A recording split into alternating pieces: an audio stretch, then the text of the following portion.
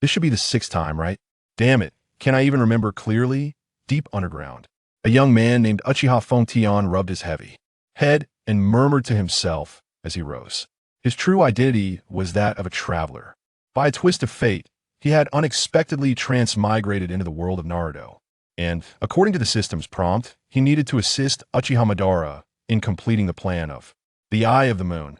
Regrettably, each time, his efforts were thwarted by Naruto Uzumaki, resulting in the failure of the Eye of the Moon plan. Fortunately, this system provided 9 chances for error upon failure. He would be able to rewind time and start new. However, the time and location of this rewind were entirely random. Progress towards completing the Eye of the Moon plan. 09 AS Fontion awakened. This message flashed in his mind. He gazed at the text with an expressionless face, his heart devoid of any turmoil. Having experienced 6 cycles, he was acutely aware of what the 09 signified.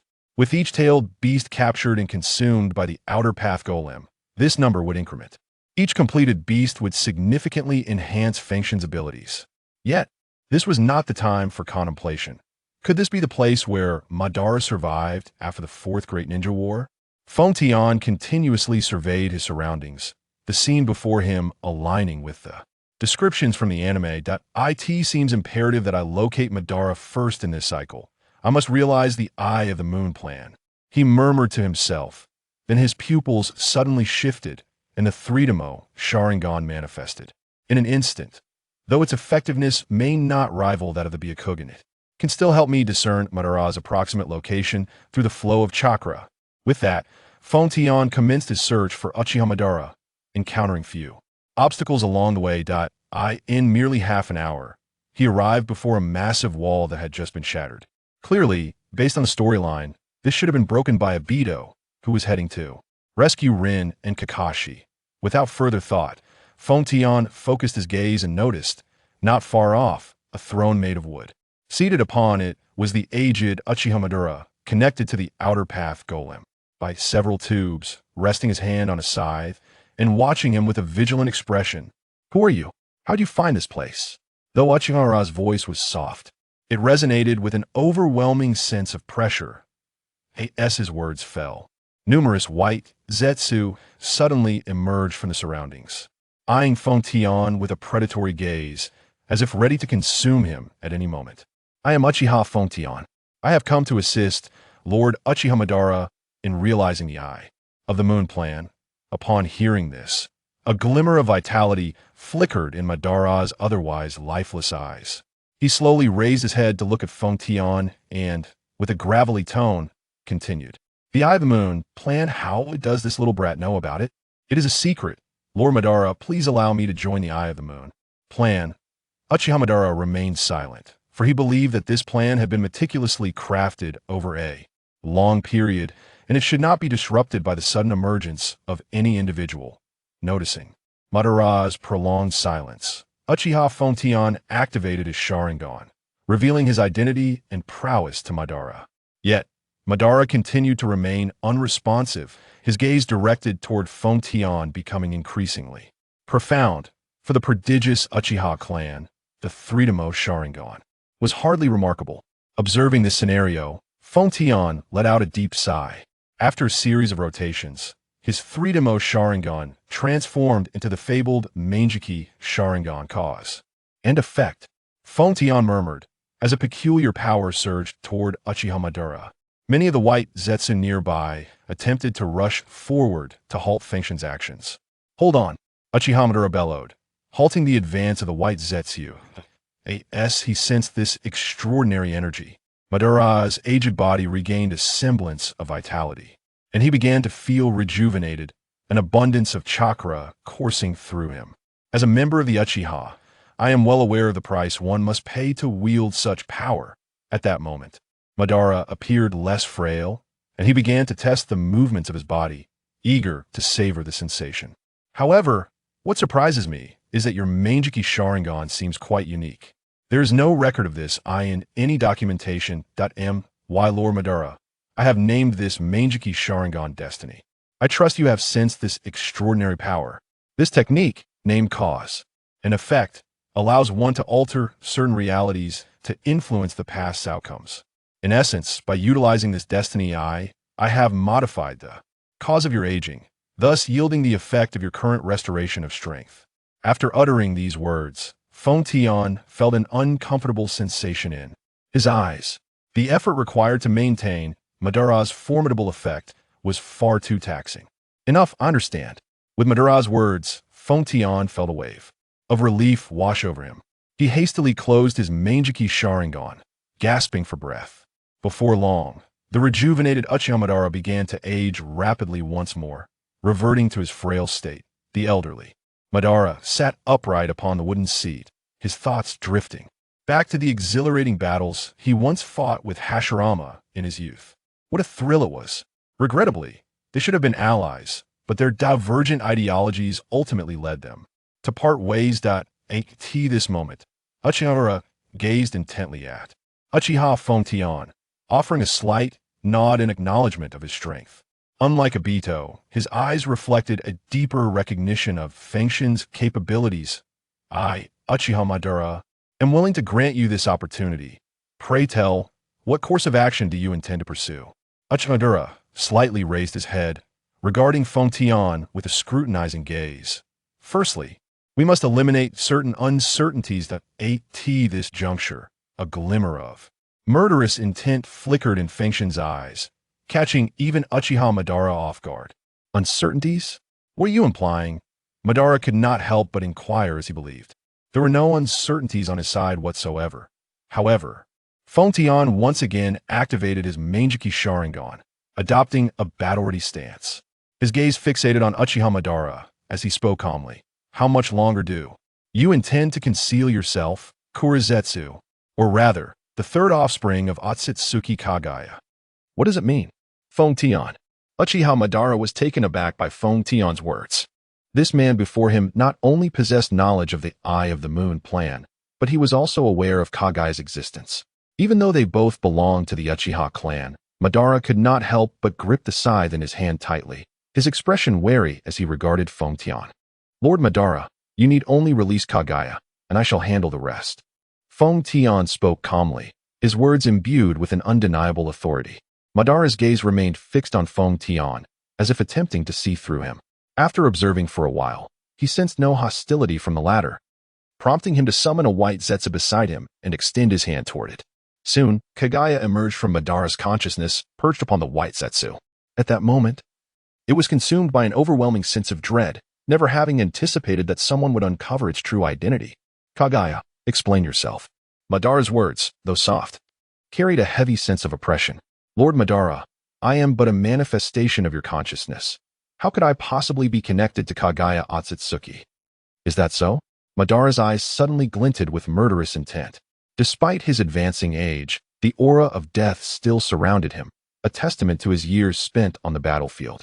Faced with this sudden malice, Kagaya had initially intended to continue its defense, but just as it opened its mouth, Feng Tian's voice resonated in everyone's ears. Kagaya Otsutsuki's third child, a remnant of a distant past, sought to alter the inscriptions left behind by the Sage of Six Paths to save Kagaya Otsutsuki.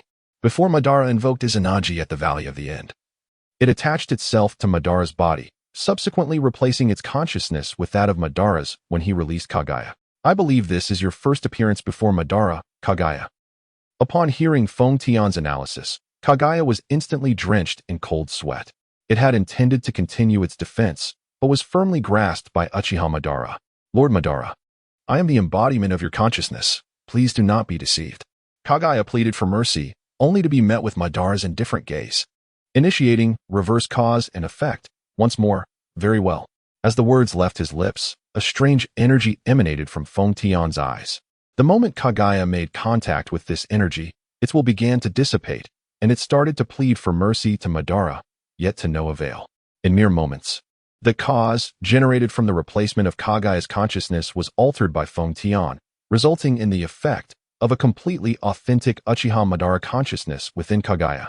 Subsequently, Madara simply posed a few questions to this true consciousness of Kagaya and discovered the harsh reality that his own consciousness had indeed been replaced. Typically proud, he now found himself momentarily unsettled. Trembling, he lifted his scythe and swiftly slashed at Kagaya before him. In an instant, it was cleaved in two. Disrupted by external factors, the effect of reverse cause and effect instantly faded. As the consciousness of Kagaya Otsutsuki's black Zetsu reasserted its hold over this body, it quickly recognized its exposure upon realizing it had been split in two. Thus, it decisively prepared to flee, intending to retreat into silence for several decades before seeking a suitable successor. Humph, does it wish to escape? Feng Tian scoffed coldly and promptly unleashed the technique, cause and effect, forcibly altering Black Zetsu's desire to flee into a resignation to resist. In an instant, the once escaping Black Zetsu found itself frozen in place, as if ensnared in an endless illusion. Observing this, Uchiha Madara turned his gaze toward Feng Tian, who, sensing Madara's attention, understood immediately. Ignoring the discomfort in his eyes, he activated cause and effect, once more, briefly restoring Madara to his peak state. Hurry, I cannot hold this for long. Feng Tian urged, acutely aware that, with his current strength, which had not yet unlocked a single seal, maintaining this state was already at his limit. You are quite verbose. The restored Uchiha Madara, with his disdainful and arrogant demeanor returned, then turned to Black Zetsu, and, with a clap of his hands, bellowed, minor, planetary devastation. As Madara's words echoed, the surrounding earth and stones surged toward Black Zetsu, while a small black hole in the void relentlessly drew everything in. Fortunately, Feng Tian had anticipated this, using a body flicker technique to evade the embarrassing fate of being sucked into the black hole by positioning himself behind Madara. Yet, Black Zetsu was far less fortunate. It was drawn in by the countless earth and stones, ultimately meeting its end amidst its unwilling echoes. With the seal's conclusion in sight, Feng Tian hastily lifted the cause and effect technique from Madara, who, with a cold snort, reverted to his elderly state. Phew! Feng Tian gasped heavily, a trickle of blood escaping from the corner of his eye, clearly indicating the immense strain from this overexertion. The aged Madara returned to his throne, resting his hand against his side, his narrowed eyes scrutinizing Feng Tian below. After a moment, he slowly spoke. Just now, you mentioned Kagaya Otsutsuki and the modification of the tablet. What exactly transpired? Feng Tian did not respond immediately, after a brief respite. He slumped to the ground and replied, Lord Madara, everything you observed in the stone tablet passed down through the Uchiha lineage has been tampered with by Black Zetsu. Influenced by Kagaya Otsutsuki's will, a deity, in pursuit of stability, divided yin and yang into opposing forces that interact with one another, resulting in the myriad phenomena of the universe. This truth applies universally to all things in existence. This statement can be interpreted as follows. By acquiring the powers of both the Uchiha and Senju clans simultaneously, one can attain extraordinary strength. This also led to you, Madara, biting off a piece of flesh from Hashirama during the final battle, ultimately awakening the Rinnegan. From this perspective, the statement holds truth. However, the true intention of Kagaya Otsutsuki's Black Zetsu is. What is it? The aged Madara couldn't help but speak up, acknowledging that most of what Feng Tian said was indeed correct. Even with his pride, he was eager to uncover the true purpose of Kagaya Otsutsuki's consciousness embodied in Black Zetsu. Madara, your Moon Eye plan aims to utilize the outer path golem to absorb the nine-tailed beasts, resurrect the 10 tails, and eventually become the 10 tails Jinchuriki, unleashing Infinite Tsukuyomi. Although I am astonished by your detailed knowledge, I still wish to know its true purpose. Upon hearing this, Feng Tian smiled faintly and responded, its ultimate goal is, in fact, to resurrect Kagaya Otsutsuki. Resurrecting Kagaya Otsutsuki. Madara repeatedly murmured this phrase, and then his murky gaze turned to Feng Tian as he continued. Are you suggesting that the stone tablet passed down through generations of the Uchiha clan ultimately aims to resurrect Kagaya Otsutsuki? And who exactly is this Kagaya Otsutsuki? Feng Tian replied, indeed, the true content of the tablet is now unknowable. As for Kagaya Otsutsuki, she is an exceedingly formidable being, and even at your peak, you would not have been her match. Oh, is there a being in this world more powerful than me and Hashirama? I am quite eager to witness this. Upon hearing Feng Tian's description of Kagaya Otsutsuki, Madara's interest was piqued, and a rare glimmer of fighting spirit flickered in his otherwise lifeless eyes. Seeing the situation veering off course, Feng Tian spoke repeatedly, persuading Madara to refocus. The conversation returned to its intended path as Feng Tian elucidated his plan to Madara. Firstly, He intended to capture tailed beasts to continuously enhance his own strength. With each tailed beast captured, his ocular power would grow stronger, based on previous reincarnations. To restore Madara to his peak state for an extended period through the principle of causality reversal, at least 3 tailed beasts' powers were necessary. Thus, he planned to overturn Madara's original strategy and directly enlist Obito to gather a group of skilled individuals to capture the tailed beasts. Once the number of tailed beasts exceeded 3, the entire shinobi world would face a Madara at his zenith, with Hashirama and Tobirama now deceased. The only potential threat to Madara likely resided with Orochimaru's Edo Tensei. In other words, as long as the outer path golem absorbed 3-tailed beasts and sealed Orochimaru, the entire shinobi world would find itself powerless against Madara. After listening to Feng Tian's explanation, Madara nodded thoughtfully. His lifespan was now limited, and all actions must revolve around the outer path golem. The execution of this plan relies heavily on the collaboration of Feng Tian and Obito. Let us proceed as you have suggested. Moreover, Obito should be returning shortly. You may liaise with him for any subsequent matters. Upon uttering these words, Uchiha Madara slowly closed his eyes, succumbing to slumber. At this juncture, minimizing movement was the most prudent means of sustaining his life. Initially, he had hoped to await a future day when Obito would resurrect him using the rebirth of the samsara, but with Feng Tian's kaleidoscope Sharingan manipulating fate, the complexity of such a revival seemed unnecessary. At that moment, a faint sound of footsteps echoed from outside. Feng Tian turned to see Uchiha Obito, blood-soaked and hollow-eyed, entering the scene.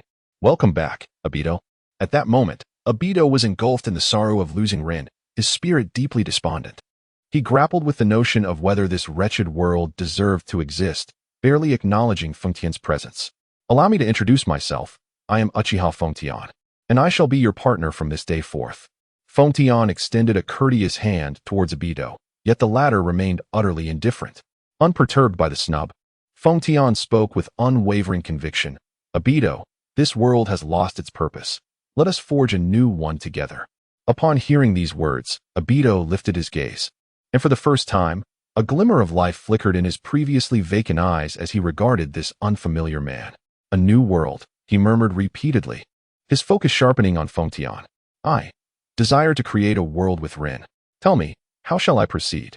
Feng Tian turned to Uchiha Madara, who nodded slightly in affirmation. Subsequently, Feng Tian unveiled the entire Moon Eye plan. After absorbing Feng Tian's words, Obito's eyes no longer appeared vacant. He called out to Uchiha Madara with fervor, as if expending all his strength. "Grant me power. I yearn for the strength to create a new world." With the objective achieved, Feng Tian stepped aside. Madara, rising slowly, grasped his scythe and approached Obito. "Very well. From this moment forth, you shall train under my guidance." Obito remained silent, activating his kaleidoscope Sharingan to demonstrate his resolve. "This eye possesses an extraordinary power." Madara's murky gaze was fixed upon Obito's newly awakened Sharingan, and with just a fleeting glance, he sensed the unique abilities it harbored. Seeing that matters were progressing smoothly, Feng Tian gently spoke. "Obito, bring forth Rin's remains." "You scoundrel, what did you say?" Obito's eyes instantly transitioned to his kaleidoscope Sharingan, his voice brimming with fury, as if he were ready to charge at Feng Tian in a fit of rage. The elderly figure cast a glance at Obito, refraining from intervening. His curiosity piqued regarding Feng Tian's subsequent actions. "You have misunderstood me, Obito. I merely require the chakra of the 3 tails. I harbor no intentions of desecrating Lin's memory." Feng Tian spoke with a calm demeanor, unfazed by Obito's threats. "This is an essential step toward realizing the Moon Eye plan. I must rapidly acquire power to create a new world alongside you." Upon hearing these words, Obito's expression softened slightly. He had sensed a vast and peculiar chakra within Lin when she had just perished. Without much contemplation, he had promptly stored her body along with that chakra within the Kemui dimension. After Feng Tian's explanation, he grasped that this formidable chakra was the legendary chakra of the 3 tails. With this understanding, Obito ceased to dwell on it, addressing Feng Tian coldly, a hint of menace in his tone. "Listen, I am not particularly fond of you. However, for the sake of the plan, I am willing to heed your words this once, but only this once.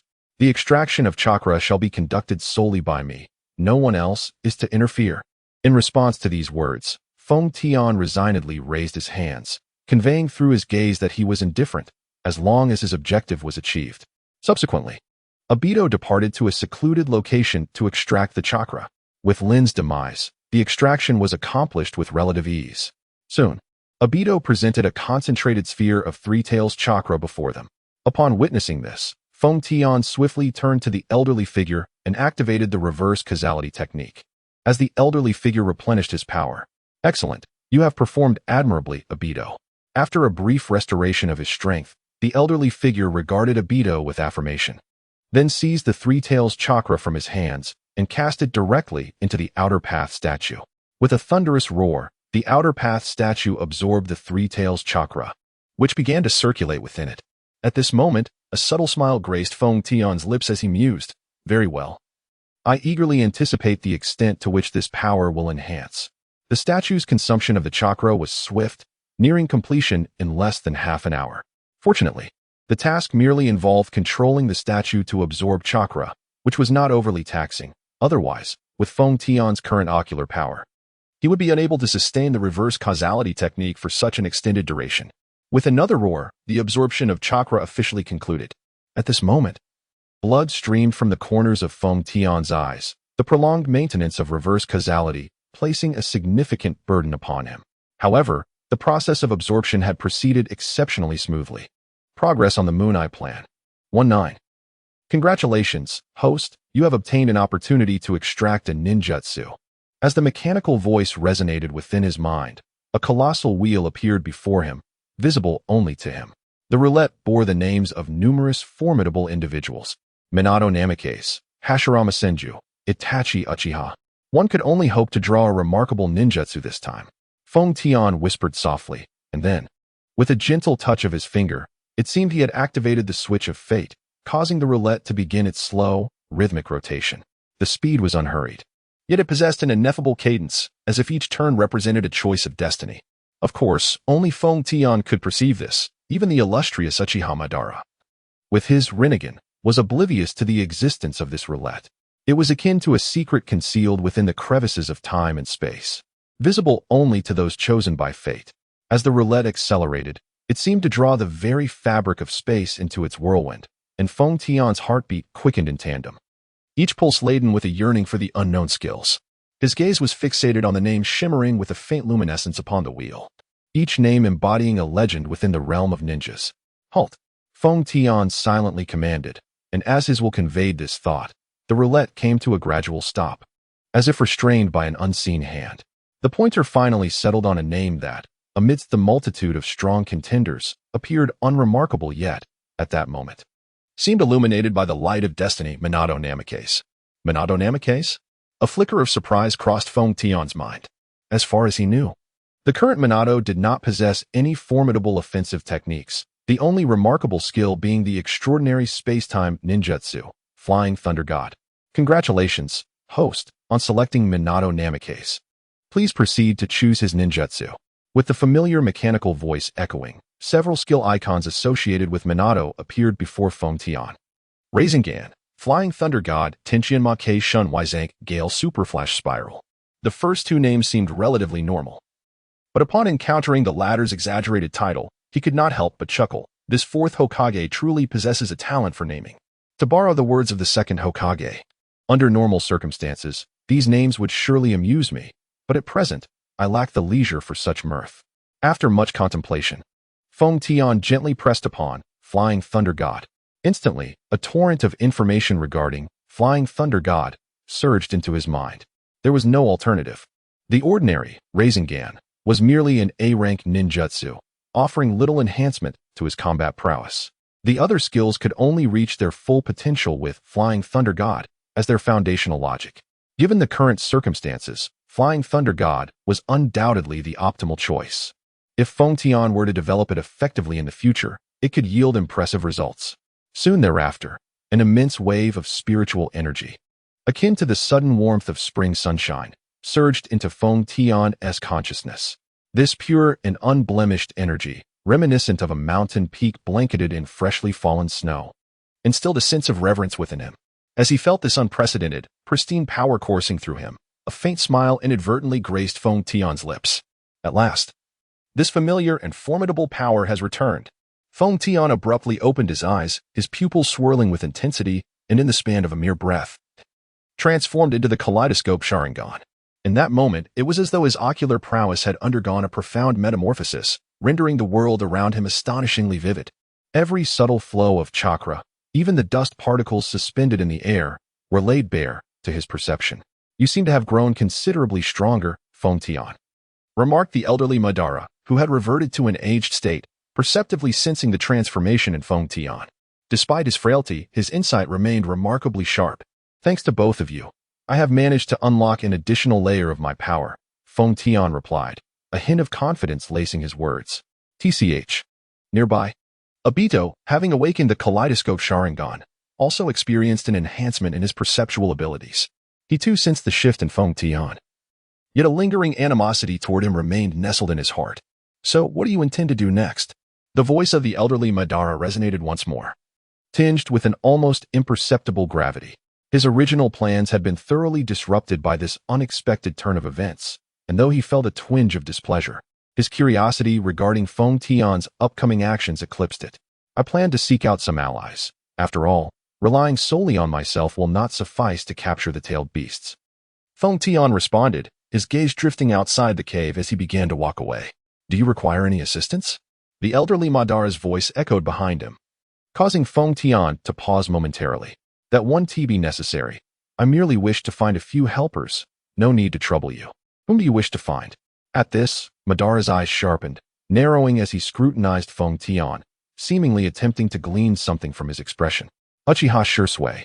As his words fell, Feng Tian's figure dissolved into a fleeting shadow, vanishing into the depths of the cave, leaving only a faint chakra presence lingering in the air. "Follow this young man." After Feng Tian had departed the underground, Madara spoke slowly, instructing Zetsu, who was concealed nearby, to trail Feng Tian discreetly. "Understood, Lord Madara." Several figures of Zetsu began to emerge silently from the earth, gliding like phantoms. Their bodies appeared to meld with the ground, leaving no trace of their passage, regardless of where they roamed. Once all was set, the elderly Madara returned to his wooden throne, directing his gaze toward Obito, and declared, "During this period, I shall teach you the outer path golems and some other ninjutsu. Only if you can keep up will you be worthy to partake in the Eye of the Moon plan." "Excellent." At this moment, Feng Tian whispered to himself, his eyes glimmering with a complex light. He stood outside the village of Konoha, confronted by the familiar grandeur before him. The towering edifices and lush trees intermingled, forming a serene and harmonious tableau. Raising his gaze, he beheld the immense barrier shimmering under the sunlight, resembling an invisible shield that safeguarded the tranquility and peace of this village. Without lingering hesitation, he inhaled deeply and took resolute steps towards the barrier. "Halt! Who are you?" A stern inquiry shattered the surrounding calmness from a short distance away. Almost immediately, several ninjas adorned with Konoha headbands approached him swiftly, their expressions rife with vigilance and hostility. Yet, in the face of such scrutiny, he exhibited no sign of trepidation. He paused and calmly declared, "I am Uchiha Feng Tian, a member of the Uchiha clan." His tone was tranquil and natural, as though he was merely stating the most mundane of facts. "Oh, so you are one of the Uchiha. Do you have any means to prove it?" Upon hearing that Feng Tian was of Uchiha lineage, the expressions of the approaching Konoha ninjas softened slightly. Being members of the Uchiha clan themselves, they naturally exhibited a certain warmth towards their kin.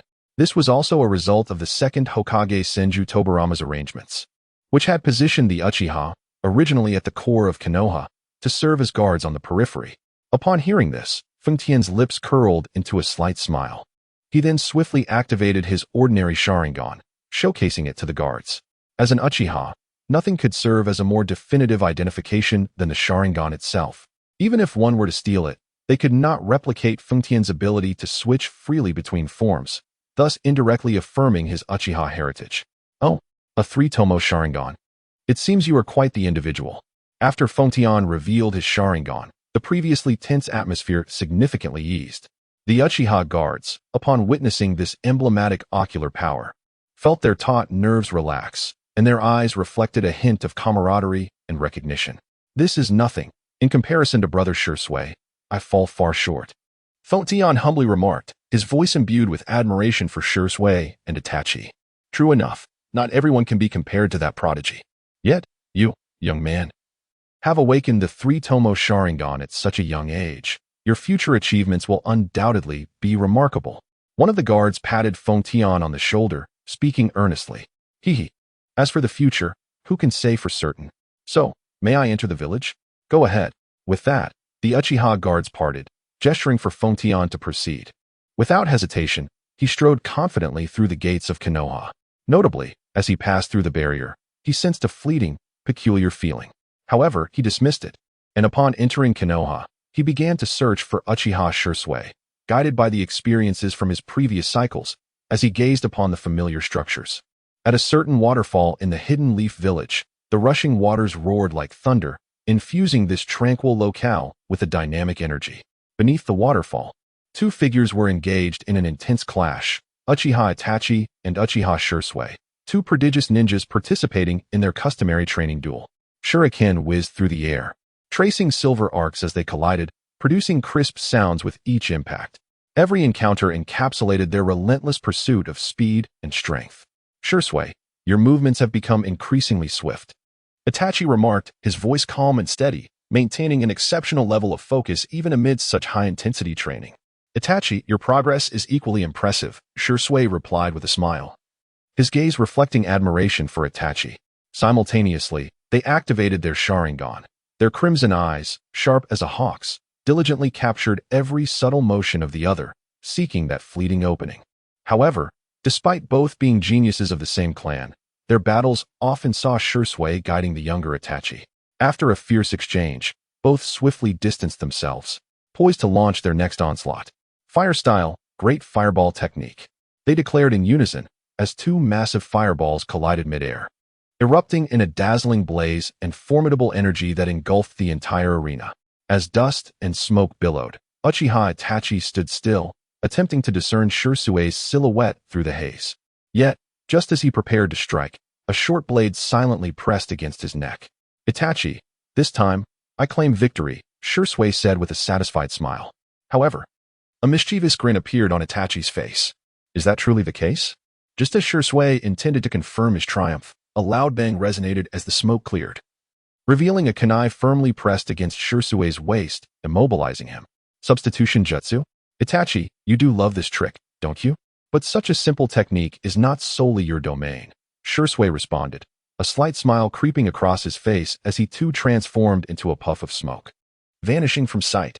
In an instant, Itachi swept the kunai behind him, while Shursui unsheathed his short blade, both aiming for the other's vital points. Yet, at the critical moment before contact, they simultaneously halted, exchanging knowing smiles. It appears we are once again at a stalemate, Itachi. It's thanks to Shursui and II's teachings. Otherwise, I wouldn't be able to keep pace with you. They laughed heartily, lying on the grass in fits of laughter. The duration of their mirth unknown. Eventually, Shursui rose first, gathering his belongings, and spoke. Let us conclude today's training here, Itachi. All right, Itachi replied, swiftly standing and tidying himself up, preparing to return with Shursui. Just then, an unexpected disturbance arose. Who goes there?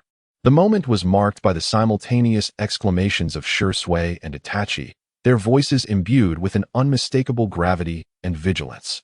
Years of combat experience had honed their senses to detect the slightest shifts in their surroundings. At that moment, their instincts warned them of an imminent danger.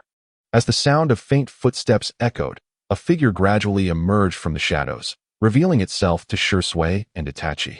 It was Feng Tian. At last, I have found you. Uchiha Shursui, and you, Uchiha Itachi. Upon Feng Tian's sudden appearance, Shursui and Itachi swiftly recalibrated their mindset, entering a state of combat readiness. They were acutely aware that, regardless of Feng Tian's intentions, they had to remain vigilant to confront any potential developments. Shursui narrowed his eyes slightly, scrutinizing Feng Tian's demeanor in an attempt to glean further information from his expressions and actions. Meanwhile, Itachi silently activated his Sharingan, poised to capture Feng Tian's movements at a moment's notice in anticipation of a possible confrontation. Who are you? What brings you to us? Shursui inquired calmly, his tone exuding an undeniable authority. Feng Tian offered a slight smile, but refrained from answering immediately, seemingly savoring the tense and delicate atmosphere, as if awaiting something. At last, he spoke. My name is Uchiha Tian. I have come here for the future of the Uchiha clan. At these words, both Shisui and Itachi displayed expressions of surprise. They had not anticipated Feng Tian would so directly reference the future of their clan. What do you mean? Shisui's eyes narrowed, his grip tightening around the hilt of his sword, ever ready to act. My aim is to create a world devoid of conflict, war, and slaughter. Thus, Uchiha Shisui, Uchiha Itachi, I require your assistance. Feng Tian's voice, though soft, resonated clearly in their ears. Upon hearing this, a flicker of unusual emotion crossed Shisui's face, though it quickly vanished. What reason do I have to trust you? How can you prove your sincerity? As Shisui's words hung in the air, the atmosphere in the vicinity plummeted to a frigid silence. Feng Tian let out a slight sigh before activating his Manjiki Sharingan. His intention was clear. If they did not yield to reason, he would compel them to comply through force. Shisui reacted with astonishing speed, appearing behind Feng Tian almost instantaneously as he activated his Manjiki Sharingan. Without hesitation, he swung his sword. However, at the very moment the blade was about to make contact, Feng Tian's figure vanished from sight. In the next instant, Feng Tian re-emerged from the forest as if nothing had transpired at all. A high-level substitute technique? No, it is a space-time ninjutsu. Shisui's analytical prowess was truly formidable. Within the brief encounter, he had already deduced the nature of the ninjutsu Feng Tian employed. He spoke the truth. Just moments ago, Feng Tian had utilized the Flying Thunder God technique to instantaneously transfer to a pre-marked location, effortlessly evading Shisui's lethal strike.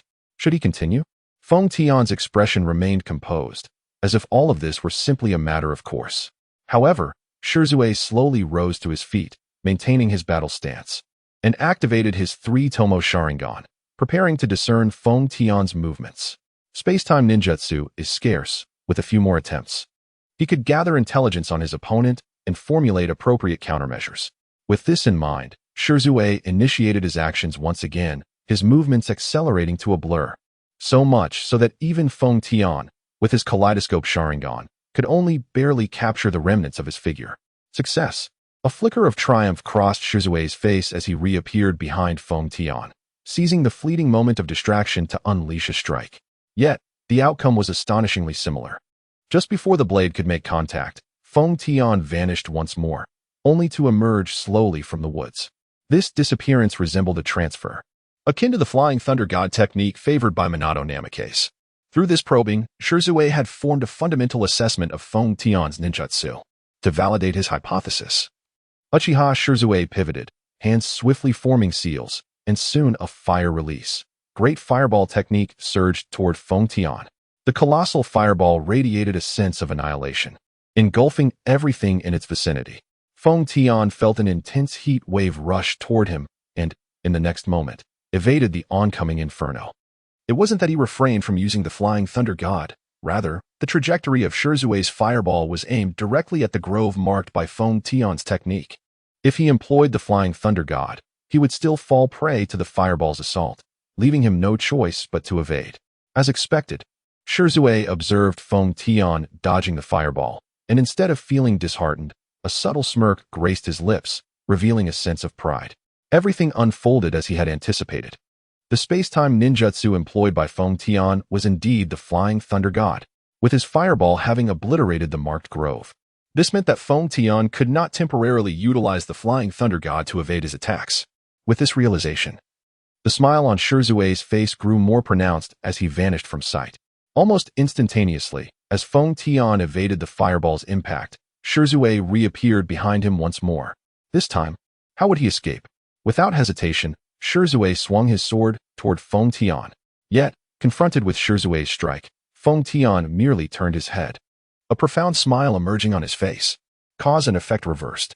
Flying Thunder God, second stage. Whoosh! In the astonished gaze of Shisui, Feng Tian once again escaped his blade's arc through the Flying Thunder God. In an instant, before he could react, a kunai pressed against his waist. The outcome had been decided, and Shisui. Behind him, Feng Tian held the kunai steady, his demeanor remarkably calm, as if everything had been meticulously orchestrated by him. Impossible. Your mark should be in the woods. How could it be behind me? Shisui turned to Feng Tian, confusion etched across his face. It's quite simple. I merely placed a mark on you. Impossible. When did you mark me? Upon hearing this, Feng Tian pointed to his kaleidoscope Sharingan, and spoke. This is the ability of my kaleidoscope Sharingan, capable of altering all causes and effects in the world. The cause of the mark you previously destroyed has been transformed into the effect of you being marked. I understand now. With that, Shirzue lowered his short blade, a look of relief washing over his features. This time, he had lost utterly. However, as a prodigy of the Uchiha clan, he could naturally accept defeat with grace. At that moment, Shirzue opened his arms, his eyes shifting to their normal state, seemingly prepared for what was to come. Yet, before Fengtian could make any move, he felt a kunai pressed against his waist. You were too careless. Have you forgotten my presence? In the face of Itachi's threat, Fengtian smirked slightly, not turning around, but instead spoke with a tone of regret. Uchiha Itachi, placing too much trust in one's own eyes is not always a virtue. What? Before Uchiha Itachi could voice his surprise, Fengtian's kaleidoscope Sharingan activated once more, employing the technique, reversing cause and effect. His figure slowly dissipated into the world. And the next moment, with a chilling presence, he appeared, kunai poised at Itachi's neck. Humph, do you think you've won? In the face of the threat, Uchiha Itachi remained nonchalant, provocatively addressing his opponent, showing no regard for him. Surely you don't believe that this shadow clone of yours holds any significance. After saying this, Fengtian lightly grazed Itachi's skin with the kunai. In the next moment, a crimson hue blossomed quietly. A fine wound appeared on the side of Uchiha Itachi's neck, blood seeping forth like dewdrops in the morning light, trickling down his fair skin, dripping onto the ground with a delicate, crisp sound. How is this possible? A flicker of disbelief crossed Uchiha Itachi's eyes as he stared at the flowing blood, an unprecedented horror surging within him. This body was, after all, his carefully controlled shadow clone. Logically, even if it were to sustain an injury, it should not bleed with real blood. Yet, everything before him was so tangible, so alarming. What was even more chilling was that when his gaze traversed beyond the shadow clone, to where his true self lay hidden in the shadows, he was astonished to find that his original body bore the same wound on its neck, blood flowing silently from it as well. I possess the knowledge of the world's causes and effects. If I so desire, you would already be but a lifeless corpse. The moment Fengtian's words fell, Uchiha Shirzue and Uchiha Itachi swiftly distanced themselves from him. Their Manjiki Sharingan activated to its utmost potential, beads of sweat cascading down their foreheads, a testament to their fear of this enigmatic ability.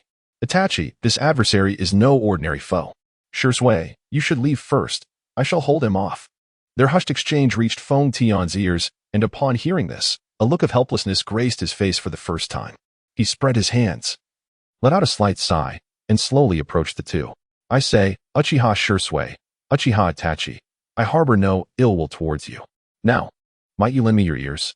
The moment his words concluded, Fengtian's figure appeared before Uchiha Shirzue and Uchiha Itachi like a specter. Noticing that Fengtian made no immediate move, they temporarily believed that he bore no hostility, and thus sheathed their short swords and shurikens. Witnessing this, a weight lifted from Fengtian's heart, and he inwardly mused. That was close. Having activated the cause and effect technique multiple times, even with my enhanced ocular power, I was nearing my limit.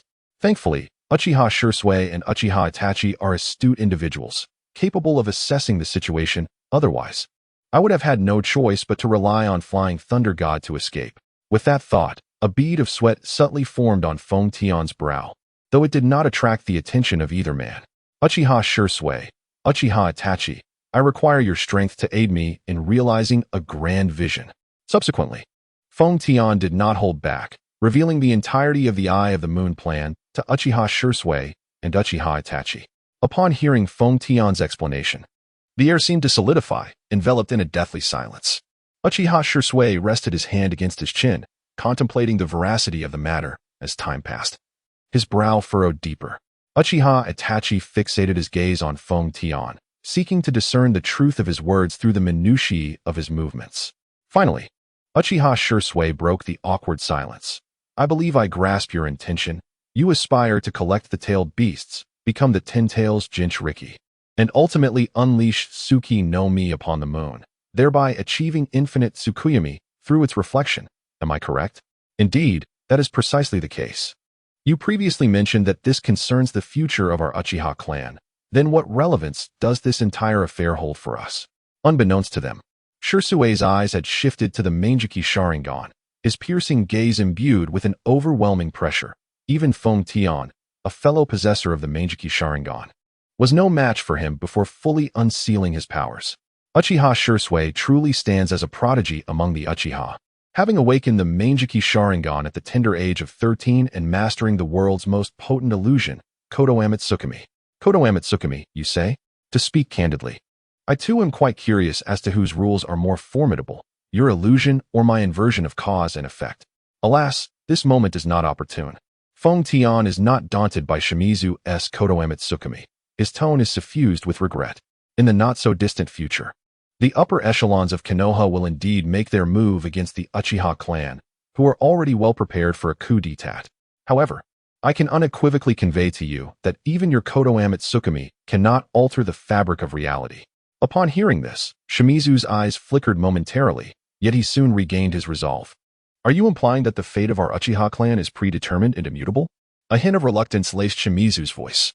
Fate is not absolute, yet at this juncture, the actions of the Uchiha clan are indeed difficult to reverse the tide. Feng Tian spoke slowly, his gaze profound, as if he could foresee all that lies ahead. However, since I have chosen to disclose this plan to you, there is a purpose behind it. Uchiha Itachi finally interjected, his voice deep and resonant. What is your intention? Do you wish for us to become your pawns in your endeavor to realize the Tsuki no Mi plan? Indeed, Mr. Itachi, you are astute, though your assertion is somewhat misaligned. Feng Tian rose gradually, placing a reassuring hand on Shimizu and Itachi's shoulders. Speaking in a low tone, this world is ultimately rife with filth and conflict. The wars between great nations have never ceased. What I desire now is to create a perfect world. Even if this world is steeped in hypocrisy, it is certainly preferable to this loathsome reality.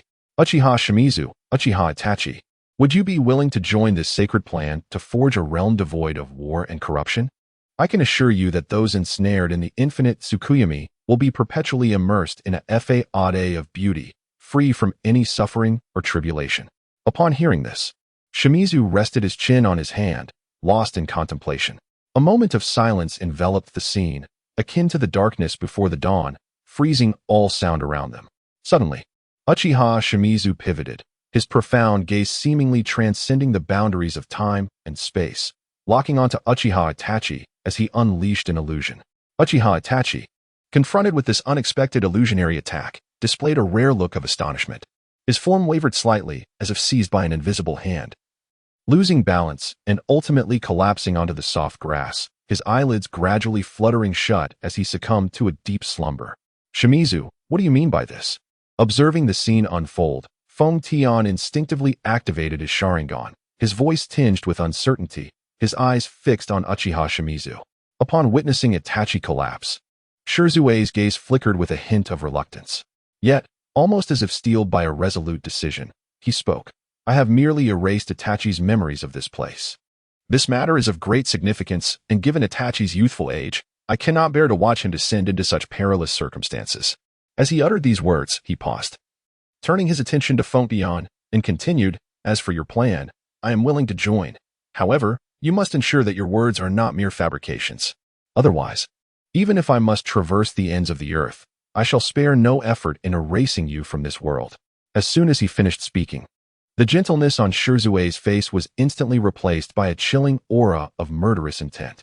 His Sharingan, with its kaleidoscopic patterns, emanated a bone-chilling coldness, as if it could peer into the depths of one's soul, instilling fear in all who beheld it. In that moment, he resembled a vengeful spirit returned from the depths of hell, exuding an unsettling presence. Feng Tian, confronted by Shirsue's sudden hostility, remained remarkably composed. He offered a light smile, casually spreading his hands as he quipped, as you wish.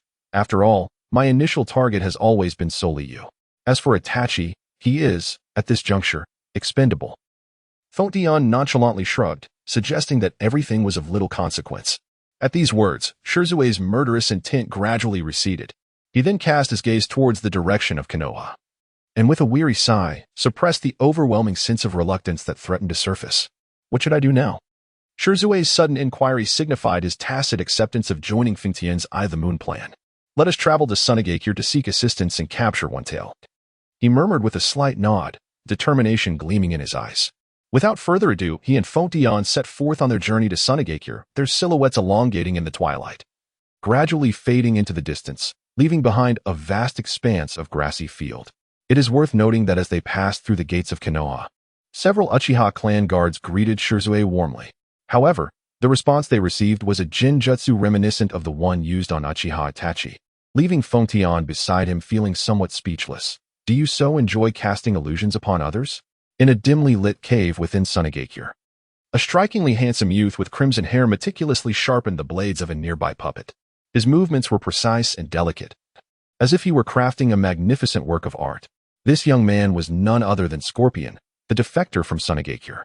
At this moment, he had fully mastered the puppet of the third Kazekage, whom he had assassinated, yet he felt no sense of satisfaction. Driven by an insatiable pursuit of artistic perfection and a reverence for the art of puppetry, a wildly ambitious thought flickered through his mind. The human body is far too fragile. If I could transform myself into a puppet, would I not become stronger? Having previously experienced the transformation of living beings into puppets, he pondered the potential outcome of crafting himself into one.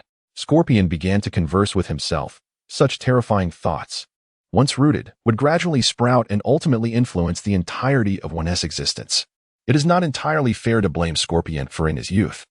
His parents' sudden demise left him in an environment rife with insecurity, prompting him to desire to turn the living into puppets. However, upon discovering that his parents had been slain at the behest of the third Kazekage, he directed his hatred towards the Kazekage himself, ultimately assassinating him and igniting the third great ninja war. Scorpion's gaze fell upon the puppet of the third Kazekage beside him, a cold glimmer flickering in his eyes. Yet, the departed remain lost to time. Hatred cannot alter the past. Even after personally assassinating the Kazekage, an overwhelming emptiness lingered within him. Perhaps, he mused, I could begin anew, preserving only the heart and transforming the rest into a puppet. Just as Scorpion resolved to embark on this endeavor, he suddenly sensed an unsettling shift in the air. He promptly commanded the puppet of the third Kazekage to unleash a barrage of iron sand towards the cave entrance. Who goes there? Scorpion exclaimed, simultaneously preparing for a swift retreat. To his astonishment, the iron sand he released vanished eerily just meters from the cave's mouth, as if it had never existed. Soon after, two figures gradually approached from the depths of the cave. At last, I have found you, Sasori of the Red Sand. As the silhouettes of F10 and Uchiha Shurzue materialized before him, Scorpion recognized the Leaf Village ninjas. Fixating on the leaf headband adorning Shursue's brow, he deduced the identity of his intruders. His expression hardened, and chakra transformed into delicate tendrils, flowing relentlessly towards the puppet of the third Kazekage as he produced several scrolls. Preparing for battle. Sensing the chill emanating from Scorpion, F10 spoke first. Do not be alarmed, Scorpion. We harbor no ill intentions. Your tone suggests otherwise. A hint of disdain for others, Scorpion retorted, his vigilance unwavering despite F10's fade of peacefulness. Reluctantly, to gain Scorpion's power, F10 continued to persuade him. I require your assistance, Scorpion. Someone of your rogue stature seems to have nowhere to belong. Consider this a sanctuary for renegade ninjas. Upon hearing this, Scorpion lowered his guard slightly, yet his gaze remained fixed on the duo as he replied, I see. That sounds appealing. But alas, my doctrine has always been to protect myself without relying on others. It appears fortune favors me, he mused. I have just acquired the third Kazekage, and now fine materials have conveniently presented themselves. This situation seems rather precarious. Shurzue regarded the hostile Scorpion with a calm demeanor, his eyes narrowing slightly as he quietly spoke. Meanwhile, his eyes transitioned to the ordinary three-tomo Sharingan, and the short sword on his back was slowly drawn, clearly ready for an imminent confrontation. These eyes, are they from the Uchiha clan? Excellent. It seems the quality of the materials this time is remarkably high. Scorpion silently observed Shurzue, who was prepared for battle, feeling no trepidation. Rather, upon seeing Shursue's three-tomo Sharingan, he appeared unusually exhilarated. This task is entrusted to you, Shurzue. Indeed, finding reliable allies is no easy feat. Fontian helplessly rubbed his temples, expressing a moment of exasperation. The battle was on the verge of erupting. In an instant, Shursue's figure vanished from sight, only to reappear before Scorpion moments later. He lightly swung his short sword, the blade tracing a brilliant arc through the air, accompanied by a wave of sword energy directed at Scorpion. Scorpion let out a cold chuckle, swiftly forming hand seals. The surrounding air seemed to crystallize due to his movements. The ninja from Konohagakure, your speed is commendable, but within this ruin, my traps and poisons will be your greatest nightmare. As soon as the words left his mouth, the ground suddenly cracked open, and several massive arms made of sand and stone surged forth, attempting to restrain Shusui's movements. Shusui's form flickered, effortlessly dodging the unexpected assault, while his Sharingan rapidly spun, unleashing a barrage of Genjutsu aimed at disrupting Scorpion's focus. However, Scorpion appeared well prepared. Having heard of the Uchiha clan's proficiency in illusion techniques, he had not fixed his gaze on Shursui from the onset, significantly diminishing the effectiveness of the Genjutsu, and took the opportunity to launch a poison shuriken. The shuriken traced a peculiar trajectory through the air, aimed directly at Shusui's vital points. Shusui's form shifted once more, narrowly evading the lethal strike, as his short sword transformed into a flash of silver lightning, targeting Scorpion's head. Scorpion snorted dismissively, his body folding like paper, easily dodging the attack while activating concealed traps hidden in the shadows. In an instant, the interior of the ruins was engulfed in the fervor of battle, flames erupting, and debris flying. This cannot be prolonged any further. With a thought, Shursui swiftly formed hand seals, rapidly gathering a vast amount of chakra in his mouth. And soon a colossal fireball surged towards Scorpion. Fire style, great fireball technique. The immense fireball, radiating terrifying heat, caused the already narrow cavern to warm rapidly, the surrounding air becoming dense with the rising temperature, rendering countless traps ineffective before the fireball. In the face of this spectacle, Scorpion's expression remained unfazed. His hands began to rhythmically move, expertly manipulating chakra threads to control the third Kazakage's puppet, directing it towards the impending fireball. Just as the fireball was about to strike the puppet, its mouth suddenly opened, releasing a torrent of iron sand to form a defensive barrier, withstanding the blow. After withstanding the attack, Scorpion continued to manipulate the third Kazakage puppet, launching an offensive towards Shursui. The puppet extended its arms, brandishing two razor-sharp blades, infused with an insatiable intent to kill as they slashed towards Shursui. Upon witnessing this scene, Shursui's countenance briefly flickered with a chill. At that moment, he resolved to no longer hold back and swiftly aimed to subdue Scorpion. Almost instantaneously, his three-tomo Sharingan began to spin, transitioning to the kaleidoscopic Sharingan. Susanoo. With a fierce roar, a verdant half-formed Susanoo materialized around Shursui, centering on his being.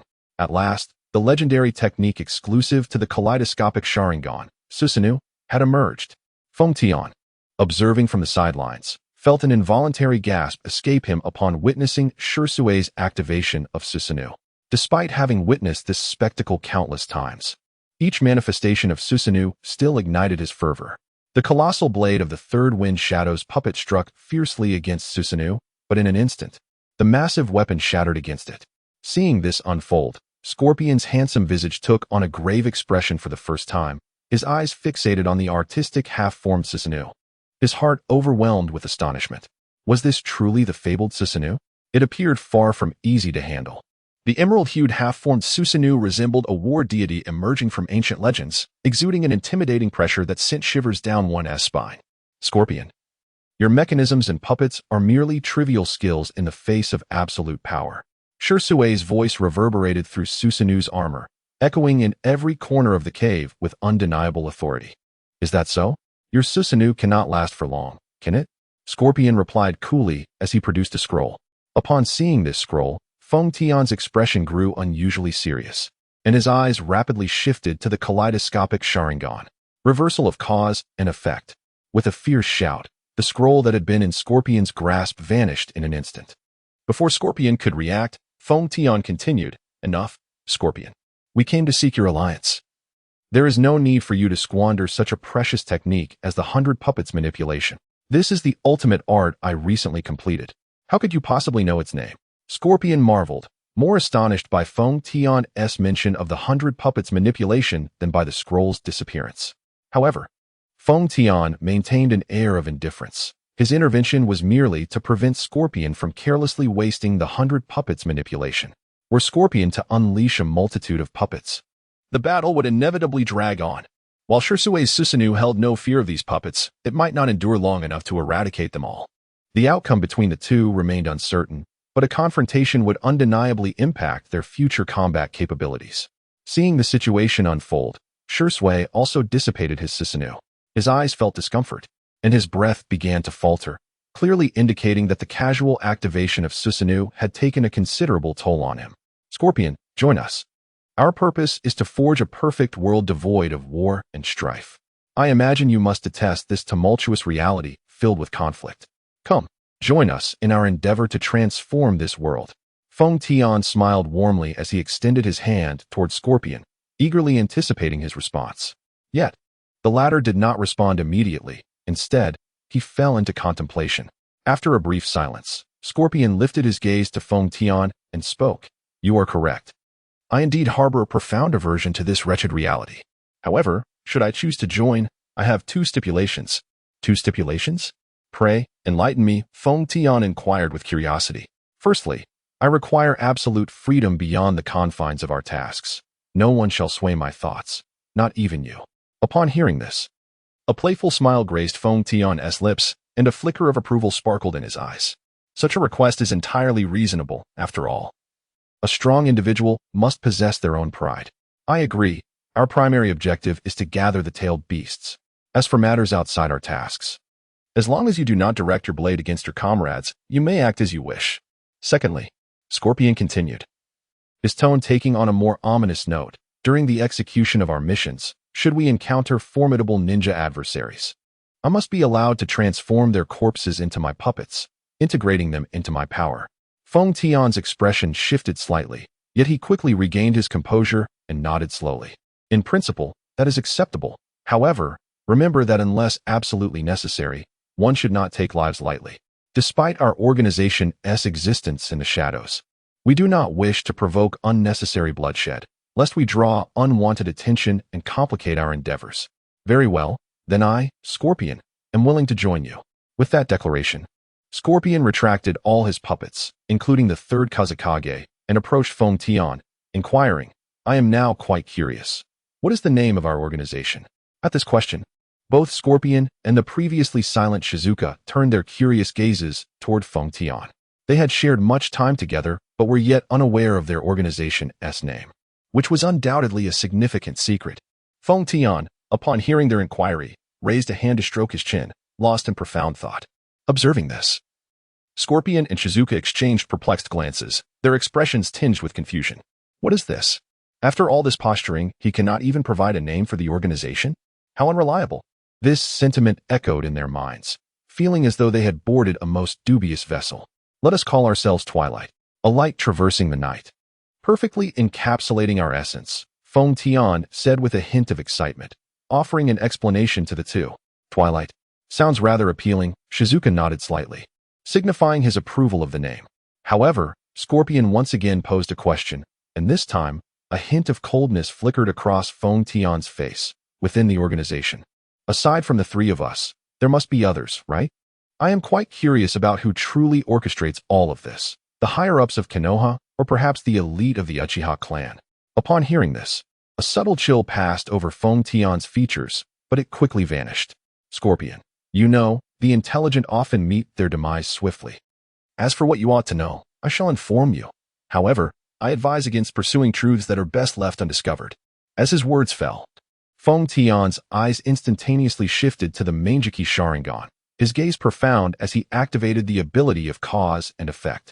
In an instant, the scroll of the third Kazekage appeared before Scorpion, seemingly beyond his control, while the colossal blade that had just been severed by Shirsue's Susanoo miraculously restored itself. At that moment, Scorpion was astonished to realize that he had lost all connection with the third Kazekage puppet, rendering him unable to manipulate it. Instead, Feng Tian merely waved a hand, positioning the two razor-sharp blades threateningly against Scorpion's neck. What is this ability? Scorpion felt no fear from the threat of the blades. Rather, he was deeply impressed by Feng Tian's extraordinary power. As a puppeteer, especially a prodigious one, he had never imagined that one day his own puppet would escape his control and be wielded against him. How could he not be astonished? Just a few tricks. Nothing worth mentioning. Feng Tian replied coolly, then promptly lifted the effect of cause and effect. The topic of the organization came to a close. What we must now undertake is a perilous endeavor. Are you all psychologically prepared? The moment Feng Tian's words fell, Scorpion and Shui exchanged glances and nodded slightly. After all, these two were genius ninjas who had endured countless battles. In their eyes, hardly anything posed a significant challenge. Observing this, Feng Tian nodded in satisfaction and continued. Very well. Then let us commence the plan to capture the one-tail Shikaku. As he spoke, he drew a rough map on the earthen wall beside him with a kunai.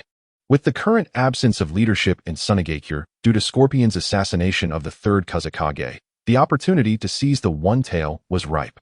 He then turned to Scorpion, a glimmer of affirmation in his gaze. Shifting his tone, he added, although the third Kazekage is dead, there are several formidable individuals you should take note of. First is Luo Sha. The power he wields over sand is not inferior to any of the Kaga-level strongmen. This individual requires close attention. Then there is Scorpion's grandmother, Chio, who usually remains unassuming but possesses puppet techniques that rival your own. After saying this, Feng Tian cast a knowing glance at Scorpion. The latter merely snorted softly, choosing not to respond. There is also another individual worthy of attention, Maki. This fellow possesses a remarkably sharp intellect and exceptional leadership qualities. Although his combat abilities remain unknown to me, I am currently aware only that he is indeed someone to watch closely. Upon concluding this statement, the map etched upon the wall began to take shape. As a member of the Sunagakure, Scorpion gazed in astonishment at this rudimentary map, once again captivated by Feng Tian's prowess. Though simplistic, each significant detail was meticulously illustrated, encompassing the number of station personnel, their distribution, and even the most clandestine residents of the Kazekage. At this moment, Scorpion looked at Feng Tian with a face full of disbelief, his lips quivering as he inquired, how did you create this map? As a citizen of Sunagakure, I could never produce something as remarkable as this. Such feats are merely trivial tricks, Feng Tian replied, a slight smile gracing his lips. He then began to outline the battle plan to the two. Both were genius-level ninjas, capable of comprehending the intricacies of the plan with minimal communication. What initially seemed a complex strategy was fully deployed in a mere instant's time. After elucidating everything, Feng Tian strode purposefully outside, flanked by Shui and Scorpion. At that moment, he was brimming with confidence as he declared, thus, the plan to capture the one-tail officially commences. Ah, brother, do we really need to keep such a close watch at this late hour? There's no choice, my friend. Ever since the assassination of the third Hokage, the great nations have been eyeing Sunagakure with predatory intent. It is an unavoidable predicament. At the entrance of Sunagakure, two guards exchanged idle chatter. Having stood vigil from day into night, their state of being quite dismal. However, this was unavoidable. Following the assassination of the third Kazekage, the entire Sunagakure had to contend with the scrutiny of various nations. Their prolonged endurance was largely due to the timely emergence of the formidable Raza. I have heard whispers that the higher-ups plan to elevate Lord Raza to the position of fourth Kazekage. I wonder if this news holds any truth? Alas, my brother, such matters are beyond the consideration of mere nin like us. Let us simply remain diligent at our posts. Hey, after standing for so long, my eyes have begun to blur. Just now, I could have sworn I saw the third Kazekage. Ha ha ha, it seems you truly are seeing things. How could the third Kazekage possibly appear before you? No sooner had the words left their mouths than the puppet of the third Kazekage materialized before them, spewing toxic sand and iron. In the blink of an eye, the two guards were grievously injured. How? Is this possible? Is this truly the third Kazekage?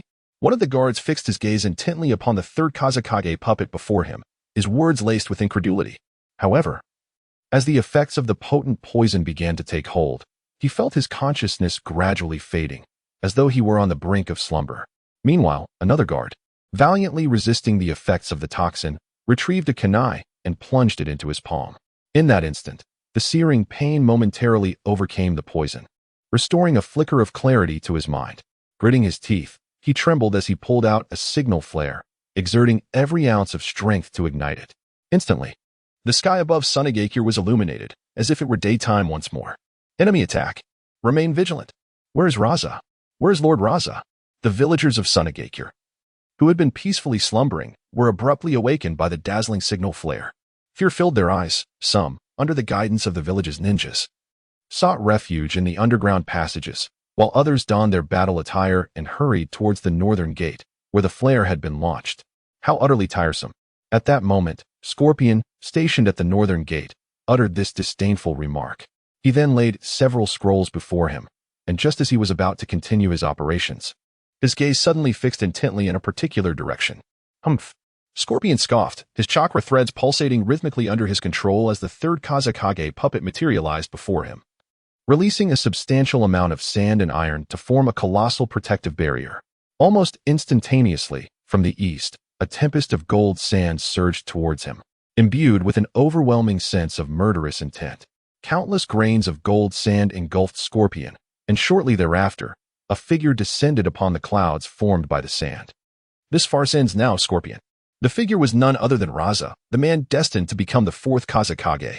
Raza stood firmly atop the golden sand clouds, surrounded by the pulsations of natural energy, commanding the surrounding sand as if it were obedient to his will. He slowly raised his right hand, palm facing upwards, and with a soft incantation, the sand encircling Scorpion receded like a tide, revealing Scorpion and his impenetrable shield of sand and iron. A flicker of surprise crossed Scorpion's eyes, but he quickly masked it with indifference.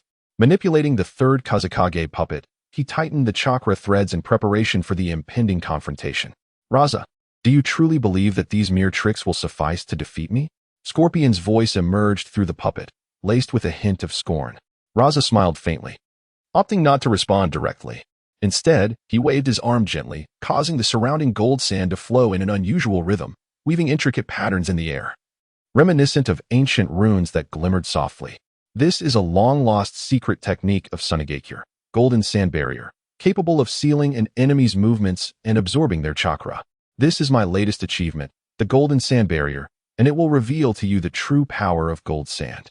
Raza's voice echoed within the barrier, each word imbued with unwavering confidence. Under the deft manipulation of Raza, countless grains of gold sand began to envelop Scorpion, who stood at the center, while an enigmatic glow, reminiscent of sealing techniques, flickered faintly upon the surface of the sand. Observing this, Scorpion's handsome visage shifted to one of grave concern. He continued to command the third Kazekage puppet to unleash an unending torrent of iron sand, striving to disrupt the movements of the golden grains. Nevertheless, Raza merely scoffed, raising his palms skyward, and in that instant, a greater multitude of gold sand surged towards Scorpion, as if intent on burying him entirely. Yet, Scorpion deftly vanished amidst the encroaching sand, his figure flickering momentarily. Raza's brow furrowed, sensing that Scorpion had not distanced himself, but rather employed some arcane technique to mask his presence. Oh, you wish to escape? Raza sneered, swiftly forming hand seals. The surrounding gold sand seemed to receive his command, weaving itself into an expansive net that blanketed every inch of space, awaiting Scorpion's reemergence. Just then, Scorpion's voice echoed mockingly in Raza's ear. Do you truly believe you can ensnare me like this? Raza, you are far too naive. Spinning around abruptly, Raza glimpsed a shadow dart past. Scorpion had materialized behind him, the chakra threads in his hand coiling silently like a venomous serpent around Raza's neck. Yet, Raza reacted with remarkable agility, sidestepping just in time to evade the lethal strike. Impressive reflexes, Scorpion remarked with a light chuckle, before his form dissolved once again into a mere afterimage. Raza narrowed his eyes, acutely attuned to every sound around him, while simultaneously commanding the gold sand to swirl protectively around him, ready to defend or capture Scorpion. However, as time passed, Scorpion's silhouette remained elusive, plunging Raza into a rare moment of contemplation. At that moment, several figures from Sunagakure appeared at Raza's side, their energy markedly unstable, indicating they had expended considerable chakra, hastily rushing to the northern gate. Lord Raza, what is the situation? Inquired one of the Jonin, his gaze scanning the vicinity with palpable tension. It is Scorpion. I just engaged him, but he has vanished unexpectedly. I am uncertain of his intentions, Raza mused, resting his chin on his hand, pondering this seemingly absurd scenario. How could Scorpion, a rogue ninja, brazenly attack Sunagakure? Did he harbor ulterior motives? The only entities within Sunagakure that could attract him were Chio, and suddenly, a chilling realization struck him. Oh no, his target is the One-Tail. You must return and prepare for defense. Raza shouted urgently, his figure swiftly pivoting as he advanced towards a certain direction within Sunagakure. Just then, A mocking voice floated to his ears. "Where do you think you're going, my dear Lord Raza?" With a thunderous boom, the silence of the night shattered, reverberating through the air like distant thunder, heralding the approach of a tempest. It appears that Scorpion is eagerly stirring up a tempest. How fares the situation on your end, Shirzue? In the shadows, a deep and resonant voice emerged quietly in the night, tinged with urgency and anticipation. Under the moonlight, the figure loomed, merging seamlessly with the darkness. Soon, Shirzue's silhouette elongated beneath the flickering street lamp, resembling a sword poised to be drawn. With one hand, he lifted a ninja from Sunagakure, whose pallid visage and tightly shut eyes suggested he was ensnared in an endless slumber. Shirzue's gaze, possessing the legendary kaleidoscope Sharingan, gradually ceased its whirl, akin to a vortex in the abyss returning to tranquility, a testament to the Jinjutsu he had cast upon the ninja. "Have you located the position of One Tail?" "Indeed." Upon uttering these words, Shirzue unceremoniously discarded the unconscious Sunagakure ninja. The whereabouts of One Tail, Shikaku, had been unearthed through the illusion from this unknown ninja. "Let us commence our actions. Scorpion may not endure for long, and we must hasten our endeavors." Feng Tian interjected softly, his tone light, yet imbued with an undeniable urgency, as though urging the gears of fate to accelerate. Shirzue nodded slightly, his gaze fierce, and in an instant, he darted forward, akin to a streak of lightning cleaving the night sky. Under the shroud of darkness, the two moved like phantoms through the alleys of Sunagakure, evading patrolling ninjas with impeccable stealth. Feng Tian and Shirzue paused before a seemingly cozy abode, poised to act when suddenly, the voice of an elderly man reached their ears. "Hee, young lads, have you come seeking this old man?" As the words fell, the figure of Chiyo emerged slowly, clad in simple garments, her white hair cascading around her weathered face, which bore deep creases yet could not conceal the wisdom and kindness in her eyes. "Shirzue, this task is entrusted to you." Feng Tian, unperturbed by Chiyo's unexpected appearance, exuded an air of calm assurance, as if everything had unfolded according to his design. Hearing this, Shirzue nodded slightly. Then his expression sharpened. In a flash, he transformed into a black streak, unsheathing his short sword and charging towards Chiyo with blinding swiftness. Chiyo's eyes narrowed, though aged. Her body remained agile. In response to Shirzue's rapid advance, she swiftly summoned several puppets, engaging in a fierce battle. Drawing from his prior experience with Scorpion, Shirzue discerned a critical weakness among these puppeteers, the chakra threads. Puppeteers manipulate their marionettes through these highly resilient chakra threads, yet their hardness is insufficient. After all, to ensure the nimble control of puppets, the threads cannot be overly rigid. In essence, if Shirzue could sever the chakra threads, the puppeteer's prowess would be significantly diminished. Contemplating this, Shirzue's eyes grew increasingly sharp, having discerned Chiyo's manipulation frequency through several probing attempts. Seizing the opportunity, he struck down with a swift and terrifying blade. The menacing aura of the weapon aimed directly at the chakra threads manipulated by Chiyo. Fortunately, in the nick of time, Chiyo swiftly adjusted the puppet, evading the fierce slash with an exceptionally peculiar angle. "Heh, young man, your gaze and insight are commendable. You have swiftly identified the puppeteer's weakness." Chiyo's voice was laced with a chilling undertone as her murky eyes turned towards the original position of Feng Tian. In the blink of an eye, a cold sweat broke out. "Where has that boy gone? Impossible. How did he evade my perception?" Chiyo was utterly astonished, unable to comprehend that someone could vanish unnoticed within her sensory range, leaving no trace behind. Since the onset of battle, although her attention had largely been captured by Shirzue, her extensive combat experience should have prevented such a fundamental blunder. Before she could ponder further, Shirzue's fierce assault descended upon her once more. With a heavy heart, Chiyo maintained her control over the puppet, continuing the fight against Shirzue, though her gaze frequently darted back toward the interior, her murky eyes betraying a hint of concern. Inside, the dim light flickered, casting mottled shadows, while the air was imbued with a faint scent of milk and an almost imperceptible tension. Taking a deep breath, Feng Tian felt beads of sweat forming on his forehead, his eyes glimmering with a peculiar light, the remnants of employing reversal of cause and effect. That was close. "My eyes are starting to feel uncomfortable. It seems I should refrain from using reversal of cause and effect unless absolutely necessary." At this moment, having successfully altered the causal chain to enter the room, Feng Tian endured the discomfort as he slowly approached a particular chamber. Suddenly, a clear and urgent cry of an infant pierced the stillness of the night, resonating in Feng Tian's heart like thunder. He whirled around, his gaze sharp, locking onto the source of the sound, an uncontainable joy blossoming on his face. It appears that matters are proceeding smoothly. The corners of Feng Tian's mouth curled upward slightly as he followed the sound to a room. Gently opening the door, a soft beam of light spilled into the space, illuminating the cherubic and innocent face of Gaara, who had recently become a Jinchuriki.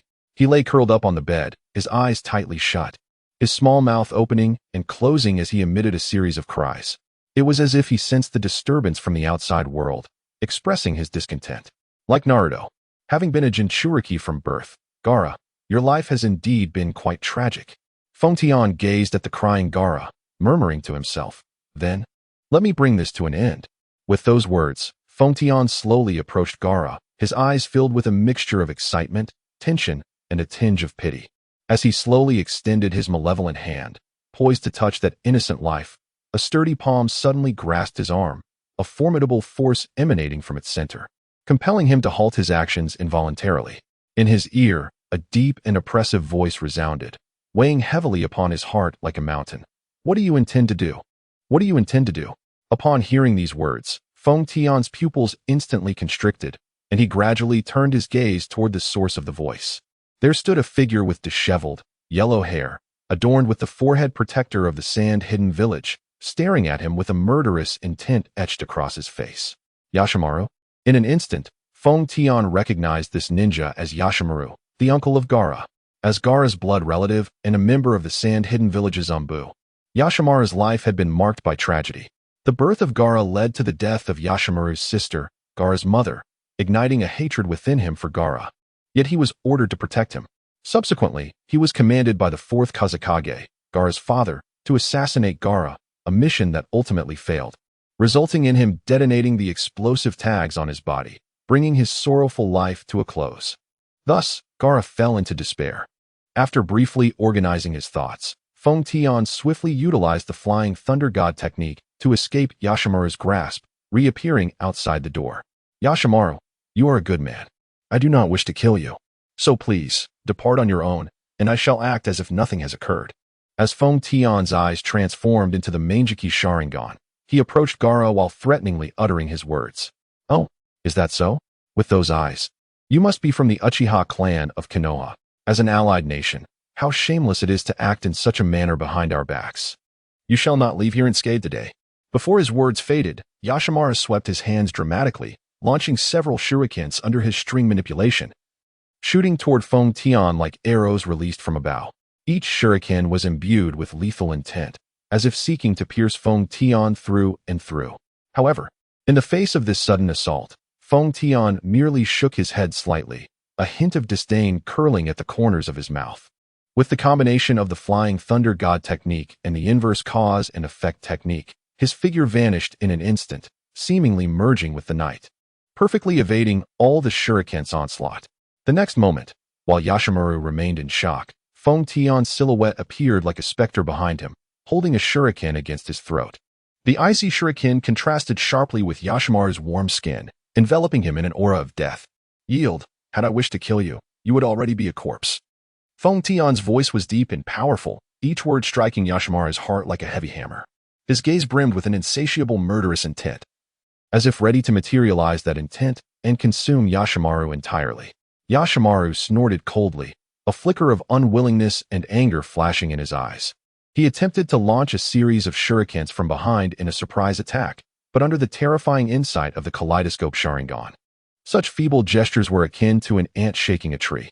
At the very moment he made his move, Feng Tian had already evaded perfectly once again using the Flying Thunder God technique. It seems you are prepared to embrace death at any moment. Feng Tian's expression was icy, his entire being brimming with an inexhaustible killing intent as he advanced step by step towards Yashimaru, resembling a soul-harvesting king of hell. Yashimaru's countenance grew extraordinarily grave. He understood that he was at an absolute disadvantage in this confrontation.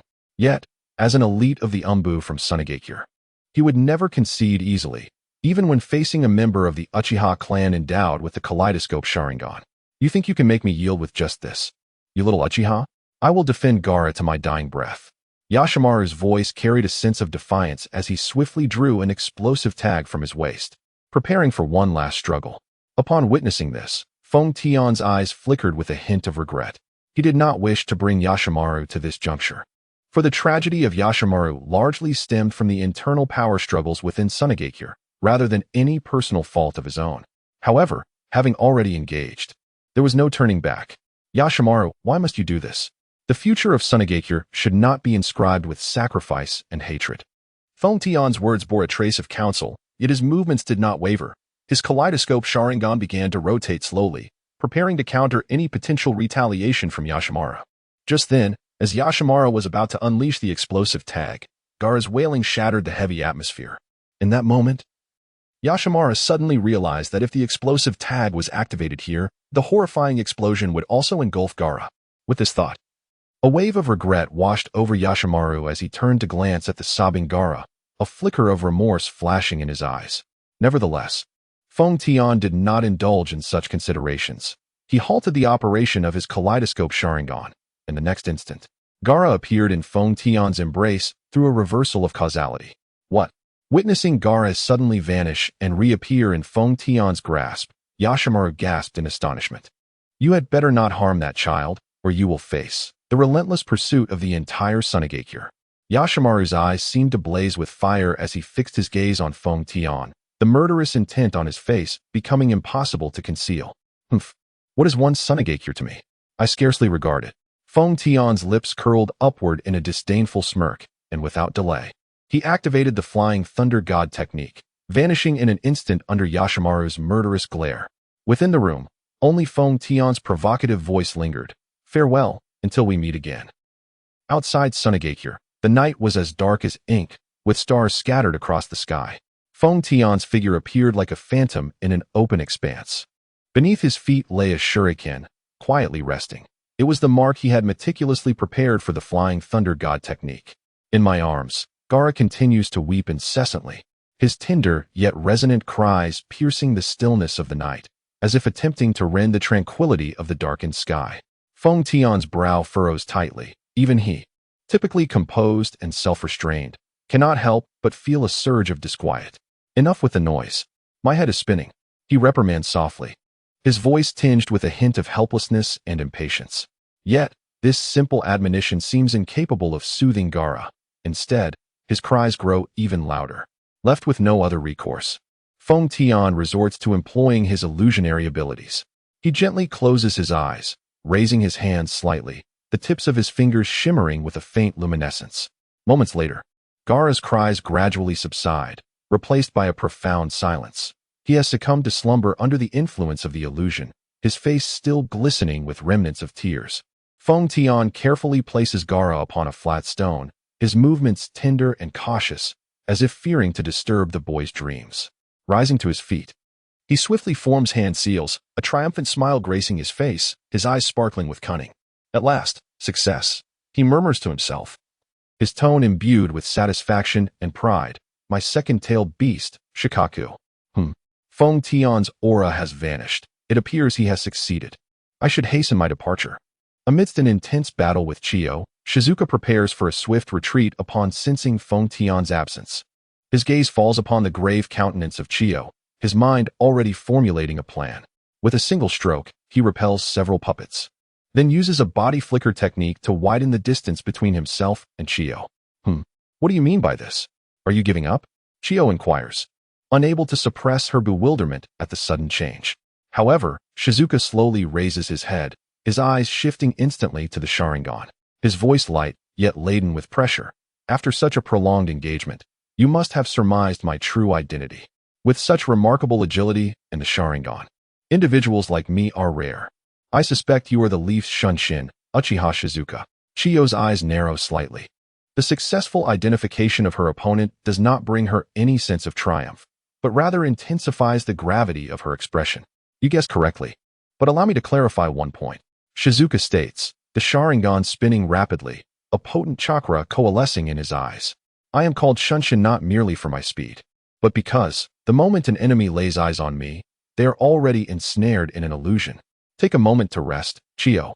Before his words can fully resonate, The space around Shizuka seems to warp, countless points of light flickering as the distance between him and Chiyo stretches infinitely, then contracts, creating an illusion of time and space intertwining. Chiyo's pupils suddenly constricted as she realized she was being ensnared by a formidable illusion. However, as the foremost puppet master of the Sand Village, her reflexes were equally swift. She deftly formed hand seals, striving to shatter the shackles of this illusion.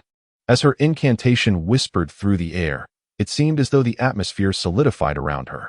3 puppets arranged themselves in a triangular formation, gathering a powerful whirlwind at their center, attempting to carve a path of reality within this illusory realm. Yet, when these whirlwinds encountered the invisible barrier created by Shirsue's illusion, they dissipated into nothingness. A faint smile graced Shirsue's lips as his figure flickered in and out of existence within the illusion, each appearance accompanied by an unsettling surge of chakra. Chiyo, your mastery of puppetry is indeed exquisite, but before my illusion, the boundary between ninjutsu and reality becomes indistinct. Illusion. Chiyo murmured, repeating the term. It was a unique technique of the Uchiha clan, its potency so profound that even she found it hard to fathom. Just as an unprecedented sense of crisis welled within her, Shirsue's voice resonated once more, this time seeming to pierce through the barriers of illusion and reality, striking her very soul. Rest assured, Chiyo, my intention is not to take your life. I merely require you to pause momentarily, to spare the Sand Village from an unnecessary war. As Shirsue's words settled, a warm and gentle force enveloped her, a soothing chakra technique interwoven with his illusion. Her body gradually relaxed, her consciousness began to blur, and ultimately, tranquility descended upon her as she slipped into a profound slumber. Once Shirsue confirmed that Chiyo was entirely ensnared in the illusion, he slowly retracted his Sharingan, the distortion of space gradually subsiding, restoring everything to its original state. He sighed softly and vanished from the spot, leaving Chiyo lying peacefully, as if merely lost in a deep dream. Sleep soundly. May this illusion grant a period of peace to both the Sand Village and Konoha. Shirsue silently prayed, then turned his gaze toward the rear, where Scorpion was engaged in battle. At that moment, Scorpion faced nearly the entire fighting force of the Sand Village. Even with his use of the puppet manipulation, 100 machines, he found himself in a somewhat precarious position. His eyes scanned the scattered remnants of broken puppets, revealing a hint of gravity in his expression. Why are the ninjas of Konoha taking so long? How much longer must I wait? He thought, feeling a twinge of dissatisfaction. As the focal point of all firepower, his ability to endure this long was commendable. In truth, if he wished to retreat, it was uncertain whether Raza and the others could capture him, but at this juncture, he could not withdraw. He needed to buy enough time for both F10 and Shirsue. If he retreated now, by the time Raza and the others reacted, their efforts would be in vain. The frustration of being caught in a situation where one cannot strike or withdraw is among the primary reasons for his discontent. Scorpion, awaken to reality. Your puppets have suffered considerable losses, and even the 3rd Kazakage's puppet cannot endure for much longer. Surrender yourself. Rasha shouted loudly at Scorpion. Standing atop a floating mound of sand, palms raised as he wielded the sand to wreak havoc upon Scorpion's puppets. Rasha. It seems your chakra has also been significantly depleted. Can you endure until the end? Scorpion glared at Rasha with evident disdain after such a protracted battle. He was acutely aware of the opponent's remaining strength. Upon hearing this, a flicker of displeasure crossed Rasha's face, but he quickly composed himself, sneering, Scorpion. You appear to have forgotten that this is Sunagakure, my territory. Even with chakra diminished, I can still harness the power of this land to bury you here completely. At this, Scorpion's lips curled into a sardonic smile. Relying on external forces? That is not the hallmark of a true warrior. However, since you wish to depend on the sand, allow me to demonstrate what true artistry is, the art of manipulation. With those words, Scorpion swiftly produced a scroll from his robe, flicking his fingers to release countless tiny mechanical insects that surged forth, instantly enveloping his remaining puppets. These mechanical insects seemed imbued with life, swiftly repairing the damaged puppets and even reassembling discarded parts into new combat units. Rasha's expression changed as he witnessed such an eerie yet efficient repair technique. Momentarily, he found himself at a loss.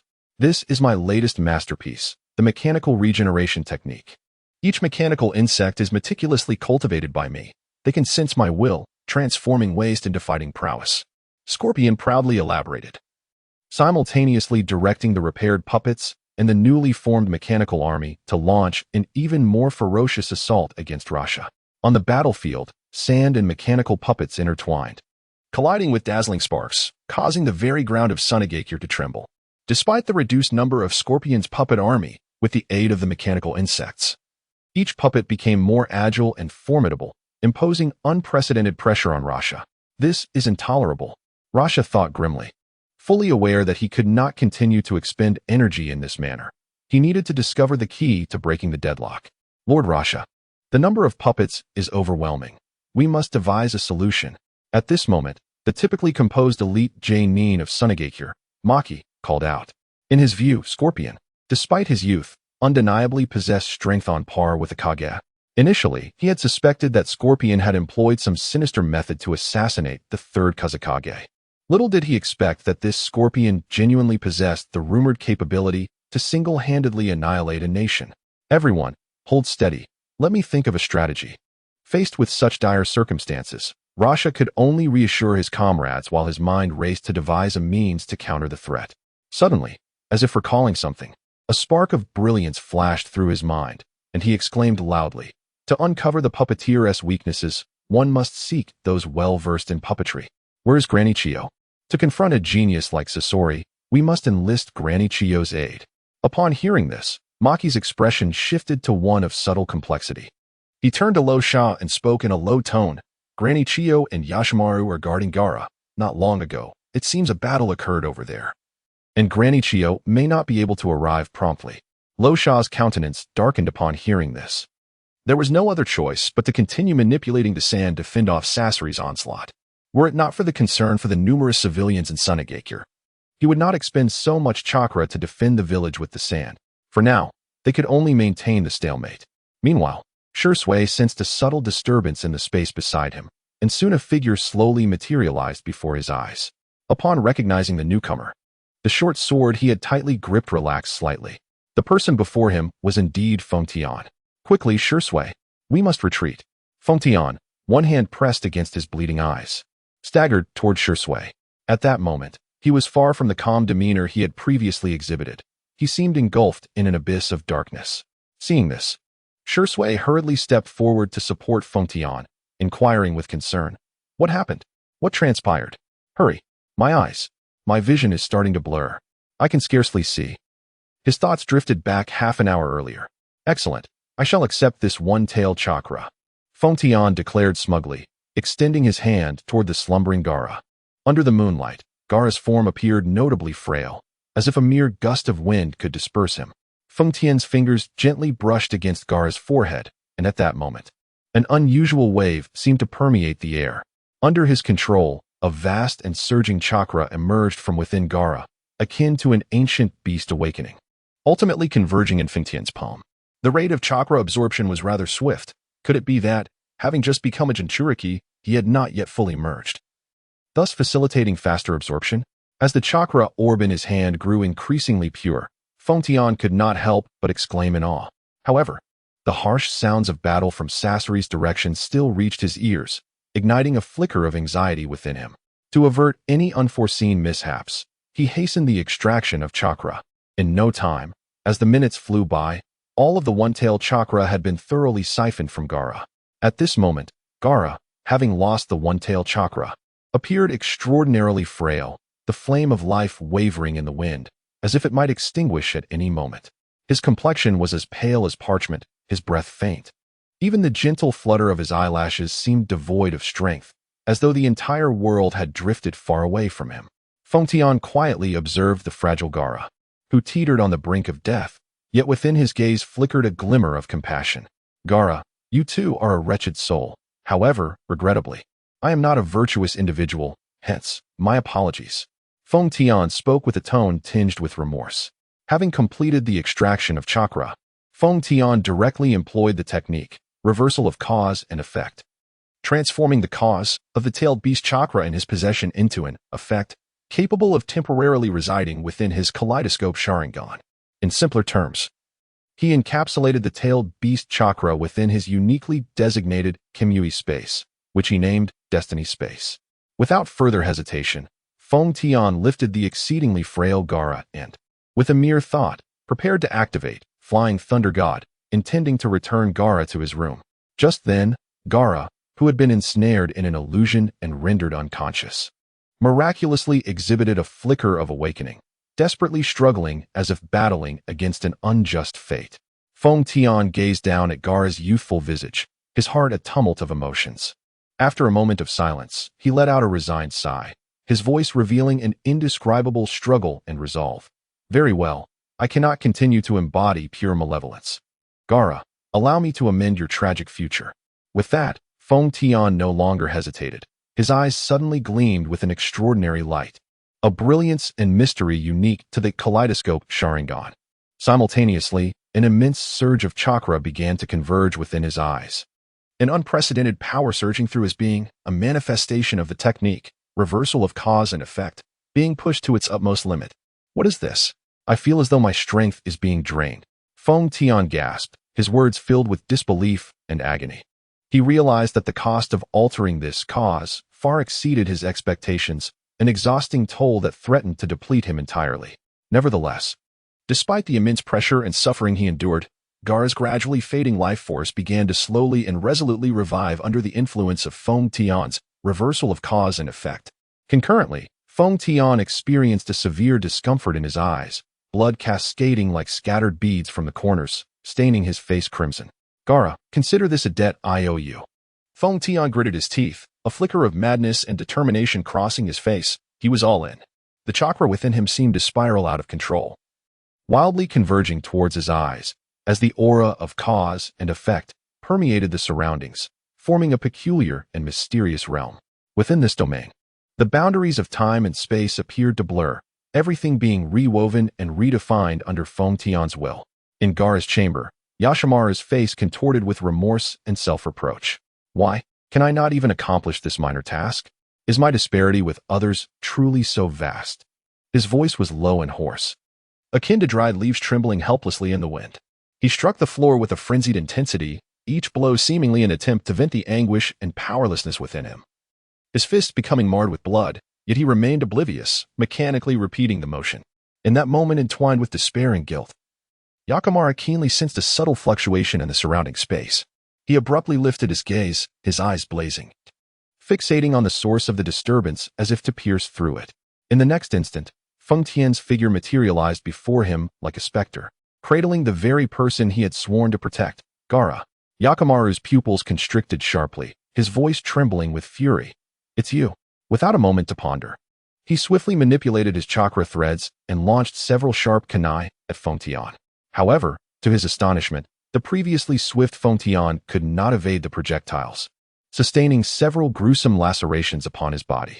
Coughing, Feng Tian endured the discomfort in his eyes, withstanding Yakimaru's assault before hurling Gaara into the air, and in the next moment, utilizing the Flying Thunder God technique, he made a rapid escape from the scene. Yakimaru, witnessing this, disregarded the pursuit of Feng Tian and hurried towards the direction where Gaara was plummeting, catching him just in time. Soon, Gaara lay in his arms. Yakimaru looked down at the slumbering Gaara, quickly inspecting his body, and upon realizing he was merely in a deep sleep and unharmed, he breathed a sigh of relief. Allowing himself to relax, his gaze drifted toward the direction Feng Tian had vanished, an unusual expression crossing his face as he pondered the thoughts swirling in his mind. At this moment, having exhausted the last vestiges of his chakra to utilize the Flying Thunder God and reach Shirzue, Feng Tian called out urgently, "Quick, Shirzue, we must retreat." One hand pressed over his bleeding eyes, he staggered towards Shirzue, his earlier composure entirely forsaken, as if engulfed in an abyss of darkness. Observing his distress, Shirzue rushed forward to support Feng Tian, concern etched on his face as he inquired, "What happened? What transpired? Hurry, we need to go. My vision is starting to blur. I can barely see." Feng Tian, in a state of utter disarray, found his chakra depleted, his breath faint, his garments soaked with the blood seeping from his wounds. He had transformed into a veritable specter of blood, struggling to walk without Shirzue's assistance, barely able to move. "What happened? How did you end up in such a dire state?" Shirzue queried, guiding Feng Tian with a tone laden with concern. "Alas, let us not dwell on it. I misjudged my own capabilities. I once believed that altering causality and changing a person's destiny was a simple endeavor. Little did I realize that I had underestimated the backlash of such causality. Feng Tian sighed bitterly, then slowly lifted his gaze towards the direction where Scorpion was engaged in battle. Although his vision was blurred, he could discern a rough outline. Have you obtained the item? Yes. The operation proceeded relatively smoothly. Now, if I could merely retreat unscathed, all would be perfect. However, that may prove somewhat difficult, considering your current state.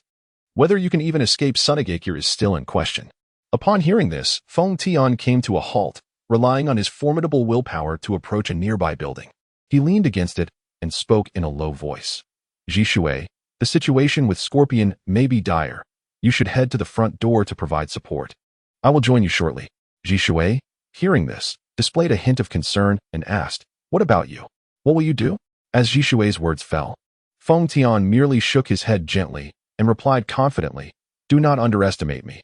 I only need to rest for a moment to recover my chakra, and then I will unleash inversion of cause and effect to restore my condition. As for how to rendezvous with you, that is even simpler. You carry my flying thunder god mark with you. Just return to Scorpion's lair, and I will find a way to extricate myself.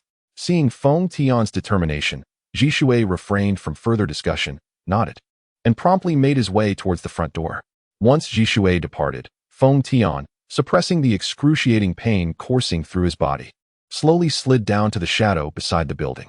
The tranquility surrounding him stood in stark contrast to the turmoil within his heart. He closed his eyes, focusing his mind, endeavoring to excavate the last vestiges of strength from the depths of his weakened body to restore his chakra. The air was thick with a faint metallic scent of blood, a warning from his body that the burden of causality he bore had far surpassed his limits. At the front gate of Sunagakure, Lord Raza. The puppets have been nearly eradicated. What shall we do next? A ninja from Sunagakure inquired beside Lord Raza. After such an extended battle, apart from Raza, nearly everyone on their side bore wounds. Some had even suffered greatly from toxins carried by the puppets, their suffering palpable, with the air around the front gate seemingly thick with poisonous mists. You have performed admirably. Leave the rest to me, Raza spoke with a calm authority, signaling for the others to retreat, intending to confront the nearly extinguished Scorpion alone. Upon hearing this, the ninjas from Sunagakure, including Maki, withdrew. Of course, some of the less severely injured ninjas spontaneously positioned themselves behind Scorpion, their faces etched with fury, eager to charge forth and rend Scorpion to pieces. Rosa stood alone in the distance, gazing intently at Scorpion, before darkly proclaiming, Scorpion, you have strayed too far. His voice was deep and resonant. Your puppet artistry, though formidable, has deviated from the essence of true art. Genuine artistry is the blossoming of life, not the coldness of machinery. Scorpion let out a derisive chuckle, refraining from rebuttal. He was acutely aware that engaging in dialogue with Rosa was futile. The most pressing matter was awaiting news from the direction of Feng Tian. Now, your puppets are nearly obliterated. If you have any final words, now is the time to speak. Rosa continued, his figure drawing ever closer to Scorpion, while the surrounding golden sand, under his control, gradually formed a tightening circle around Scorpion, as if poised to devour him at any moment. Puffed, a tedious trick. Scorpion scoffed, then withdrew his damaged third-generation wind shadow puppet. His gaze shifted towards Sunagakure, revealing an unusual glimmer in his eyes. Indeed, the ninjas of Konohagakure are unreliable. The only ones I can trust are my own puppets. A slight smirk graced Scorpion's lips as he spoke with an air of liberation, for he had no means left to thwart Rosa's assault. He harbored no intention of fleeing, choosing instead to remain in place and calmly await the moment of his demise. Observing this, Rosa's expression hardened, and he raised his hands, sending forth a torrent of golden sand imbued with murderous intent towards Scorpion. So, you intend to surrender? Just as the golden sand was about to engulf Scorpion, a voice echoed from afar, Jisui's voice.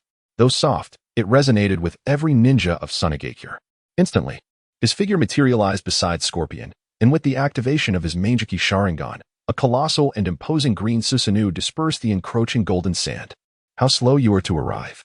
Scorpion remarked with dissatisfaction, casting a reproachful glance at Jisui. Unfazed by the criticism, Jisui understood well the difficulty Scorpion faced, holding his ground against the near entirety of Sunagakure's forces for such an extended period. Those eyes, you are from the Uchiha clan of Konohagakure. Upon seeing Jisui's Mangeki Sharingan, and considering his age, Rosa immediately deduced his true identity. You are the Shunshin Jisue of Kanahegakure? At this revelation, Jisue temporarily retracted his Susanoo, stepping forward to shield Scorpion, and addressed Rosa. Let me clarify. I have defected from Kanahegakure. If you must label me, then I am Shunshin Jisue of the Uchiha clan. Drawing the short sword from his back, its tip pointed to the ground, Jisue regarded Rosa with utmost seriousness. Shunshin Jisue, I have heard of your esteemed reputation in Kanahegakure. Why do you consort with a traitor from Sunagakure? Are you aware of what you are doing? Rosa squinted at Jisue, his words laced with a hint of menace. However, Shursui merely shook his head gently. Subsequently, his Manjiki Sharingan began to spin incessantly, his actions revealing his unwavering resolve. I have a purpose that necessitates this course of action. To save this world ravaged by war and smoke, I am compelled to proceed. I have sworn to protect this individual. If a confrontation is inevitable, then let it come. Upon hearing this, Rasha's expression darkened. He was acutely aware of Shursue's formidable strength and the terrifying capabilities of the Manjiki Sharingan. Yet, as a ninja of Sunagakure, he could not stand idly by while a rogue ninja from Kanahegakure displayed such arrogance on his territory. Shursui, your actions have crossed the line drawn by Sunagakure, Rasha declared, his voice low and resolute. As a ninja of this village, I cannot remain a passive observer. In response, Shursui stood his ground, unwavering. Lord Rasha, I understand your position, but I beseech you to comprehend my plight. Everything I do is for the sake of a greater peace. Peace? Rasha scoffed. Is it truly peace you seek through collusion with rogue ninjas? How utterly ludicrous. The atmosphere instantly thickened, tension palpable, as both parties stood poised for conflict, as though on the brink of eruption.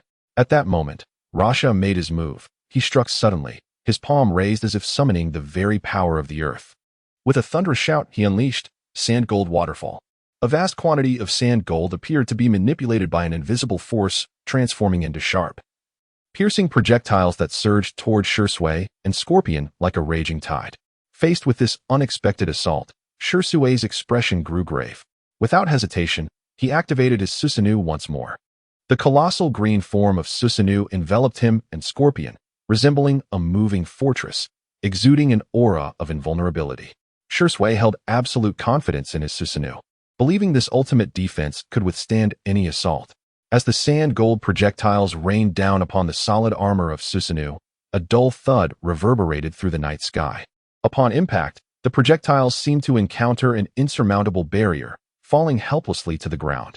Those seemingly indomitable projectiles appeared weak against the absolute defense of Susanoo. Seeing this, Rasha's expression darkened further. He was well aware of Shursui's extraordinary prowess, yet he had not anticipated such mastery over Susanoo. Nevertheless, as a ninja of Sunagakure, he would not easily concede. Shursui, do you think this will suffice to thwart me? Rasha bellowed, once again manipulating the sand gold to coalesce in the air, preparing for a more ferocious onslaught. Conversely, Shursui retorted with calm determination. Lord Rasha, I harbor no intention of enmity towards you. However, I implore you to understand that all my actions are driven by the pursuit of a greater peace. If conflict is unavoidable, I shall exert my utmost. Words are futile. Shursui, I have made myself clear. Scorpion shall not leave Sunagakure today, no matter what. Luo Sha continued to roar, manipulating the sand gold like a surging torrent, completely submerging the colossal half-body Susanoo of Jisue. Immediately thereafter, he clasped his hands together, and a multitude of intricate sealing symbols rapidly adorned the vast expanse of sand gold, shimmering like stars descending into the mortal realm. Sand waterfall sealing technique. With this furious exclamation, the symbols appeared to be activated, emitting a dazzling radiance. The formidable sealing power entwined Jisue and Scorpion like chains, firmly imprisoning them along with the half-body Susanoo within the immense sealing array constructed of sand gold. Having accomplished this, Luo Sha's complexion turned ashen, breathing heavily. His gaze fixated on the vast sealing array formed by the sand gold, a faint smile tugging at the corners of his mouth. At last, it was over. Wiping the sweat from his brow, he observed for a moment, and, upon noticing that the sealed Jisue and Scorpion remained motionless, he finally felt a sense of relief. Lord Luo Sha, are you all right? Not far away, Maki hurried to Luo Sha's side, his concern evident. I am fine, Maki. The rebellion has been sealed by me. The task of reinforcing the seals can be entrusted to the village's specialized sealing team. Luo Sha responded, his expression tinged with worry as he glanced towards the direction of Gaara from Sunagakure. Without further hesitation, he summoned a small amount of sand gold beneath him, forming a sand cloud. He then slowly ascended onto the sand cloud, and, after giving Maki some instructions, he urged the sand cloud forward with a grim demeanor, speeding towards Gaara's location.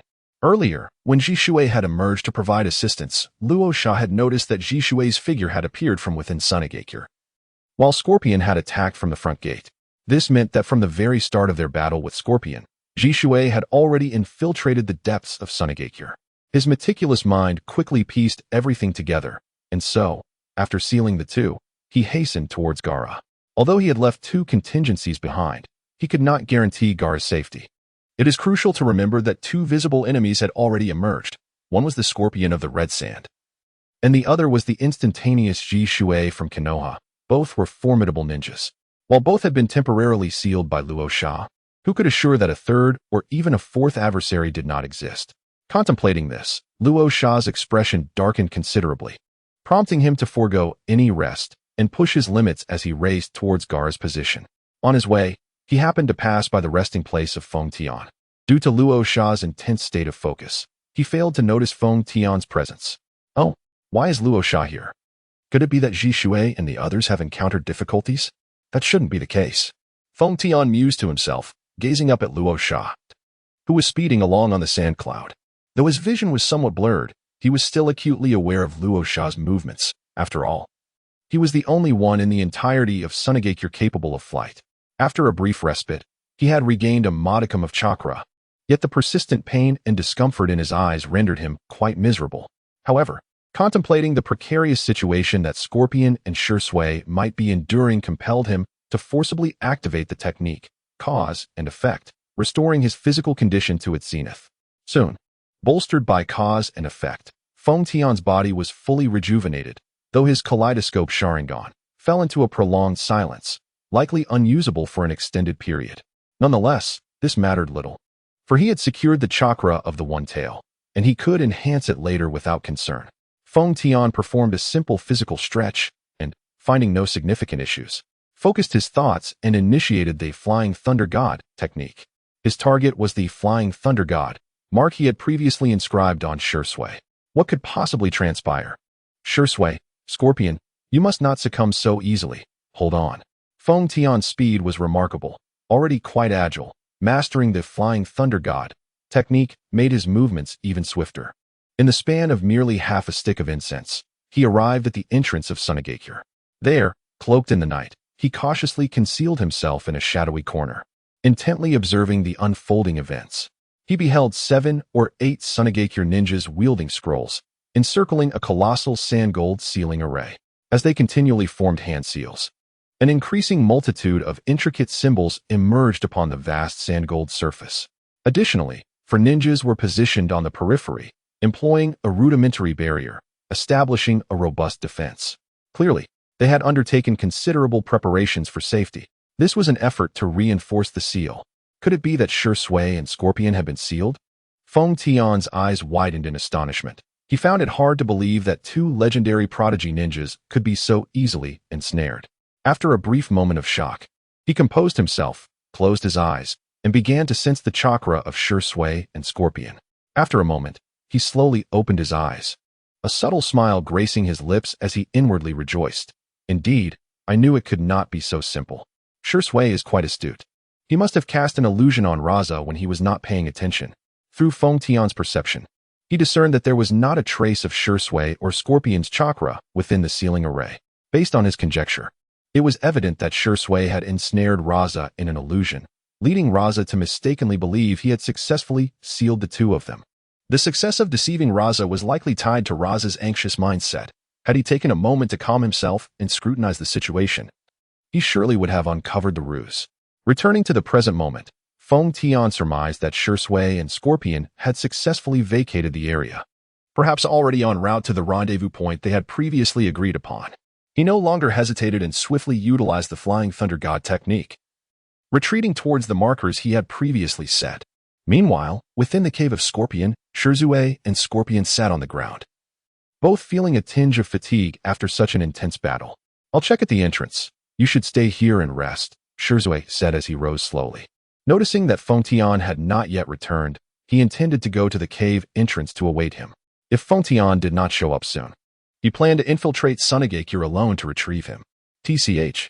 Do as you wish, Scorpion replied dismissively, casting a displeased glance at Shirzue. Although he had escaped danger thanks to Shirzue's assistance, his pride prevented him from acknowledging Shirzue's viewpoint. Consequently, he retrieved several scrolls, releasing the puppets contained within, and began repairing those damaged in the earlier skirmish. Shirzue merely smiled at the sight and, in the next moment, vanished, reappearing at the cave entrance. To his surprise, within a mere half an incense stick's time, a flash of light from the flying thunder god marker heralded Feng Tian's arrival before him. What is the situation? Have the ninjas from Sunagakure discovered anything? Shirzue inquired, a smile gracing his face upon seeing Feng Tian, though he knew his previous ruse could not remain concealed for long. He worried that if Sunagakure uncovered the truth, they might send pursuit forces to search for them. Your strategy was quite clever. For now, Sunagakure remains oblivious. Moreover, I left a surprise for Raza there, so we should be safe for the time being, Feng Tian replied nonchalantly, casting a reassuring glance at Shirzue. Yet, before Shirzue could respond further, Feng Tian abruptly shifted the topic, asking, by the way, where is Scorpion? Did he return with you? Hearing this, Shirzue smiled faintly and glanced deeper into the cave. He returned with me. He is currently inside, repairing his puppets. Upon hearing this, Feng Tian's furrowed brow finally relaxed, and he exhaled a deep breath, expressing, it seems this operation went relatively smoothly. Everyone is safe and sound. However, he knew well the formidable price they had paid for the one-tailed chakra. As for Scorpion, it was needless to elaborate, including the third Kazekage puppet. Nearly all the puppets he commanded had sustained significant damage in this battle. As the primary force, his losses were the most severe. The time required to repair so many damaged puppets would be substantial. If the concept of reversing cause and effect could still be employed in Feng Tian, it would indeed save a considerable amount of time. Unfortunately, in this battle, the indiscriminate alteration of causality has inflicted severe damage on Feng Tian's vision and ocular prowess. Should he fail to promptly deliver a tail beast chakra to the outer path golem, his precious Manjiki Sharingan may suffer irreversible harm. On the other hand, Shirzue, while not gravely injured, has had his identity exposed, potentially leading to significant troubles for the Uchiha clan of Konohagakure. This is the only aspect that presently troubles Shirzue. Despite his nominal defection from the village, he remains deeply concerned for both Konohagakure and the Uchiha clan. Now that this matter is concluded, what shall we do next? Shirzue inquired, for in his eyes, the most pressing task was to expedite the Eye of the Moon project, aiming to create a world devoid of war and suffering as soon as possible. As for Scorpion, he would proceed to the next location for capturing a tailed beast on his own. As for us, we shall return to Konohagakure first, and then rendezvous with Scorpion. Feng Tian spoke with a calm demeanor, already strategizing the next course of action in his mind. He must gather a sufficient number of tailed beasts quickly while everyone remains unaware. Otherwise, once the entire ninja world realizes and begins to unite to protect the tailed beasts, the situation will become increasingly intricate. Upon hearing this, Shirzue nodded slightly in agreement. At this moment, eager to advance the Eye of the Moon project, he was impatient to head to the next location for capturing a tailed beast, but then he inquired, where is the next location for capturing a tailed beast? And which beast are we targeting? Inside Gaara's abode in Sunagakure, Gaara, Raza shouted, calling out his name as he pushed open the door to Gaara's sleeping quarters. To his surprise, he found Yashimaru cradling the already slumbering Gaara, quietly murmuring something. Seeing this scene, Raza hurried over and carefully took Gaara from Yashimaru's arms. After a meticulous examination, he discovered that Gaara was unharmed, and he finally breathed a sigh of relief. Lord Raza, Yashimaru, regaining his composure, immediately knelt on one knee, expressing his apologies. Yashimaru, tell me what transpired here? After gently placing Gaara on the bed, Raza inquired. The evident signs of a fierce struggle within the room suggested a violent confrontation had taken place. Lord Raza, we were invaded by a boy from the Uchiha clan of Konohagakure. I fought him, but I was utterly outmatched. I feel deeply ashamed. He took Gaara away. But for some inexplicable reason, he returned Gaara after about half an hour. Until now, I remain perplexed about the intentions of that Uchiha boy, Yashimaru said. his hands instinctively clenching, his words laced with embarrassment and a sense of impotence regarding his own inadequacies. The Uchiha boy? Are you referring to the Leaf's Shunshin Shursui? Rasha pondered, resting his hand against his chin. From the timeline, Shursui does seem to fit the description. No, it cannot be. While that Uchiha boy possesses a Manjiki Sharingan similar to Shursui's, I am certain it is not him. There are 2 enemies in total, Lord Rasha. The Shunshin Shursui you mentioned must be the one engaged outside with Granny Chio. As for the intruder within, it is evident that he is not Shursui. Upon hearing this, Rasha's brow furrowed increasingly, concern filling his eyes as he began to analyze everything that had transpired. If what you say is true, then this matter becomes quite complicated. The Leaf's Shunshin Shursui is colluding with our Sand Village's rogue ninja, and lurking in the shadows is an unknown, formidable Uchiha. From the information at hand, their objective is Gaara, yet I cannot shake the feeling that I have overlooked something. Rasha spoke, gradually approaching Gaara's side. He extended his hand, gently caressing Gaara's delicate face, then slowly closed his eyes, striving to perceive all that was occurring within Gaara. Moments later, Rasha abruptly opened his eyes. Astonishment reflected in his gaze. He staggered back several steps, incredulity evident in his voice as he exclaimed, "How is this possible? I cannot sense any tail beast chakra within Gaara. What is happening? This is unheard of. I have never heard of a Jinchuriki remaining unharmed after separating from their tailed beast." Yashimaru, upon hearing Rasha's words, were a similar expression of shock. The atmosphere in the room instantly became heavy and tense, Yashimaru's pupils dilating, clearly shaken by this sudden turn of events. "Lord Rasha, what? What does this signify?" Yashimaru's voice trembled, struggling to comprehend how Gaara could remain safe despite losing the tailed beast chakra. Rasha did not respond immediately. Instead, he approached Gaara's bedside once more. Gazing intently at the sleeping child, his expression complex, he took a deep breath, seemingly attempting to organize his thoughts.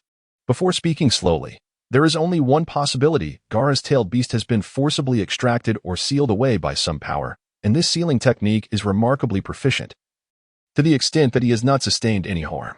Forcibly extracted or sealed."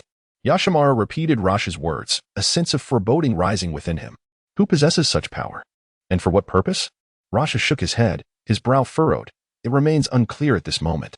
Yet, regardless of who is responsible, this signifies that the Sand Village is facing an unprecedented crisis. Having lost the tailed beast, Gaara, while temporarily safe, finds that his protective shield has vanished in the long run, and we have lost a vital strategic asset. What shall we do? Yashimaru inquired anxiously, fully aware of Gaara's significance to Sunagakure and the potential repercussions of his loss. Raza pondered for a moment, a flicker of resolve flashing in his eyes. First, we must ascertain the identity and intentions of the other Uchiha ninja. Second, we must bolster the village's defenses to fend off any possible assaults. Most importantly, we must safeguard Gaara and ensure he is no longer subjected to harm.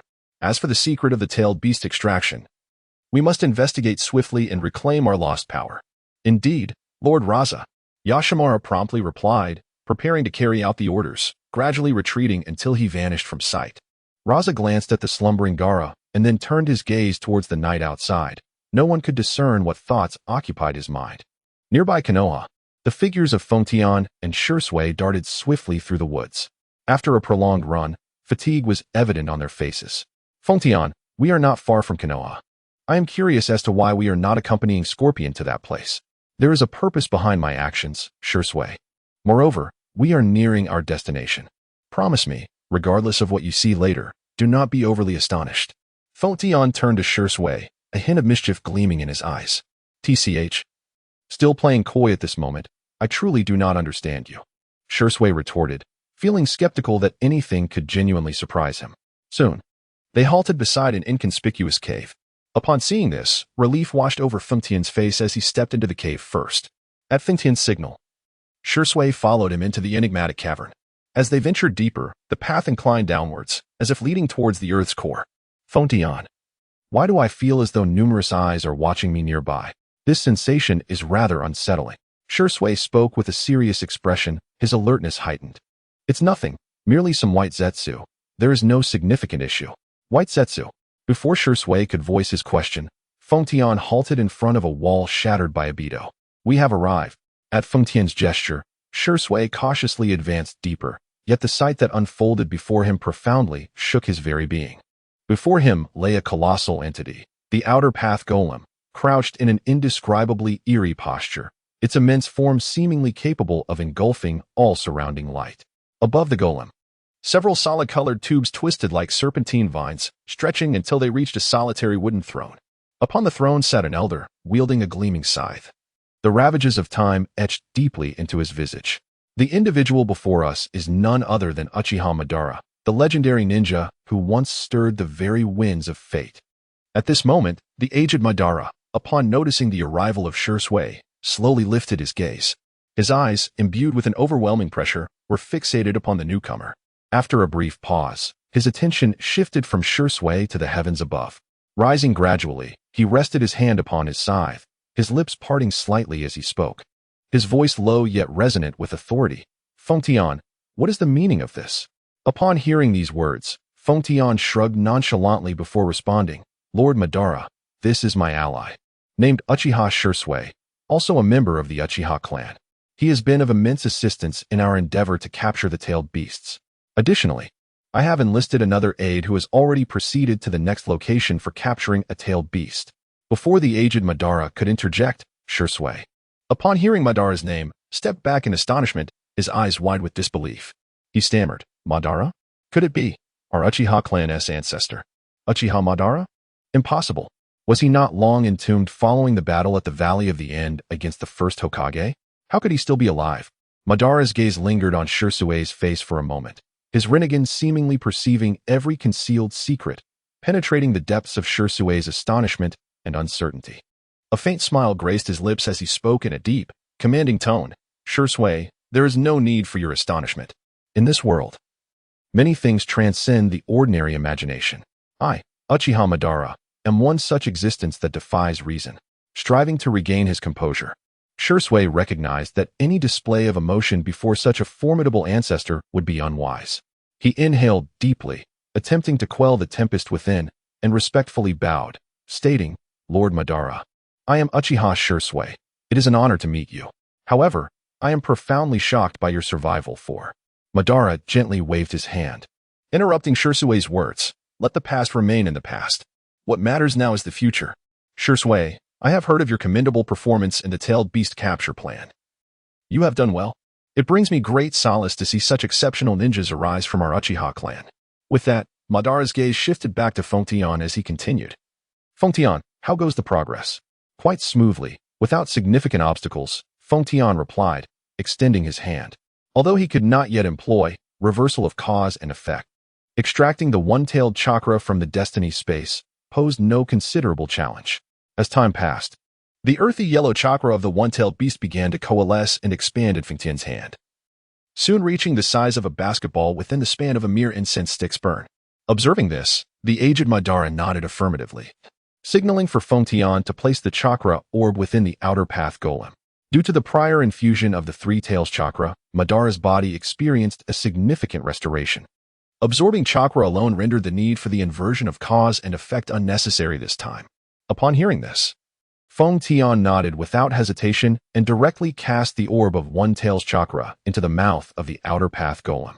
Boom! With the infusion of the one tails chakra, the golem emitted a tremendous roar, and several drops of crimson blood trickled from the corners of its numerous eyes. As time passed, the chakra within it swelled to an immense volume. The progress appeared promising, and one could only wonder what new abilities would emerge this time. Fengtian observed the golem consuming the chakra with a calm demeanor, and as the absorption accelerated, the familiar force of causality gradually coalesced within his eyes. Sensing the resurgence of this power, a smile soon graced Fengtian's face. He looked up at the elderly Madara, who was struggling to maintain his form, and swiftly activated his Manjiki Sharingan, declaring, "I come to aid you." As Fengtian's words resonated, the formidable force of causality was exerted upon the elderly Madara, who began to regain his peak condition under its influence. "Well done, Fengtian," Uchiha Madara responded loudly. Under the effect of the inversion of cause and effect, he quickly returned to his prime. With a clap of his hands, the mouth of the outer path golem opened wide, and the speed of chakra absorption surged dramatically. In less than half an hour, the orb of one tails chakra in Fengtian's hand was entirely consumed.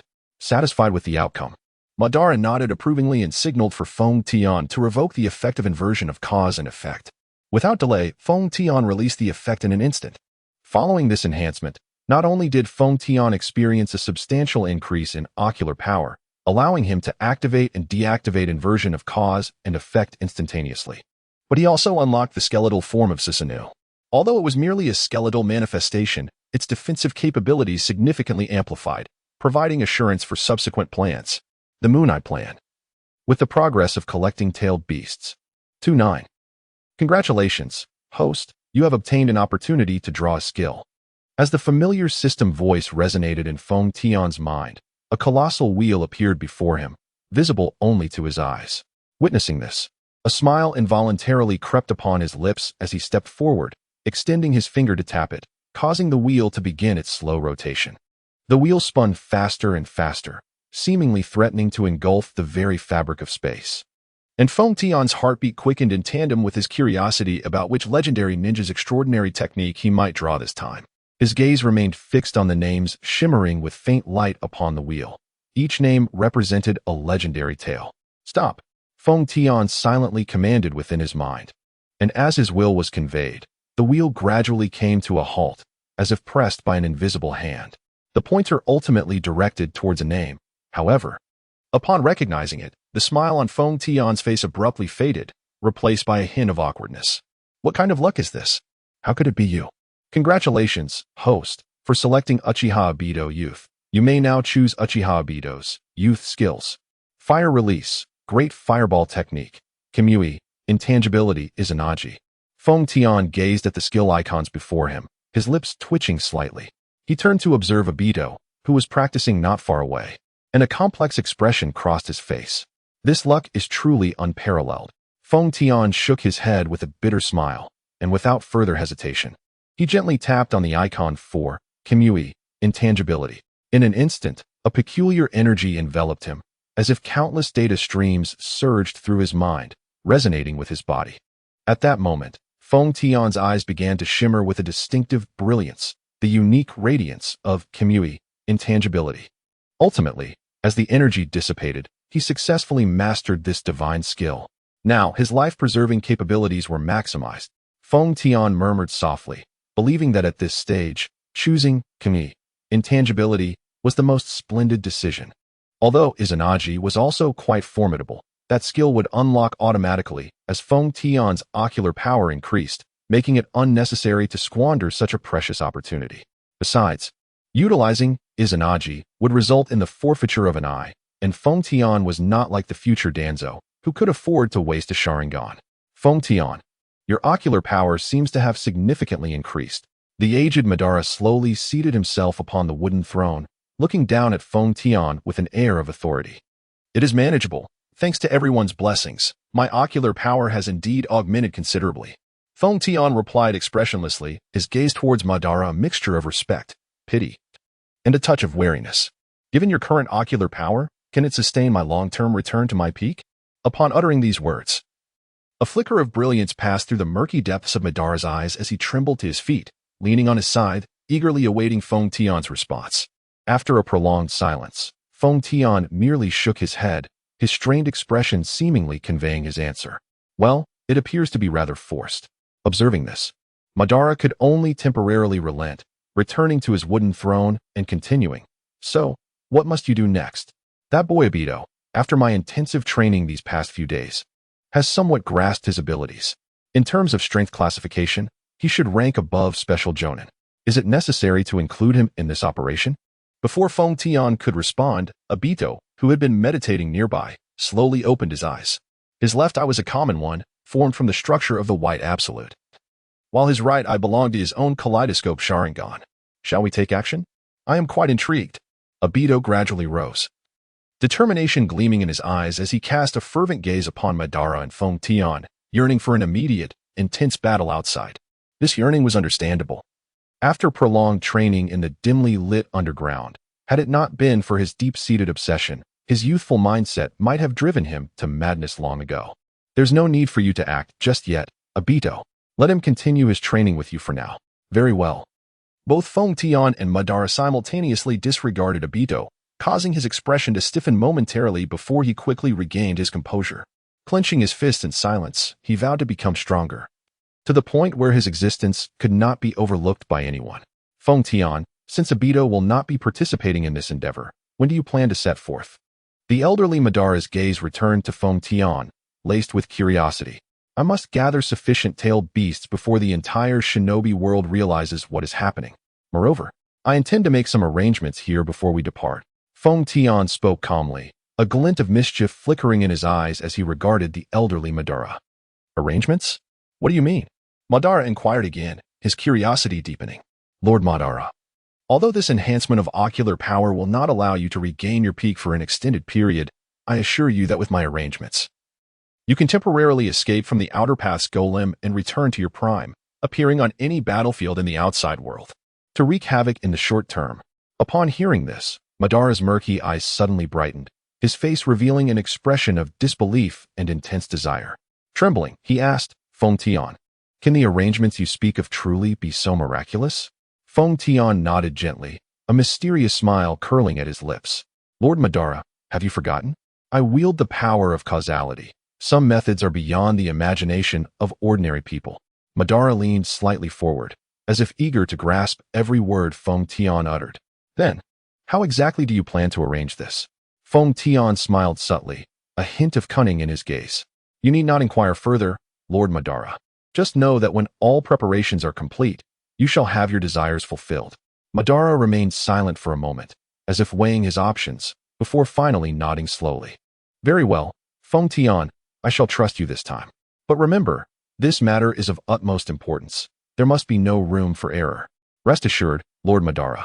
Feng Tian replied respectfully, bowing. I shall spare no effort to ensure absolute success. After all, the tailed beasts we aim to capture are of considerable danger. And should we encounter insurmountable challenges, I hope you will lend your assistance. That is only natural. After uttering these words, Madara leaned back against the wooden throne, his murky eyes slowly closing, as he deliberately diminished his presence to its utmost extent. The recent absorption of chakra proved to be a considerable burden for Abito, necessitating a moment for him to assimilate the experience. Observing this, Feng Tian transitioned his gaze to the kaleidoscope Sharingan, as the intricate patterns within his pupils spun ceaselessly, methodically completing his intended arrangements. After what felt like an eternity, he gradually closed his eyes, deactivating the kaleidoscope Sharingan. Turning to his companion, Shursui, he could not help but remark, Shursui, having been lost in thought for so long. Isn't it time we moved on? Upon hearing these words, Shursui snapped back to reality, retracting his gaze from the distance to focus on Feng Tian. A hint of apologetic warmth gracing his expression. My apologies, he replied. Feng Tian merely nodded in understanding, choosing not to elaborate further. After all, it is only natural to be taken aback when one learns that an ancestor thought long deceased is not only alive, but also a clandestine puppeteer within one's own organization. Where do we head next? Feng Tian inquired. Yunhidden Village. At the periphery of the Land of Lightning, nestled deep within towering mountains, lay a secluded cavern that served as the secret base for Scorpion's meticulous restoration of the third Kazekage puppet. Under the dim golden light, Scorpion's fingers danced like nimble performers, traversing the intricate joints of the puppet with precision that showcased his unparalleled mastery of puppet techniques. The damage incurred during the recent battle with Sunagakure had been severe. Had it not been for the puppet's robust constitution, it would have shattered like its ordinary counterparts. TCH, after such a lengthy wait, still no news. The ninjas of Konoha are truly unreliable. A flicker of dissatisfaction crossed Scorpion's handsome visage. Since parting ways with Feng Tian and Sunagakure, he had adhered to the plan, lying in wait around Yunhidden Village for many days. During this time, he meticulously studied the village's terrain and the patterns of guard shifts, gaining intimate knowledge of the daily movements of his targets, the two individuals from the Yuzuki clan. This intelligence was akin to a finely crafted puzzle, gradually forming a flawless operational blueprint in his mind. With this thought, a cold smile crept upon Scorpion's lips as he caressed the frigid metallic surface of the third Kazekage puppet, as if engaging in a silent conversation with it. Yet, in the next moment, upon sensing the familiar chakra signatures at the cave's entrance, his demeanor shifted back to its usual indifference. How slow they are, these Konoha ninjas. Especially the one known as Shursui, who is reputed for his instantaneous speed, yet moves so lethargically. Scorpion observed the slowly approaching figures of Feng Tian and Shui, a discontented smirk curling his lips. However, before Shui could retort, Feng Tian, with a look of regret, addressed Scorpion. I sincerely apologize for the delay. I had to set up some contingencies in Konoha, which consumed more time than anticipated. As Feng Tian spoke, noticing Scorpion still preoccupied with the puppet's repair, a slight smile graced his features as he continued, to express my contrition, allow me to take charge of the puppet's restoration. Just you? Upon hearing these words, Scorpion finally lifted his head, gazing at Feng Tian with eyes full of disdain. His tone was steeped in skepticism. He found it hard to believe that a mere child from the Uchiha clan could possess mastery over the art of puppet restoration. Yet, undeterred by the doubt, Feng Tian merely shook his head gently, and then, with a confident declaration, activated his Manjiki Sharingan. It's quite simple. I merely need to adjust the cause and effect. As his words fell, a peculiar force of causality enveloped the already damaged third Kazekage puppet.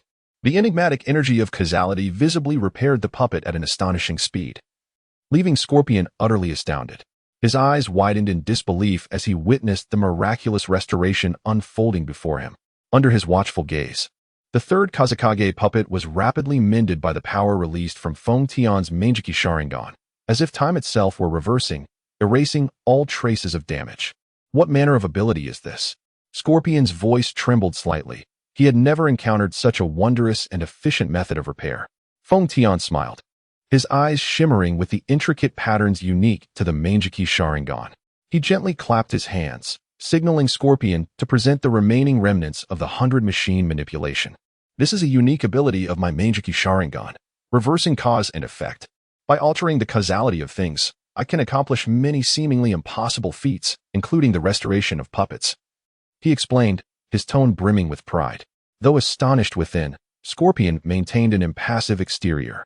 He retrieved the remnants of the 100 machine manipulation one by one, placing them on the ground, awaiting Feng Tian's next move. Feng Tian activated his Manjiki Sharingan once more, and the strange force of causality surged again, enveloping the remnants of the 100 machine manipulation. With the subtle sounds of mechanical operations and flickering lights, the once shattered puppet components began to reassemble, gradually regaining their original form. This is truly incredible. A complex emotion flickered in Scorpion's eyes. He had once believed that his skills in puppet mastery were unparalleled. Yet he now had to concede that this Uchiha boy before him wielded a power beyond his comprehension. Well, Scorpion, your puppets have been fully restored. We can now proceed with our next plan, Feng Tian stated, retracting his Manjiki Sharingan, his voice infused with confidence.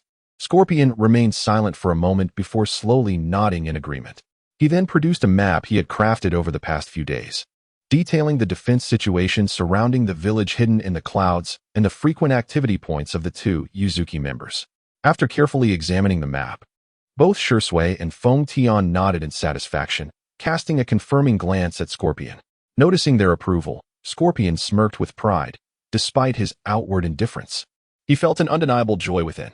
Feng Tian scrutinized the map, his finger resting thoughtfully against his chin, lost in deep contemplation. Time seemed to freeze in that moment until he slowly raised his hand, his gaze resolutely directed towards several key locations on the map, beginning to outline a bold and meticulously crafted action plan.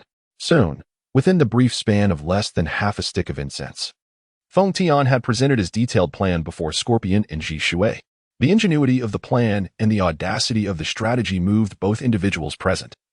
Yet what followed was a profound sense of apprehension. Shui was the first to shatter the silence, his voice tinged with an unmistakable concern. Feng Tian, this plan is overly perilous. The strength of Yunin village is far beyond that of Sandine village. Their combat prowess is truly beyond our imagination. A slight misstep could lead us three to an irretrievable abyss. Scorpion also expressed his rare apprehensions, his words calm and direct. Shui speaks the truth. The risks of this plan are disproportionately high compared to the potential gains. While success would yield substantial benefits, the consequences of failure are equally unbearable. In the face of their worries, Feng Tian merely shook his head gently. Ever since the second-tailed beast was absorbed into the Outer Path's demonic statue, the power of causality within him had significantly enhanced, allowing him to perceive more profound and distant information. He distinctly sensed that several familiar and powerful auras were gradually approaching. I have no choice. This is the fastest way for us to gather the tailed beasts at present. If we do not hasten our pace, they may be upon us. They? What are they? Both Shi Shui and Scorpion inquired in unison upon hearing Feng Tian's words. At that moment, they were utterly perplexed. Yet judging by Feng Tian's expression, the strength of them must be formidable. Even the typically inscrutable Feng Tian furrowed his brow when discussing this matter. They are a group of terrifying pursuers. On numerous occasions, just when I thought the world was coming to an end, they have always appeared in time to disrupt my plans.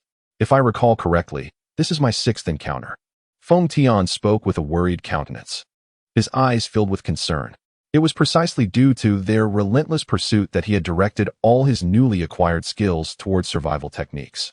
Whether it was the previous Flying Thunder God or this time Divine Might Vanishing, it was all to adapt to the uncertain future. After Feng Tian's words fell, Ji Shui and Scorpion appeared even more bewildered. Though they understood each word Feng Tian uttered, when pieced together, it left them in a haze.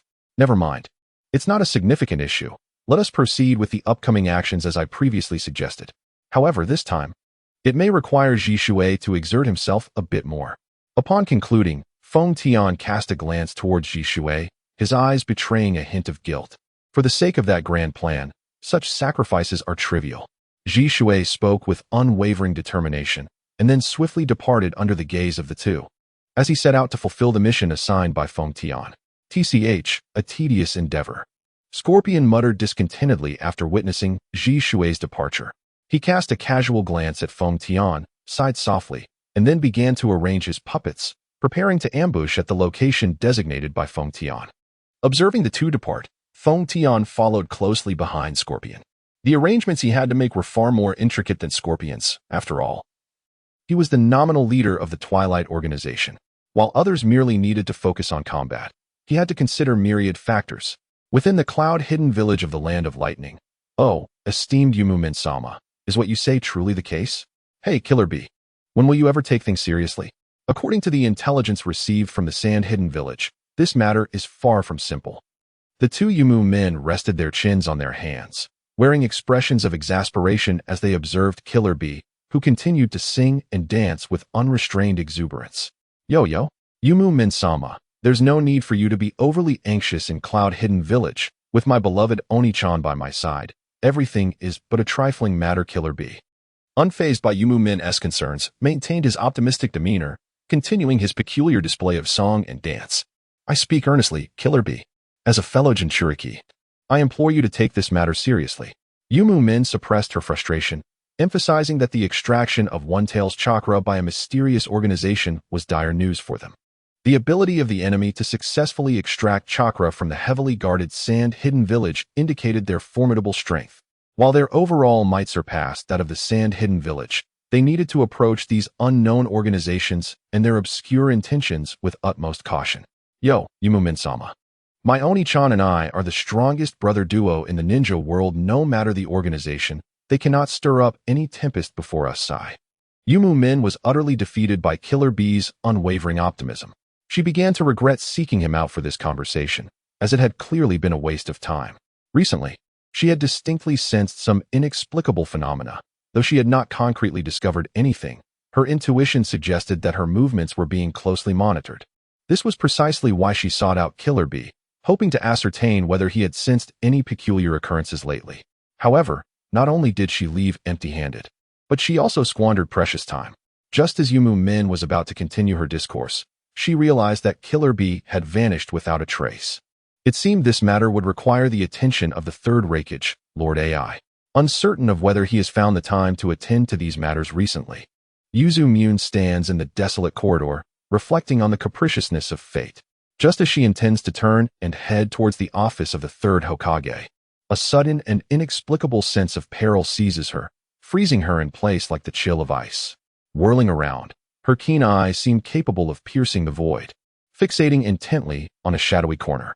Yet, it is not words that respond to her, but rather several kunai glimmering with a deadly sheen, akin to meteors streaking through the night, shattering the silence with their lethal approach. A flicker of surprise crosses Yuzu-mun's gaze, swiftly replaced by a calm demeanor.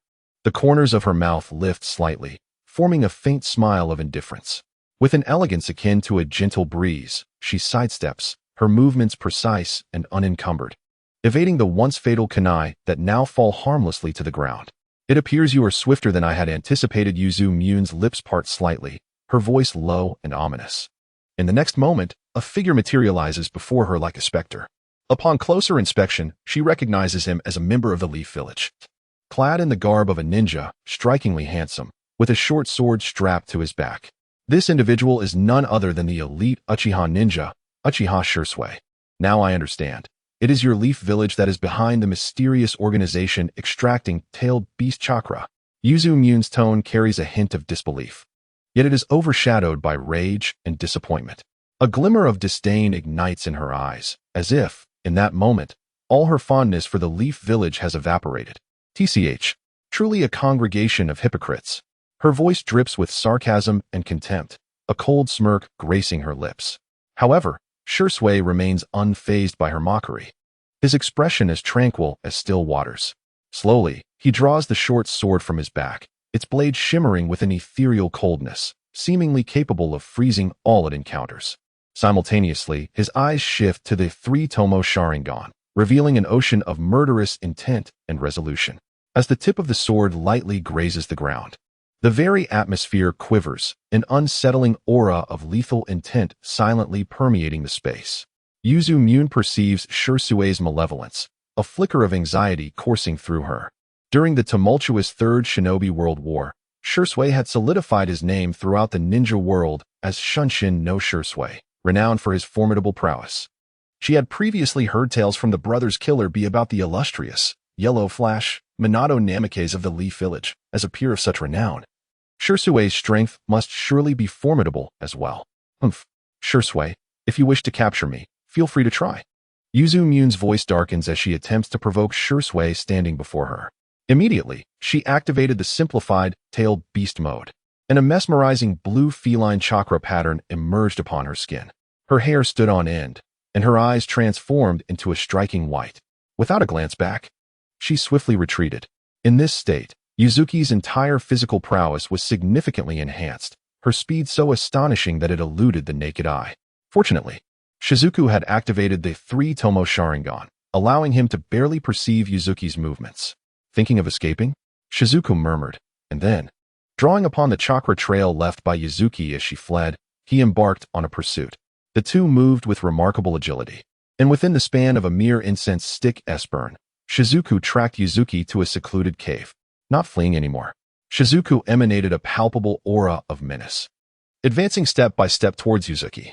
However, she merely smirked coldly, swiftly detonating the explosive tags she had previously placed at the cave's entrance. Boom. With a series of explosive sounds, countless fragments of rock sealed the entrance just as Shizuka had entered, blocking the soul escape route. Escape? I believe you're mistaken. To be precise, it is I who have lured you here. Yuzuki scoffed, and then chose to reveal her true power. As the chakra of the two tails surged through her, she instantly entered tailed beast transformation mode. Before Shizuku stood a colossal feline demon enveloped in blue flames. The complete form of the two tails, Waikai. Before Shizuku could react, a massive blue fireball coalesced in the creature's mouth and swiftly hurtled towards him. Realizing the threat, Shizuku dodged, and despite the fireball's incredible speed, it could not catch his figure. Yet, just as he believed he had evaded it, the blue fireball inexplicably scattered, forming smaller fireballs that possessed tracking capabilities and relentlessly pursued Shizuku. Upon witnessing this, Shizuku's expression shifted dramatically. The blue fireballs seemed to have locked onto him, making evasion impossible. Consequently, he decided to reveal his own power, and in the blink of an eye, his eyes transitioned to the kaleidoscope Sharingan. In an instant, the legendary defensive technique, Susanoo, was summoned, and a vast green half-figure of Susanoo emerged, shielding him from the onslaught of blue fireballs. Armed with a spiral lance, Shizuku engaged in a fierce confrontation with the two tails, Waikai. In the half-formed state of Susanoo, Shizuku wielded his rapidly spinning weapon to inflict severe damage upon Waikai, each strike accompanied by thunderous roars and dazzling sparks. The two tails, not to be outdone, opened its immense jaws and unleashed a torrent of searing blue flames. attempting to engulf Susanoo. However, Susanoo stood firm, akin to an impregnable fortress, steadfastly resisting the fiery assault. In the face of Susanoo's ferocious attacks, the Two Tails displayed its formidable strength. With its inherent agility and swiftness, it continually evaded the assaults of Susanoo, seeking an opportunity to retaliate. In a moment of confrontation, the Two Tails seized a fleeting vulnerability in Susanoo's defense and launched a counterattack in an instant. It struck fiercely with its claws towards Susanoo's colossal form, attempting to rend this gigantic entity apart. However, Susanoo appeared to possess an immortal essence, even when struck by the claws of the Two Tails. It merely bore a few shallow scratches. "Yield. You shall never triumph over me," Jisue uttered softly, attempting to persuade Yuzuki to abandon his resistance. Yet, in response, he was met with a thunderous roar that reverberated throughout the mountain, shaking it to its core. Observing this, Jisue could only sigh, fully aware that he could not endure much longer against Susanoo, and thus resolved to conclude the battle swiftly. "Susanoo 99. He bellowed, as a fissure opened in Susanoo's chest, unleashing a myriad of green spikes that raced toward the Two Tails with astonishing speed. Caught off guard by the rapid assault, the Two Tails was instantly pierced by countless spikes. Its massive form was struck and sent reeling backward, crashing heavily against the rocks behind, stirring up a cloud of dust. "Is it over?" Jisue mused upon witnessing the success of his attack, quickly dispelling Susanoo. At this moment, he found himself slightly disoriented. The prolonged use of Susanoo had taken a considerable toll on him. However, as the dust settled, the enormous silhouette of the Two Tails astonishingly re-emerged before Jisue. At this juncture, half of its body lay in ruins, as if on the verge of collapse, its breath faint to the point of being nearly imperceptible. Yet, astonishingly, under the glow of the blue flames encircling it, those shattered limbs began to stir as if imbued with life, initiating a painstaking process of self-repair. Time seemed to freeze in that instant. Within the brief span of 2 breaths, the Two Tails' colossal form had regained 7 or 8 parts of its former strength, resembling a beast reborn from the abyss, emanating a heart-stopping aura. "How can this be?" Jisue exclaimed in disbelief, his voice quivering with shock. However, the crisis was far from averted. It had only intensified. The massive maw of the Two Tails began to coalesce a fiery sphere, radiating heat so intense it seemed poised to ignite the surrounding air. In the next moment, it hurtled toward Jisue like a meteor crashing to earth. A chill ran through Jisue as he prepared to evade, only to witness a figure darting forth like a specter, resolutely positioning itself before him. In that instant, time appeared to stand still, the very air thickening with tension. Susanoo, accompanied by a deafening roar, a pair of hands, dark as the night, surged forth, grasping the fireball with divine strength, holding it firmly. Shortly thereafter, an indescribable force erupted, and in an instant, the fireball extinguished, dissolving into nothingness. "You were careless, Jisue. Now, allow me to take over." "I apologize, Fontian. This time it was indeed my oversight."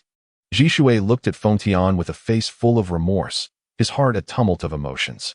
However, Fontian refrained from saying much, merely giving Jisue a glance that signaled him to step aside. Upon noticing this, Jisue nodded slightly and retreated, observing the battle between the two. Roar.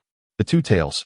Yuri showed no signs of tension at Fontian's sudden appearance. Instead, a smirk formed at the corner of its mouth, brimming with disdain for Fontian. "Come. Let me witness the prowess of you so-called perfect Jinchuriki," Fontian spoke in a calm tone, then immediately unleashed Flying Thunder God and Reverse Causality. Through the interplay of these abilities, his figure instantaneously materialized directly above the Two Tails, Yuri. The speed of these events unfolded so rapidly that Yuri was left utterly unresponsive. Following this, the pitch-black skeletal figure of Susanoo manifested, a massive hand imbued with overwhelming pressure crashing down upon Yuri below. Bang! As anticipated, Fontian's strike landed squarely on Yuri, the terrifying impact forcing the enormous Two Tails deep into the ground. Did it succeed? Jisue murmured to himself, a hint of joy illuminating his face, clearly filled with confidence in Fontian's assault. Yet, Fontian did not share this elation. Instead, his eyes were fixed intently on the newly formed crater, his Manjiki Sharingan slowly rotating as he cautiously prepared for the impending events. Moments passed, and while Yuri had yet to emerge from the pit, streams of blue flames erupted from the opening. Within this fire, a shadow resembling a rat was discernible, emanating a terrifying heat as it homed in on Feng Tian. Fire rat jewel? This is troublesome. Feng Tian grimly observed the several fire rat jewels racing towards him, continuously employing Flying Thunder God to evade them. However, no matter where he fled within the already cramped cavern, he could not escape the relentless pursuit of the fire rat jewels, as if they were inexorably locked onto him. Feng Tian, this attack cannot be evaded. You must withstand it with Susanoo. Zhishui shouted a warning from the sidelines, yet Feng Tian did not heed his advice. Given the current circumstances, the cost-effectiveness of utilizing reverse causality far outweighed that of Susanoo. With a deep sigh, he muttered, how troublesome. Reluctantly, Feng Tian activated reverse causality once more, altering the target of the fire rat jewels. Soon, the pursuing jewels ceased their chase after Feng Tian and redirected towards the crater. Boom. With a resounding crash, the two-tails, Yuri, leaped from the pit, its eyes now blazing with fury as it glared menacingly at Feng Tian and Zhishui. It had never anticipated that the homing fire rat jewels it unleashed would turn back upon itself, resulting in a significant setback. It was utilizing the blue flames, imbued with restorative powers, to continuously mend its form, while simultaneously opening its great maw to gather immense energy from the surroundings, which coalesced into a dark, spherical mass within its mouth. In the mere span of a breath, the aura emanating from that black energy sphere became extraordinarily terrifying. It resembled a black hole, voraciously consuming the surrounding energy, transforming it into a force that seemed capable of annihilating everything in existence. Upon witnessing this spectacle, Feng Tian's pupils constricted sharply. A cold sweat cascading down his back, his face contorted in disbelief as he uttered words laced with fear. This is the tailed beast bomb. Has it lost its mind? Using the tailed beast bomb in this cursed place. Upon hearing this, Zhishui instantly grasped the gravity of the situation. Judging by the energy radiating from that tailed beast bomb, once detonated, everything in the vicinity would be instantaneously rendered void. Not even it would be spared. Feng Tian's gaze was fixed intently on the horrifying tailed beast bomb, utterly astonished that the Yumu gate before him had become so reckless. It was preparing to sacrifice itself to obliterate the two of them entirely. He cast a deep glance at Zhishui, halting the latter's impulse to employ Susanoo to withstand the tailed beast bomb. Based on Feng Tian's assessment, activating the tailed beast bomb in such a confined space, given their incomplete Susanoo, made survival utterly impossible. Only with a complete Susanoo might there be a glimmer of hope. There was no choice left. He could only proceed with this course of action. Forgive me, Zhishui. Feng Tian gazed at Zhishui once more, his eyes brimming with resolute determination. However, Zhishui, being exceptionally astute, comprehended Feng Tian's intent in an instant. No.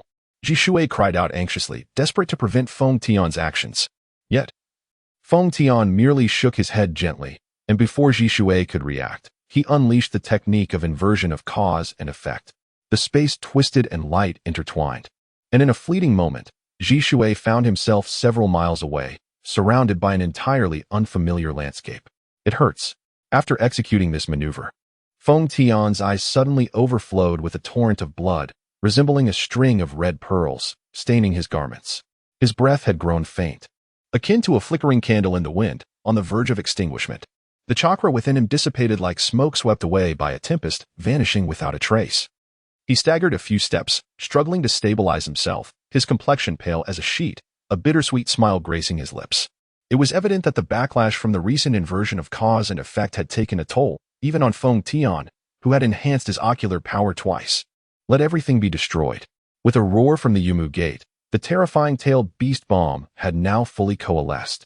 Without further hesitation, that orb, radiating an aura of cataclysmic destruction, surged toward Feng Tian. Confronted with the tailed beast bomb looming so close, Feng Tian felt a shudder run through him as he sensed the impending doom emanating from it, causing his lips to twitch involuntarily. At this moment, he found himself utterly incapable of employing the technique of inversion of cause and effect to alter the causal chain. And even the escape technique known as Flying Thunder God had lost its efficacy in the face of this cataclysmic force. It was as if he were ensnared by the web of fate, unable to break free. With no other recourse, he had no choice but to endure the onslaught. This was a grave predicament. In the next instant, the terrifying tailed beast bomb erupted violently, its resplendent light instantaneously engulfing the surroundings. as if the very heavens and earth were being torn asunder by this overwhelming power. At that moment, time seemed to freeze. The air was thick with the stench of blood and despair, while his figure gradually faded into nothingness amidst the relentless destruction. Boom! The explosion wrought by the tailed beast bomb obliterated everything within a kilometer radius, and even Shizue, situated several miles away, felt a chill of trepidation upon sensing the shockwave produced by the blast. The horrifying explosion left little hope for his survival. Shizue, wearing a worried expression, spoke up, and after a brief adjustment of his chakra, he wasted no time in darting toward the epicenter of the explosion. He must hold on, Feng Tian. You cannot afford to be harmed. Was it over? At the center of the explosion, Yuzuki stood shakily and murmured. The blast had severely weakened her, and wisps of blue flame danced around her, mending her body on the verge of collapse. Her gaze drifted into the distance. Upon realizing that the space before her was devoid of life and confirming that Feng Tian and the others had vanished into nothingness, she managed a faint, cold smirk. Humph. Some ignorant little pests, daring to lay their hands on my affairs. This is your fate. However, with this matter concluded, I should promptly report to Lord Third Rakage. As this transgression occurred near the hidden cloud village, it seems I may have overstepped my bounds. After uttering these words, Yuzuki promptly sat down to restore her chakra. As for her injuries, she deemed them inconsequential, with the healing properties of the blue flames derived from the Two Tails chakra. Recovery was merely a matter of time. Suddenly, her eyes widened in disbelief as she stared intently in a certain direction, beads of sweat forming on her forehead. Before her, the fabric of space began to ripple, and in the next moment, as the space distorted, Feng Tian's figure appeared before Yuzuki, completely unscathed. How is this possible? How did you manage it? Upon seeing Feng Tian, Yuzuki rose abruptly, her body trembling as she stepped back several paces. Yet, Feng Tian made no reply. He merely surveyed his surroundings. Upon realizing that everything around him had been rendered void by the tailed beast bomb, he couldn't help but softly exclaim, Obito's abilities are indeed impressive, thankfully. My choice was not in vain. Feng Tian reflected on the tense encounter that had just transpired, once again marveling at the peculiarities of Kamuyui's phasing. Indeed, just as the tailed beast bomb was about to strike Feng Tian, he suddenly recalled his trump card, the Kamui.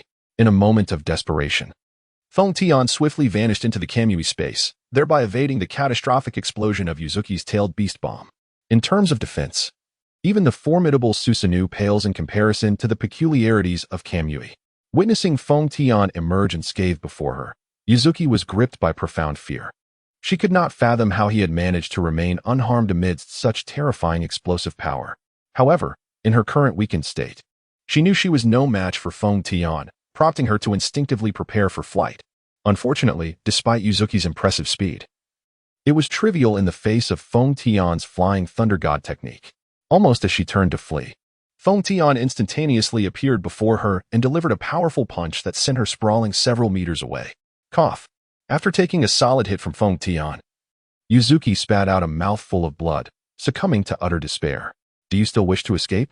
Feng Tian advanced toward her step by step, their roles irrevocably reversed. In that moment, he resembled a cat toying with a frail mouse, while Yuzuki exhausted every ounce of her strength, yet found herself unable to escape his clutches. Humph. Do not underestimate me. Unable to endure Feng Tian's haughty demeanor, Yuzuki, fueled by anger, summoned her final reserves of power to forcibly undergo tailed beast transformation, prepared to fight Feng Tian to the death. However, Feng Tian had already discerned her intentions. He swiftly activated his Manjiki Sharingan and employed the reverse causality technique, instantly depleting her chakra. Even the blue flames that had been engulfing Yuzuki were extinguished, succumbing to eternal silence under the influence of reverse causality. Do you possess any further means? It would be wise to relinquish your struggle. Such suffering can be mitigated, Feng Tian remarked with a cold smile, extending his hand toward Yuzuki, intent on forcibly extracting her Two Tails chakra. At that moment, an unexpected turn of events unfolded. A flurry of blades suddenly surged toward Feng Tian from an unknown origin. TCH, reinforcements? Feng Tian grimaced in displeasure, swiftly evading the onslaught of blades with another use of Flying Thunder God. Oh, Yuzuki-chan, have you encountered some difficulties? Fortunately, I have arrived in time. These little ones are no match for me at this critical juncture. Killer Bee appeared before them, rapping in an offbeat manner as he approached Yuzuki with a peculiar gait. The earlier explosion caused by Yuzuki's tailed beast bomb had been so pronounced that Killer Bee recognized the familiar chakra and sensed Yuzuki might be in peril, prompting his timely arrival. Killer Bee, when will you ever behave properly? Yum, with a face full of complaints, cast a disapproving glance at the oddly behaving Killer Bee. Even in her dire circumstances, she wished for someone more composed to save her. After all, she prided herself on her aloofness, yet every time Killer Bee appeared, he shattered the carefully crafted image she had maintained. The Eight Tails Jinchuriki is here as well? Excellent. This aligns perfectly with my previous expectations. Fintian's gaze was fixed on the suddenly appearing Killer Bee, and instead of feeling any surprise, a glimmer of madness flashed across his face. The prospect of collecting two-tailed beasts at once thrilled him immensely. Oh, so this is the enemy that Yum referred to nevertheless. It matters not regardless of the adversary in the presence of my Lord Killer Bee, they shall be swiftly defeated. Only then did Killer Bee notice Fengtian not far away.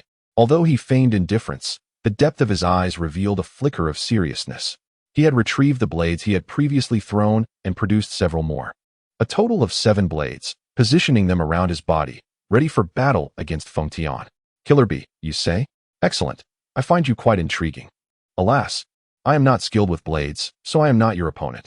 Oh, do you perhaps have accomplices, boy? Upon hearing Fengtian's words, Killer Bee couldn't help but inquire.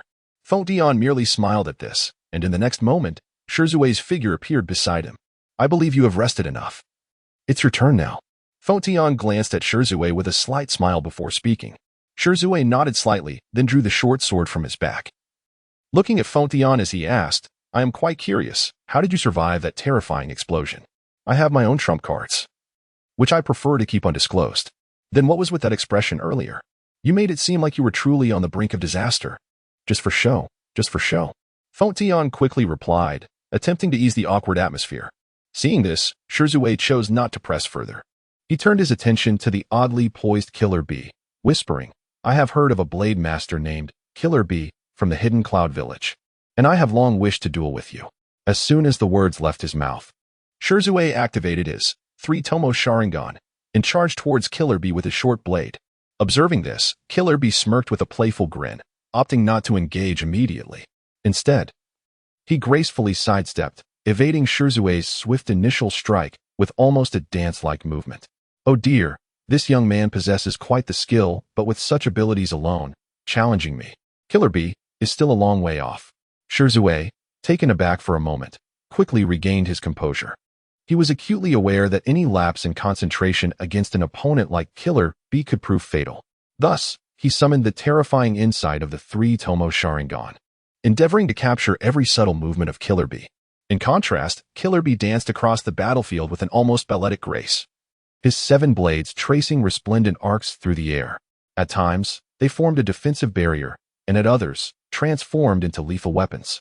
Each slash and thrust was a harmonious blend of power and technique, as if each blade possessed its own will.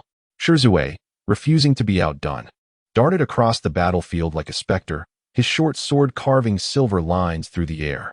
Utilizing the perceptive prowess of the Sharingan, he accurately anticipated Killer Bee's attack trajectory, executing astonishingly swift dodges and counterattacks. Each clash with Killer Bee's blades resonated with a deafening metallic clang, sparks flying in every direction.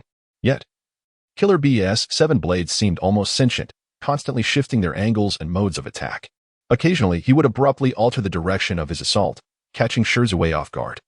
At other times, he would seamlessly coordinate his blades to create intricate combinations of strikes, leaving Shizue struggling to defend himself.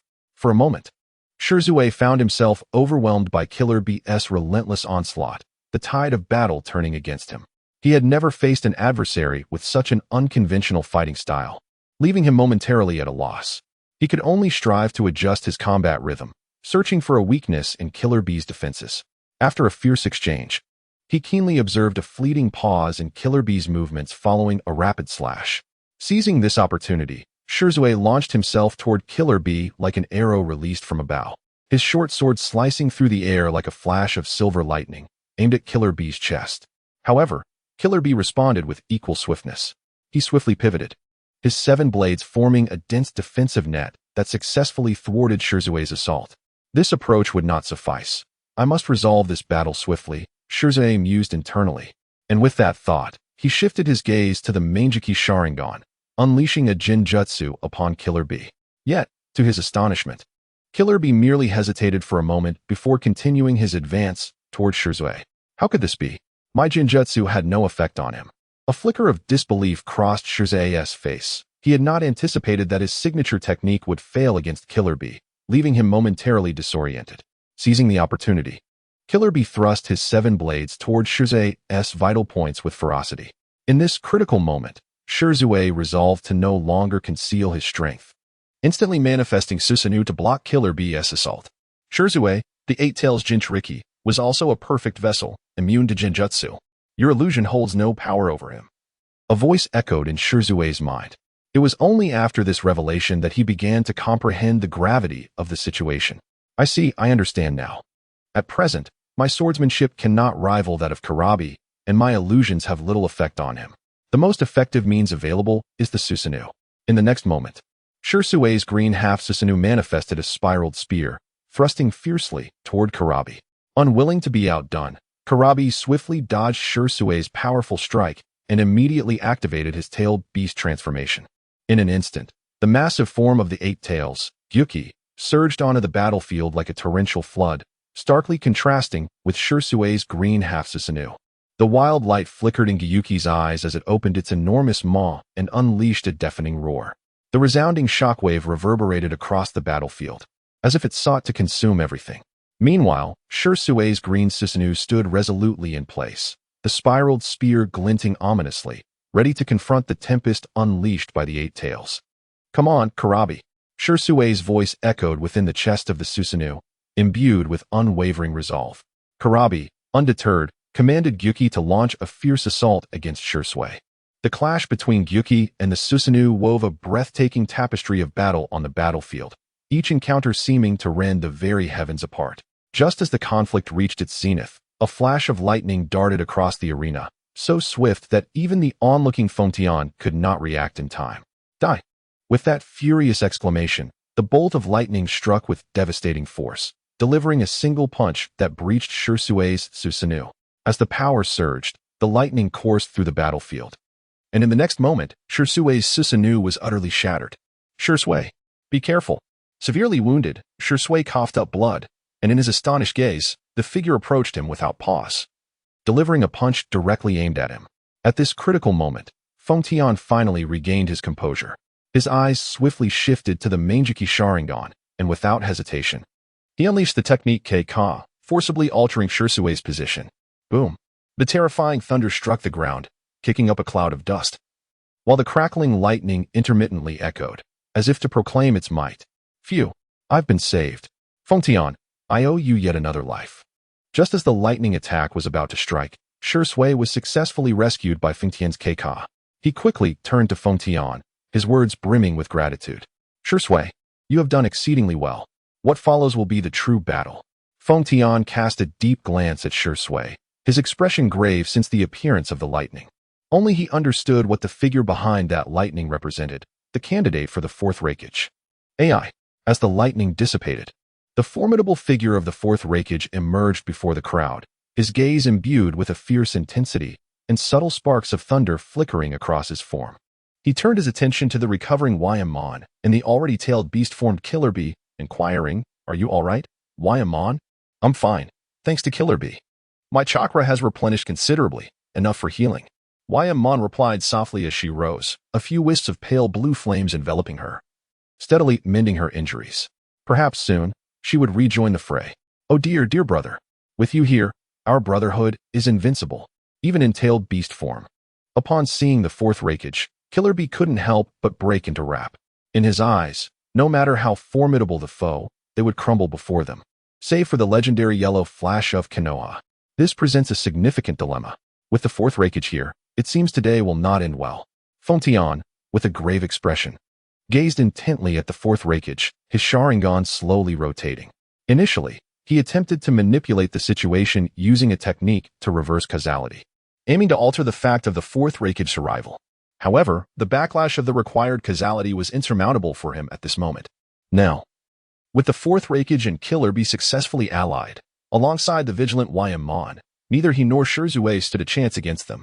Moreover, They were near the land of lightning, where the legendary Third Reikage, known for his unparalleled prowess, could arrive at any moment. Shursue, the mission has failed. We must retreat. Retreat. Before Feng Tian could finish his sentence, the Fourth Reikage's form transformed in the radiant brilliance of his lightning armor, as if possessed by the Thunder God. In an instant, he became a streak of blinding lightning, accompanied by a thunderous roar, launching a devastating hand strike imbued with boundless electrical power toward Feng Tian. The hand strike shimmered with lightning, resembling the most dazzling bolt of lightning in the sky, intent on obliterating anything in its path. Feng Tian turned at the sound. A chilling frost settling upon his expression, his eyes narrowing. The space around him seemed to freeze at that moment, with only the indomitable hand strike hurtling toward him, exuding a murderous intent that could change the very color of the heavens. However, just as the hand strike was about to make contact with Feng Tian's body, an unforeseen twist occurred. The Fourth Reikage's pupils constricted sharply, for he realized that his hand strike had pierced through Feng Tian as if he were a mere illusion, passing through without making any contact. A wave of indescribable astonishment and confusion washed over him, just as the Fourth Reikage was engulfed in bewilderment. Attempting to comprehend this extraordinary spectacle, Feng Tian's eyes deepened into unfathomable abysses, as if they were gateways to an unknown realm. From his left eye emerged an invisible vortex, swirling with tremendous velocity as if it could devour all that exists, drawing inexorably closer to the Fourth Hokage, intent on consuming him whole. Shinra Tensei. Feng Tian uttered these two words with a casual tone, a knowing smile gracing his lips. Though his voice was soft, it resonated like thunder in the ears of the Fourth Hokage, setting alarm bells ringing in his mind. Yet, the Fourth Hokage was no ordinary foe. His reaction time approached the limits of human capability. Just as the unseen vortex threatened to engulf him, his form transformed into a flash of lightning, vanishing into thin air, leaving only a faint trace of thunderous energy that gradually dissipated in the atmosphere. At that moment, everything around seemed to freeze, save for the lingering aura of electricity in the still whirling vortex, bearing witness to the breathtaking clash that had just unfolded. "Are you all right, Oni-chan?" "I'm fine." Upon witnessing his elder brother, the Fourth Hokage, narrowly evade disaster, the previously jovial Kurabi now wore an expression of utmost seriousness. He began to communicate with the Eight Tails, seeking to analyze the opponent's abilities. Regrettably, the Eight Tails confessed to having never encountered such a peculiar power. Indeed, it was entirely unprecedented. However, based on the recent events, it surmised that Feng Tian's abilities were likely linked to space-time techniques. Just after Feng Tian had utilized Shinra Tensei to evade the Fourth Hokage's strike, the Eight Tails had keenly detected a ripple in the fabric of space. When Feng Tian activated Shinra Tensei, preparing to draw the Fourth Hokage into the void, the familiar spatial fluctuations were once again perceived by the Eight Tails, leading it to form a rough hypothesis about Feng Tian's capabilities. This lad's abilities seem to be associated with space-time techniques. He can instantaneously conceal his body within the void to evade attacks, and can also draw enemies into his own space. My conjecture is that while he is offensive, his body cannot utilize space-time to evade.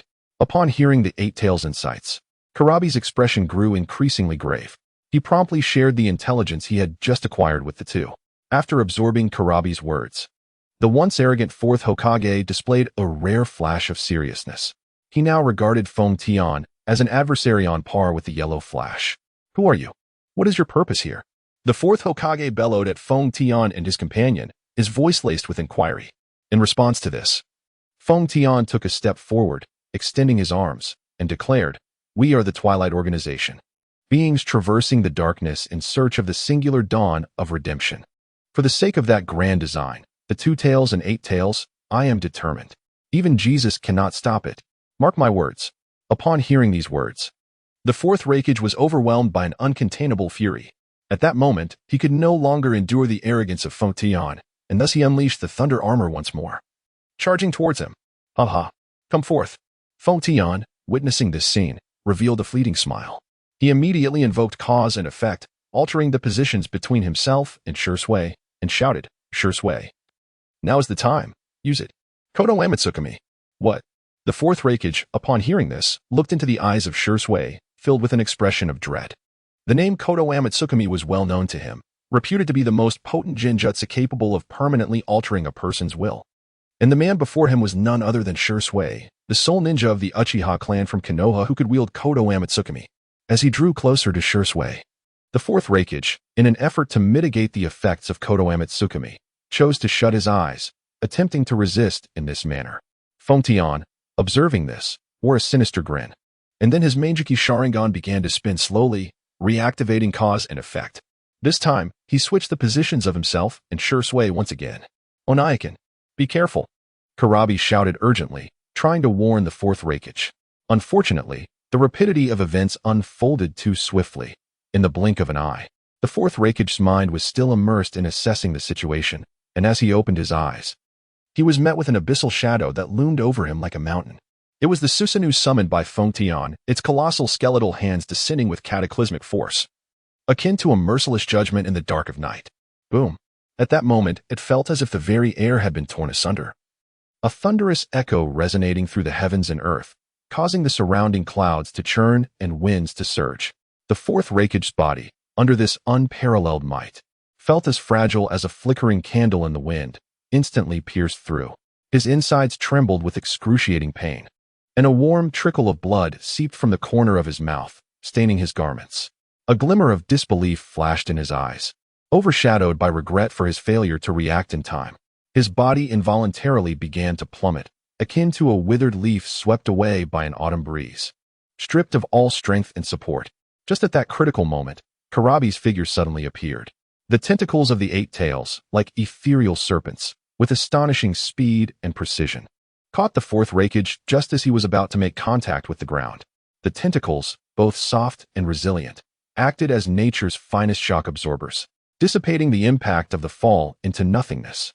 Although the fourth Reikage's complexion remained pale, he was at least spared from further injury. Cough, cough. The fourth Reikage struggled to cough, his eyes reflecting both pain and unwillingness. Shall we continue, fourth Reikage, Karabi, and the Yuzu clan? Fengtian said, arms crossed, his demeanor nonchalant. In his gaze, there was an unmistakable contempt and disdain for the three individuals. Had it not been for his concern for Shursui's safety, you would have traversed freely, wielding the flying thunder god and God's spirit manifestation at will. There existed another method, to draw Shursui into the God's spirit space, thereby ensuring a safe retreat. However, Fengtian harbored his own reservations. It was prudent to keep his God's spirit space concealed for the time being. As for why he had attempted to draw the fourth Reikage into the God's spirit space, he felt no remorse, for once inside, the individual was as good as dead. And the dead do not speak. Fengtian had underestimated the situation. Did they truly believe they could escape unscathed? The fourth Reikage could no longer endure the derisive gaze directed at him by Fengtian. Thus, he activated lightning armor, once more, preparing to charge forth into battle. After a brief analysis, he had gleaned the essence of Fengtian's abilities. From what he observed, Fengtian seemed to wield high-tier, time-space ninjutsu, akin to Konoha's Yellow Flash. While his offensive capabilities appeared limited, the true threat lay in the nearby individual Kotoeme Tsukumi. This meant that if he could eliminate the one beside Fengtian, the latter would be rendered insignificant. The fourth Reikage's mind raced, swiftly formulating his battle strategy. He cast a cold smirk at Fengtian and, bolstered by the power of lightning armor, closed the distance between them. Fengtian, in turn, assumed a combat stance, his eyes emanating a subtle yet formidable pressure, as if he could see through all. Just as the distance between the fourth Reikage and Fengtian narrowed to mere paces, he noted the slow rotation of Fengtian's eyes. The familiar spatial fluctuations emerged, and a smile crept upon his lips as he murmured to himself, "Success." In that fleeting moment, the fourth Reikage abruptly pivoted, charging towards Shursui, who stood frozen in shock at the sudden turn of events. He hastily activated his Manjiki Sharingan, attempting to use Kotoeme Tsukumi to reverse the situation. Yet, all of this was anticipated by the fourth Reikage. Just as Shursui switched to his Manjiki Sharingan and prepared to act, the lightning coiling around the fourth Reikage's arms surged violently, radiating light as if transforming into a razor-sharp blade of thunder aimed skyward. Thunder's wrath, level 1000 cherry blossom. The fourth Reikage roared, his voice imbued with unwavering resolve and authority. The blade of thunder elongated instantaneously, morphing into a silver flash that cleaved through the air, aiming straight for Shursui's vital points. The patterns within Shursui's eyes whirled rapidly, yet it was all too late. That unmatched hand blade, akin to the first light of dawn, pierced through Shursui's form with an irresistible force. In Shirsue's eyes, astonishment and resentment intertwined. He could scarcely fathom that he would meet his end upon this battlefield in such a manner. His body gradually collapsed, akin to a withering flower, devoid of all vitality and color. The air around seemed to solidify, enveloping everything in an eerie stillness, with only the heavy breaths of the fourth-generation AI resonating starkly in the silence. Observing this scene, a triumphant smile emerged on his face as he turned to glance at Feng Tian, his eyes brimming with mockery. At last, one is taken care of. Yet this ease breeds a sense of unease within me. A surge of inexplicable anxiety welled up in the heart of fourth-generation AI as he quickly rummaged through various possibilities in his mind, seeking the source of his disquiet. Suddenly, his gaze fell once more upon the lifeless body of Zhishui, and a chill gripped his heart as if struck at its core. He hastened a few steps forward, crouching down to scrutinize the seemingly lifeless form. Blood? He murmured, his eyes scanning Zhishui's body back and forth, only to be astonished to find that not a single trace of blood, which should have oozed forth from the wound inflicted by the rake's blade, had manifested. It's blood. How could this brat not spill a drop after my strike? The frown on fourth-generation AI's brow deepened, and the tide of unease surged within him. This is bad. I have fallen into a trap. Realization struck him with a jolt, and his complexion turned ashen.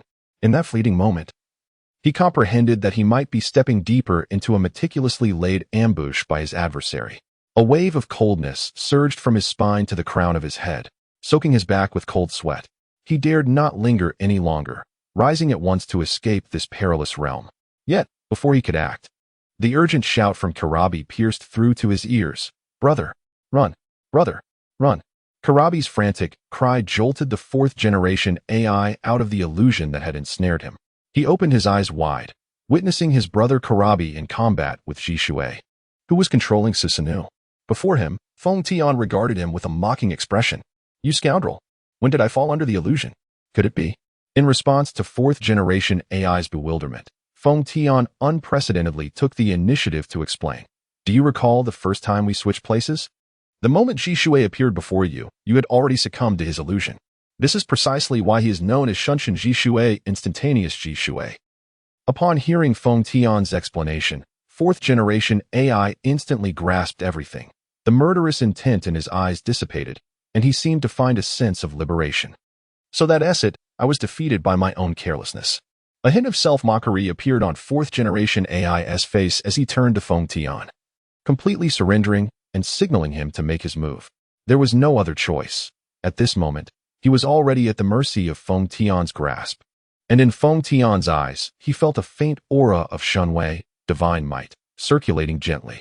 Clearly, Feng Tian had long been capable of drawing fourth-generation AI into the Shunwei space, but refrained from doing so to maintain a semblance of dignity. How unfortunate.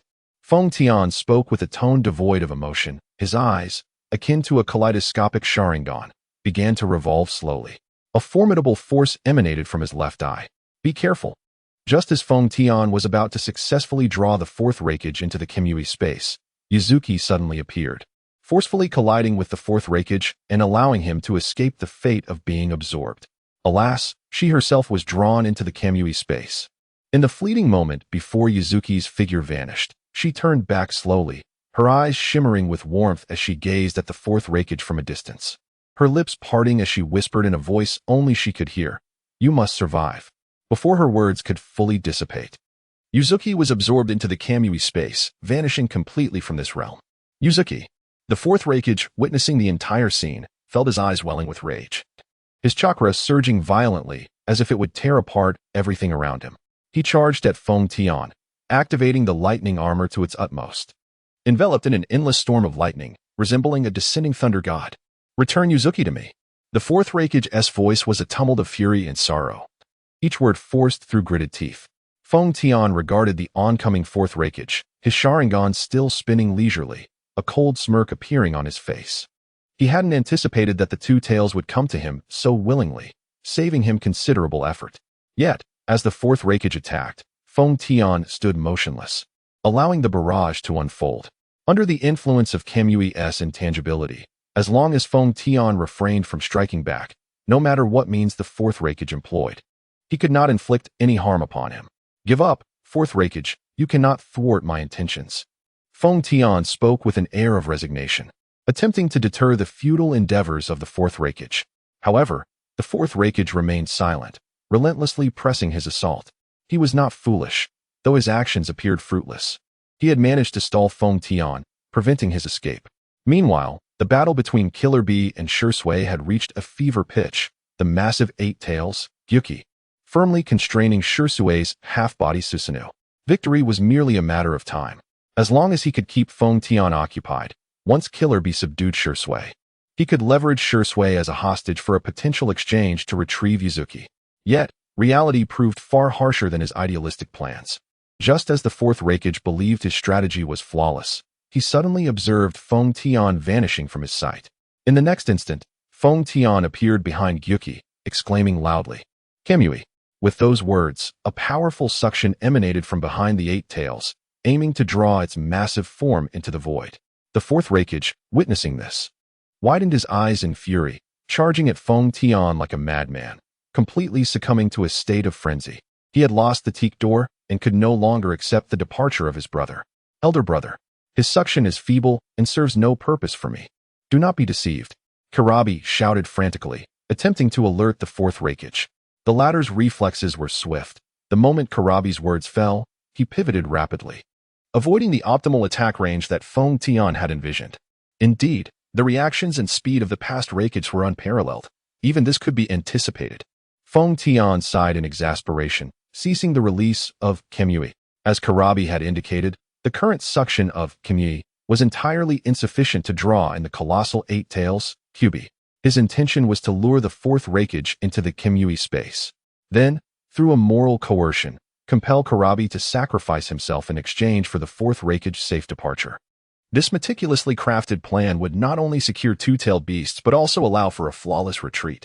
Unfortunately, the plan did not unfold as perfectly as envisioned, leaving Feng Tian somewhat speechless.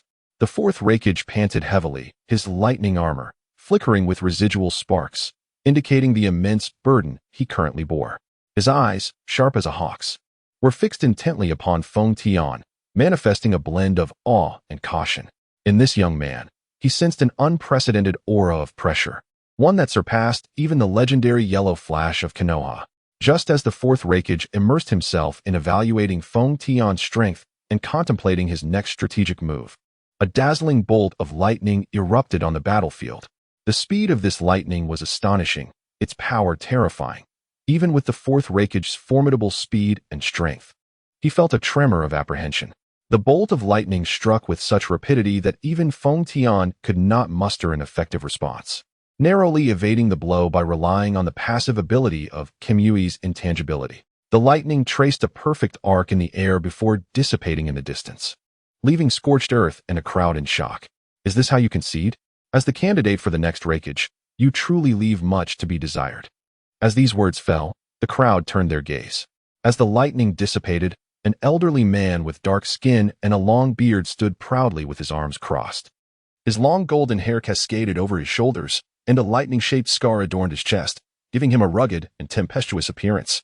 This man was none other than the father of the fourth Reikage, the third Reikage of Kumogakure, renowned as the ultimate warrior. Both the strongest spear and the strongest shield, the third Reikage himself. "Father, how is it that you are here?" The fourth Reikage could not help but inquire upon recognizing the visitor. To him, as the third Reikage of Kumogakure, his father was rarely seen, appearing only for matters of great significance. Given that the battle had only just commenced, it bewildered him that his father would arrive at such a moment. "I received intelligence regarding the troubles of the two tails and eight tails today, and it appears the information is indeed accurate." The third Reikage cast a fleeting glance at the fourth Reikage and continued, "I must express my disappointment with just these two youngsters. It seems the three of you cannot even contend with one another. It appears I have been too lenient with you." Upon hearing these words, the expressions of Killer Bee and the fourth Reikage turned painfully awkward, unable to muster any justification for their predicament under such a blunt reprimand. Feng Tian, observing the recently appeared third Reikage from a distance, felt a weight of seriousness in his gaze. The third Reikage possessed immense strength, with both attack and defense at the pinnacle of the current shinobi world. Without a doubt, even if Feng Tian were to launch an attack indiscriminately, He would find it utterly impossible to breach the formidable defenses of the third Raikage, bolstered by his powerful physique and the enhancement of the lightning armor. The third Raikage has arrived, so the situation on Scorpion's side must also be becoming hectic. Feng Tian murmured. Fully aware that the entire operation remained within the bounds of his meticulous planning, including the arrival of the third Raikage. In the next moment, Shizue appeared beside Feng Tian, standing shoulder to shoulder with him. How are you holding up? Do you need to rest? Feng Tian inquired with a look of concern, his words laced with genuine care. I am fine. It's just that my eyes seem unable to endure the intensity of the battle any longer. Shizue replied softly, revealing a hint of helplessness. Then, could you do me a favor? Feng Tian asked. What do you need? Shizue responded. There is a troublesome little cat that is hindering my ability to fight freely. I need you to hold it off for 5 minutes, regardless of the method. Feng Tian stated earnestly. After 5 minutes, everything here will come to an end. Upon hearing Feng Tian's serious request, Shizue nodded gravely, understanding that the success of the entire plan hinged on whether he could endure those excruciating 5 minutes. For the sake of their mission's success, he had no other option. Everything depends on you, Feng Tian said with a heavy heart. And then he once again employed the technique of reverse cause and effect to restore Shizue to his prime condition. With a resigned sigh, a ripple in space ensued, and Feng Tian's figure vanished from the battlefield, directly entering the divine might space. At this moment, there was little more he could do. The rest lay in the hands of fate. Just then, the third Raikage, fourth AI, and the eight tails Jiwai Qi, in his transformed state, simultaneously turned their gazes toward Shizue, who stood not far away. They harbored no confusion over Feng Tian's departure. According to Jiwai Qi's deductions, Feng Tian had merely entered an enigmatic space, one with temporal limitations. Although they were uncertain of his reasons for retreating, it mattered little. As long as they could subdue Shizue, time would surely bring Feng Tian back. Shizue looked at the three formidable figures before him, a flicker of trepidation igniting within him. It was unavoidable. These three were the mightiest of the Hidden Cloud Village. Even as a renowned prodigy among ninjas, he was far from their match. Judging by the third Raikage's recent speed, even if he were to utilize the Kotoame Tsukumi now, the outcome would be singular. He would be interrupted before he could even commence his technique. Let's act. There is no need for mercy against the enemy. With the Raikage's words echoing in the air, except for Killer Bee, the other two transformed into bolts of lightning, swiftly charging toward Shizue. How swift!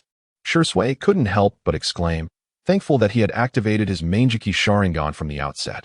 Otherwise, he would have been unable to perceive their trajectories. The third Raikage and fourth AI struck like twin bolts of lightning, attacking from Shizue's flanks. Shizue pivoted sharply, employing the body flicker technique to shift positions in a fleeting moment, narrowly evading their initial onslaught. However, the eight tails Jiwai Qi soon joined the fray, swinging his massive tail with a thunderous roar aimed at Shizue. A chill ran through Shizue. He realized he could not remain on the defensive indefinitely. He had to find an opportunity to counterattack, for the consequences of being ensnared by the trio would be dire. Boy, though your Sharingan is formidable, it is futile before absolute strength. The third Raikage's voice rumbled like thunder across the battlefield. Shizue remained silent, his eyes fixed intently on his adversaries, searching for a glimmer of hope. Suddenly, he perceived a slight flaw in the third Raikage's assault, a minuscule adjustment made in the midst of his high-speed movement to maintain balance. Seizing the moment, Shizue flickered once more, appearing in the Raikage's blind spot. He swiftly formed hand seals, preparing to unleash his signature technique. Fire style, Phoenix Fire Technique. Shizue uttered, as countless flames erupted from his palms, resembling the feathers of a phoenix, soaring towards the third Raikage. The Raikage snorted dismissively, sidestepping effortlessly to evade the flames. Yet, at that instant, Shizue materialized behind him, his short sword gleaming with a chilling light, thrusting towards his vital points. Humph! The third Raikage let out a cold snort, taken aback by the audacity of Shizue to launch a surprise attack at this moment. However, just then, the fourth Raikage suddenly appeared behind Shizue, seizing his shoulder and forcefully hurling him away. Shizue tumbled through the air several times before managing to stabilize himself. As your adversary, I commend your bravery. Yet I find your actions utterly foolish.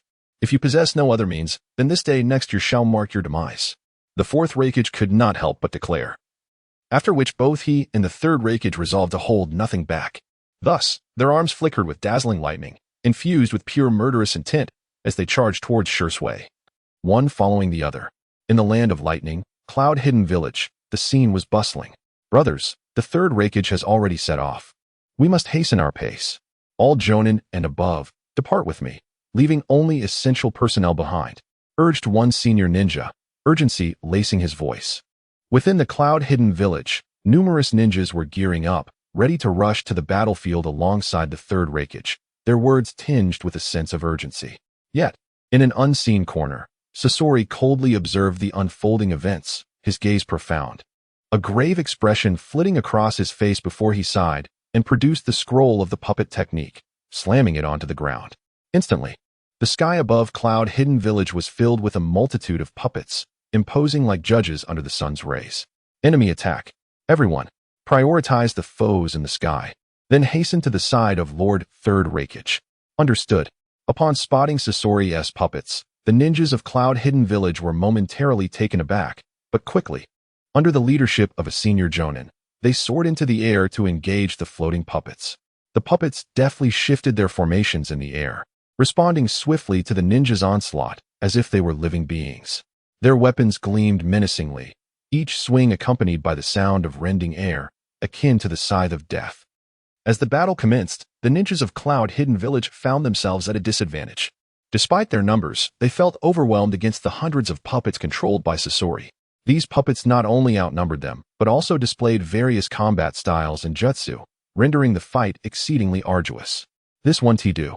We must locate the one controlling these puppets," shouted an experienced jonin, desperately trying to discern patterns in the puppets' attack modes, hoping to uncover Sasori's hiding place. Just then, Sasori's voice echoed coldly. "Do you think you can find me this way? You are woefully naive."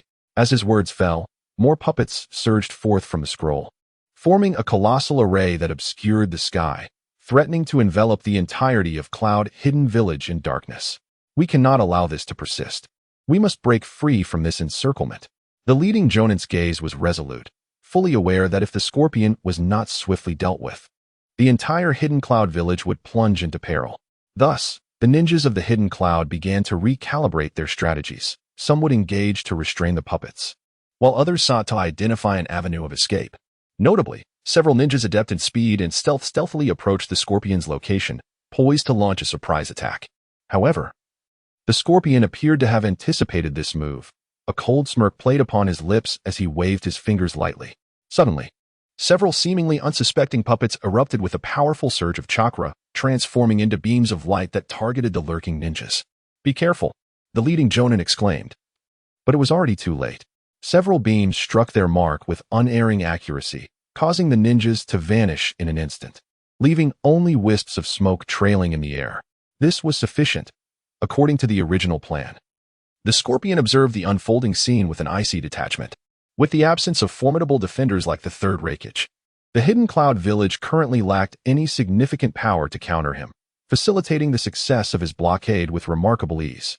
His gaze then shifted into the distance. A hint of gravity crossing his features, that location was where Shursui was engaged in a fateful battle. The outcome of this confrontation hinged crucially upon the next 5 minutes. "I hope you can endure. My task here is complete." Meanwhile, Shursui's battle was nothing short of brutal. Despite his continuous evasive maneuvers, they bore little fruit. After all, he was pitted against the legendary Third Raikage, his successor the Fourth Raikage, and the Eight Tails Jinchuriki, Killer Bee. In less than a minute, Shursui had sustained grave injuries, evidenced by 2 lightning-inflicted scars across his abdomen.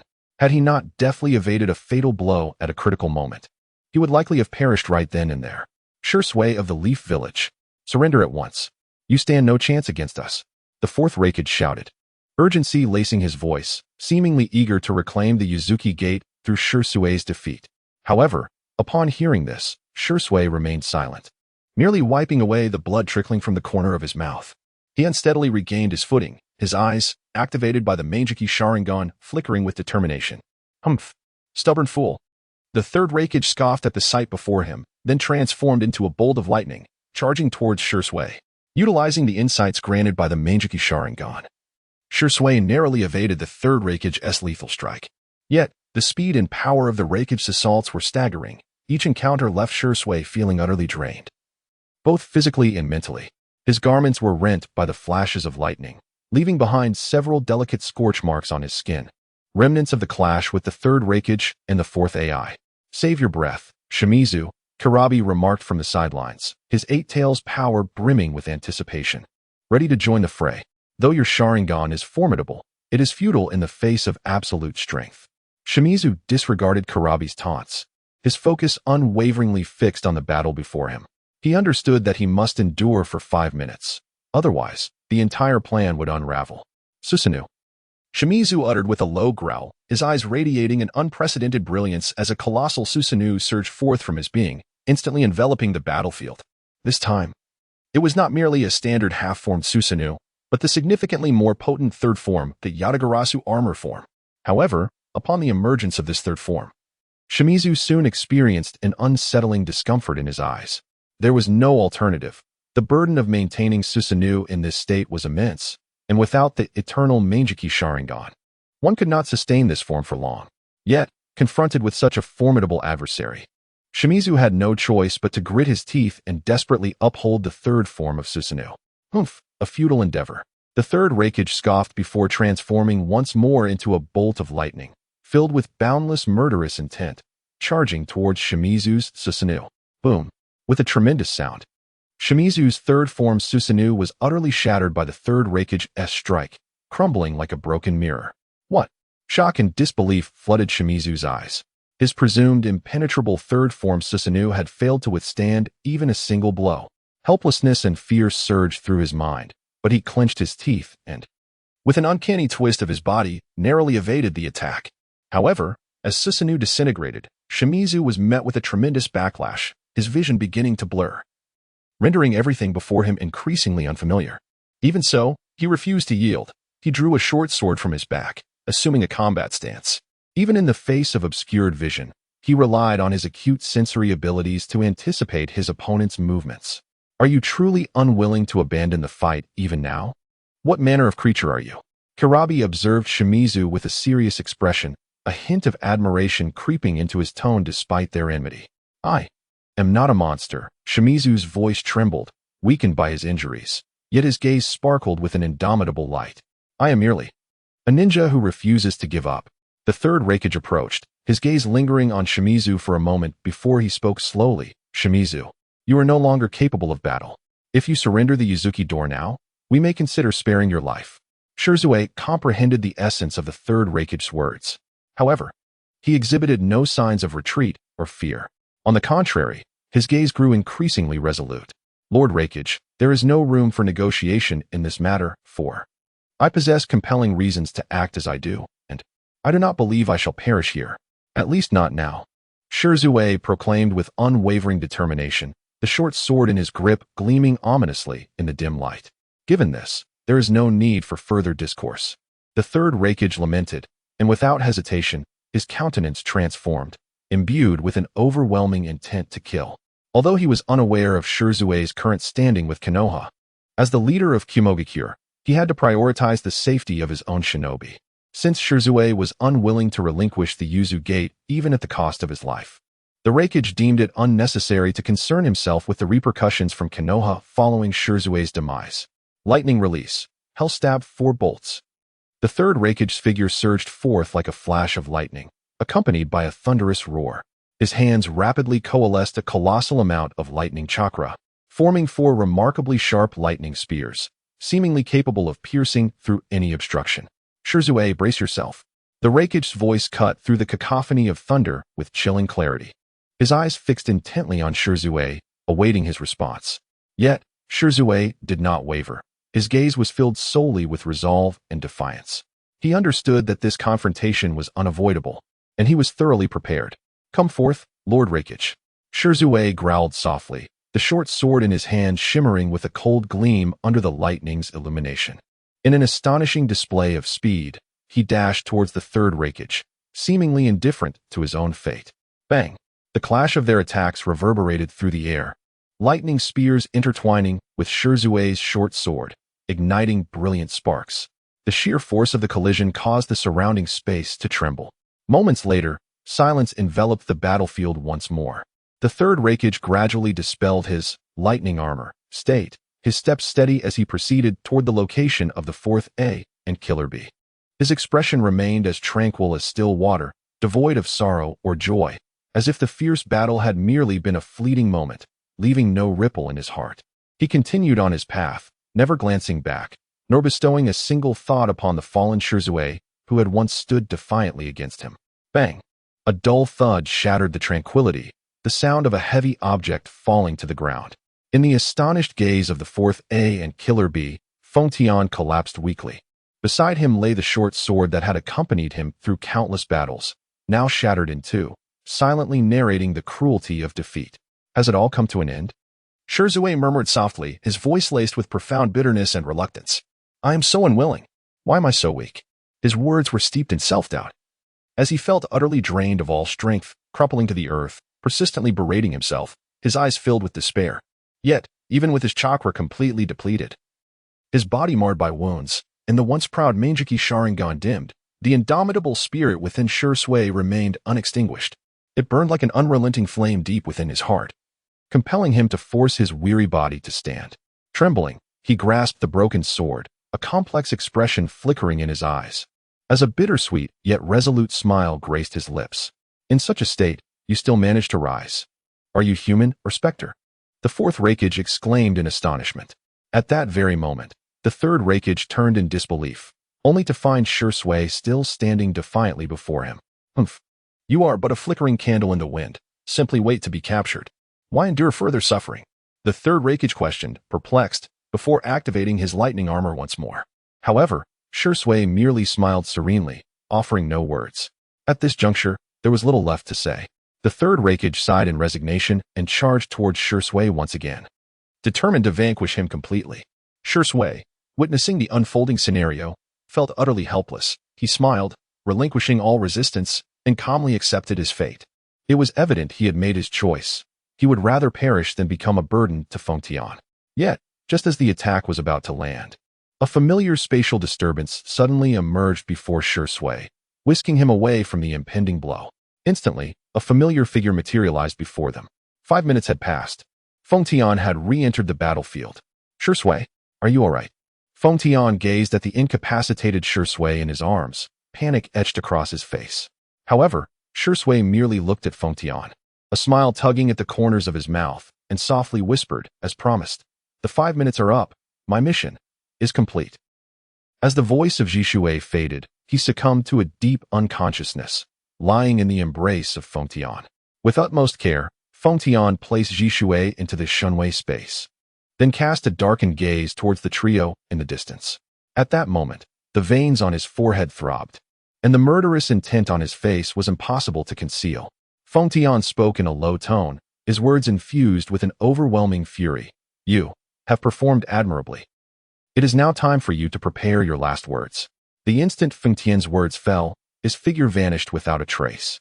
In the next moment, propelled by the flying thunder god, he materialized beside the Eight Tails Gyuki. Without a hint of hesitation, he unleashed a flurry of shuriken, each affixed with explosive tags. The sequence unfolded so swiftly that the trio had no time to react. Boom, boom. The explosions reverberated one after another, and even the Eight Tails Gyuki, with its formidable defenses, was significantly affected by the sudden onslaught. Coughing, the Eight Tails Gyuki choked on the smoke produced by the explosions, his vision becoming blurred. Seeing his brother under attack, the fourth Reikage instantly donned the lightning armor and charged toward Feng Tian. Humph. Observing this, Feng Tian let out a cold snort, a look of disdain crossing his features, before evading the fourth Reikage's assault with Flying Thunder God. Just as Feng Tian's figure touched down, another bolt of lightning appeared before him at an astonishing speed. It was the third Reikage. Die.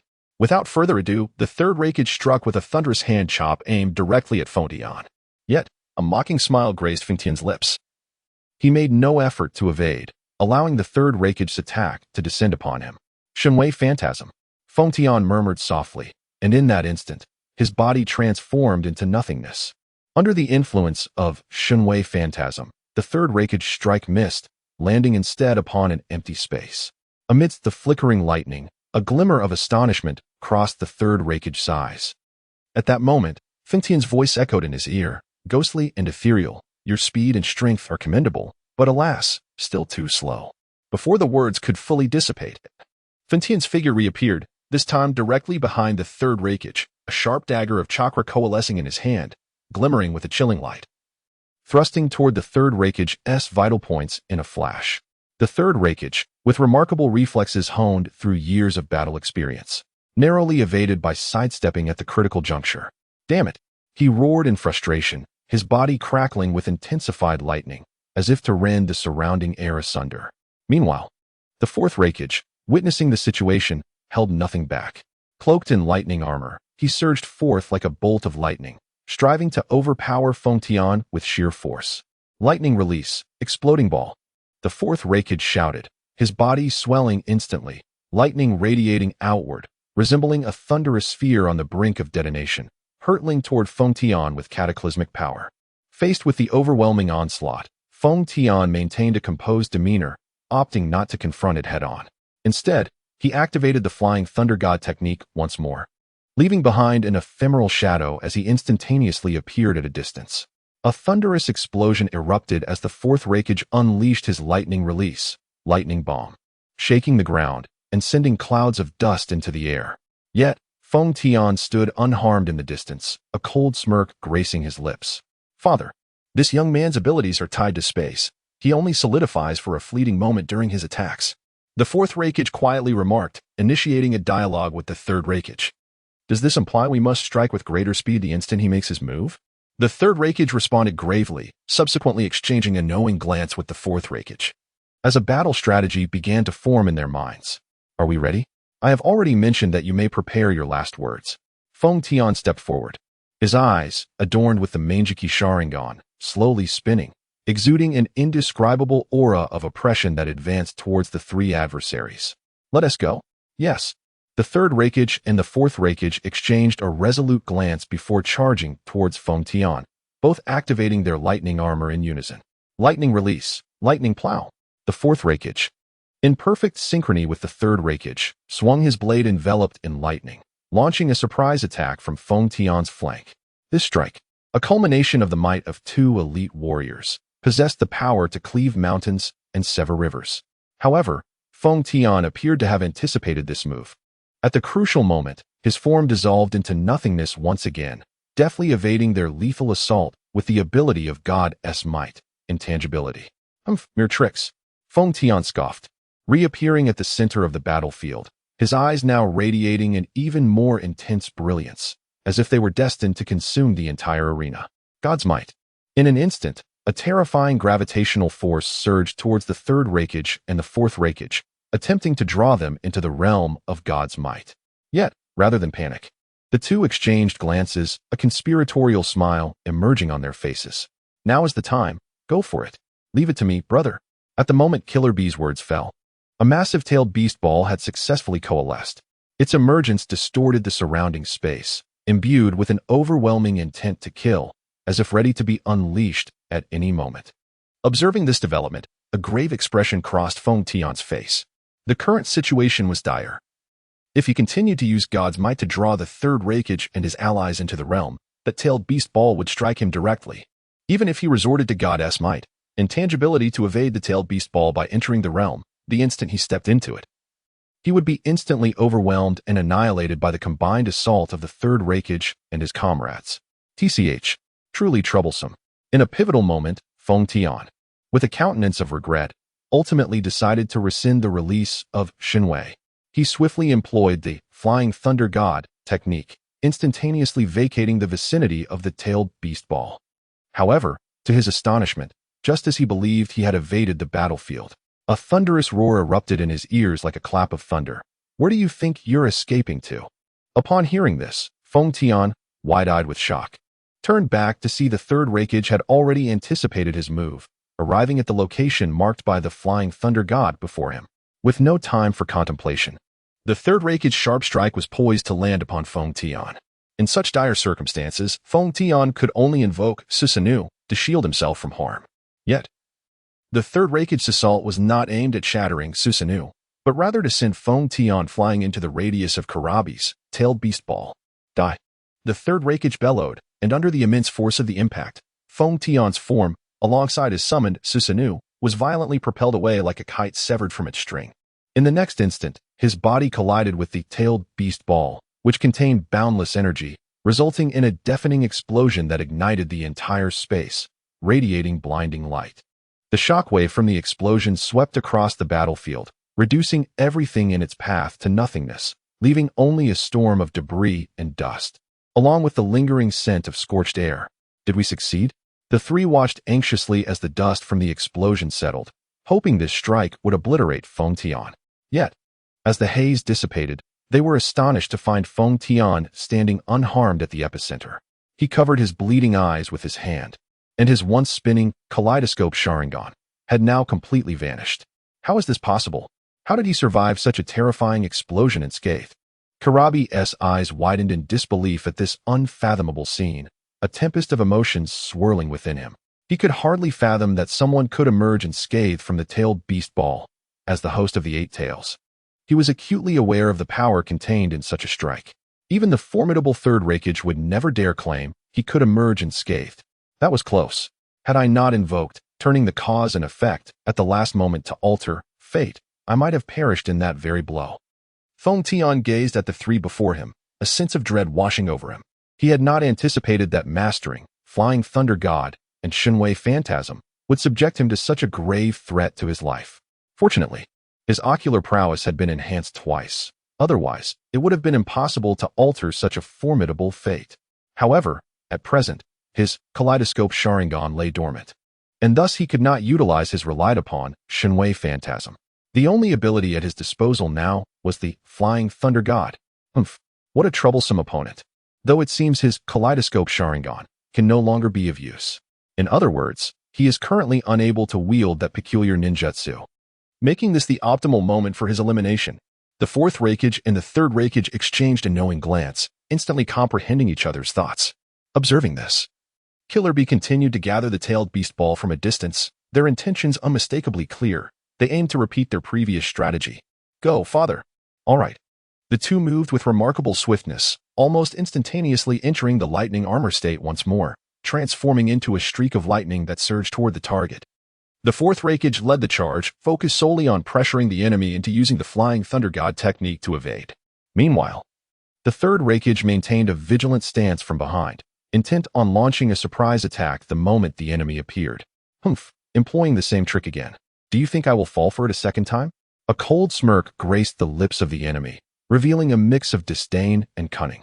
With a slight motion of his hand, a kunai shot forth like an arrow, slicing through the air toward the advancing fourth Raikage. Upon witnessing this, the fourth Raikage's face twisted into a scornful smile. To him, the kunai seemed to move as though ensnared by the very fabric of time, sluggish and cumbersome. He effortlessly sidestepped the lethal projectile, maintaining his relentless pursuit of the enemy. However, at the precise moment the kunai whisked past him, an indescribable sense of peril surged within him. The enemy's figure had inexplicably vanished, seemingly merging with the very air around him. The third Raikage scanned the surroundings with urgency, attempting to glean any clues regarding the enemy's translocation, but all that met his ears were the sounds of wind and thunder. Nothing else stirred. Just as confusion enveloped the onlookers, an astonishing revelation unfolded before their eyes. The enemy had cleverly utilized the discarded kunai as a medium for the Flying Thunder God technique, materializing in the void above the fourth Raikage. Second phase of the Flying Thunder God. The enemy's voice was as frigid as ice, devoid of emotion, as though proclaiming a fate long since sealed. The kunai in his hand appeared to be imbued with life, glimmering ominously, radiating a palpable aura of lethal intent. As it hurtled toward the fourth Raikage's vital points, the fourth Raikage reacted with remarkable speed. Yet the abruptness of the situation rendered him unable to mount an effective defense in time. The kunai's velocity was unfathomably swift, akin to a meteor streaking across the night sky, bearing the power to obliterate all. In that critical moment, a colossal octopus tentacle suddenly emerged from the void, resembling a divine intervention, interposing itself between the enemy and the fourth Raikage, timely deflecting the enemy's assured strike. TCH, what a nuisance. With his attack thwarted, the enemy decisively employed the Flying Thunder God technique to temporarily disengage from the battlefield. Upon his descent, he cast a dark glare at the distant Eight Tails, seething with the desire to charge forward and rend the opponent to shreds. From the very onset of the battle, the Eight Tails, known as the Bull Demon, remained stationed at the rear, providing crucial support to the third Reikage and the fourth AI. Had it not been for his incessant interference, I would undoubtedly have seized victory over the fourth AI during the numerous opportunities that arose. Alas, his presence on the battlefield resembled that of a stirring stick, continuously disrupting my meticulously laid plans, which filled me with an overwhelming fury. How brazen to employ such tactics, overwhelming the few with sheer numbers. I seethed, my voice laced with anger and resentment. My eyes narrowed slightly, and my teeth clenched tightly together, producing a grating sound. Very well. I abruptly lifted my head, a frenzied glint igniting within my gaze. If that is the case, I shall overturn the table. Let us cease this charade. Before my words had fully escaped my lips, I swiftly formed hand seals, my fingers dancing like butterflies in flight. Lowering my stance, I firmly anchored my feet to the ground, as if establishing a profound connection with the earth beneath me, and then struck the ground with great force. In an instant, a colossal plume of smoke erupted from the earth, surging forth like a volcanic eruption. Within that smoke, a massive silhouette began to emerge, exuding an overwhelming pressure, akin to a colossal beast clawing its way from the abyss, causing the very air around to become still. What is that? The third Reikage and the fourth AI simultaneously paled, their eyes widening as they fixated on the gargantuan figure shrouded in smoke. Its outline flickered in and out of visibility, yet the immense aura of power it radiated enveloped them in an unprecedented sense of dread. The Eight Tails sensed this formidable pressure as well, growling uneasily in an attempt to dispel the terrifying presence that gripped it. However, the figure within the smoke drew closer and clearer, resembling an ancient behemoth on the verge of awakening, poised to consume the very fabric of this realm. Has Photion encountered an insurmountable challenge? It is nothing of consequence. Now that I have manifested in this world, all shall come to an end. As the voice fell, the imposing figure of Uchiha Madara gradually approached Photion. At that moment, he was not the frail old man with white hair, but rather had regained his youthful form at the peak of his power. Upon seeing Uchiha Madara, the weight that had burdened Photion's heart finally lifted. Only he understood the immense effort it took to transfer the fully revitalized Uchiha Madara from Konohagakure to Kimogakure. Before departing from the Hidden Leaf Village, Photion had already begun his meticulous planning. Initially, he established an ultra-long-range flying thunder god teleportation array connected to his Kamui space. To ensure a seamless connection with the Kamui space, Photion employed the technique of reversing cause and effect, forcibly altering the causality to thoroughly link the two spaces. Next, he instructed Shursui to delay for 5 minutes while he entered the Kamui space, using Jinjutsu to incapacitate the Yuzu tree, and activated the previously set-up Flying Thunder God teleportation array, transporting Uchiha Madara along with the Outer Path Golem to his Kamui space. Subsequently, he utilized reversing cause and effect once more to restore Uchiha Madara to his peak condition. This restoration was distinct from previous attempts. Even when Photion's ocular power had diminished, Uchiha Madara maintained his peak state. Finally, he continued to use reversing cause and effect to transfer the revitalized Uchiha Madara outside, where he would lay in wait, ready to strike when the opportune moment arose.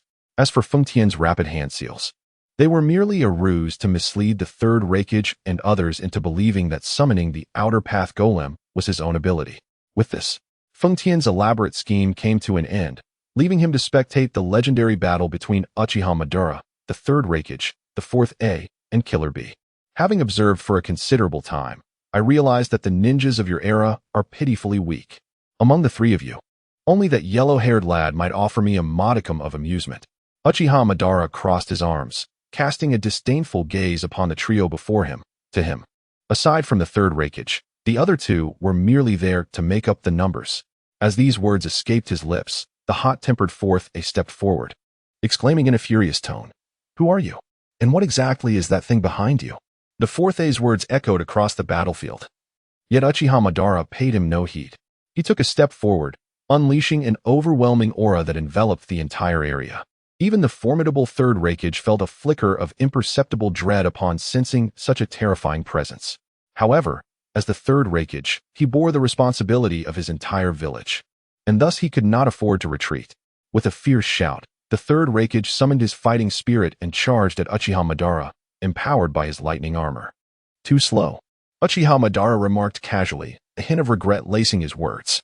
He stood there, arms crossed, disdainfully regarding the third Reikichi's attack without moving an inch.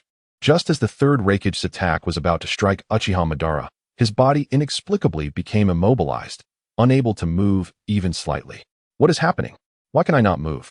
The third Reikichi spoke with a mixture of satisfaction and confusion, his eyes brimming with astonishment. At that moment, he wished to shift, but found his body seemingly restrained by an unseen force, rendering him motionless. The wheel of the grave's edge.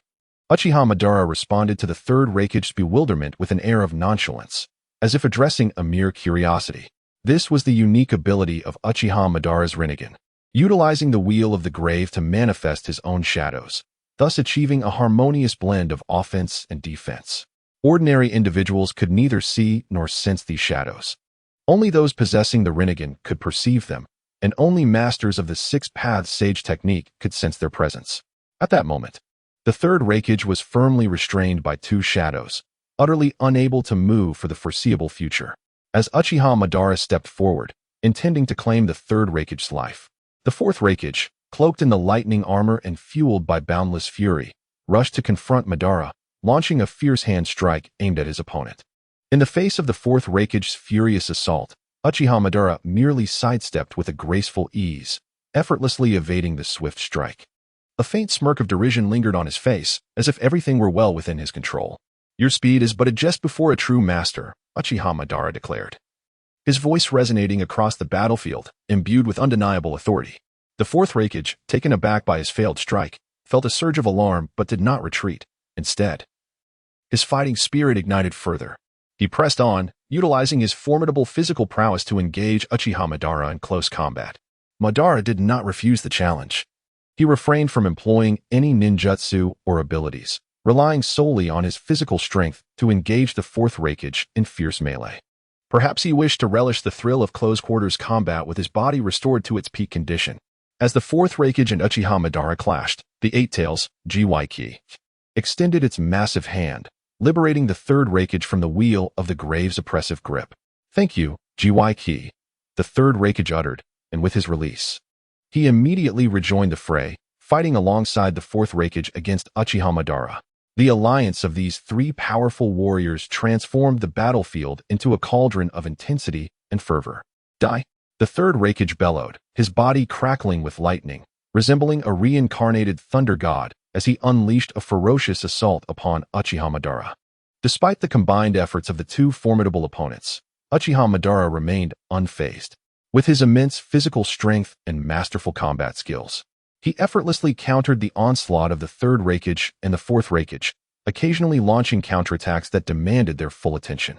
Meanwhile, the colossal Eight Tails was locked in a fierce struggle with the even larger Outer Path Golem, a clash that seemed to be evenly matched. "Humph. Do you truly believe this will suffice to vanquish me?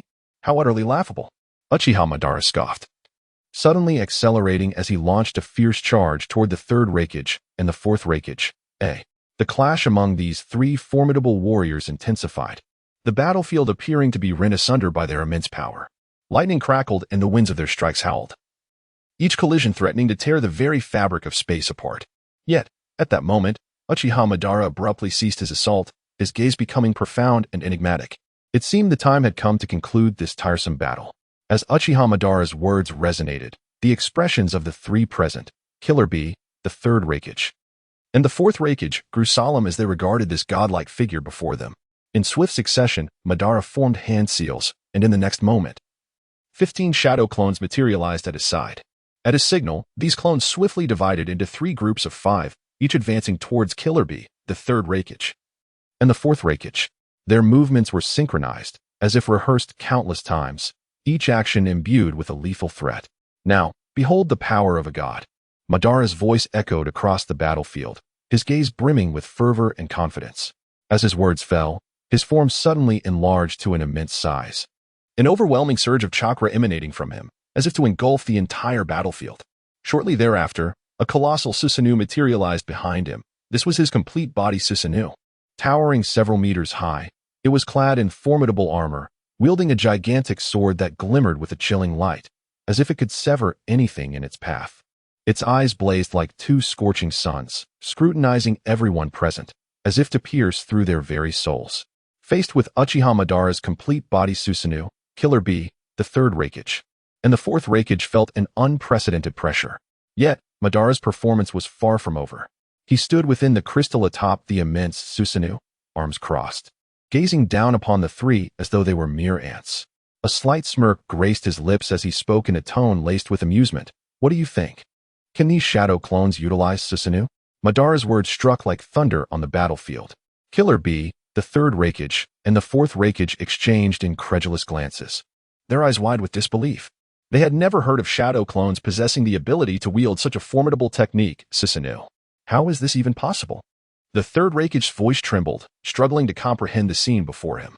Killer Bee and the fourth Reikage shared his incredulity, their gazes fixated on Madara and his clones, desperately searching for any sign of a flaw or deception, but alas, they found nothing. Madara's smile grew ever more radiant, relishing the sensation of manipulating his adversaries with ease.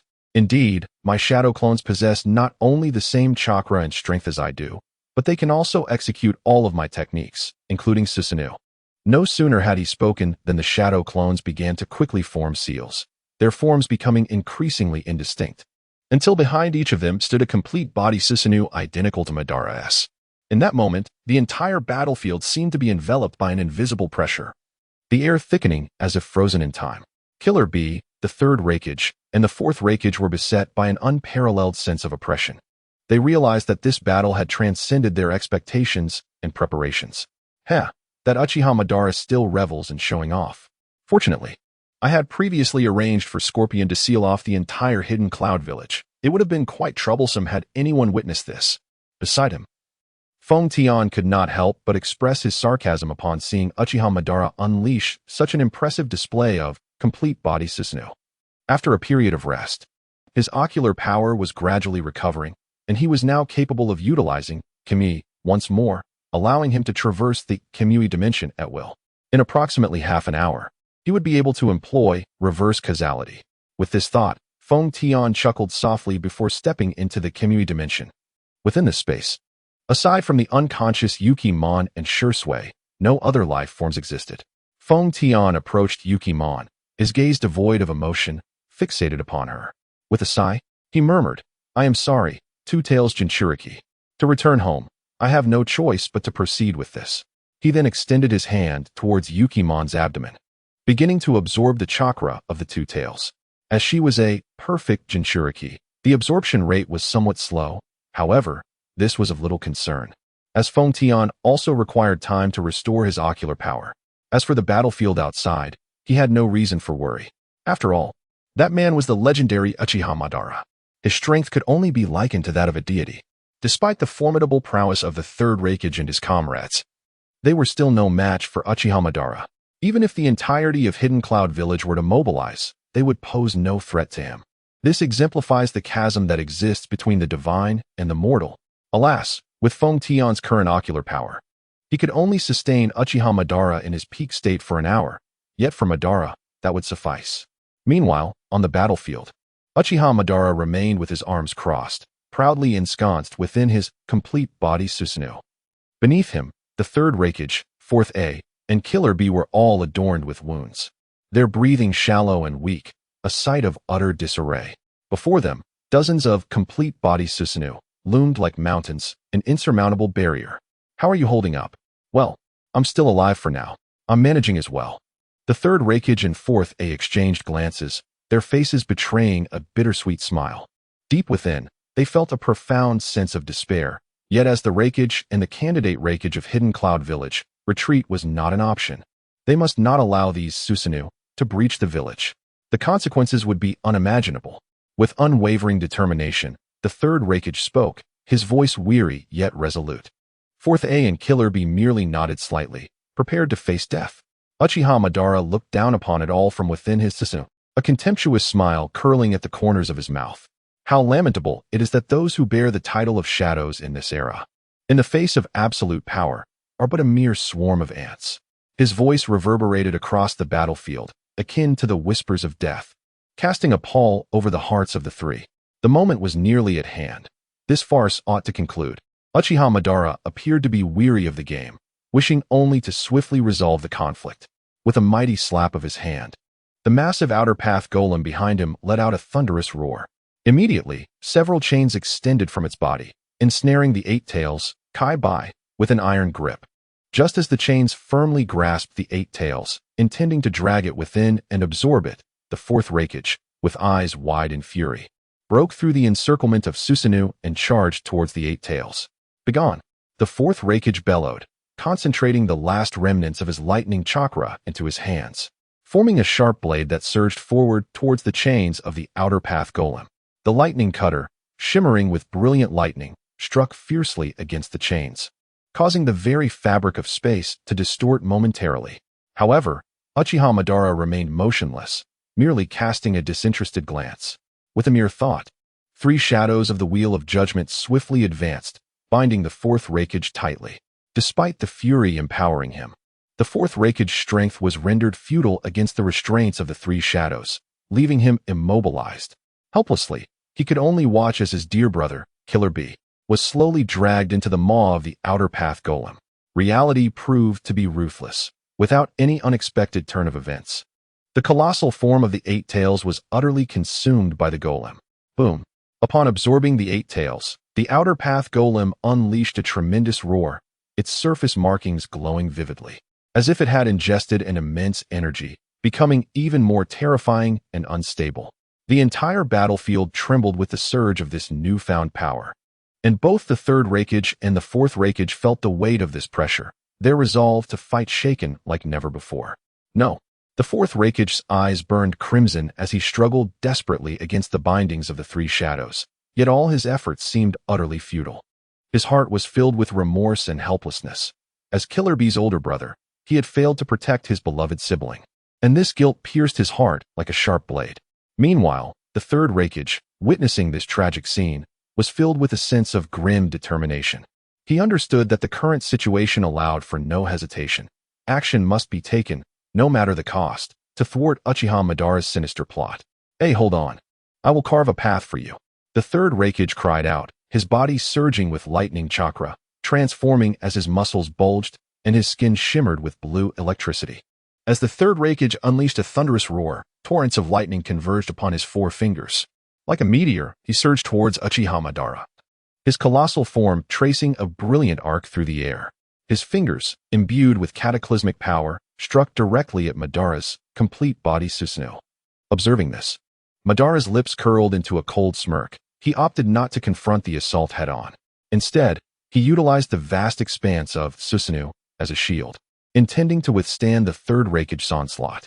However, the ensuing events took him by surprise. He did not anticipate that his formidable, complete body Susanoo, renowned for its absolute defense, would be breached by the Reikage's lethal technique. Even he himself was sent hurtling out of Susanoo. Madara landed on the ground, somewhat disheveled, his gaze towards the third Reikage now devoid of contempt. Your attack is commendable. It has instilled in me a slight sense of threat. Madara bestowed upon the Reikage a high level of respect, yet the latter scoffed dismissively. Seizing the moment when Madara spoke, he charged at him once more. With a resounding crash, Madara was launched backward, crashing heavily onto the ground, stirring up a cloud of dust. The third Reikage stood at a distance, observing Madara's disheveled figure, a glimmer of cold amusement flickering in his eyes. He knew he was drawing ever closer to victory. However, just then, a powerful surge of chakra erupted from within Madara, causing his form to become indistinct, as if he were melding with the very air. Apparently, you possess some skill, Madara remarked, wiping the blood from the corner of his mouth, betraying no anger at his injuries. Instead, a near-manic expression crept onto his face, just as he began to form hand seals, preparing to launch a fierce counterattack. The space beside him distorted. In the next moment, Feng Tian arrived alongside two members of the Yuzuki clan, appearing at Madara's side. Is everything resolved? Madara inquired coolly, a hint of irritation in his tone. He was vexed by the presence of others at his back. Yes. Feng Tian nodded slightly, responding softly. He then waved his hand, casting the unconscious Yuzuki away into the distance. Yuzuki! The fourth Reikage roared in fury, finally breaking free from the constraints of the shadow. In an instant, he transformed into a bolt of lightning, swiftly catching Yuzuki with utmost precision. He extended a trembling hand to Yuzuki's nose. Upon sensing the warmth of breath, he felt the weight in his heart lift, confirming Yuzuki was merely unconscious. Boom! At that moment, the outer path golem, once again let out a thunderous roar, followed by the expulsion of Killer B's body. Witnessing this, Feng Tian initiated cause and effect reversal, once more to alter the course of destiny. Yet this time, he felt no discomfort, for at this moment, his eyes had transformed into the eternal kaleidoscope Sharingan. Upon witnessing the outer path golem expel Killer B, the third Raikage, much like the fourth Raikage, instantly morphed into a streak of lightning, deftly securing Killer B.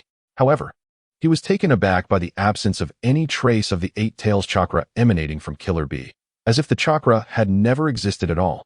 Even more astonishing was the fact that, bereft of the Eight Tails chakra, Killer B lay unconscious, akin to a lifeless door. Yet he did not perish immediately due to the tailed beast's disappearance. Feng Tian, your compassion seems excessively profound, Uchiha Madara continued, voicing his bewilderment at Feng Tian's mercy. In his view, grand undertakings require a ruthless heart, necessitating the abandonment of all sentiment. Lord Madara, my actions are guided by my own convictions. Feng Tian replied with poise, emboldened after having elevated his ocular prowess twice, successfully evolving the ordinary Kaleidoscope Sharingan into the eternal Kaleidoscope Sharingan, now possessing the confidence to confront Uchiha Madara at his zenith. Do as you wish. However, this matter is nearing its conclusion. Allow me to orchestrate a grand finale for this battle. What do you intend to do? Feng Tian quietly inquired, a hint of concern for Uchiha Madara's potential recklessness evident. As a beneficiary of 9 years of compulsory education, he aimed to avoid killing whenever possible. Even if this were merely a fictional world of ninja, his conscience as a transmigrator stirred within him. Rest assured, their physical resilience surpasses your imagination. A cold smile graced Uchiha Madara's lips as he raised his massive hand and struck down, as if unsealing Pandora's box, unleashing a deluge of chakra that surged forth like a tidal wave. Heavenly obstruction, trembling stars. Uchiha Madara's deep, resonant voice echoed across the heavens, causing even the air to quiver. With his thunderous roar, the once clear sky darkened, thick clouds roiling ominously, heralding an impending apocalypse. The entire realm seemed ensnared by a heavy shroud of oppression, instilling a profound sense of dread. Soon after, a colossal meteor streaked through the sky like a shooting star, hurtling toward the third Raikage's position with cataclysmic intent. The sheer size of the meteor was beyond comprehension, nearly obscuring half the sky, its speed astonishingly swift, as if it had traversed from the depths of an infinite void, intent on obliterating the very earth. What? The third Raikage looked skyward, astonishment flickering in his eyes. He had not anticipated Uchiha Madara would unleash such a terrifying technique. The size and velocity of the meteor were unfathomable, even for him to withstand with ease. Is this the power of a god? Our strengths reside in entirely different dimensions. The fourth Raikage gazed at the colossal rock above, a sense of despair and helplessness welling up within him. A look of relief appeared on his face, as if he were quietly awaiting the judgment of fate. Why are you in a daze? As my successor, are you truly so ineffectual? In an instant, the irate words of the third Raikage jolted the fourth A awake. He abruptly raised his head, staring intently at the colossal boulder plummeting towards him, devoid of even a hint of fear. You are absolutely right, my father. I will not fall here. The words of the fourth A were filled with resolute determination. He had made his decision. In the next moment, the remaining chakra propelled him once more into the lightning armor state. He cast a glance back at the third Raikage, and without further hesitation, leapt forth like a bolt of lightning, heading straight for the rapidly descending boulder. On the other side, the third Raikage, not to be outdone, also entered the lightning armor state, soaring high into the air alongside the fourth A, intent on shattering the massive rock. The two of them surged forward with all their might, their figures resembling twin flashes of lightning as they collided with the enormous meteorite. Boom! The deafening explosion resonated, shaking the very battlefield with its force. Dust and debris erupted, enveloping the realm in chaos.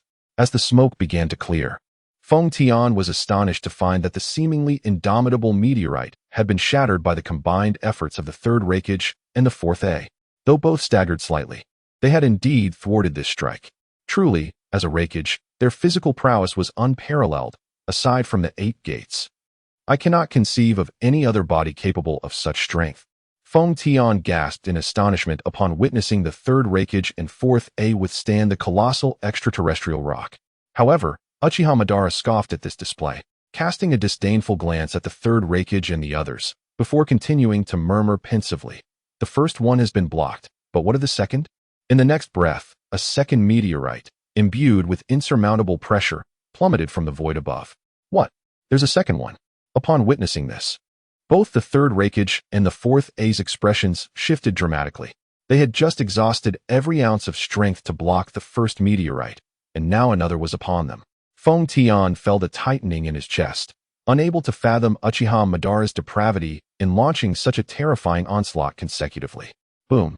At that moment, the second meteorite descended with even greater swiftness, exuding an even more intense aura of destruction. Father, what shall we do? The fourth A, gazing at the approaching boulder, was engulfed in fear and despair.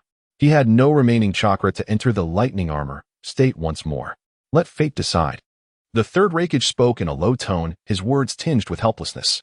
Faced with such an overwhelming disparity in power, even the steadfast heart of the third Reikage felt a flicker of trepidation. However, as he turned to gaze towards the hidden cloud village, a profound sense of responsibility swiftly dispelled the fear within him. This time, he resolved to shoulder the burden of the Reikage's identity alone. The future of the hidden cloud village is now entrusted to you. What? Father, what are you saying?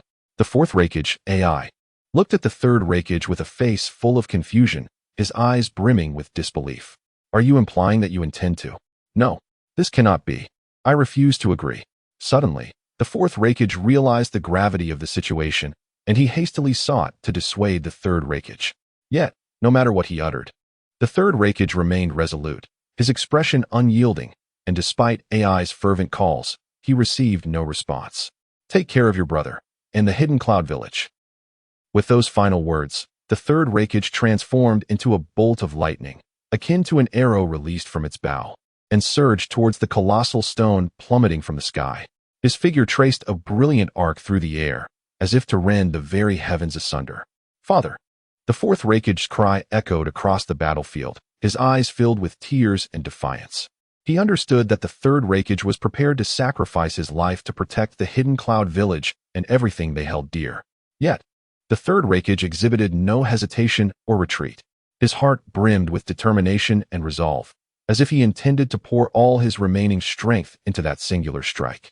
Lightning release, thunderstorm. With a mighty roar from the third Reikage, his entire being erupted in dazzling lightning, as if to consume the very world around him. Instantly, his form collided with the massive stone, unleashing a cataclysmic sound that reverberated throughout the land. Boom! In that fleeting moment of contact, the enormous rock was enveloped by an endless radiance of lightning. The third Reikage let out another thunderous shout, and the lightning cleaved the stone apart, resulting in an explosion at its core. Bang! With that resounding crash that echoed through the heavens, the colossal stone was utterly reduced to dust by the explosion unleashed by the lightning. Yet, alongside the obliteration of the stone, the magnificent figure of the third Reikage vanished as well. Thus, the third Reikage fell in battle. Lord Madara, you have gone too far. Upon witnessing the third Reikage's demise, Feng Tian's eyes flashed with a flicker of fury. He fixed his gaze intently upon Uchiha Madara, demanding an explanation from him. Feng Tian, who has given you the audacity to speak to me in such a manner? Uchiha Madara did not turn around, his words dripping with anger. How absurd. He was Uchiha Madara, the most formidable being in the ninja world at present. When had he ever needed to heed the opinions of others? Not even Feng Tian, who had restored him to his peak state, was an exception. Lord Obito, I hope such events do not occur in the future. Before Feng Tian could finish his sentence, Uchiha Obito interrupted him, saying, Face reality. This world does not always align with your desires. The longer one lives, the more one realizes this. Reality is rife with helplessness, suffering, and emptiness. Everything in this world is thus. After his words fell, Uchiha Obito felt his strength beginning to wane, the enigmatic power of causality gradually fading away. It was evident that the effects of Feng Tian's earlier use of reversed cause and effect had come to fruition. It seemed that the time was drawing near. The next steps are yours, Feng Tian. After Uchiha Obito spoke, he swiftly clapped his hands, causing the colossal, outer path golem to vanish from this realm in an instant. Immediately, his eyes transitioned to the Rinnegan, and with remarkable speed, he unleashed a memory-erasing Genjutsu upon the grieving fourth Reikage. Caught off guard, the fourth Reikage succumbed to the attack, collapsing unconscious to the ground. After completing this, Uchiha Obito turned to Feng Tian, giving him a slight nod. Observing this, Feng Tian reciprocated with a nod, then without hesitation activated Kimui to engulf Uchiha Obito into the Kimui dimension. Subsequently, he utilized the Flying Thunder God technique to transport Uchiha Obito back to the depths of Konohagakure. Sigh. It seems such aftermath duties fall upon me. Feng Tian sighed, shaking his head in resignation, then swiftly shifted to the eternal Mangeki Sharingan. His gaze fell upon the unconscious Killer Bee and Y Kimura, and with a thought, he once again employed reversed cause and effect. Soon, their memories of the events of this battle were erased by Feng Tian. After accomplishing this, Feng Tian raised his head slightly, gazing at the empty sky. Filled with a hint of regret, he spoke softly. The burden of causality required for reversing life and death is beyond my current capacity. Therefore, Third Reikage, I can only offer you my apologies. But regrettably, you can no longer hear them. As his words faded, Feng Tian's figure distorted through space, gradually vanishing without leaving a trace. Meanwhile, in the land of clouds, the multitude of puppets enveloping the village had suffered significant losses. Since the onset of the battle on Feng Tian's side, Sasori had not permitted a single cloud ninja to escape. At this moment, beads of sweat adorned his brow, the strenuous control of his puppets leaving him utterly exhausted. Is the battle still ongoing? How slow it is, Sasori muttered under his breath, revealing his dissatisfaction with the sluggish progress on Feng Tian's front. Currently, his beloved art of puppetry was being relentlessly dismantled, causing him both pain and frustration. He understood well that if he were to unleash toxic mist directly within the village, chaos and death would ensue. However, Feng Tian had issued him a strict command, not to kill a single ninja. This kept him in a state of defense, preventing him from showcasing his true prowess. Quick! The puppets in the east have been nearly destroyed. We must hasten to support Lord Third Reikage. A flurry of urgent shouts shattered Scorpion's thoughts. He looked up to see a group of Cloud Village ninjas rushing toward the eastern front. Move swiftly. Half of you continue to dismantle the puppets to protect the village, while the other half follows me out to engage. A leader shouted. Their voices echoed across the battlefield, brimming with strength and courage. Charge! At the leader's command, the ninjas of Cloud Village surged forth like a tidal wave toward the breached puppet formation.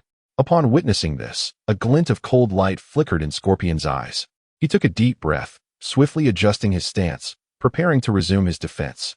Suddenly, he turned sharply, noticing a distortion in the space behind him. In the next moment, the figure of Feng Tian gradually materialized before him. You've worked hard, Scorpion. Humph. If you continue to be this slow next time, I might just abandon the mission and flee. Scorpion scoffed at Feng Tian's genuine concern. Upon hearing this, Feng Tian displayed no hint of reproach. Instead, he continued to offer words of comfort with a touch of regret. Feng Tian understood well that in the recent battles, Scorpion had poured every ounce of his strength into the fray, refusing to relent until the last puppet was destroyed. Having successfully completed 2 consecutive missions, it was merely the workload that seemed rather substantial. Have the targets been captured? Scorpion suddenly inquired, his tone slightly softened this time. Yes. We've successfully captured 2 this time. Now, we can withdraw.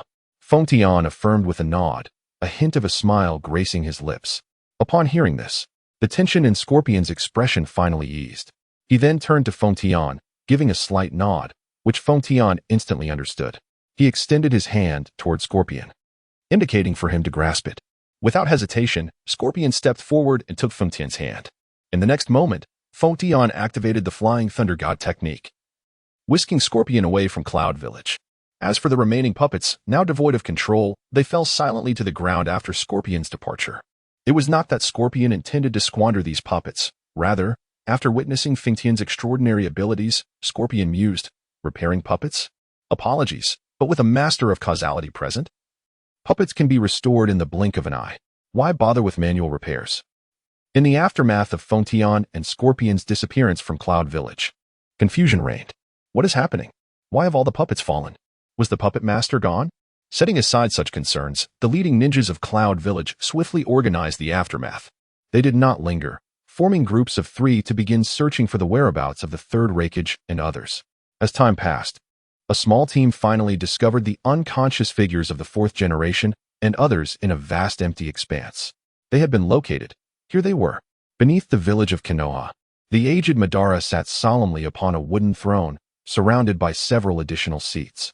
Occupying those seats were Fontian, Shursui, Sasori, and Obito, who had just completed his training. A month had elapsed since the battle at the Hidden Cloud Village, during which Fontian had instructed everyone to remain underground in Konoha, waiting for the opportune moment to act. Fontian, have you formulated the next course of action? Madara inquired from his elevated position, his gaze surveying the assembly with a hint of arrogance. Upon hearing this, Fontian remained seated, leaning back in his chair, thoughtfully tapping the armrest with his fingers as he replied, "The plan has been meticulously crafted in my mind. However, we must continue to wait. Until when? I can hardly contain my eagerness to unleash havoc." Before Madara could respond, Obito, unable to restrain his impatience, urged Fontian to commence their actions. Since Obito's return to this underground refuge, he had been dormant for several months, and as the most fervent and restless member, he yearned for a breath of fresh air. "Cut it out, you brat," Sasori remarked, tilting his head to cast a discontented glance at Obito. "What did you say? Who's the brat?" Obito retorted, a surge of anger igniting within him. He turned to Sasori, his eyes shifting to the Sharingan, and responded defiantly. "Oh, do you wish to fight?" Sasori noted Obito's transition into battle readiness, and so he too rose, swiftly unleashing a scroll. With a puff of smoke, the third Kazekage puppet materialized before them. The two stood in tense opposition, neither willing to yield. Enough. At that moment, Madara could no longer contain himself and bellowed, "What is the meaning of this? Do you intend to turn this place upside down?" Upon hearing Madara's authoritative command, Obito reluctantly deactivated his Sharingan and slumped back onto his chair, sulking in silence. Observing the scene, Sasori said nothing further and retracted the third Kazekage puppet. Returning to his seat with a disgruntled expression, Madara silently watched the exchange, nodding in satisfaction before shifting his focus back to Fontian, continuing to inquire, "What are your thoughts? How do you plan to proceed?" "It is quite simple," Fontian replied, a slight smile gracing his lips as he elaborated. "Since our recent disturbances in the Hidden Sand and Hidden Cloud villages, the entire shinobi world is now aware of our organization, Twilight, and our objective, which is to capture the tailed beasts. Thus far, we have acquired the 1 tail, 2 tails, 3 tails, and 8 tails. Next, Lord Madara, can you guess what the leaders of the ninja world, the shadows of each village, will do?" After saying this, Fontian looked at the elderly Madara with anticipation, awaiting his response. The old Madara remained silent for a moment before slowly replying, "They will safeguard the tailed beasts, preventing us from acquiring the remaining ones." "Precisely, Lord Madara." At this moment, a triumphant smile appeared on Fontian's face as he continued. "In other words, they will gather all the tailed beasts and protect them collectively. This means that we need not act. We merely have to wait until they have gathered the tailed beasts, then launch a full-scale war to seize them all." At this point, Jishui, who was nearby, interjected, "What if they conceal the tailed beasts so well that we cannot locate them?" Upon hearing this, Fontian turned to Jishui and replied, "That is where your Kodoamatsukami comes into play. The reason I have refrained from allowing you to use Kodoamatsukami is for the ultimate execution of this plan. During the battle, we only need to capture a high-ranking official and, through Kodoamatsukami, ascertain the hiding places of the tailed beasts." Jishui nodded slightly in agreement with Fontian's plan. Moreover, there is another crucial point. Previously, when Fontian was in the Cloud Village, he expended considerable effort to erase the memories of the Fourth Raikage and others, as well as to lure out the ninja from the Cloud Village, to conceal a vital piece of information. That is their trump card, the peak Uchiha Madara. Currently, even if all the ninja world were united, they would stand no chance against the peak Uchiha Madara. It is precisely because they are unaware of our trump card that they believe they possess the strength to engage in battle, which is why they might collect the tailed beasts for unified protection. However, if they were to discover that we hold such a trump card, they would not gather all the tailed beasts. Instead, they would choose to seal the tailed beasts completely, hiding them amidst the vast populace, thwarting their plans. Concealing the existence of Uchiha Madara while boldly capturing the tailed beasts, forcing the ninja world to collect and protect all the tailed beasts, and ultimately utilizing the power of Uchiha Madara along with Jishui's Kodoamatsukami to capture all the tailed beasts. That is Fontian's ultimate plan. After hearing Fontian's entire strategy, the elderly Madara nodded slightly, then slowly closed his eyes, entering a meditative state. In the land of fire, within the village of Konoha, the third Hokage, Hiruzen Sarutobi, sat in his office, his hands resting beneath his chin, lost in thought. Standing before him was the leader of Konoha's Umbu, Shimura Danzo. Monkey, what are you still hesitating for? They are waiting for us to deliver a conclusion. Can you not make a decision at this moment? After a while, seeing Hiruzen Sarutobi remain silent, Danzo questioned him. However, Hiruzen merely glanced at Danzo with indifference, not attributing blame to his impolite demeanor. After a brief moment of silence, he slowly spoke. This matter is of utmost importance. As Hokage, I must consider the village. Upon hearing this, Danzo felt a wave of disappointment towards Hiruzen Sarutobi.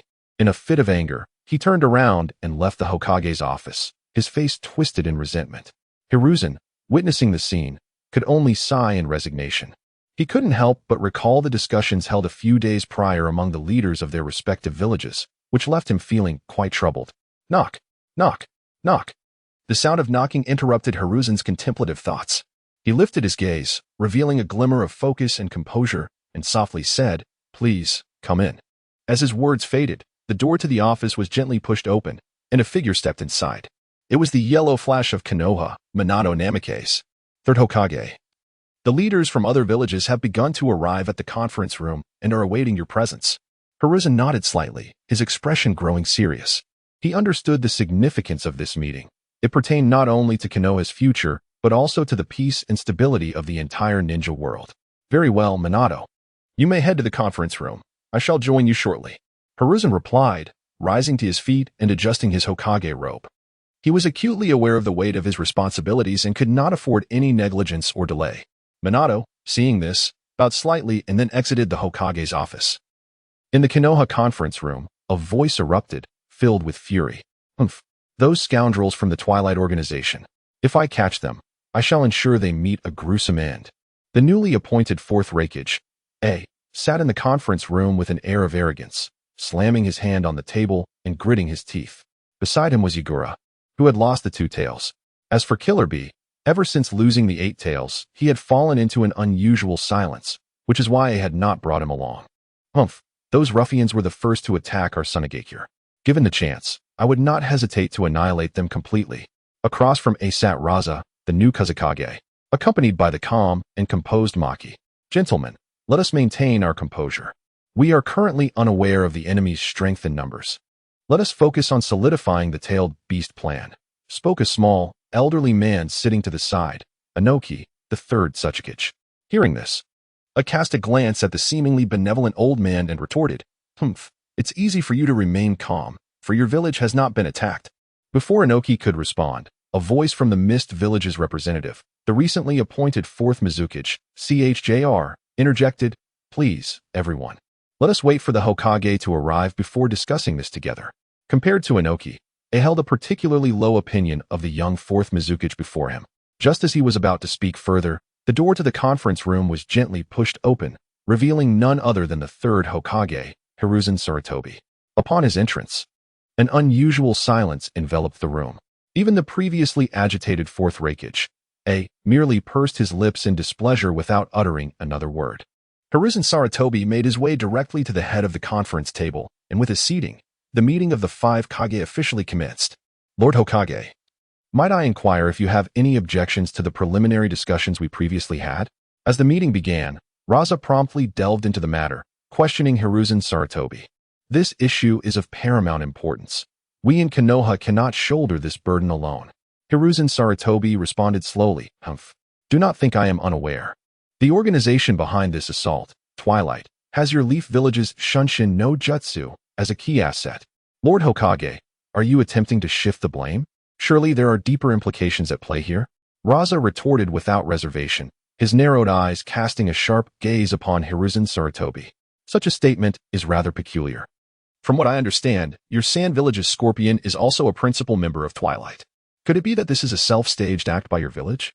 Hiruzen Sarutobi replied, a hint of displeasure in his tone. Huh, who does not know that Scorpion is a rogue from our Sand Village? Moreover, it was our village that was first attacked and suffered losses of tailed beasts. Raza continued, subtly attempting to apply pressure on Hiruzen Sarutobi. However, just as Hiruzen Sarutobi was about to respond, The fourth Reikage, slammed his hand on the table and declared, "Enough. Is there any merit in your incessant bickering?" His voice thundered, causing the entire conference room to tremble. What matters most now is locating those scoundrels from Twilight and reclaiming our tailed beasts, not casting accusations at one another. Sighing softly, Hiruzen Sarutobi recognized the fury and dissatisfaction of A. Yet the situation was far more intricate than it appeared. Lord Reikage, you are correct. However, we must remain calm and not act recklessly. We have yet to ascertain the true strength of Twilight. Their ability to launch an assault on a village and retreat unscathed indicates that their capabilities should not be underestimated. What insights does the Hokage possess? Yagura's voice was calm and composed, his youthful visage radiating an undeniable resolve. We cannot linger in endless disputes. We must expedite our strategy. Upon hearing this, Hiruzen Sarutobi rested his chin upon his hand, reflecting for a moment before finally articulating.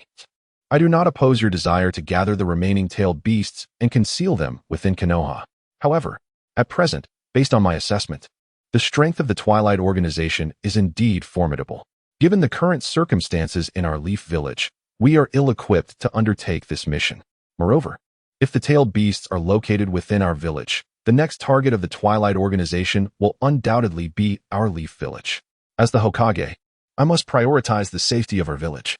Upon hearing these words, a profound silence enveloped the room. Sarutobi Hiruzen's statement was undeniably rational as the leaders of the village. Their foremost concern must be the safety of their homeland. It is precisely for this reason that they sought to house the tailed beasts within the strongest village, both to safeguard their well-being and to shield their own village from the Twilight organization's assaults. After a moment of contemplation, Anoki slowly interjected. I believe it is more suitable to keep the tailed beasts in the Leaf Village. However, in return, our villages must dispatch powerful ninjas to assist in guarding them. Furthermore, in the face of such an unknown organization, we should take a respite from the ongoing ninja world wars. Assist? The fourth Reikage furrowed his brow. That may be rather impractical. Each village has its own defensive responsibilities and internal matters, making it difficult to spare personnel for support. Nonetheless, this is our best option. Sarutobi Hiruzen asserted with conviction. Only through unity can we confront this common adversary, the Twilight organization. Ultimately, under Sarutobi Hiruzen's insistence, the representatives of the 5 great nations consented to the proposal. They resolved to commence preparations for assistance immediately and to dispatch an elite team to collect the tailed beasts, while simultaneously reinforcing the defensive measures of each village. After the meeting concluded, Sarutobi Hiruzen remained alone in the conference room, gazing out at the vibrant Leaf Village. He was filled with anxiety and unease. Minato, do you believe my actions are justified? Third Hokage, I find no fault in your words, replied Namikaze Minato. However, the risks are still considerable. We must bolster the village's defensive infrastructure. Sarutobi Hiruzen nodded in agreement upon hearing this. He then turned to Minato and continued. What is the situation with Kushina? As the Jinchuriki of the Nine Tails, have there been any abnormalities lately? The situation with Kushina remains stable, Hokage-sama, Minato responded, concern evident in his gaze. Since her pregnancy, I have intensified the protection around her and enhanced the monitoring of the Nine-Tails seal. Thus far, the Nine-Tails has not exhibited any signs of abnormality. Hearing this, Sarutobi Hiruzen let out a slight sigh of relief. That is reassuring. Both Kushina and the Nine-Tails are vital to the village. We cannot afford to be complacent in the slightest. He paused before adding, however, even if the Nine-Tails is currently stable, we must remain vigilant. After all, the Twilight organization's objective is likely the tailed beasts. We must be fully prepared. Indeed, Hokage-sama. Watergate solemnly nodded, affirming his commitment to continue strengthening the protection of Kushina while closely monitoring the situation regarding the Nine-Tails. Very well, Sarutobi Hiruzen replied with satisfaction, before rising to leave the conference room. However, Watergate remained stationary, lost in contemplation of the impending events. The response from the 5 great nations was swift. Upon returning to their respective villages, the leaders promptly commenced personnel deployment. Aside from the ninjas who were meant to remain for defense, each village dispatched their elite ninjas to Konoha for support. First, from the village hidden in the clouds, under the fervent persuasion of the 4th Reikage, Killer Bee led a contingent of dozens of Jonin-level ninjas to Konoha. The 4th Reikage had his own intentions behind this arrangement, wishing to provide Killer Bee with an opportunity to breathe and perhaps alleviate his troubled spirit. From the village hidden in the sand, Chiyo was dispatched. Although initially intending to send Maki, the elder's age posed concerns about her endurance for long travels. Nevertheless, the current situation in Sunagakure necessitated Maki's calm intellect, and thus, Chiyo was sent along with several skilled ninjas to Konoha. As for the other two villages, having not been attacked by the twilight, they dispatched lesser-known ninjas, but still sent dozens of Jonin-level ninjas to aid Konoha. Regarding the Jinchuriki, Onoki signaled for the Four-Tails Jinchuriki, Old Purple, and the Five-Tails Jinchuriki, Han, to quietly make their way to Konoha. Additionally, the Six-Tails Jinchuriki, Yutaka, originally branded as a rogue ninja for the murder of his master, was being pursued by the village hidden in the mist. However, after discussions among the higher-ups, it was decided that his crimes would be overlooked for the time being, and he was instructed to head to Konoha for concealment. The most enigmatic of the Jinchuriki, the Seven Tails, was merely an infant named Fu. Though she was a ninja from the village hidden in the waterfalls and did not belong to the five great nations, her village, albeit a small one, possessed formidable strength due to harboring the Seven Tails. Currently, aside from Fu, nearly all other Jinchuriki had already arrived in Konoha. In a dense forest not far from the village hidden in the waterfalls, sunlight filtered through the leaves, casting dappled shadows upon the winding path. Watergate walked alongside Killer Bee. Their strides both relaxed and vigilant, occasionally exchanging thoughts regarding their upcoming journey to the waterfall village. Watergate, do you believe they will readily hand over the Seven Tails? Killer Bee's voice carried a hint of mischief, his rhythmic style lightening the tense atmosphere. Watergate shook his head slightly, his gaze profound. I am uncertain. But since the Hokage has entrusted us with this task, we must endeavor to give it our utmost effort. However, I find myself somewhat concerned about the Twilight Organization. Might they arrive at Takigakure ahead of us and take action against the Seven Tails? That seems unlikely. After all, they have not made an appearance for quite some time. Likely plotting some nefarious scheme. Kurabi replied, yet as he spoke, his brow began to furrow slightly, clearly pondering the forthcoming maneuvers of the Twilight Organization. Behind them, dozens of elite ninjas maintained a tight formation. These shinobi were the finest from Konohagakure, having undergone rigorous selection and training for this mission. As the captain of this operation, Minato Namikaze bore a significant responsibility. He was tasked not only with ensuring the mission's success, but also with safeguarding each team member's well-being. Even though Kurabi had lost the chakra of the Eight Tails, his extraordinarily peculiar swordsmanship surpassed that of many elite ninjas, making his presence a considerable asset to their endeavor. As they gradually approached Takigakure, the surrounding scenery began to transform. The once dense forest was gradually replaced by sparser trees, and in the distance, the outline of Takigakure became discernible among the mountains. It seems we are nearly there. Minato paused, surveying the area, ensuring there were no anomalies. He continued to lead the team forward. Kurabi nodded, his perceptive instincts finely attuned to the subtle changes in their environment. He believed that as long as they remained vigilant, they would undoubtedly accomplish their mission successfully. Before long, their group arrived at the entrance of Takigakure, gazing upon the familiar yet strange village. Both Minato and Kurabi were filled with complex emotions. Their purpose here was not to play the role of benevolent heroes. They were on a mission to retrieve the Seven Tails. Should they encounter any obstacles, they were authorized by higher-ups to forcibly take the Seven Tails if necessary. If the situation turned dire, Minato could utilize the Flying Thunder God technique to at least secure the Seven Tails. This was precisely why they had chosen Minato to lead the team. As for Kurabi and the others, these smaller nations lacked the audacity to detain them. Such is the price of weakness. Meanwhile, on another front, Fontion and Obito were traversing the distance to Takigakure via the Flying Thunder God technique. Fontion, where are you taking me? Haven't we already arrived at Takigakure?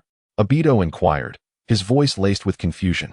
The situation in Takigakure is rather complicated. Even I am reluctant to step in too readily. Our mission entails capturing the Seven Tails, but there are additional objectives. What other purposes could there be? Obito's expression grew increasingly puzzled, prompting him to press for more information. However, Fontion merely smiled slightly, choosing not to elaborate further. TCH, such mystery.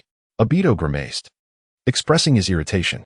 Nevertheless, his arm remained firmly grasped by Fontion as they continued their journey through the Flying Thunder God technique. Upon arrival, as Fontion's words faded, the figures of the two emerged beside a magnificent waterfall. The surroundings exuded tranquility and beauty, with lush trees and a myriad of plants flourishing, resembling a meticulously crafted paradise of nature. Feng Tian stood still, his sharp gaze sweeping the area as if in search of something significant. Suddenly, his expression became resolute, locking onto a figure in the distance. Without a trace of hesitation, he swiftly activated the Flying Thunder God technique, transporting himself and Obito instantaneously before the figure. Finding you has indeed cost me considerable effort, Feng Tian remarked coldly, a hint of imperceptible fatigue lacing his tone. Wouldn't you agree, Kakuzu? Feng Tian said nonchalantly, his eyes transitioning to the eternal Mangeki Sharingan, ready to confront any unforeseen circumstances. Upon seeing Feng Tian and Obito before him, Kakuzu quickly retreated a few steps.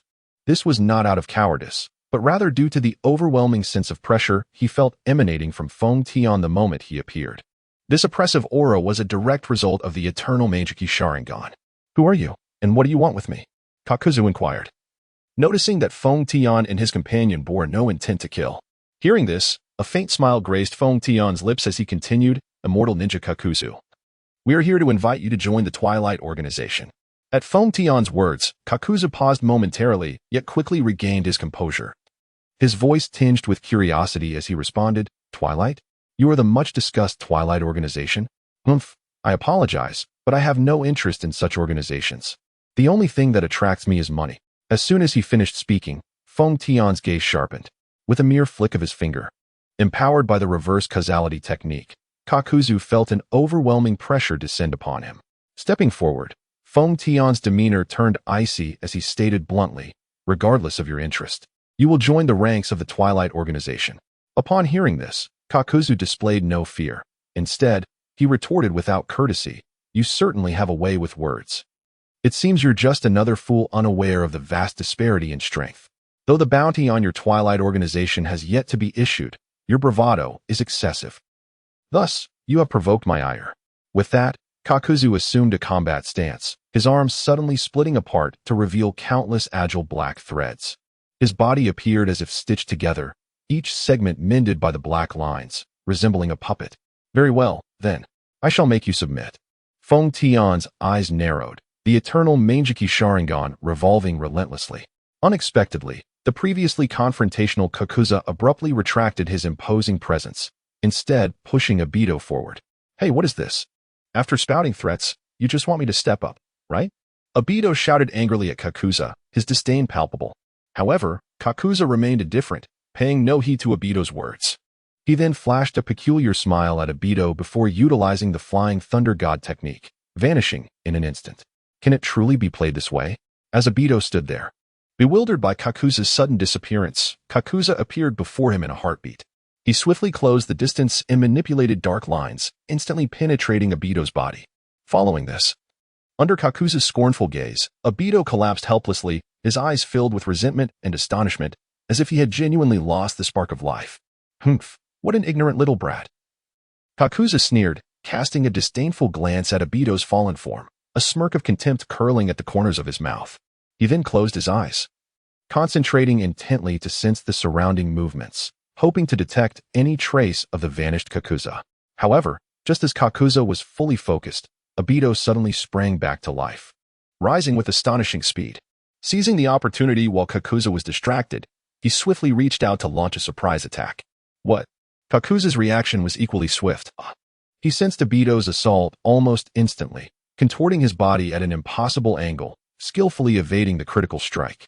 Nevertheless, even though he dodged the lethal blow, Obito's hand, empowered by Kimui, pierced through Kakuzu's thigh, as well as his own. Haha. Seeing this, Obito grinned triumphantly. With a mere thought, countless sharp branches erupted from Kakuzu's thigh, leaving him utterly astonished.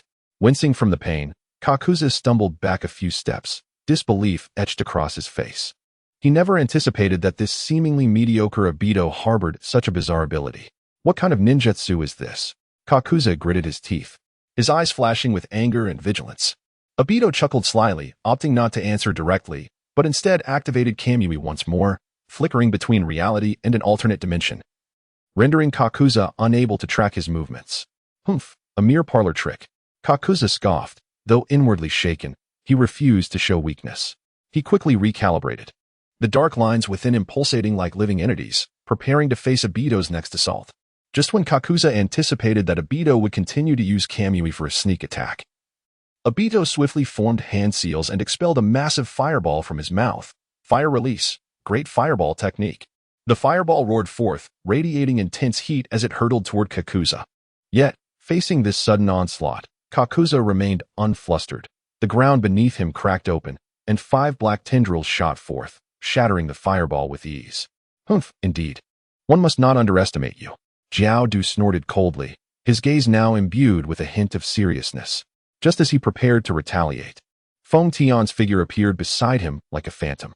Before Jiao Du could react, Feng Tian extended his hand, gently resting it on Jiao Du's shoulder, and softly uttered, "This is where it ends, Jiao Du." Humph. Do not let your victory cloud your judgment. Jiao Du bellowed in fury, sweeping his hand with an irresistible force that violently flung Feng Tian's arm away, causing it to arc through the air with a sound reminiscent of rushing wind. In the next moment, a peculiar sound emanated from Jiao Du, as if something within him stirred restlessly. The two fixed their eyes upon him, witnessing his garments begin to shred, as though torn by an invisible force, revealing a back stitched together with black threads. Upon this back lay 4 eerily protruding masks, lying silently as if fused with Jiao Du's body, yet exuding an unsettling aura. Then, an astonishing scene unfolded. The 4 strange masks appeared to come to life, beginning to undulate slowly, swelling outward. With each pulsation, Jiao Du's body trembled slightly, as if something within him was coiling with latent energy, ready to burst forth and escape his confines. Earth's grievance, Jiao Du shouted, his voice filled with determination and madness. At the sound of his roar, the 4 bizarre masks seemed to attain liberation, bursting forth from his back and transforming into 4 shadowy figures that swiftly coalesced in the air, taking on grotesque humanoid forms. They varied in height and girth, each one a fearsome visage, radiating waves of chakra in a spectrum of colors. Some burned with fiery intensity, others chilled like ice. Some ravaged like a tempest, and others struck with the swiftness of lightning. What manner of monstrosity is this? How repulsive! Obito, having witnessed the entire spectacle, could not suppress his disgust, his complexion pale and his eyes filled with terror and incredulity. To him, such an occurrence transcended the realm of imagination, akin to demons clawing their way from the depths of hell, invoking a sense of dread. Who could fathom that these 4 grotesque creatures could erupt from a human body, each bearing distinct attributes of chakra, as though they were horrific entities from another realm? Earth's grievance? How intriguing. Feng Tian observed the 4 creatures before him with a detached demeanor, his expression betraying no sign of disturbance. With Obito wielding Kamui at his disposal, they could effortlessly retreat from any perilous situation. However, just as Feng Tian prepared to activate Kamui in response to this unforeseen turn of events, the creatures did not attack as he had anticipated. Instead, they encircled Jiao Du, beginning to rotate in an odd rhythm. With each revolution, the surrounding air seemed to grow heavier, and the very fabric of space shimmered with subtle ripples. A cold smirk emerged on Kakuzu's face, a manifestation of his absolute confidence and power. My Earth Grudge Fear is the most formidable secret technique forged from the hearts of elite ninja of the 5 elemental attributes that I have hunted over the years. You foolish little brats, go repent in hell. As Kakuzu's chilling words echoed, the 4 monstrous entities seemed to heed their master's command, abruptly halting their frenzied spinning. They each opened their gaping maws, revealing their sharp fangs, from which 4 beams of chakra in different hues erupted. These beams intertwined and collided in midair, resplendent like a rainbow yet fraught with lethal peril, instantly weaving a complex and intricate net that ensnared both Feng Tian and Obito. This was an assault from which there was no escape. The chakra net appeared to possess a life of its own, tightly coiling around the two, rendering them unable to break free. Though Feng Tian sensed the terrifying aura of chakra, his expression remained as serene as a placid lake, devoid of any turmoil. He merely turned his head slightly to glance at Obito, his eyes conveying a shared understanding and trust. Following this silent cue, Feng Tian's figure vanished like a specter, leaving behind only a faint residual shadow and a poised Obito, who faced the menacing chakra net alone. Humph, have I let one escape? Kakuzu observed this with a smirk, his lips curling in disdain and derision. He then intensified the flow of chakra, amplifying the ferocity of the Earth Grudge Fear attack, as if intent on completely devouring Obito. Boom. Several beams of chakra of varying attributes erupted towards Obito, the explosive sounds deafening, stirring up an endless cloud of dust and flames that enveloped the entire space in chaos. The dust billowed, obscuring vision, making it impossible to discern the situation within. However, the cloud quickly dispersed, revealing Obito miraculously unscathed at the original spot. His eyes shimmered with a golden light. The moment just after the unique void state of Kimui had been released, as if he had just traversed back from another dimension. It turned out that at the instant Fontian vanished, Obito had cleverly concealed himself within the mysterious Kimui space, adeptly evading the lethal strike and preserving his life. Humph, Kakuzu. Your earth grudge fear. Doesn't he seem so invincible after all? Obito remarked with a triumphant smile playing at the corners of his mouth, his tone laced with provocation and disdain.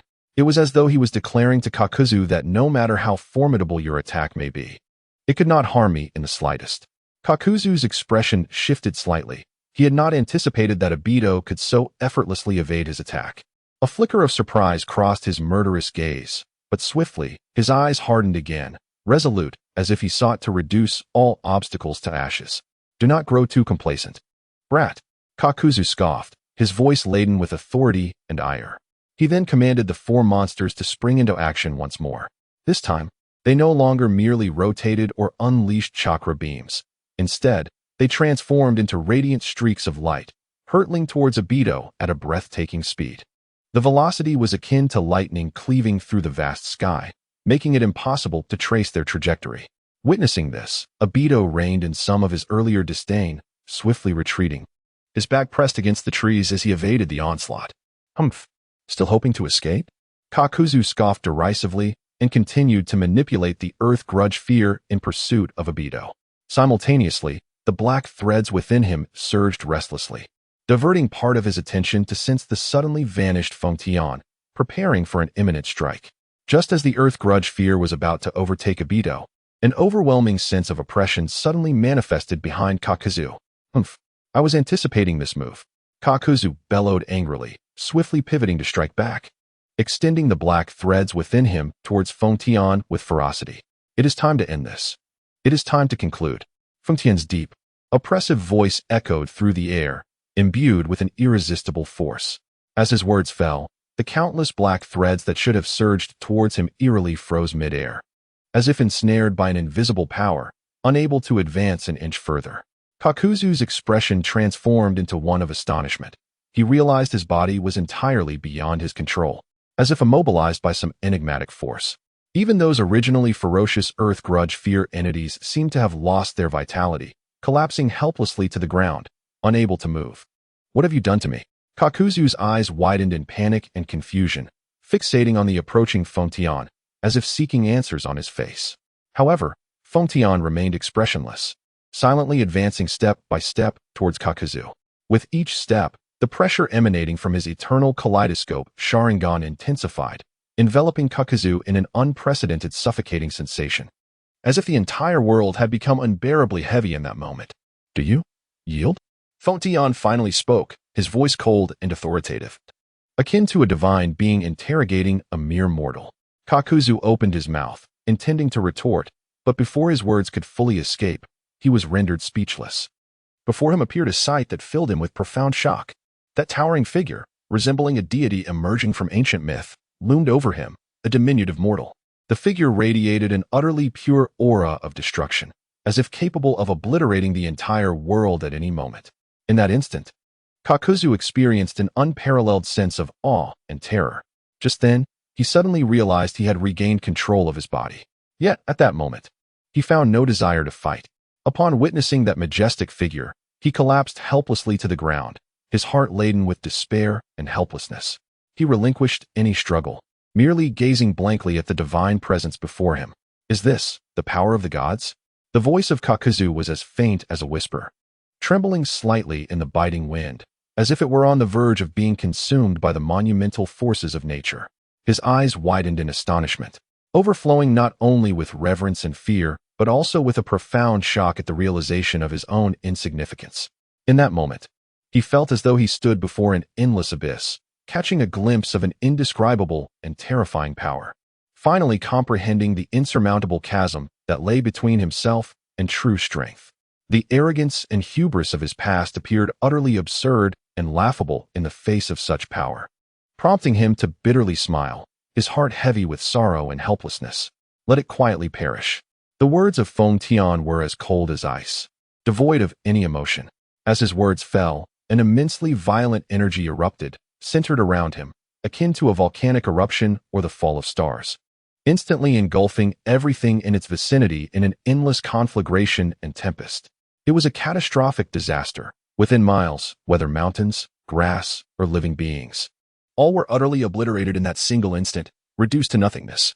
The shockwave from the explosion surged forth like tumultuous waves, reaching the distant village of Takigakure, causing the entire village to tremble as if the apocalypse had descended, filling hearts with trepidation.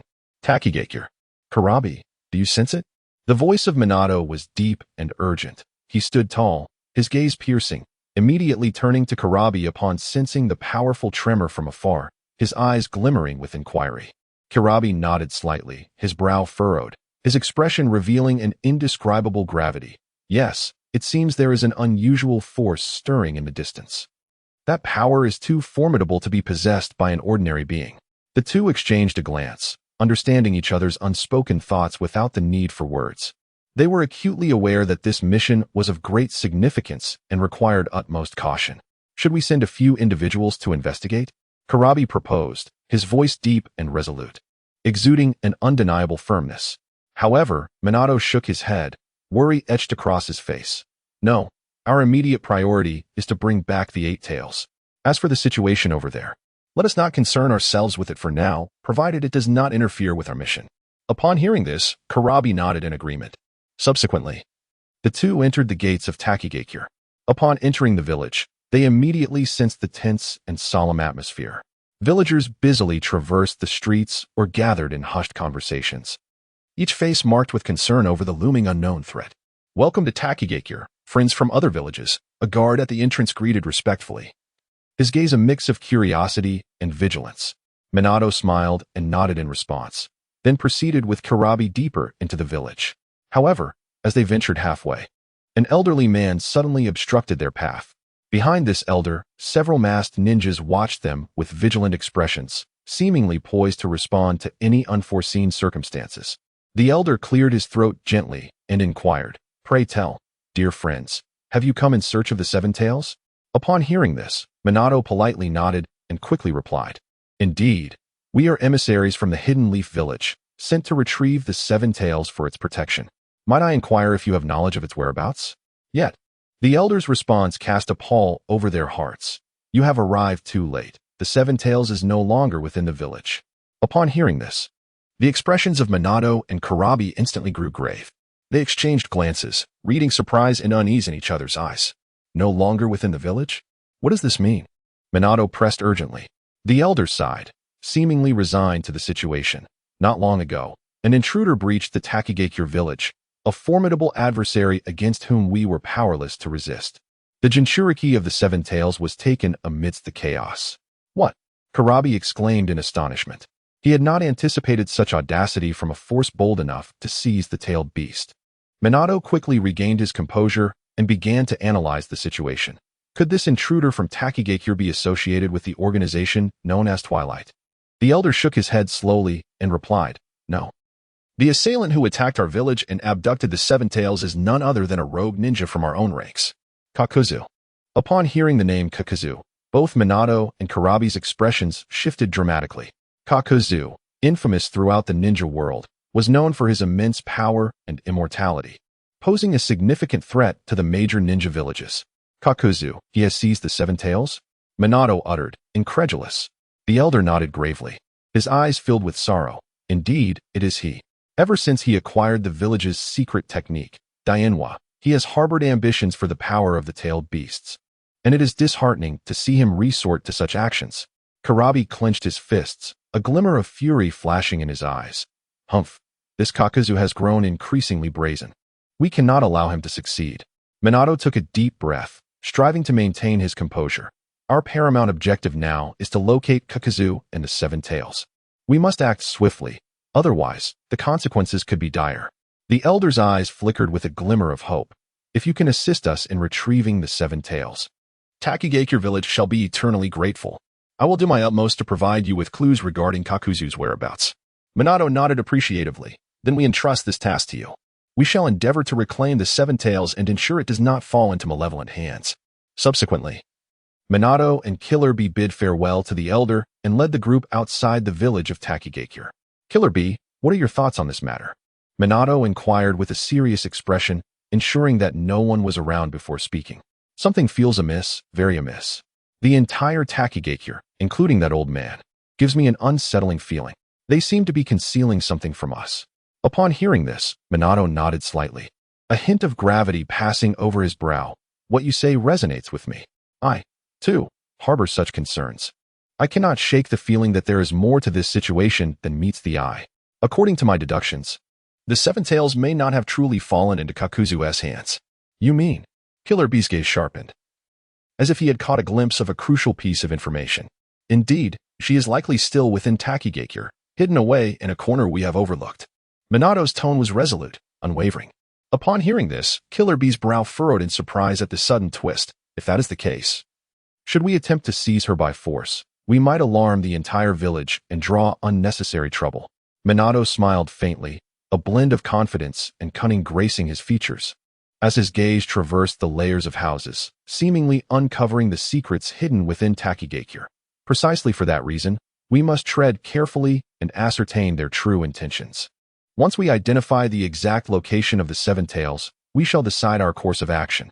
What is your plan then? Killer Bee urged eagerly. You will disperse in teams, ostensibly searching for Kakuzu's whereabouts while covertly gathering intelligence. At the same time, I must caution you that many eyes may already be watching us in the shadows. Hence, each step must be taken with utmost vigilance. With that, Minato produced a specially crafted kunai from his pouch, engraved with the intricate flying thunder god symbol, and gently handed it to Killer Bee.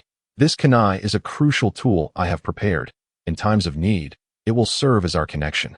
He then turned and signaled to a nearby elite ninja, who immediately understood and swiftly executed the shadow clone and transformation techniques, conjuring an identical figure of Minato. With all preparations complete, Minato focused his mind and activated the flying thunder god technique, leaving behind a faint afterimage before vanishing without a trace. A gentle breeze sweeping through and carrying away some dust. Observing this, Killer Bee turned to the transformed Minato, momentarily lost in thought. Ultimately, they adhered to Minato's plan, forming groups of 3 and setting out on the path to seek Kakuzu. Deep within the heart of Takigakure, the elder who had just conversed with Minato and his companions stood solemnly, hands clasped behind his back. Behind him loomed several shadowy figures of masked ninjas. Whoosh, whoosh. With the sound of swift movements, more masked ninjas appeared behind him. What is the situation? The elder spoke in a calm tone, his words imbued with the pressure of authority. Had Minato witnessed this scene, he would undoubtedly have been taken aback. He never anticipated that the previously benevolent elder could exhibit such an imposing demeanor. Lord Rakage, those ninjas briefly paused before scattering in different directions, seemingly in pursuit of the rogue ninja Kakuzu's whereabouts. A masked ninja hastened forward to report to the elder. However, this assertion did little to quell the elder's suspicions. He slowly turned, his gaze fixed on the half-kneeling masked ninjas before him, and continued, "Is the situation indeed as you claim?" "Yes, Lord Rakage, it is undoubtedly true. My brothers and I have secretly followed them for quite some time, only abandoning our pursuit after they had traveled several dozen miles away from Takigakure." Upon hearing this, the elder pondered momentarily, a glimmer of cunning flashing in his eyes. He spoke in a deep, resonant tone. "Continue to monitor them, but do not draw too close. I wish to know their every movement, particularly whether they have discovered anything." "Yes, Lord Rakage," the masked ninjas replied in unison before swiftly vanishing from sight. The elder gazed in the direction they had departed, a cold smile playing at the corners of his mouth. He had already devised a plan, and while he was surprised by the arrival of Minato and Killer Bee, he viewed it as an exquisite opportunity. "Kakuzu, oh Kakuzu. This time I shall seize the moment to eradicate you completely." The elder muttered to himself before turning and stepping into the inner chamber to begin orchestrating his next move. Within the dimly lit room, the flickering candlelight cast shadows that danced across the elder's face, reflecting his tumultuous emotions. His fingers lightly tapped the table, each rap echoing like the rhythm of destiny's drum, as the contours of his plan gradually crystallized in his mind. Yet, at this critical juncture, an inexplicable chill suddenly enveloped him, akin to the piercing winds of winter, causing the Reikage to involuntarily shudder. A sense of foreboding surged within him, as though some unknown entity was silently approaching, its gaze sharp as a blade, intent on piercing through to his very essence. The Reikage spun around, attempting to grasp the source of this mysterious force. However, at that moment, an invisible power erupted, ensnaring him like countless black chains, pinning him firmly against the wall, rendering him immobile. It was a suffocating sensation, as if the entire world had frozen in that instant. When the Reikage finally managed to turn his head and discern the identity of the intruder, his pupils dilated in shock, filled with disbelief and terror. "It's you. It's you." His voice trembled with astonishment as he locked eyes with the gradually revealed figure of Kakuzu. The cold, unyielding visage appeared particularly sinister in the flickering candlelight. "How is this possible? How did you breach the layers of defenses I meticulously arranged and arrive here so silently?" The words of Taking were laden with disbelief. He could not comprehend how Kakuzu could so effortlessly breach his defenses. Yet, Kakuzu offered no response to his inquiries, merely fixing a cold gaze upon Taking, his eyes seemingly capable of piercing through all. In an instant, he sprang into action, ensnaring Taking's joints with black threads, rendering him immobile. The threads writhed as if they possessed a life of their own, tightly coiling around Taking and instilling an unprecedented sense of confinement. "Humph, utterly foolish old man." Kakuzu's tone brimmed with anger and disdain. "Is it merely a single failed mission that drives you to wish my demise? Do you even grasp the sacrifices I have made for this task?" Rarely did Kakuzu lose control of his emotions, and his words were fraught with rage and resentment. He unleashed his feelings as if desperate to expel all his dissatisfaction and anguish. Taking beheld this once loyal subordinate, now transformed into a figure of madness and irrationality. In his heart was a tumult of complex emotions. He understood that the incident had irrevocably enraged Kakuzu and irreparably damaged their relationship. Kakuzu, once an elite ninja of Takigakure, had harbored an unwavering loyalty to his village. One fateful day, he received a mission instructing him to assassinate the first Hokage of Konohagakure, Senja Hashirama. Reluctantly, he set out to fulfill the task. But what formidable ninja was Hashirama?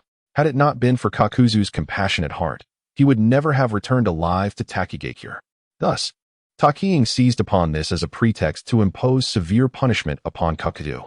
Yet, how could Kakuzu acquiesce to such fate? Consequently, he pilfered the forbidden technique of Takigakure, Denju, to gain immense power and subsequently defected from the village. It could be said that this old man before him was the true architect of Kakuzu's betrayal. "Kakuzu, how dare you betray the village and infiltrate here?" Taking gritted his teeth, his eyes ablaze with fury and indignation. Kakuzu cast a cold glance at him, a sardonic smile gracing his lips. "Betrayal? Humph, it is you who first wronged me. I am merely seeking my own path to survival." With that, he intensified the grip of the black threads, causing Taking further agony. Taking struggled, attempting to break free from his constraints, but Kakuzu's strength was overwhelming, leaving him utterly defenseless. "Kakuzu, this course of action will yield no favorable outcome," Taking cried, a hint of despair lacing his voice. Kakuzu, however, remained unfazed, coolly responding. "The result is of no concern to me. I only know that I now possess sufficient power to pursue my desires." As he prepared to deliver the final blow and conclude this futile struggle, an unexpected ripple coursed through the space, akin to the surface of water disturbed by a gentle breeze. The figures of Obito and F10 suddenly materialized before them. The appearance of F10 caused Kakuzu's expression to shift slightly, a fleeting glimmer of unwillingness crossing his features. However, he swiftly reined in his emotions, the black lines retracting into his being like serpents, burying his anger and resentment deep within as he stepped aside, quietly observing the unfolding events. At the instant Kakuzu withdrew, Taking erupted into a violent cough, each heave seemingly attempting to expel his very innards. Struggling to raise his head, his gaze was filled with caution and bewilderment. "Who exactly are you?" Hearing this, Fontian maintained a serene countenance, slightly tilting his head. His profound eyes appeared capable of perceiving the essence of all things, gazing upon Taking with an almost divine demeanor. His voice resonated low and authoritative. "We are the Twilight, descended to save this wretched world." For the peace of the entire shinobi realm, taking, surrender the seven tails. As Fontion's words echoed, his eyes suddenly radiated with resplendent light. A brilliance unique to the eternal Mangeki Sharingan, emanating an overwhelming pressure akin to a mountain bearing down upon Taking. Beneath the weight of this oppressive force, which threatened to shatter his very soul, Taking trembled like leaves caught in an autumn gale. Yet, his gaze remained steadfast, akin to an unyielding stone amid fierce flames, brimming with defiance. Ah, so you are indeed the infamous Twilight within the shinobi world. Though his voice was somewhat hoarse from agony, the sarcasm and resolve within it were unmistakable. But alas, you shall not extract a single drop of information regarding the seven tails from this old body. Taking's words carried a resolute finality, a flicker of madness crossing his face, a fervor to uphold his beliefs even in the face of despair. In a flash, his right hand shot forth like lightning, a sphere of chakra coalescing in his palm, radiating like a miniature sun. This was his ultimate trump card, a secret he was prepared to defend with his very life. Without a moment's hesitation, Taking gritted his teeth and forcefully brought the world-ending chakra sphere towards his forehead. He intended to bury this power, this secret, in darkness forever, paying the price with his life. Yet, at this critical juncture, a smirk of amusement and disdain crept across Fontion's lips. His eyes suddenly ignited with brilliant light. The unique arcane power of the eternal Mangeki Sharingan reaching its zenith in this moment. The forbidden technique, reversal of cause and effect, manifested under Fontion's control, erupting like a specter. In the blink of an eye, the devastating chakra sphere in Taking's grasp vanished as if erased by an unseen hand. As though it had never existed. What is this power? Taking, in shock, could not help but inquire, but before an answer could be provided, Fontion's figure had materialized before him like a phantom. With one hand, Fontion gently grasped Taking's throat, lifting him effortlessly. As the eternal Mangeki Sharingan activated, the light in Taking's eyes gradually dimmed, ultimately succumbing to a state of chaos. That was the illusion cast upon him by Fontion, a fate he was powerless to resist. Just when everything seemed to settle into silence, Fontion suddenly turned his gaze towards the window, where a figure lurked in the shadows, quietly observing all that transpired. A playful smile graced Fontion's face as his voice echoed through the spacious room. How long do you intend to watch? As his words fell, in an instant, the figure of Minato appeared before everyone. My apologies, friends from Konoha. Upon seeing Minato's sudden appearance, Takayuki's face flickered with a trace of regret. For he now understood everything.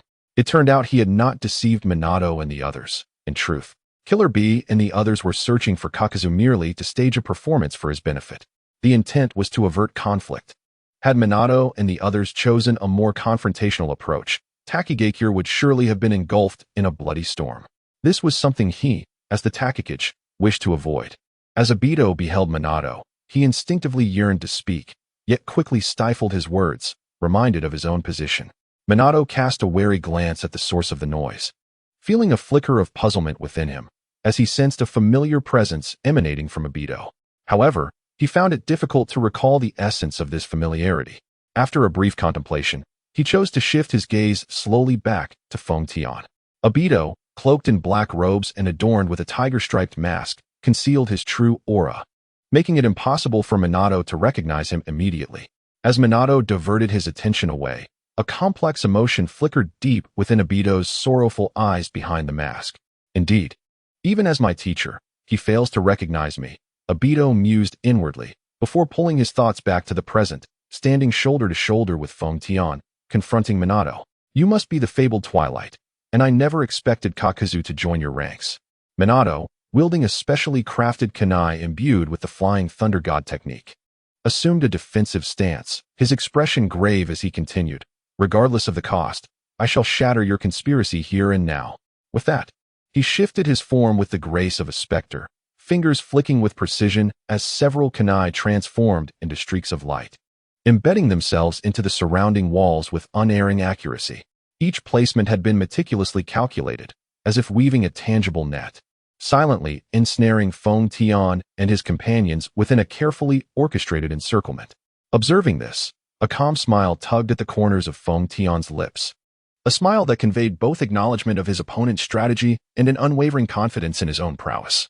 He showed no trace of fear in the face of Minato's Flying Thunder God formation. Instead, He advanced slowly, each step exuding an undeniable aura of pressure. His eyes had quietly transformed into the eternal Meijiki Sharingan, the light within them seeming to perceive the essence of all things. Gazing into the deepest secrets of the human heart, the voice of Feng Tian resonated with a deep and magnetic timbre, each word echoing as if it emerged from the abyss, imbued with an undeniable potency. The yellow flash of Konoha, your reputation has long since reverberated throughout the ninja world. As the hope for Konoha's future and a candidate for the next Hokage, it is indeed a lamentable fate to meet your end here. As he spoke, Feng Tian's eternal Meijiki Sharingan began to turn slowly, activating the cause and effect technique. This surge of power erupted instantaneously, even with Minato's lightning-fast reflexes. He could not escape the alteration of this causality. He could only watch helplessly as his own figure and the surrounding scenery twisted. As if drawn into a vortex of time and space, the environment transformed dramatically, and in the blink of an eye, the two found themselves in a dense forest outside of Takigakure. Minato's eyes glinted with intensity, his brow furrowed, and his face was etched with disbelief. What sort of ability is this? It can transport me here in an instant. He pondered silently, various possibilities flashing through his mind. Could it be the long-lost space-time ninjutsu? No, I distinctly did not sense any fluctuations of spatial transfer. His expression grew increasingly grave. Evidently, his opponent possessed abilities beyond imagination, as Karabi had previously analyzed, seemingly capable of touching and altering the very fabric of reality. Feng Tian stood tall, a playful smile curving at the corners of his mouth, filled with disdain for his opponent and confidence in his own power. He slowly extended a finger towards Minato, a subtle gesture imbued with provocation and mockery, as if to say, "Come, let me witness your prowess." Minato would not show weakness. He immediately flicked his wrist, sending a flying thunder god kunai slicing through the air like a shooting star, aimed directly at Feng Tian. Simultaneously, chakra began to gather in his palm, forming a Rasengan that swirled with formidable force, swiftly approaching Feng Tian.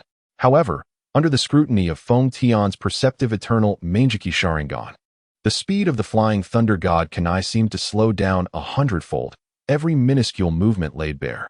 He merely tilted his head slightly, and the sharp kunai grazed past his hair, narrowly evading the attack. Minato's figure shadowed Feng Tian, almost simultaneously closing the distance, his Rasengan resembling a tempestuous sphere, crashing towards his opponent with thunderous might. Just at that critical moment, Feng Tian's figure suddenly blurred, as if merging with the void. This was the Kamui technique, effortlessly evading the lethal strike. Yet, Feng Tian's counterattack did not cease. He extended his palm, seemingly reaching for something in the air. Just as he was about to make contact with Minato, the latter's figure vanished like a specter, reappearing atop the flying thunder god kunai, calling out, "Second stage of flying thunder god." As the words fell, the Rasengan, already charged with energy, plummeted like a meteor to the ground, crashing into the spot where Feng Tian had previously stood, sending dust soaring and creating a deep crater in the earth. Watergate did not pursue his advantage. Instead, he retreated swiftly, his gaze devoid of the joy typical of a victor, instead bearing a deeper intensity. He discreetly marked Feng Tian with the flying thunder god technique for potential future use. However, this caution did not diminish his vigilance, for he understood all too well that as a core member of the Twilight Organization, Feng Tian could not be so easily vanquished. As time passed, the dust began to settle, and Feng Tian's figure slowly rose from the pit, his robe tattered and revealing numerous scars inflicted by the spiral sphere. Yet, there was no trace of pain in his eyes. Rather, they sparkled with an inexplicable excitement and satisfaction. He activated the eternal Meijiki Sharingan once more, and the power of causality began to surge anew. In an instant, an astonishing scene unfolded before Watergate, known for his composure, as disbelief washed over his face, leading him to exclaim, "How is this possible? How can this be?" Under Watergate's astonished gaze, as Feng Tian's eternal Meijiki Sharingan gradually revolved, his injuries astonishingly healed at an incredible pace. Even his tattered robe was restored to its former glory in the blink of an eye, reversing causality, altering fate. "Watergate, you too shall savor the consequences of that spiral sphere," Feng Tian remarked playfully, before extending his right hand and snapping his fingers. Bang! At the moment the snap resounded, Watergate suddenly faced a tremendous force from behind. It was an attack unique to the spiral sphere. In the next moment, Watergate was propelled away by an irresistible power. soaring like a kite severed from its string, crashing heavily into a distant tree. Dust billowed and debris scattered. His face was etched with disbelief, his chest heaving violently, evidently shaken by the impact. What just happened? Struggling to rise from the ground, Watergate's eyes were filled with shock and confusion. He vividly recalled that his spiral sphere had indeed struck Feng Tian and should have inflicted severe damage. Yet, before him, Feng Tian had seemingly restored himself in an instant. Even rebounding his attack, Feng Tian gradually retracted the playful expression from his face, his gaze transforming into one of profound coldness. This is one of the abilities of my eternal Meijiki Sharingan, which allows me to perceive the essence of all things, manipulate causality, and reverse the flow of time. All your attacks are but a link in the chain of causality to me. I can easily distort them, even causing the attacker to suffer the consequences of their own actions. Watergate's pupils constricted slightly, as he had never heard of such an extraordinary power, and an unprecedented sense of crisis welled up within him. He understood that against such an opponent, employing conventional attack methods would be futile. Trembling, Watergate rose, clearly affected by the previous assault. His mind raced, contemplating his next course of action. The ability to manipulate causality is utterly unprecedented. However, such a formidable technique must surely come with its own flaws. For instance, the intervals of use. Minato had swiftly devised the next phase of his strategy. He endured the pain radiating from his back, his gaze sharp and unwavering as he fixed his eyes on Feng Tian in the distance. If I could transfer the causality of the injuries I bear onto him, then perhaps, with a single decisive strike, he would be rendered incapable of wielding that enigmatic power. This implies that the determining factor in this battle lies in the speed of our assaults. Minato grasped the kunai of Flying Thunder God once more, briefly adjusting his breathing before launching himself at Feng Tian again. Seeing Minato charge directly towards him, a sneer emerged at the corner of Feng Tian's mouth. It seems you are still unwilling to accept defeat, Minato. His eternal Meijiki Sharingan activated once more, swirling with intricate patterns as if it could discern the secrets of the universe. Yet this time, he did not opt for a direct counterattack, instead standing still, seemingly awaiting something. Minato's speed was at its zenith, almost transforming him into a mere afterimage, the kunai gleaming ominously as it targeted Feng Tian's vital points. He understood that this was his sole opportunity, and he had to give it his all. Just as the kunai was about to make contact with Feng Tian's body, Feng Tian's figure suddenly blurred, as though he melded into the very fabric of space, skillfully evading the strike. Space ninjutsu? Minato was startled, yet he quickly steadied his mind. He was not surprised that Feng Tian could evade this attack. After all, he was already aware of Feng Tian's capability to utilize such techniques. To successfully strike Feng Tian, he would have to do so at the very moment he transitioned into a tangible form to launch his assault. But do you think this is enough to secure your victory over me? Minato scoffed, accelerating once more, his form dissolving into countless afterimages as he attacked from all directions simultaneously. Feng Tian remained composed, his eternal Meijiki Sharingan continuously tracking Minato's movements, deftly deflecting each attack with finesse. It was as though he was toying with Minato, relishing this game of cat and mouse. Nevertheless, Minato refused to concede. He continuously adjusted the rhythm and angle of his attacks, striving to uncover Feng Tian's vulnerabilities. He knew that if he could land just one successful hit, he could shatter the stalemate. It appears you still do not comprehend, Minato. Feng Tian suddenly spoke, his voice laced with disdain, in the face of absolute power. All technique is futile. Observing Minato's unwavering resolve, Feng Tian could no longer contain himself. With the fluctuations of space surrounding him, a long sword materialized in his hand. Under the scrutiny of his eternal Meijiki Sharingan, Feng Tian astutely detected a significant opening in Minato's defense. A slight smile graced his lips as a formidable aura of destruction enveloped the sword in an instant. In the next moment, I thrust fiercely towards the vital point of the Watergate. At long last, I have awaited your arrival. This is the sole opportunity. However, Watergate's reaction was beyond Feng Tian's expectations. Faced with this lethal strike, Watergate furrowed his brows, only to soon relax them, his eyes gleaming with an intelligence that suggested he had anticipated Feng Tian's move all along. His attention was entirely fixed on Feng Tian's longsword. In the blink of an eye, Watergate's figure suddenly vanished, like a leaf swept away by the wind, leaving no trace behind. Flying Thunder God, final technique.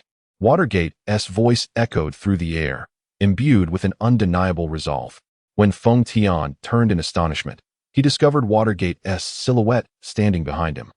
The familiar flying thunder god kunai, glimmering ominously, aimed directly at his neck. Damn, could it be at that moment? Feng Tian suddenly realized, recalling their previous confrontation. When Watergate had silently inscribed the flying thunder god seal upon his back following an attack with Spiral Sphere. This subtle maneuver had become the pivotal key for Watergate to reverse the tide of battle.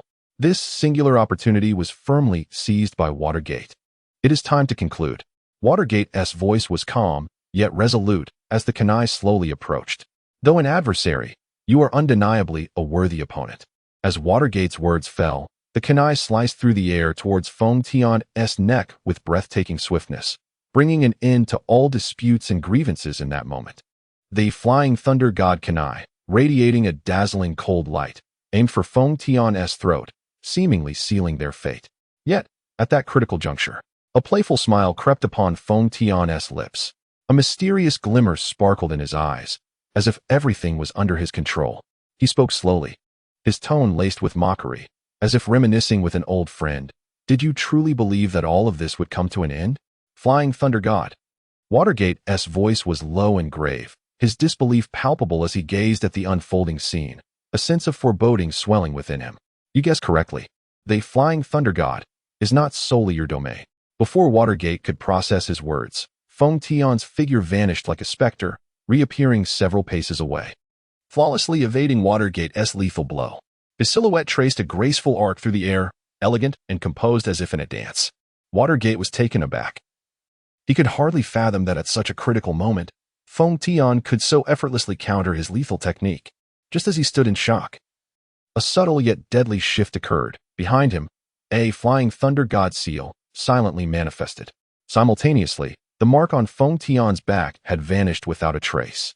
This was the art of reversing cause and effect, a forbidden power capable of distorting causality and rewriting fate. A chillingly indifferent smile graced Feng Tian's face, his voice piercing like an icy blade through the winds, penetrating Watergate's eardrum and striking at his very soul. It is time to conclude. Watergate hastily turned around, yet Feng Tian's silhouette had already disappeared from view. Suddenly, the sensation of a heavy drowsiness overwhelmed Watergate. Despite his desperate attempts to retain a shred of consciousness, he gradually succumbed to slumber. Shinra Tensei. Upon witnessing Watergate plummeting from the sky, Feng Tian swiftly employed Shinra Tensei to draw him into his Shinra space.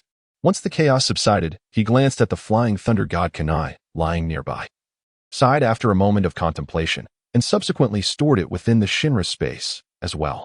Meanwhile, in the office of the Mizukage, the atmosphere had reached an unbearable tension. The Mizukage's gaze was piercing, fixated intently on Kakuzu and Obito, his voice trembling with fury. Kakuzu, do you truly intend to annihilate the Hidden Water Village? Kakuzu merely scoffed in response, his tone dripping with disdain and mockery. At this point, what significance do your words hold? You were the ones who destroyed me. The ones who exiled me from the Hidden Water Village. The ones who have relentlessly pursued me. And now you implore me to consider the village? How utterly laughable! As he spoke, a rare glimpse of frenzied madness flickered across Kakuzu's face. With a sudden flourish of his hand, the black threads in his grasp writhed as if alive, binding the Mizukage firmly against the wall. Simultaneously, an unsettling movement rippled along his back, revealing 4 grotesque and fearsome forms of Doton, Yomi Numa, before the onlookers. Behold, foolish old man. Kakuzu's voice resonated with arrogance and madness. This is the forbidden technique you have always feared. Look at their vital, life-infused forms, the enigma of immortality. All of this has forged me into an immensely powerful being. By the end of his proclamation, Kakuzu had completely descended into insanity. Ignoring Feng Tian's orders, he signaled for the Doton, Yomi Numa, to unleash an onslaught, intending to obliterate the Mizukage within the confines of the office. Are you mad? Obito exclaimed. Unable to contain his outrage, he swiftly appeared beside the Mizukage, placing a gentle hand on his shoulder while his right eye shimmered with a faint Shinra glow. Prepared to transport the Mizukage into the Shinra space at a moment's notice. Step back, or do not blame me for my ruthlessness, Kakuzu bellowed, his voice echoing throughout the office, filled with rage and resentment. Amid such fervent anger, he struggled to maintain a semblance of clarity, attempting to persuade Obito to distance himself from the Mizukage. Yet Obito stood resolute, his gaze unwavering, his voice calm, yet resolute. Kakazu, do not forget our objective. We are here to capture the Seven Tails, not to destroy this village. If you kill the Mizukage now, we will have no means of locating the Seven Tails. What awaits us, then, is the shadow of mission failure. Kakuzu's movements faltered briefly, a flicker of hesitation crossing his frenzied eyes. Obito's words, invoking the specter of failure, doused the flames of his wrath, momentarily pulling him back from the brink of vengeance. He took a deep breath, striving to calm his emotions. The four entities slowly withdrew into his body, granting Taking a moment of respite as he fell heavily to the ground, coughing violently. This is the last time. Kakuzu scoffed, though he remained bitterly unwilling to accept the reality that Obito had presented. As members of the Twilight Organization, their mission was of utmost importance, and personal grievances must not disrupt the grand scheme. Observing the situation, Obito also retracted his Kemui power and turned his gaze towards Taking, a hint of barely perceptible sympathy in his tone. Old man, we bear no ill will towards Takigakure. We merely wish for your cooperation in peacefully surrendering the Seven Tails. This way, your village can be spared from the ravages of war, and we can successfully fulfill our mission. Upon hearing these words, Taking's expression revealed no joy of survival. Instead, he fixed his unwavering gaze upon the two before him, a final flicker of defiance in his voice. You shall never uncover the whereabouts of the Seven Tails. Even in death, I shall not grant you your desire. At this proclamation, Obito's countenance darkened considerably. He had not anticipated such blatant disrespect from one he had gone to great lengths to preserve. In that case, do not blame us. A faint aura of Kemui emanated from Obito's right eye, rippling through the surrounding space. Clearly, he intended to draw Taking into the Kemui dimension for intense interrogation. However, just as Obito was about to act, the space around them twisted, and the figure of Fontian appeared before them. Obito, cease your actions. Leave this matter to me. Fontian spoke calmly, his expression radiating confidence. Upon seeing Fontian's arrival, Obito paused for a moment, then resolutely inquired, "Where is Minato Namikaze?" Fontian, taken aback by the question, had not expected Obito to still harbor concerns for Minato. Yet it was not entirely surprising, after all. Bonds formed between teacher and student run deep. Turning slightly, Fontian's gaze towards Obito was filled with complexity as he replied, "Minato is no longer in this world.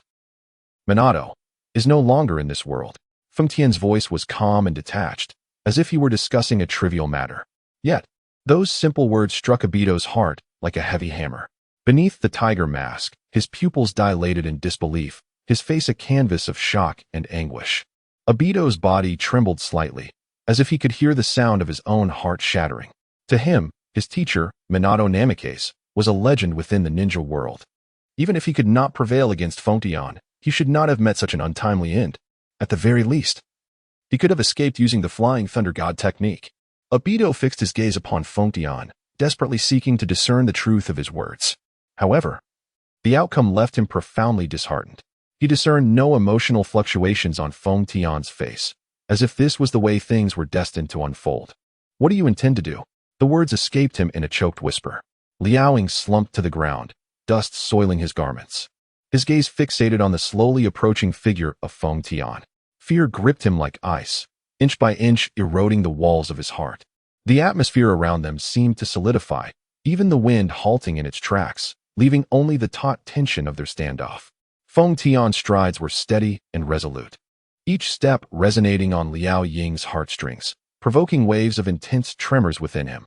Within those profound eyes lay an indescribable pressure that sent shivers through Liao Ying's very soul. It was not the fear of death that unnerved him, but rather the dread that Fontian might indeed employ some sinister means to extract the information regarding the Seven Tails from him. "You inquire what I wish to accomplish." Naturally, to fulfill what was left unfinished. As he spoke, a cruel and merciless smile crept upon Fontian's face, and he advanced toward Liaoing, each step echoing like the ominous toll of a hellish bell. "You, old man, are no paragon of virtue. As Liaoing, you are indeed a competent leader. Yet, as a human being, you are profoundly unprincipled. Even a loyal ninja like Jiao Du has been forced into treachery by your hand. Thus, I shall take your life. I harbor no remorse." With that declaration, Fontian's hand shot forth like lightning, gripping Liao Ying's throat with a vice-like hold, lifting him effortlessly. Liao Ying's arms fell limply, his eyes bloodshot from asphyxiation, his face flushing crimson. He struggled with all his might. Yet it was as futile as an ant attempting to shake a tree, his efforts utterly ineffectual against Feng Tian's iron grip. In that moment, Liao Ying resembled a lamb awaiting slaughter, stripped of all capacity to resist. Feng Tian's eyes suddenly blazed with intensity, swiftly transitioning into the chilling, eternal kaleidoscope Sharingan. A formidable wave of illusionary power surged toward Liao Ying, engulfing him instantaneously. Tell me, where is the Seven Tails? Feng Tian's voice reverberated in Liao Ying's ears. Imbued with an undeniable authority, Liao Ying's expression became vacant, as if his soul had departed, and he mechanically replied. The location of the Seven Tails lies within a secret underground chamber in the village, fiercely guarded by our most elite ninjas from the Takigakure, rendering it nearly inaccessible to outsiders.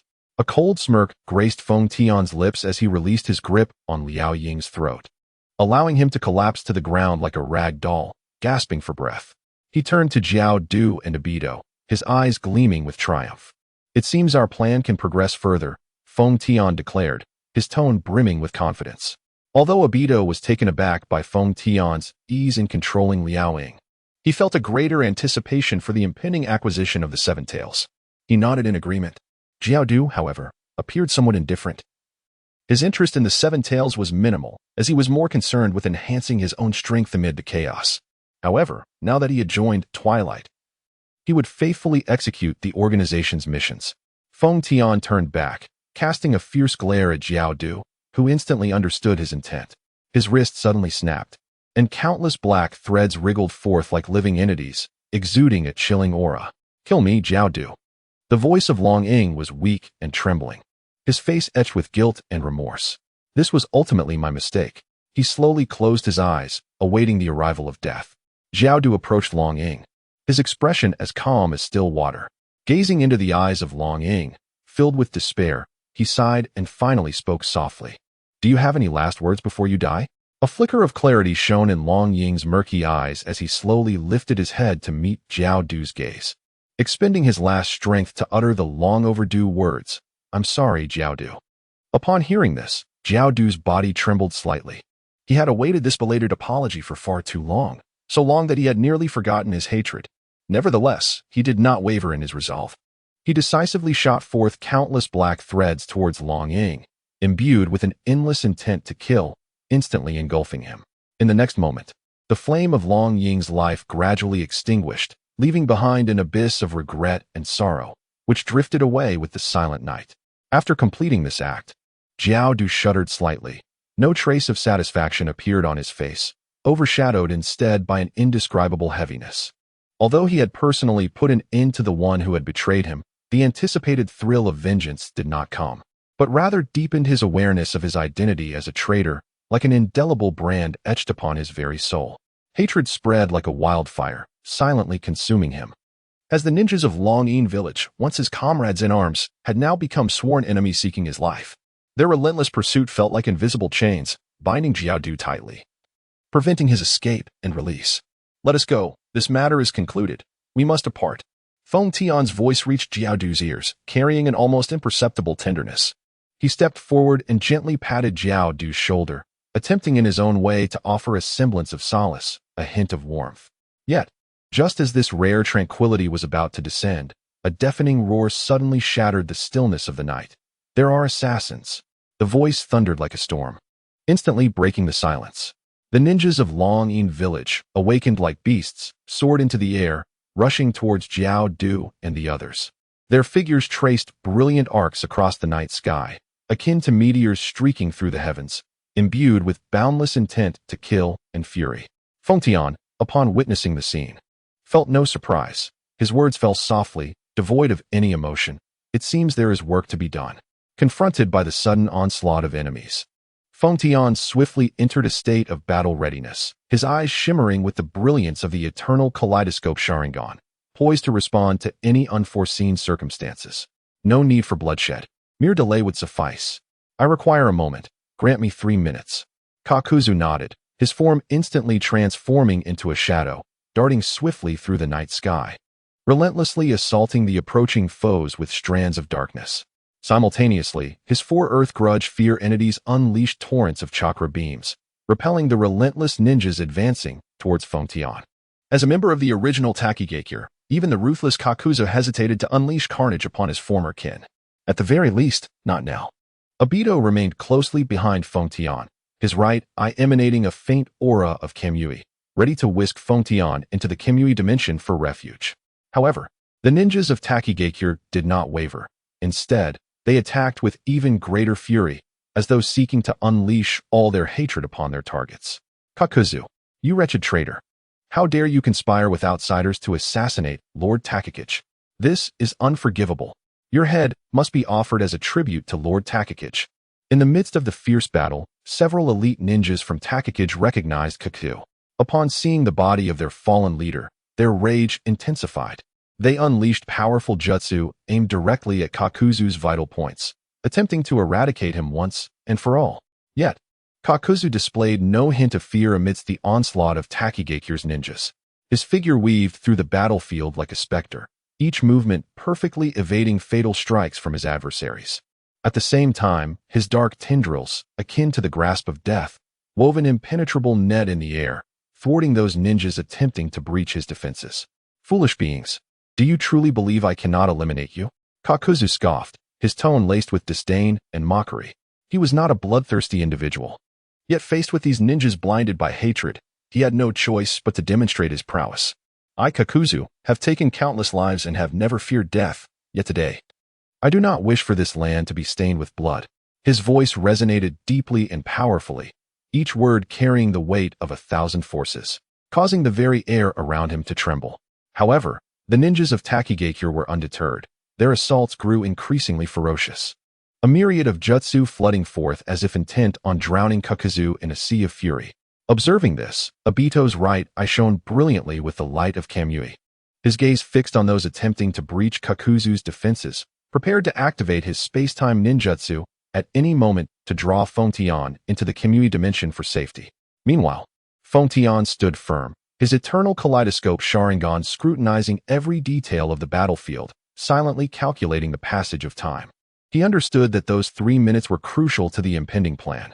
At last, when that decisive moment subtly arrived, Fengtian's voice erupted like thunder on the battlefield. Kakuzu, come to me swiftly. Upon hearing this, Kakuzu felt a weight lift from his heart. He was acutely aware that this was their golden opportunity for escape.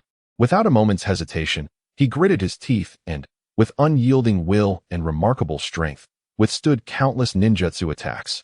Advancing step by step toward Fengtian like a valiant warrior in the heat of battle. Move out. Fengtian's voice resonated again, succinct yet powerful. As his words fell, an unprecedented force of causality surged forth from the reversal of cause and effect, instantly saturating the entire battlefield. This power seemed to possess the miraculous ability to invert the cosmos and reverse causality. Under the influence of this reversal, the silhouettes of Fengtian, Kaku, and Obito appeared to be enveloped by an unseen force, vanishing without a trace from the sight of the ninjas of Takigakure. All that remained on the battlefield was a scene of devastation and the stunned ninjas. They widened their eyes, incredulity etched on their faces as they beheld the unfolding events. Some even questioned whether they were dreaming, as everything felt too bizarre, too extraordinary. What is happening? Where did they go? The ninjas exchanged glances, their hearts brimming with confusion and dread. They had never witnessed such an enigmatic ability, one that seemed capable of reversing causality and erasing all existence. Yet, at that moment, an unforeseen event occurred that left everyone present utterly astounded. The once deceased Takakage slowly rose, as if nothing had transpired, coldly surveying the multitude of Takigakure ninjas before him. Had Kakuzu witnessed this scene, he would have been utterly shocked, for he could never have imagined that this seemingly righteous elder had also mastered the secret technique of Takigakure, Duenyu. His revival was possible because, like Kaku, he possessed multiple hearts. However, Kakuzu's black threads had fortuitously spared another vital heart, which was the true reason for the Takakage's resurrection. The sudden revival of the Takakage was akin to a bolt from the blue, rendering all the Takigakure ninjas speechless with astonishment. They stared in disbelief at their leader, who should have perished, now standing before them as if returned from the depths of hell. Lord Takakage, we arrived too late to provide assistance. Please impose a severe punishment. The ninjas knelt, expressing their respect and remorse. However, the Takakage merely raised his hand slowly, silencing their clamor. His gaze was profound and icy, as if capable of discerning the deepest secrets of the human heart. The ninjas exchanged bewildered glances, filled with confusion and uncertainty. They could not comprehend why the Takakage had revived under such circumstances, nor did they grasp the meaning behind his words regarding what was anticipated.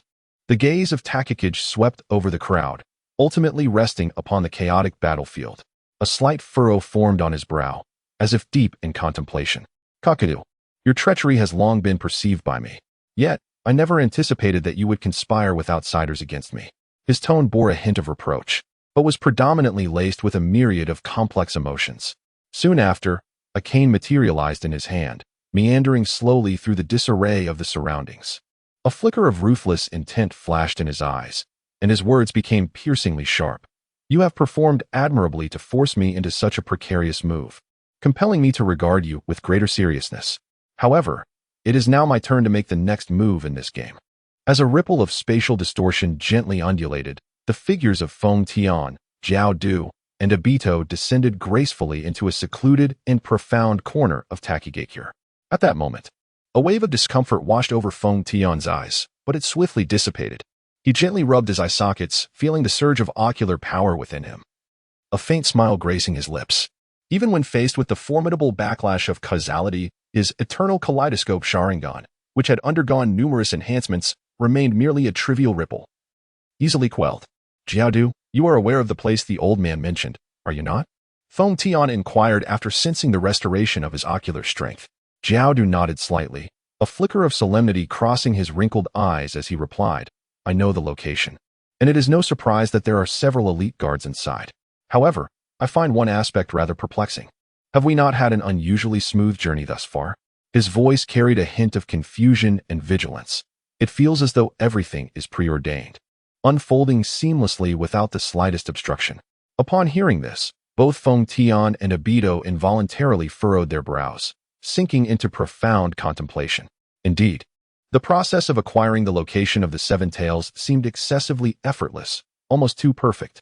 It was as if an invisible hand was manipulating their fates from the shadows, guiding them step by step toward an unknown abyss.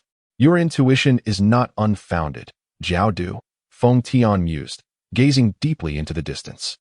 Since embarking on the quest to gather the tailed beasts, each mission, though arduous, has always presented a breakthrough at critical moments, enabling us to complete our objectives successfully. This time is no exception. The old man's guidance appears flawless, yet this overly smooth progression warrants our caution. Obito nodded in agreement, adding, indeed, the process of gathering intelligence this time has been too seamless, leaving me with an unsettling feeling. Perhaps this is precisely the trap set by our adversary, waiting for us to walk right into it. With a cold chuckle, Jiao Du's deeply etched wrinkles deepened further. Humph, whether it be a trap or a conspiracy. We have come too far to turn back now. Feng Tian nodded, continuing, you are right. Regardless of whether it is a trap, the Seven Tails is our essential target. As long as we are sufficiently powerful, no scheme or trickery can hold any sway against absolute strength. At this juncture, Feng Tian turned to Jiao Du, saying, you are familiar with the terrain, lead us forth. As for those elite guards, Obito and I shall handle them. Jiao Du nodded, his figure flickering as he hastened toward their destination. Feng Tian and Obito followed closely behind, the three figures swiftly vanishing into the night. After traversing a dense forest and navigating several winding alleys, they arrived before what appeared to be an abandoned temple. Though the temple lay in ruins, a subtle pulse of chakra still resonated within its walls, hinting at the presence of extraordinary power concealed within. This is the place. Through this temple, one can access the underground chambers of Takigakure. It is here that I will acquire the demonic statue of the outer path, Kakazu murmured, halting his steps to signal caution to the others. Feng Tian nodded slightly, activating his eternal Meijiki Sharingan, the formidable ocular power sweeping the surroundings in an attempt to discern any lurking threats. Meanwhile, Obito shifted his right eye to the Meijiki Sharingan, ready to respond to any unforeseen circumstances. Just as they prepared to enter the temple, a deep, resonant bell tolled suddenly, and with its sound, the air around them began to distort. An immense barrier of power silently unfurled, trapping the three of them in place. It seems we have truly been ensnared. Obito's expression darkened, his gaze fixed intently on the swiftly materializing barrier. Humph. Merely a tedious trick. Such a barrier is trivial for me to dismantle. Kakuzu scoffed. Yet as he did, he felt a strange convulsion in his back. To his astonishment, he discovered his chakra was flowing chaotically. This rendered him incapable of performing any jutsu. How could this be? My chakra flow is spiraling out of control. I cannot release the demonic statue of the outer path at all. Kakuzu exclaimed, his voice tinged with a hint of panic. Seeing this predicament, Obito hastily activated Kimui, attempting to escape the barrier by shifting into the Kimui dimension. However, he quickly realized his situation mirrored Kakuzu's. He too was unable to execute any jutsu. Their gazes converged on Feng Tian, whose eyes, calm as still water, appeared to embody their sole glimmer of hope. Feng Tian remained unfazed, as though the tumultuous events outside bore no relevance to him.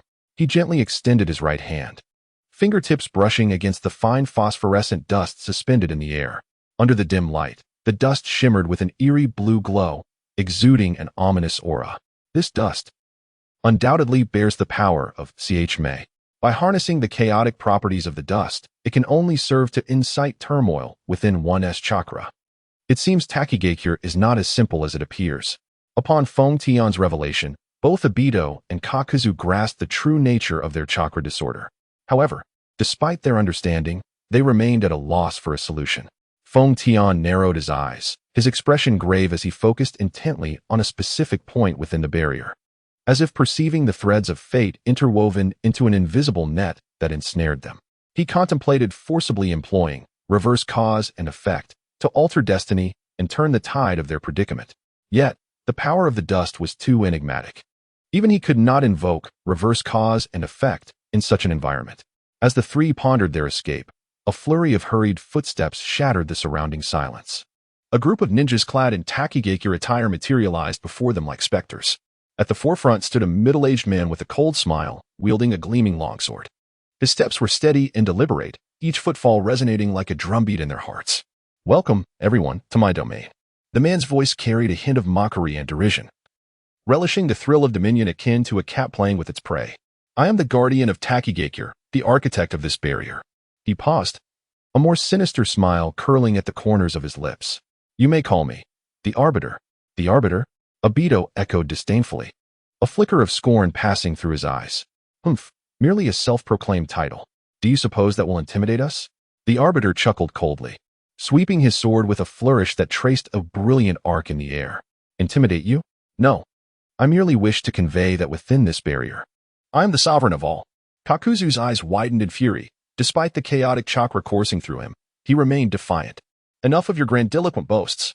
Even if we cannot employ ninjutsu, we shall not concede easily. Feng Tian maintained his composure, fully aware that rash actions would only exacerbate their predicament. He scrutinized the Arbiter and the surrounding ninjas, searching for a potential avenue of escape. The Arbiter, seemingly privy to Feng Tian's intentions, smirked and remarked, Do not waste your efforts. The barrier and phosphorescent powder here are meticulously arranged to prevent you from utilizing ninjutsu, ensnaring you in despair. However, I am not devoid of compassion. With a shift in tone, the Arbiter continued, If you are willing to surrender and divulge your secrets, I may consider sparing your lives. At this, Feng Tian's lips curled into a faint, icy smile. Surrender? That is not our style. Moreover, do you genuinely believe you can confine us? The Arbiter's expression darkened, clearly incensed by Feng Tian's words. Refusing kindness for punishment. Let me show you the true extent of my power.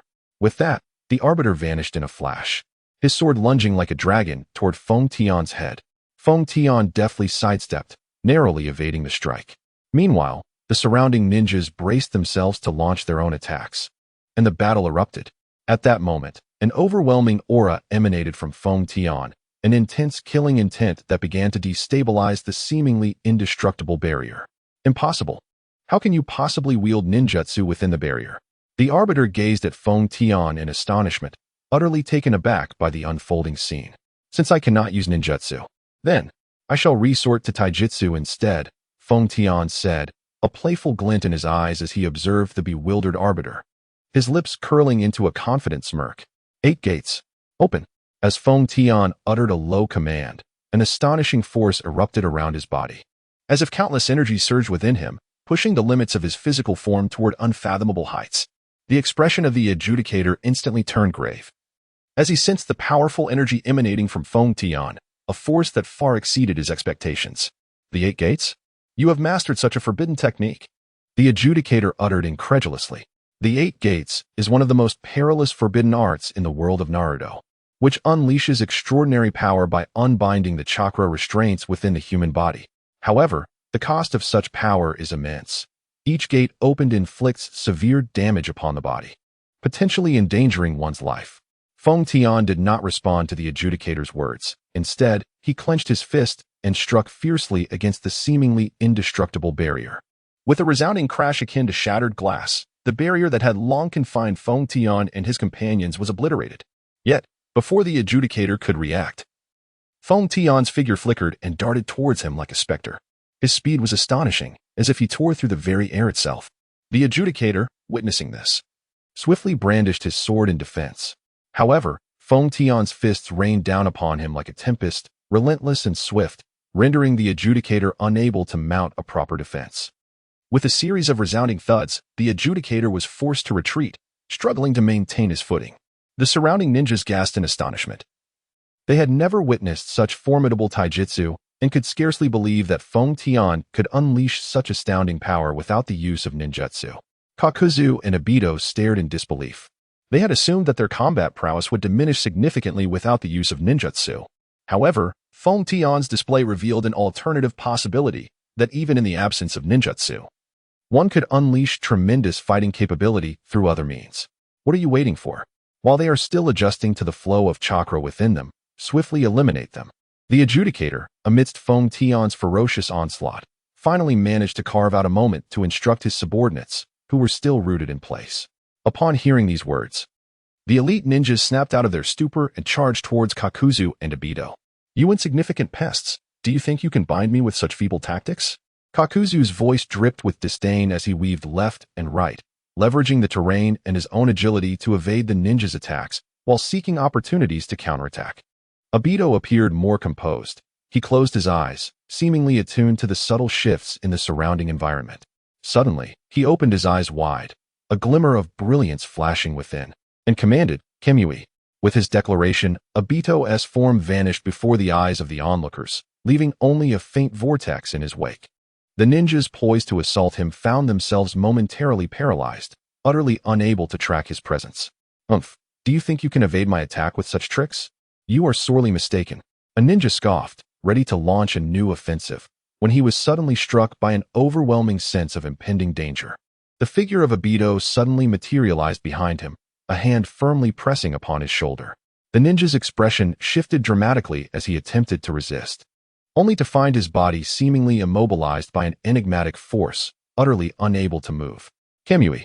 Obito's voice resonated once more, and in an instant, the ninja's form was transported to an unknown realm, accompanied by a scream of terror, vanishing entirely from the sight of the onlookers. I am curious. Have you ever contemplated that events might unfold in this manner? Feng Tian relentlessly launched ferocious assaults upon the adjudicator, simultaneously hurling scornful taunts at him. Humph. Upon hearing Feng Tian's mockery, the adjudicator's countenance darkened instantly. He had never anticipated that Feng Tian would employ the 8 gates to shatter his barrier.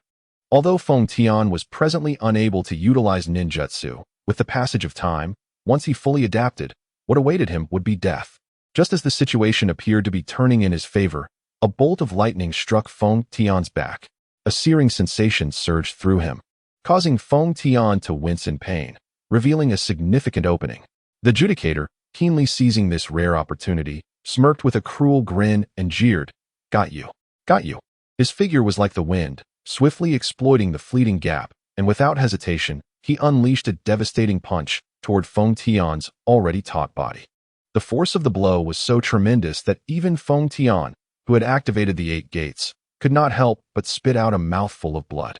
His form akin to a leaf caught in a tempest, rapidly staggering backward. Each step he took caused the ground to tremble slightly, showcasing his utter disarray. However, the adjudicator's gaze bore no trace of compassion or hesitation.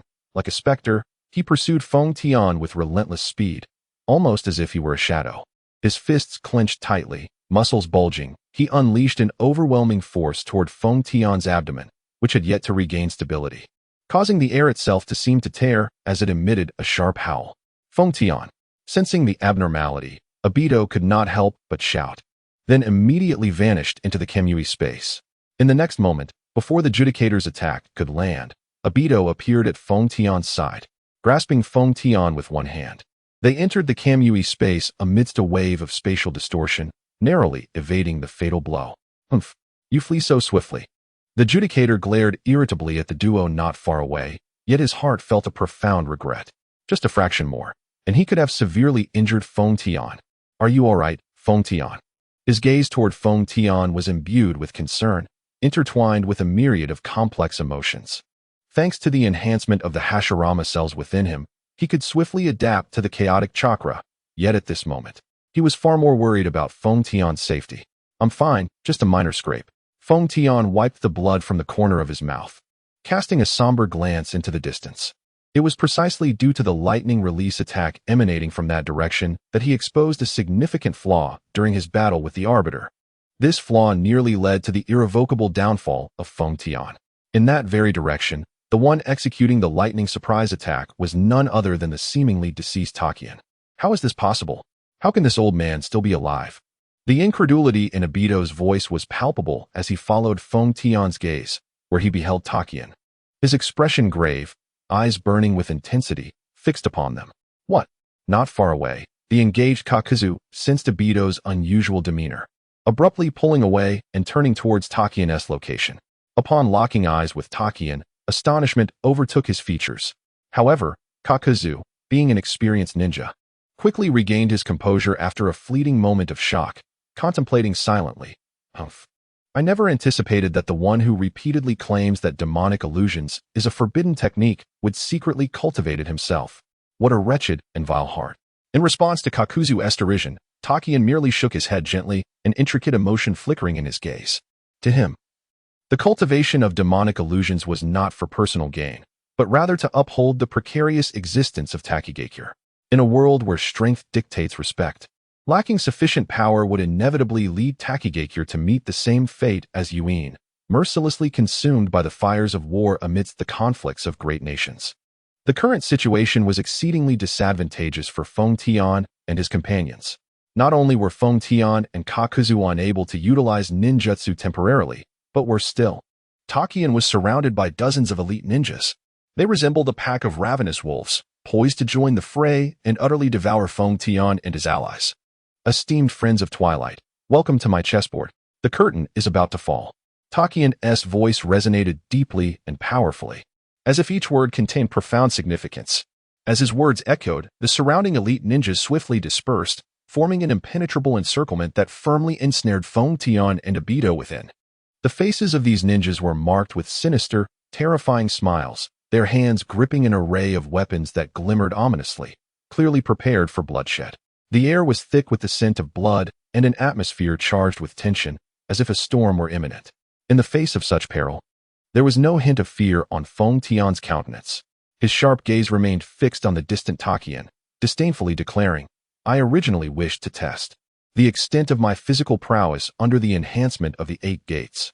However, it seems that it's not quite effective at present. As he spoke, Feng Tian's attention abruptly shifted to the looming Arbiter, his voice brimming with lethal intent. Since I find this amusement unsatisfactory, I have decided to annihilate you all right here. Upon the utterance of Feng Tian's words, a bone-chilling aura enveloped the gathering, instilling fear in all present. They were acutely aware that Feng Tian's threat had significantly diminished after losing the ability to wield ninjutsu. Yet, from his icy words, they could distinctly sense an overwhelming aura of murderous intent, as if the specter of death had descended upon them. Humph, what a charade. Although the Arbiter was momentarily daunted by Feng Tian's words, he quickly regained his composure. In his eyes, the loss of ninjutsu rendered Feng Tian akin to a tiger stripped of its fangs, no longer a source of fear. With a sneer, he began to gather chakra, preparing to launch a new wave of assault. However, Feng Tian paid no heed to his provocation. He silently turned his gaze towards Obito, a flicker of trust evident in his eyes. With a calm demeanor, He spoke with boundless confidence. 3 minutes. Upon hearing this, Obito nodded slightly. He understood Feng Tian's intent and felt the unwavering determination radiating from him. Subsequently, he placed his hand on Feng Tian's shoulder, and their figures gradually vanished in a distortion of space. Feng Tian's voice echoed in the void, laced with mockery and challenge. Enjoy the last 3 minutes of your lives. What? The Arbiter felt an ominous sensation wash over him as he witnessed the bizarre disappearance of Feng Tian and Obito. 3 minutes. The words escaped his lips, heavy as lead, nearly suffocating him.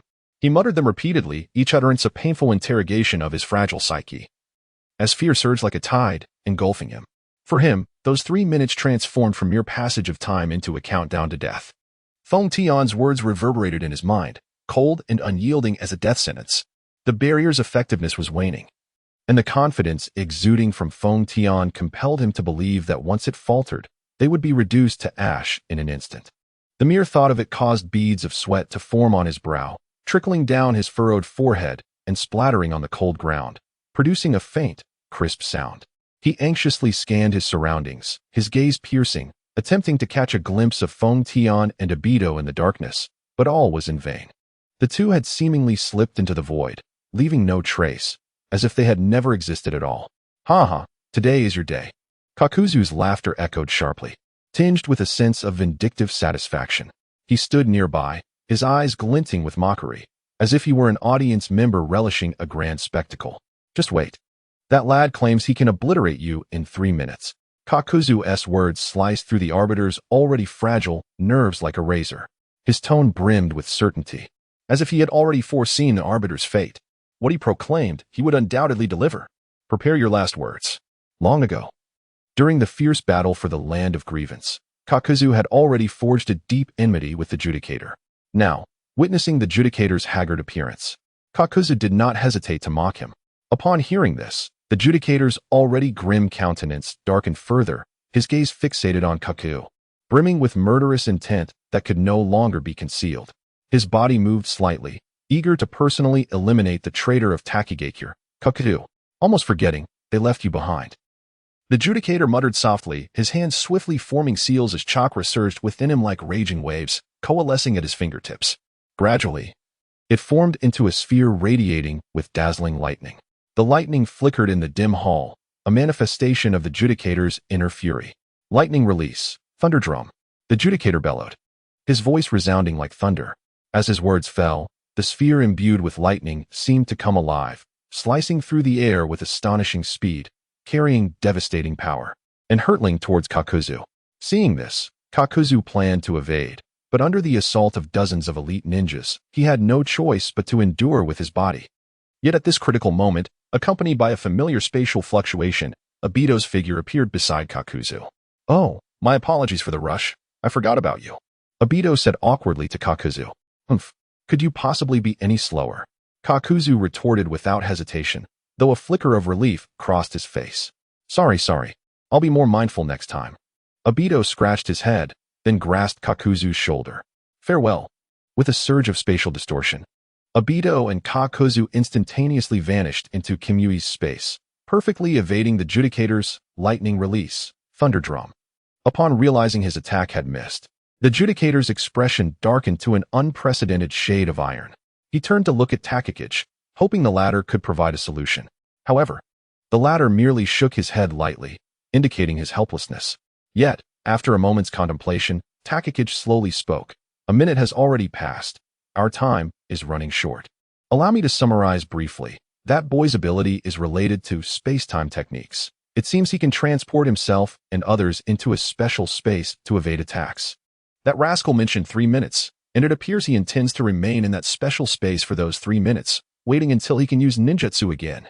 This means that once the 3 minutes are up, the instant his ninjutsu capabilities are restored, the three of them will undoubtedly reappear here, ready to annihilate us. At this point, a glimmer of concern flickered in Takikage's eyes as he looked at the Judicator and continued, Can your barrier be restored? If it is possible, we might still have a glimmer of hope. Do not question the veracity of the words just uttered by that young man. I can only tell you that before him, I possess no power to resist. Upon hearing this, the judge's expression grew increasingly grim, for he was acutely aware of the strength of Rikage. If even Rikage is helpless against this individual, then our predicament is indeed dire. The barrier. I shall do my utmost. The judge spoke with great difficulty, recognizing that while his barrier was formidable, its restoration within a short time frame remained uncertain. Rikage, hearing this, could only nod in resignation, his gaze drifting into the distance, where an even deeper concern brewed within his eyes. Immediately, the judge, with a solemn demeanor, began to frantically weave seals. As time elapsed, fragments of the barrier in the void seemed to reassemble incessantly. With a sweeping motion of his hand, he cast forth a great deal of phosphorescent powder, which began to resonate with the barrier. Just as the barrier was on the verge of formation, a violent distortion of space heralded an overwhelmingly powerful aura of destruction that swept across the entire area in an instant.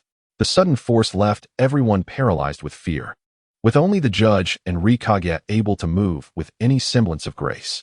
They turned to see the figure of F.N.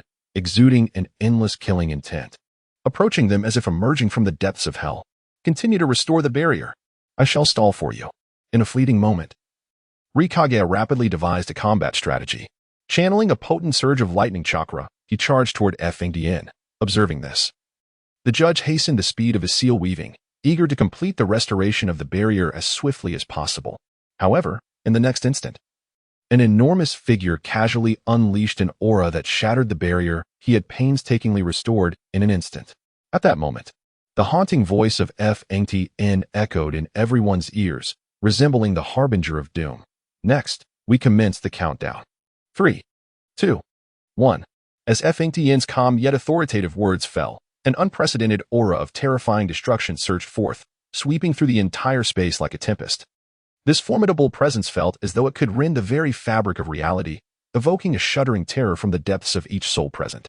In that instant, Rikage, the judge, and the others instinctively sought to gather their strength to counter this dread force capable of annihilating all. Yet, before such an overwhelmingly suffocating power, their efforts appeared minuscule and absurd, like an ant attempting to shake a tree, utterly deluded. What power is this? The judge's voice trembled. His eyes filled with disbelief and dread. In the final moments of his life, he strained to look up at the colossal figure slowly emerging from the darkness, which loomed over them like an immense mountain, nearly suffocating them. Before that figure, they, including the ever-arrogant Rikage, experienced an unprecedented sense of powerlessness. In the presence of such formidable power, their strength seemed to dissolve into nothingness, devoid of any semblance of resistance. They could only watch helplessly as the colossal figure advanced step by step, their hearts filled with despair. Feng Tian, with arms crossed and chin slightly raised, displayed a young yet indifferent visage devoid of expression. His gaze was profound and tranquil, as if he had transcended all worldly emotions. He spoke slowly, as if bestowing a divine gift upon the gathered crowd. Complete body, Susanoo. As his words resonated, the immense silhouette finally came into full view. It was a giant towering several dozen meters high, clad in black armor that emanated a faint, chilling glow. Its eyes sparkled like two resplendent stars, radiating a heart-stopping brilliance. Before it, everything appeared insignificant and fragile, as even the very fabric of space seemed distorted by its presence. They collapsed to the ground in helplessness, wide-eyed, gazing at the towering, pitch-black complete body. Susanoo. In the shadow of this immense being, an unprecedented sense of despair and helplessness enveloped them all.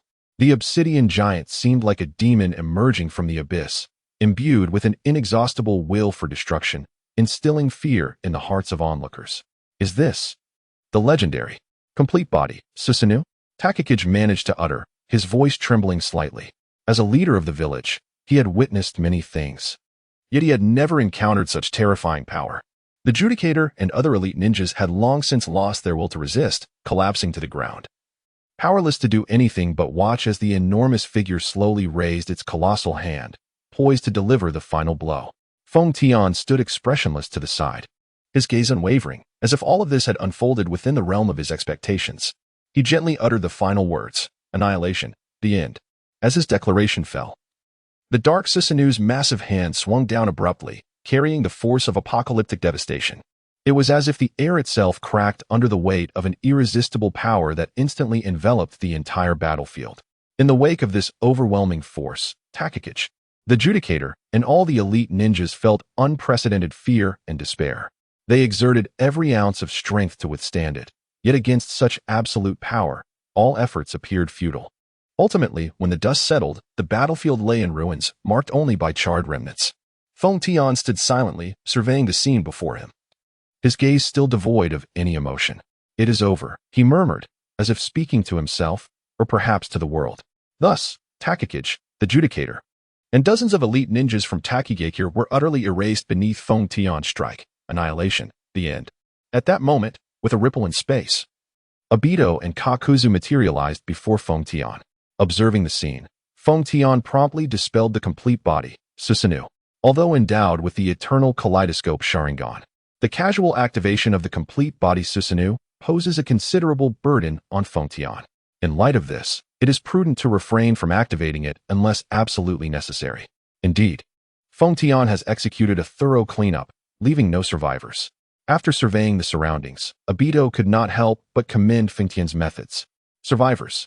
Upon hearing Obito's words, a sudden and intense headache assailed Feng Tian. He repeatedly echoed this term in his mind, as tumultuous waves of emotion surged within him. When did I become so bloodthirsty? These are the lives of dozens of individuals. Feng Tian relentlessly questioned himself, a flicker of madness crossing his visage. When? Could it be that after the elevation of my ocular power, that sense of annihilation has begun to erode my conscious self? Clutching his head with both hands, anguish etched across his face. An inner struggle and self-doubt surged forth like a tidal wave. He was acutely aware that his recent actions had transcended his previous limits, and the power bestowed by the eternal kaleidoscope Sharingan seemed to subtly alter his state of mind. "Feng Tian, what is troubling you?" Obito inquired, his tone laced with concern. Though companions, their understanding of one another was superficial, and witnessing Feng Tian's torment inevitably stirred worry within him. Meanwhile, Kakuzu stood aloof, his expression one of indifference. Seemingly unaffected by Feng Tian's suffering, he pondered silently, contemplating whether this was merely a side effect of Feng Tian's burgeoning strength or if some latent obsession within him had been awakened. "It's nothing." Feng Tian inhaled deeply, striving to regain his composure. He recognized that he needed to remain calm at this moment, lest he be consumed by this sudden anguish. "Perhaps the elevation of my ocular power has indeed rendered me somewhat unaccustomed." Feng Tian sought to mask his internal turmoil with an excuse. He understood that if this sense of annihilation could not be controlled, it would inevitably become a significant impediment on his path of cultivation. Obito nodded in agreement. Indeed, the enhancement of ocular power is often accompanied by a shift in one's mental state. You must adjust accordingly. Do not allow this power to dominate you.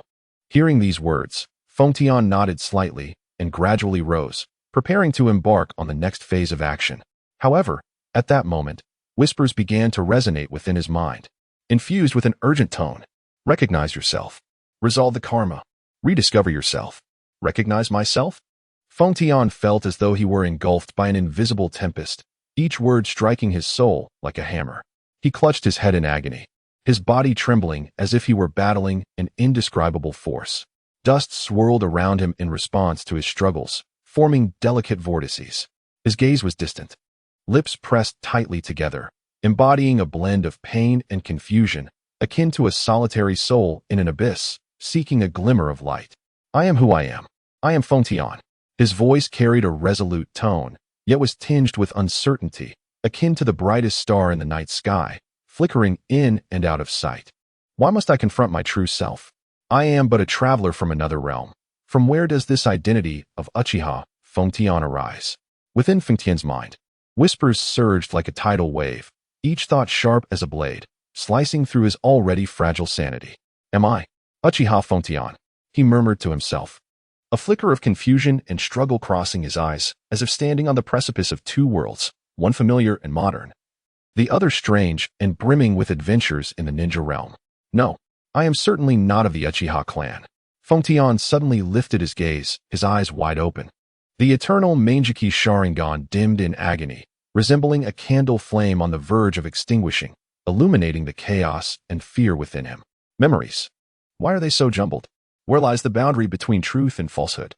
He clenched his fists tightly, nails digging into his palms, the pain momentarily jolting him awake, yet also sharpening his awareness of the helplessness and despair that engulfed him. "Steady yourself, Feng Tian." Obito's voice thundered in Feng Tian's ears, imbued with an undeniable firmness. He gazed anxiously at Feng Tian, his Sharingan filled with concern and worry, as if striving to impart his conviction to him. Gradually, the whispers began to dissipate, Feng Tian's gaze refocused, and as he gasped for breath, it felt as though he had awakened from a long, harrowing dream, a surge of gratitude for survival blossoming within him. He panted, beads of sweat dotting his forehead, a flicker of fear flashing in his eyes. The surroundings became increasingly clearer to him, the crumbling remnants of the temple, the acrid scent of smoke in the air, and Obito's anxious yet warm gaze. All these elements served as reminders that he was still alive, still grappling within this endless cycle. I am fine. It is merely a backlash of my ocular power. Feng Tian spoke calmly, his tone restored to its former composure and indifference, as if all that had transpired was but a fleeting illusion. Immediately, as his eternal Mangeki Sharingan began to rotate slowly, under the influence of the principle of causality, Feng Tian's body returned to its peak condition. Obito furrowed his brow slightly, a flicker of confusion and unease crossing his eyes. What you just said about confronting oneself, what does it mean? Feng Tian turned his head, his gaze deep as an abyss, a faint, serene smile gracing his lips. Does it matter? In this endless cycle, what are we truly seeking? Perhaps, understanding oneself is the key to unraveling all mysteries. Obito was momentarily at a loss for words, silently observing Feng Tian, the worry in his Sharingan intensifying. Feng Tian chose not to elaborate further, turning his attention to Kaku, a glint of cold determination flashing in his eyes. Now that the obstacles are removed, it is time to harvest the seven tails. Kakuzu nodded silently, his form shifting as he moved deeper into the shattered temple. His hands swiftly formed seals, and with a deep rumble, the ground split apart, revealing a vast underground entrance, resembling a portal to another world. Upon entering, one finds oneself in an underground passage. If the old man's words hold any truth, the seven tails should be concealed within. After completing all preparations, Kakuzu spoke up. Feng Tian slightly nodded, closing his eyes in concentration, attuning himself to the powerful chakra fluctuations emanating from the depths below. It was the aura of the seven tails, Mei, ancient and formidable, akin to a slumbering giant waiting for the moment of awakening. It was time to conclude this game. Feng Tian murmured softly, his eyes glinting with determination and cold resolve, reminiscent of a poised cheetah ready to pounce. Let us proceed, Feng Tian stated once more, then took the lead into the underground passage. Obito and Kakuzu, upon witnessing this, followed in Feng Tian's footsteps, entering the passage together. The underground corridor was dim and profound, with faint glimmers of light occasionally flickering on the stone walls, seemingly from naturally occurring fluorescent minerals. The air was thick with a damp, musty scent. The stone path beneath their feet was uneven from years of neglect, each step resonating with a soft echo. Leading the way, Feng Tian's eternal Mangeki Sharingan shone like two brilliant moons in the darkness, piercing through all obstructions and perceiving everything ahead.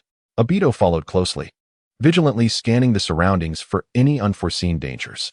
Kakuzu brought up the rear, his grotesquely stitched body appearing even more menacing in the shadows, as if ever ready to confront any sudden threats. As they ventured deeper, the temperature within the passage steadily dropped, a chill palpable even with each breath. Feng Tian's perceptive abilities intensified, and he could distinctly sense the massive chakra of the seven tails stirring not far ahead, seemingly preparing for the imminent battle. Prepare for combat. Feng Tian's voice echoed through the narrow passage, succinct yet forceful, like a taut string, instantly heightening the tension among the group. His gaze was steely, as if he were bracing himself for the storm that lay ahead. At that moment, the sound of hurried, heavy footsteps resonated from the end of the corridor, shattering the silence. Soon after, several figures sprung forth like phantoms from the shadows, wielding sharp blades with piercing gazes. They were the elite ninjas guarding the seven tails. Their emergence was akin to a boulder crashing into a tranquil lake, sending ripples throughout the calm. How could anyone dare to tread here? It seems the judges and decision-makers have failed. A deep, magnetic voice resonated in the passage, laced with a hint of amusement and disdain. As the voice faded, a slender figure began to emerge from the dim light, like a flash of black lightning cutting through the stillness. He was the arbiter. His presence seemed to instantly solidify the atmosphere within the space. A formidable force of regulatory power emanated from him, akin to invisible shackles, firmly sealing the surrounding area. Under the weight of this force, the effects of Abido and Fengtian's Kimui inexplicably waned, as if obstructed by an unseen barrier, rendering them ineffective. Allow me to introduce myself. The voice of the Arbiter was calm and indifferent, yet imbued with an undeniable authority. I am the Arbiter, the final bastion of Takayan village. Yet also the harbinger of your complete annihilation, the judge, the decider. Now, yet another Arbiter has appeared. I remarked. How tiresome it is to see you all like nesting dolls, one after another. Feng Tian looked at the man before him, who claimed to be the Arbiter, with an expression of utter exasperation. Although the surrounding space was sealed, with Feng Tian's capabilities, erasing this man before him would be an effortless task. Nesting dolls? What does that mean? The Arbiter gazed at Feng Tian with a look of confusion, indicating that he could not comprehend Feng Tian's words. However, soon after, the Arbiter casually waved one hand, as if grasping the very threads of the world's existence. In an instant, the surrounding space seemed to be violently compressed by an invisible hand, the air resonating with a low, ominous rumble, as if even time itself had come to a standstill. In the face of this sudden turn of events, the expressions of Feng Tian's two companions changed dramatically, a flicker of panic crossing their eyes. Yet, Feng Tian remained unperturbed, his eyes suddenly alight with the unique brilliance of the eternal kaleidoscope Sharingan, subsequently unleashing a formidable force of causality. Within my absolute spatial confinement, no one can easily escape. The Arbiter's voice carried a hint of confidence and disdain, yet this confidence was swiftly shattered by Feng Tian's counterattack. Feng Tian's technique of inversion of cause and effect surged forth like a countercurrent, gradually dismantling the Arbiter's spatial oppression. The suffocating pressure, once palpable, began to dissipate into nothingness under the influence of the causality force. Observing this, the Arbiter's disdain transformed into astonishment. He had not anticipated that Feng Tian could so effortlessly neutralize his spatial pressure. This realization dawned upon him. His opponent was no mere triviality, and he would need to exert his utmost to secure victory. It seems that without demonstrating a formidable display, you shall not easily submit. The Arbiter scoffed, suddenly spreading his arms wide, unleashing an even more potent wave of spatial energy from within. Instantly, the very fabric of space appeared to be torn apart, with countless fissures spreading around Feng Tian and his companions, as if seeking to devour them whole. Humph! Feng Tian, witnessing this spectacle, merely let out a cold snort. And the powerful force of causality surged once more, the strange lights swirling within his eternal kaleidoscope Sharingan.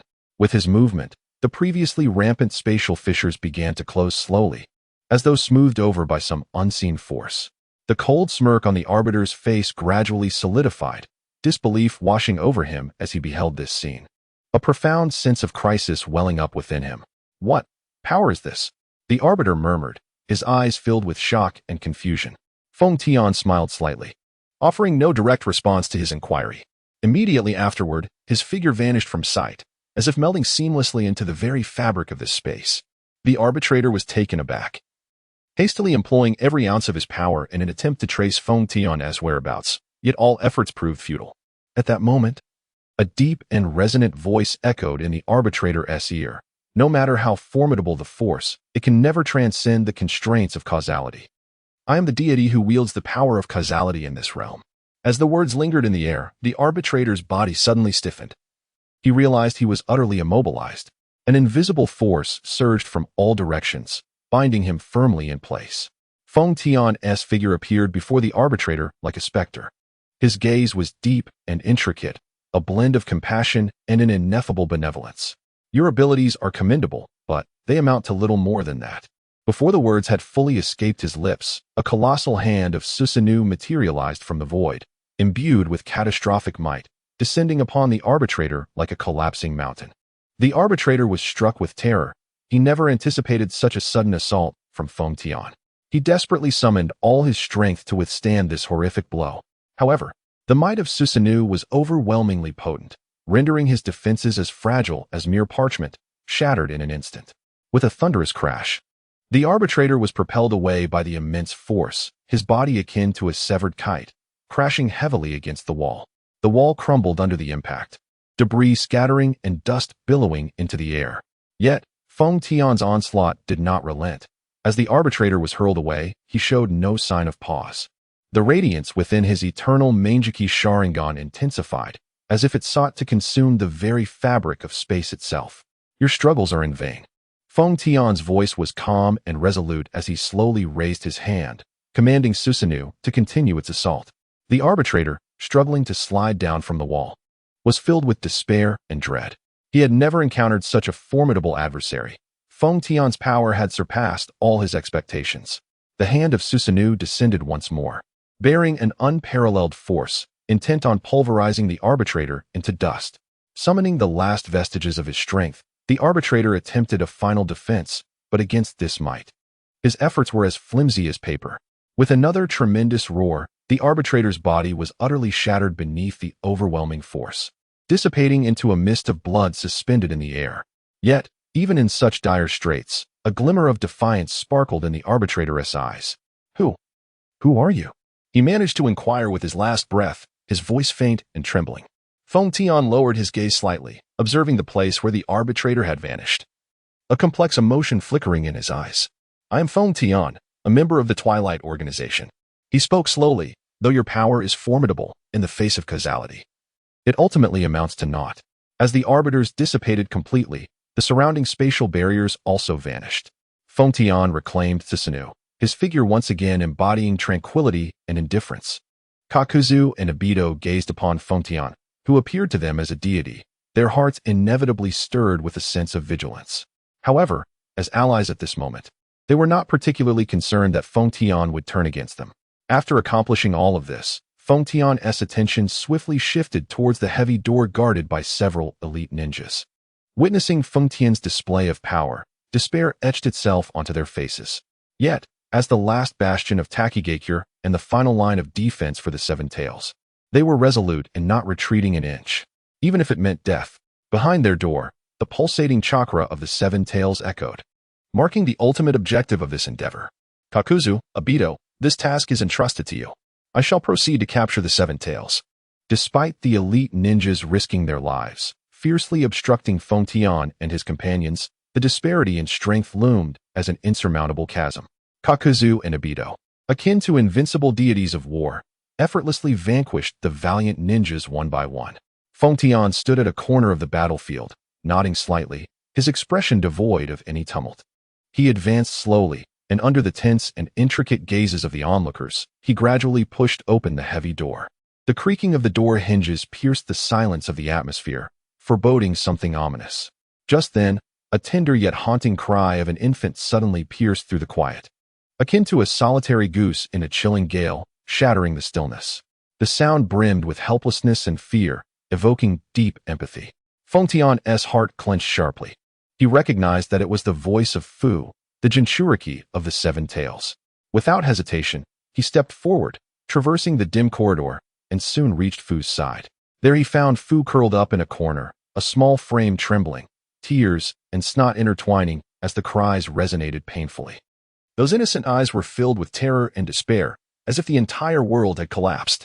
Feng Tian crouched down, his gaze tender yet complex resting upon Fu. A barely perceptible flicker of guilt passed through his eyes, a profound sense of self-reproach and helplessness. He spoke softly, his voice deep and magnetic. "I am sorry. My intentions were never meant to unfold this way." Throughout this journey, Feng Tian had taken far too many lives. Decision-makers, judges, arbiters, and dozens of elite ninjas from Takigakure had all perished at his hands. It could be said that over 80% of Takigakure's strength had been obliterated by Feng Tian alone. Such a monumental loss might provoke nearby forces, who had long been eyeing Takigakure, to seize the opportunity to plunder its resources. Especially now. After Feng Tian had taken the Seven Tails, those forces would become even more audacious. Contemplating this, a rare ripple of emotion surfaced on Feng Tian's face. However, there was no alternative. I embarked on this course solely to return home. Before my journey back, I summoned all my ocular prowess to unleash the reversal of cause and effect, striving to rectify the chaos surrounding me. Whispering softly to myself, I placed my hand gently above Feng's abdomen and commenced the extraction of chakra. Feng's cries gradually diminished, and with the warmth emanating from my palm, an indescribable force began to circulate between us. This time, unimpeded by any external interference, the extraction proceeded swiftly. In less than an hour, the immense chakra of the Seven Tails was entirely drawn forth. As the chakra ebbed away, Feng's vital essence waned at an alarming rate. Observing this scene, I exhaled a resigned sigh, and soon the eternal Mangeki Sharingan began to activate. A potent power of causality restored Feng's rapidly fading life force. Upon hearing Feng's cries, I turned to leave the chamber, aware that my actions might seem overly benevolent. Yet, I had no enmity with the Jinchuriki. As a beneficiary of 9 years of compulsory education, I could not bring myself to recklessly seize another's life. Moreover, possessing the ability to reverse causality rendered this act trivial. Did it succeed? Upon my emergence from the chamber, Obito could not contain his curiosity. Kakuzu leaned against the wall, coldly awaiting my response. Yes, the process went smoothly. I replied with a slight nod. However, before Obito could speak, Kakuzu interjected with a chilling tone. Now that the task is complete, what of my reward? At these words, my expression remained unfazed. I merely raised my hand, the power of causality swirling around me. Suddenly, countless gold coins materialized from the void, cascading down like a waterfall, inundating the ground beneath Kakuzu in a golden sea. This is your reward, Kakuzu, I stated, my voice imbued with an undeniable authority. These coins did not originate from any tangible source. Rather, I had borrowed them from a future point in time using the power of causality, compensating Kakuzu for his services. A glimmer of surprise flickered in Kakuzu's eyes, but he swiftly resumed his impassive demeanor. He reached out to catch a handful of the flying coins, inspecting them closely, a satisfied smile curling at the corners of his mouth. Excellent, Foam, your methods are always unexpectedly impressive. Meanwhile, Obito observed silently, increasingly wary of my capabilities. He recognized that despite being a member of the Akatsuki organization and sharing a common goal with me, my strength and tactics had surpassed his expectations, compelling him to proceed with greater caution. So what shall we do next? Obito inquired, attempting to shift the focus away from my abilities. I gazed into the distance, my eyes reflecting a tapestry of complex emotions. I still have one more task to accomplish. Feng Tian spoke softly, a flicker of hatred flashing deep within his eyes. He then departed from the underground, ascending back to the surface.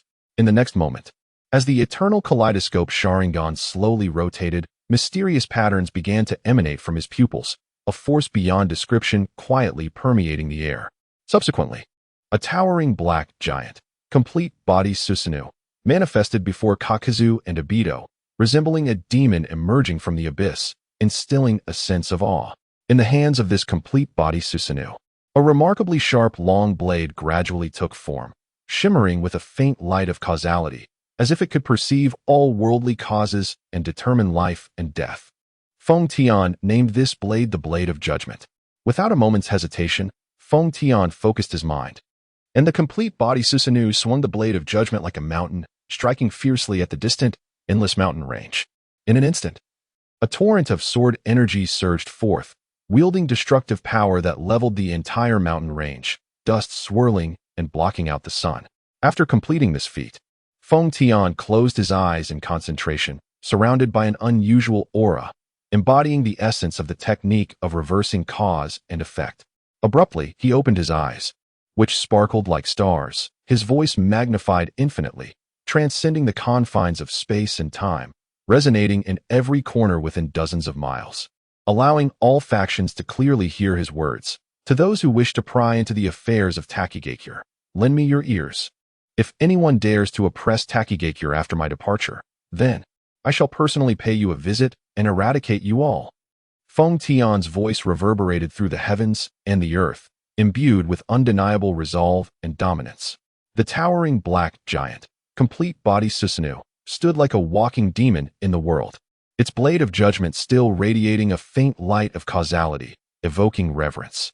Kakuzu and Obito, witnessing all of this from the side, could not help but feel a jolt of astonishment. They understood that Feng Tian had grasped the power to rewrite any causality, becoming a being that truly surpassed all existence. Feng Tian, do you not fear inciting the wrath of many? Obito could not help but ask, though he was already fully aware of Feng Tian's capabilities, yet still felt compelled to caution him. Feng Tian cast a casual glance at Obito, a cold smile curling at the corners of his mouth. Wrath of many? What of it? In this world, there is no existence that can threaten me. With my current self, what is there to fear from the anger of others? Kakuzu stood silently beside him, fully aware that in this world where strength reigns supreme, Feng Tian's words held no fallacy. Moreover, he understood that he and Obito were merely pawns in Feng Tian's pursuit of his goals. As long as Feng Tian wished, they could be discarded at any moment. Thus, the conversation came to a close. Feng Tian gradually retracted his complete Susanoo, returning to his normal size. He regarded Kakuzu and Obito, his tone imbued with an undeniable authority. The matter here is concluded. It is time for us to depart. Kakuzu and Obito exchanged a glance, silently conveying a tacit understanding. Despite their lingering doubts regarding Feng Tian's actions, they recognized that having reached this juncture, there was no turning back. Thus, the trio prepared to take their leave. However, just as Feng Tian and his companions were about to set off, an unforeseen assault shattered the tranquility. Several blades, akin to meteors in the night, hurtled toward them with a whistling gust. Feng Tian's reaction was remarkably swift. With a mere cold glance, he discerned the trajectory of the blades. In an instant, a colossal hand formed from the bones of Susanoo erupted from within him, acting as an impenetrable barrier that deflected each blade, producing a sharp metallic clang. Humph. Since you've come, do not think to escape.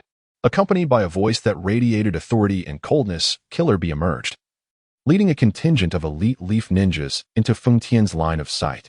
Killer Bee subtly nodded to a nearby elite ninja, who promptly grasped the implication and swiftly directed several others to encircle Feng Tian and his companions, forming a flawless trap. Feng Tian and his companions found themselves completely surrounded by Killer Bee and his team, the tension in the air palpable. Upon recognizing the faces of their assailants, a playful smile crept across Feng Tian's face as he derisively remarked, "I wondered who it could be. It turns out to be you, Killer Bee. I had spared you last time, yet here you are, delivering yourself to me. Do you believe I hesitate to kill you?" His words dripped with menace and disdain as he stepped forward, emanating an overwhelming aura of oppression. This presence surged like a torrential flood, leaving all present, save for Obito and Kakuzu, profoundly shaken. Killer Bee internally mused, this oppressive force.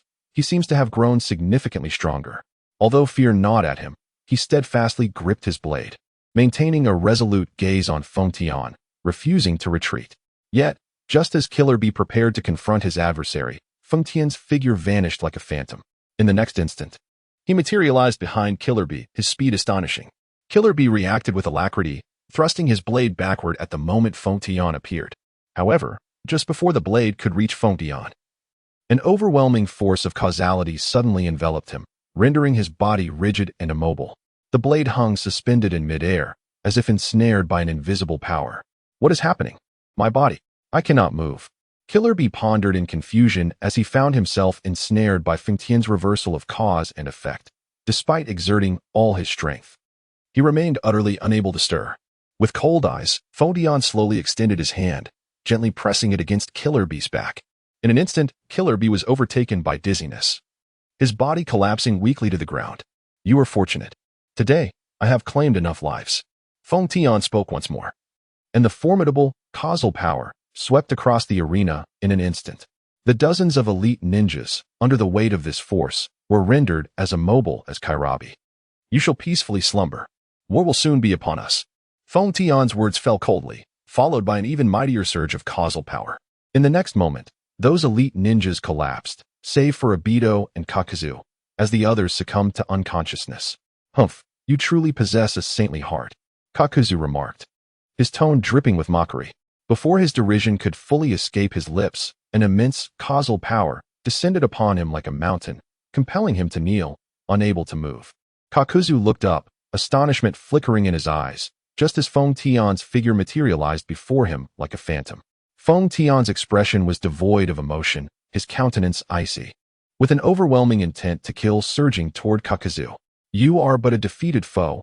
What right do you have to engage in dialogue with me on equal terms? Feng Tian's voice was as frigid as ice, void of any sentiment. With a sweeping motion of his hand, a powerful force erupted, sending Kakuzu flying like a broken kite, crashing violently against a distant wall, dust rising in clouds. Feng Tian averted his gaze, a cold smirk curling at the corners of his lips. A saintly heart? That is reserved for those I deem worthy. As for you, his tone grew increasingly frigid, his eternal Mangeki Sharingan, slowly rotating, emanating a disquieting light. As the Sharingan spun, A far more formidable sense of oppression enveloped Kakuzu, who felt his very essence churning, eventually unable to suppress a violent cough of blood, his complexion instantly paling to that of parchment. Feng Tian's voice resonated as if from the depths of the underworld, imbued with an unwavering resolve to kill you. Bears no burden for me. Do not presume that your affiliation with Twilight will invoke my compassion. Those stained with blood are already on my blacklist. Kakuzu lay on the ground, gasping for breath, his eyes filled with resentment and dread. The surrounding air seemed to solidify as Obito held his breath, silently grateful to not be Feng Tian's target.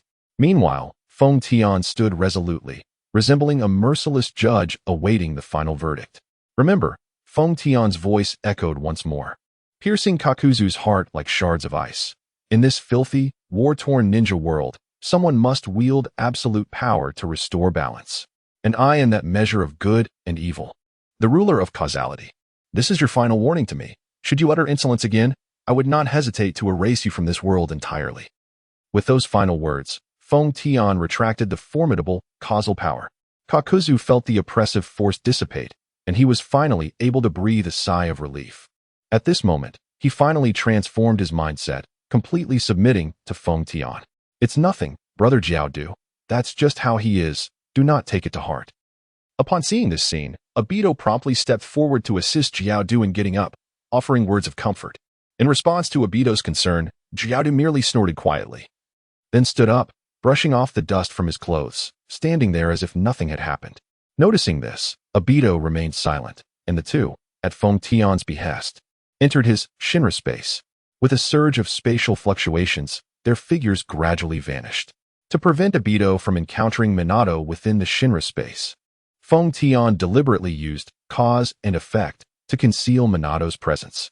After completing this, Obito gazed into the distance, his heart filled with complex emotions. He then turned his attention to the unconscious Kira and the others on the ground, ultimately deciding to bring them into the Shinra space as well. Alas, they are finally coming, aren't they? Amidst the ruins, Feng Tian's voice fell softly, and with the use of Flying Thunder God, his figure disappeared without a trace. 3 days later, in the Hokage office of Konoha. What?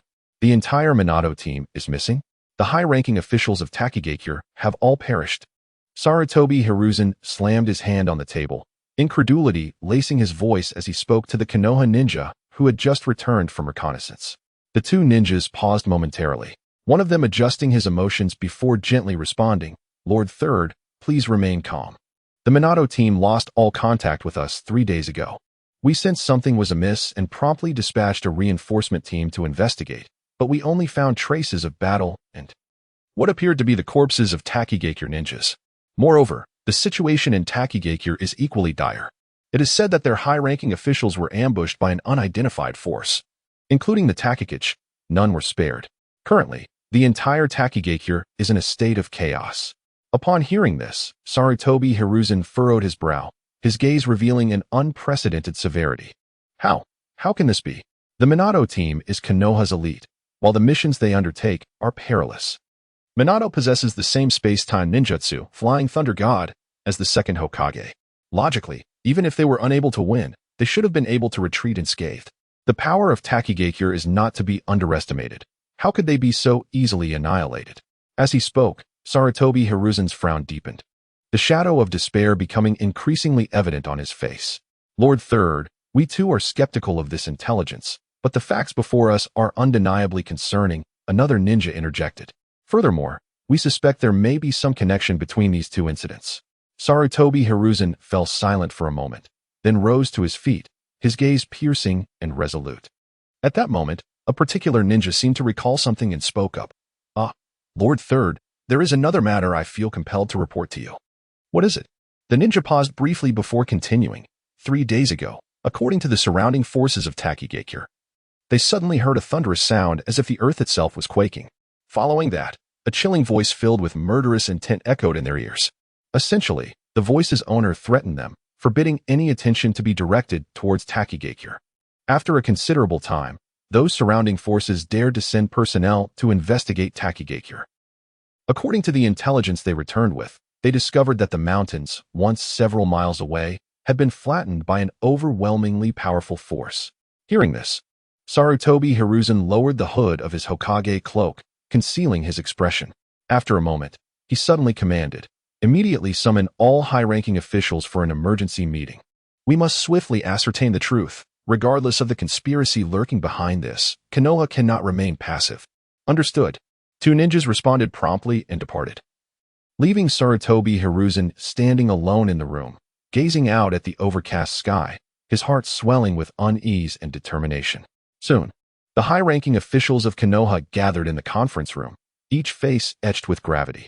At the head of the conference table stood Sarutobi Hiruzen, the esteemed Hokage. His stature erect as a pine tree, his brow reflecting steadfastness and resolve.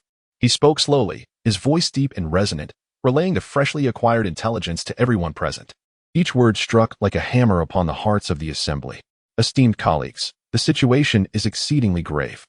Sarutobi Hiruzen's tone conveyed an undeniable seriousness. The disappearance of the Minato team and the annihilation of Takigakure's leadership are no mere coincidences.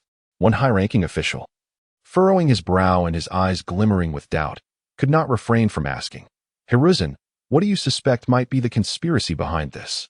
Sarutobi Hiruzen inhaled deeply, as if to draw in all his worries, then exhaled slowly. His gaze swept across the faces in the room before finally resting on the sunset outside the window. He spoke softly. "It remains unclear, but according to my conjecture, the organization capable of simultaneously obliterating the Minato team and Takigakure can only be that mysterious Twilight organization. They operate with secrecy and ruthlessness. We must swiftly uncover the true intentions of this force and the specific intelligence regarding their organization." Another high-ranking official, displaying an anxious expression, pressed on, "So what should we do? We cannot simply sit idly by." Upon hearing this, Sarutobi Hiruzen was about to respond, but at that moment, the conference room door was suddenly flung open with force. A gust of wind, laden with dust, rushed in, interrupting his words. Soon, a figure brimming with rage, akin to a furious lion, appeared before the assembly.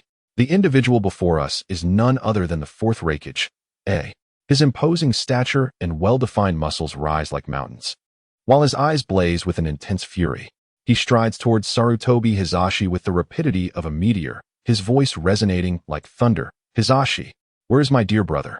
Killer B, you must provide me with an explanation at once." Although taken aback by the sudden intrusion of the furious fourth Raikage, Sarutobi Hizashi maintains his composure. He rises steadily, his demeanor calm, and meets A's fiery gaze with an unwavering sense of tranquility and resolve. "Raikage, please, temper your haste." With a gentle lift of his hand, he gestures for A to wait, exuding the dignified presence of a Hokage. A's brow furrows tightly, as if he could crush a fly between his furrowed brows, his rage igniting in his eyes, threatening to manifest and consume the meeting room whole. "Temper my haste? My brother, Killer B, is missing. He could be in grave danger. How can you expect me to remain calm?" His voice is deep and powerful, each word striking like a hammer upon the hearts of all present.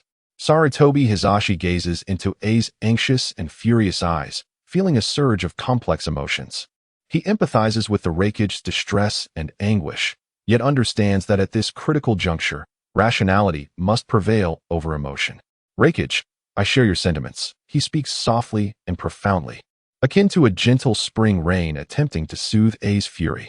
However, the events involving Team Minato and the higher-ups of Takigakure suggest an intricate connection to Killer B's disappearance. "We are investigating with utmost urgency and hope to locate them swiftly." "Connection? Are you implying that all of this is orchestrated by the same force?" A's eyes glimmer with surprise, quickly overshadowed by renewed anger. "Indeed, we have reason to believe that a formidable organization is orchestrating these events," Hizashi replies solemnly. "And this organization is likely the one you refer to as the Twilight." Upon hearing the name Twilight, A's fist clenches tightly, the knuckles cracking audibly, as if even the air is being torn asunder by his might. "Twilight, it is you wretches again. Do not let me cross paths with you. One day, I shall personally eradicate this organization." A's voice thunders like a tempest, causing the entire meeting room to tremble. His countenance is a maelstrom of murderous intent, his eyes glowing crimson, as if capable of igniting a raging inferno. Not long ago, the Twilight organization infiltrated Kumogakure like phantoms, seizing the Eight Tails and leading to the demise of the Third Raikage. Now, they have abducted his beloved brother Killer B. Such enmity and resentment surely ignite his fury. "Lord Raikage, currently, We in the Hidden Leaf Village are convening a high-level meeting to discuss the objective of acquiring sufficient intelligence on the organization known as Twilight. If you trust my words, I kindly invite you to sit beside us and partake in this discourse. With that, Sarutobi Hiruzen gestured for the fourth Raikage to take a seat in the corner of the meeting room, joining in the deliberations, though the fourth Raikage felt a lingering dissatisfaction. He understood that this was not the moment for impulsive actions. With a cold grunt, he slowly approached and settled down, his piercing gaze fixed intently on Sarutobi Hiruzen, as if attempting to penetrate his every thought. Observing this, Sarutobi Hiruzen nodded slightly and continued. The organization known as Twilight appears to have emerged from thin air, shrouded in mystery. Based on the intelligence we currently possess, there are several core members of this organization. His voice was deep and resonant, each word striking like a hammer upon the hearts of those present. The suspected leader, Feng Tian, wields the kaleidoscope Sharingan, and his abilities are peculiar, seemingly intertwined with causality. He possesses the ability to alter certain aspects of causality, thereby influencing reality, a character of extreme danger. In confronting him, we must deploy a force of considerable strength. Otherwise, the consequences could be dire. At this juncture, Sarutobi Hiruzen's eyes were filled with concern. He turned to the fourth Raikage, who, upon hearing the information about Feng Tian, lowered his head unusually.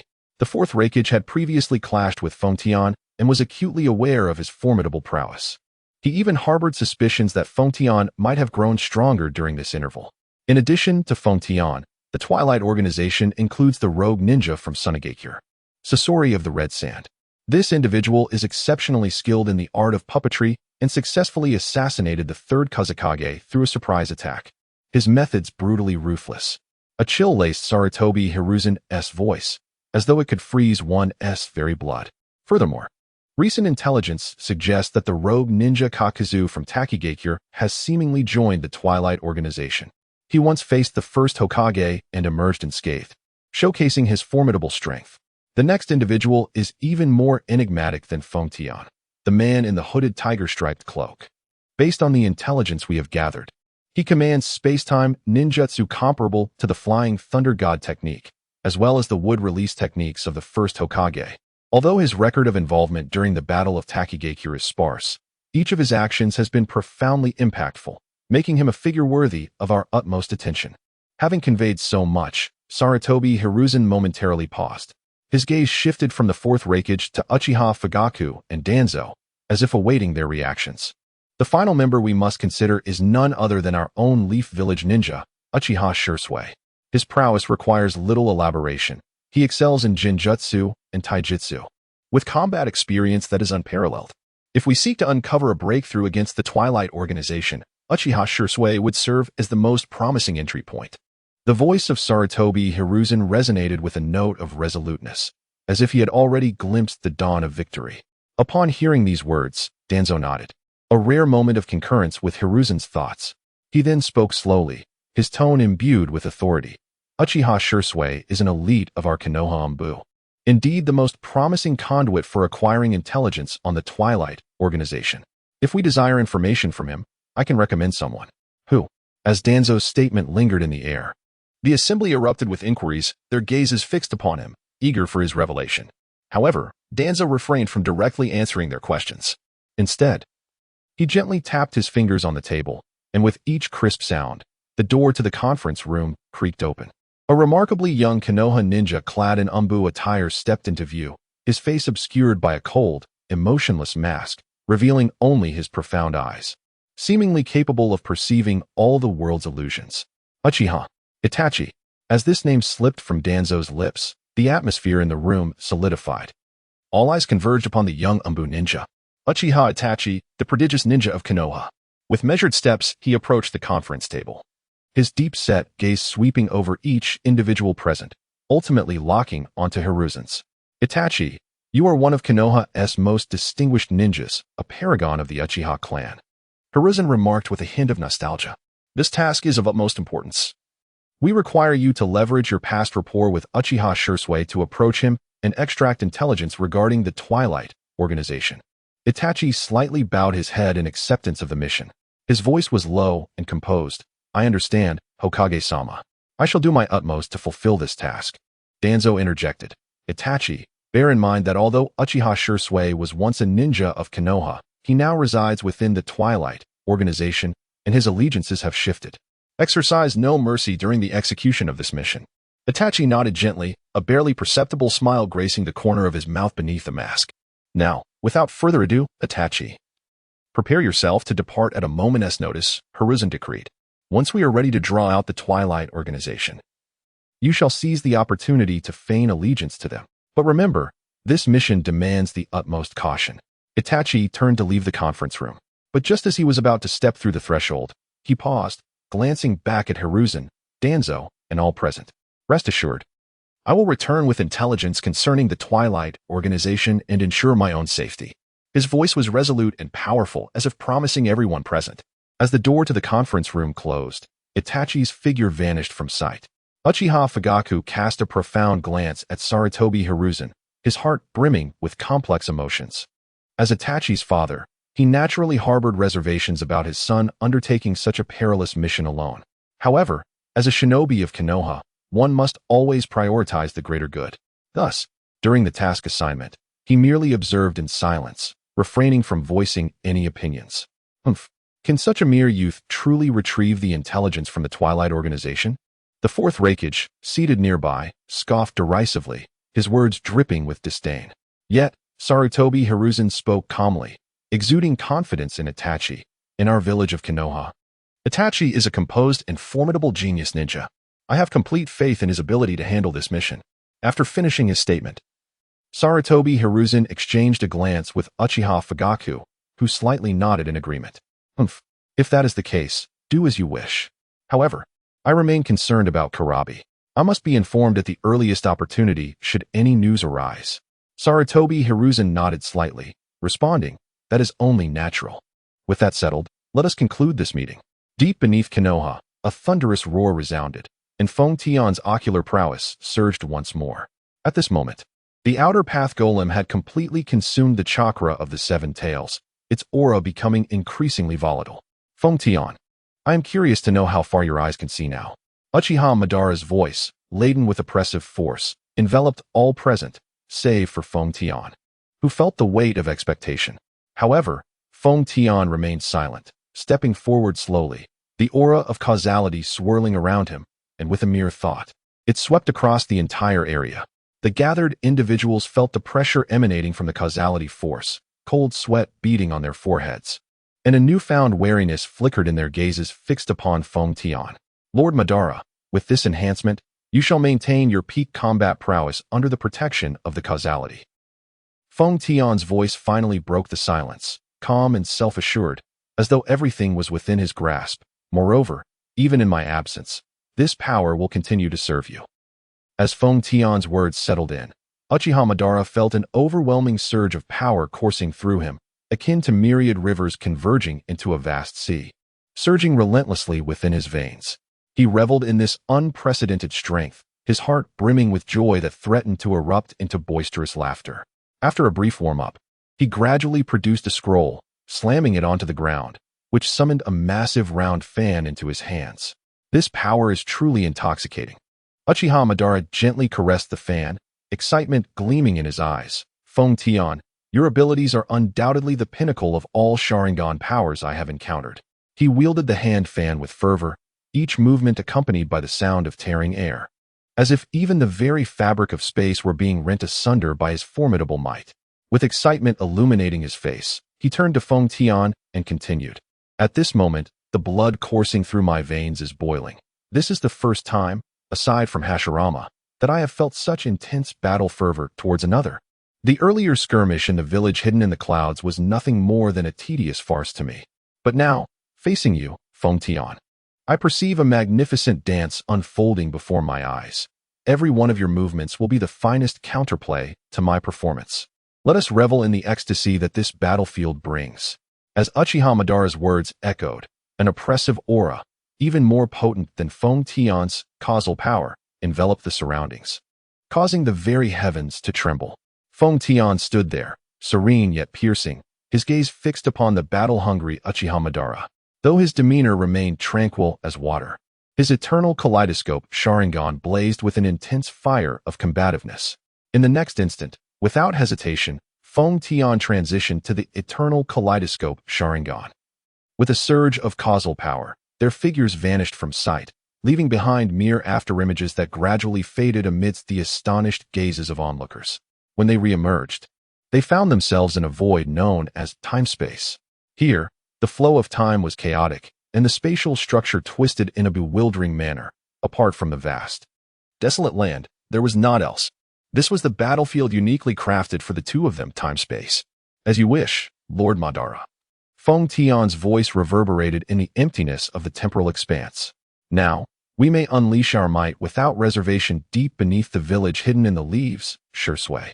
Turning to Toby after witnessing the disappearance of Feng Tian and Uchiha Madara, inquired, "Who do you think will prevail?" As fellow members of the Uchiha clan within the Twilight organization, their bond was naturally closer. "I don't know. Perhaps it will be Madara after all. He wields power akin to that of a deity, although Feng Tian's causal power is indeed enigmatic. I believe Madara still holds the upper hand." Shursui's words were tinged with uncertainty, his gaze profound, as if weighing the balance of these two formidable forces within the depths of his heart. However, Toby abruptly shifted the conversation, his eyes glimmering with a peculiar light. "That fellow Feng Tian always manages to conjure incredible miracles in the face of despair. Do you recall the mission in the village hidden in the clouds? We all thought we were beyond salvation, yet he, single-handedly, transported Madara here, successfully turning the tide of battle. And just recently in the village hidden in the falls, you did not witness the overwhelming pressure exerted by his complete body Susanoo. With a mere single strike, he obliterated nearly all the elite ninjas of the falls village, including the village leader." Upon hearing these words, Shui slightly nodded, his mind conjuring countless scenes of Feng Tian transforming peril into safety. He could not deny that Feng Tian possessed an indescribable resilience and potential, a quality that left even him in awe. Indeed, the depths of Feng Tian's potential were unfathomable. Shui spoke slowly. "Moreover, his power of causality, while peculiar, contains profound truths. If he could further comprehend it, he might truly be able to stand against Ban." Just as the two were conversing, Kakuza turned to Scorpion and inquired, "What are your thoughts?" Scorpion merely cast a cold glance at Kakuzu and replied, "Humph, a trivial endeavor." With that, Scorpion moved aside to delve into his research on his puppets. Ever since the mad notion of transforming himself into a puppet had arisen, Scorpion had been contemplating how to achieve this objective flawlessly. The arrival of Kakuzu sparked some ideas in his mind. Observing this, Kakuzu snorted disdainfully and chose to remain quietly by the side, awaiting the outcome of the battle. Within the battlefield of time and space, the confrontation between Feng Tian and Uchiha Ban reached an unprecedented level of tension. The surrounding space appeared to be torn asunder by their overwhelming aura, with each breath accompanied by a slight tremor in the fabric of reality. "Feng Tian, your growth indeed surpasses my expectations," Uchiha Ban's voice echoed through the dimensional realm, imbued with a hint of admiration, but more so with the fervor of impending conflict. Feng Tian smiled faintly, his eternal kaleidoscope Sharingan shimmering with an extraordinary light, as if capable of perceiving all causalities in the world. "Lord Ban, let us dispense with idle chatter and commence our battle. I am equally curious to discover my current capabilities." Before his words had fully dissipated, Feng Tian's figure flickered and instantaneously appeared at Uchiha Ban's flank, delivering a punch infused with the power of causality towards Ban's side. However, Uchiha Ban reacted with equal swiftness, deftly sidestepping the blow, while swinging his fan with a sudden force that unleashed a gust of wind, aiming directly at Feng Tian's face. Feng Tian's form flickered once more, narrowly evading the fan's assault, as his eyes began to rotate slowly, preparing for his next strike. Uchiha Ban, not to be outdone, surged forward like a ferocious beast, pouncing upon Feng Tian.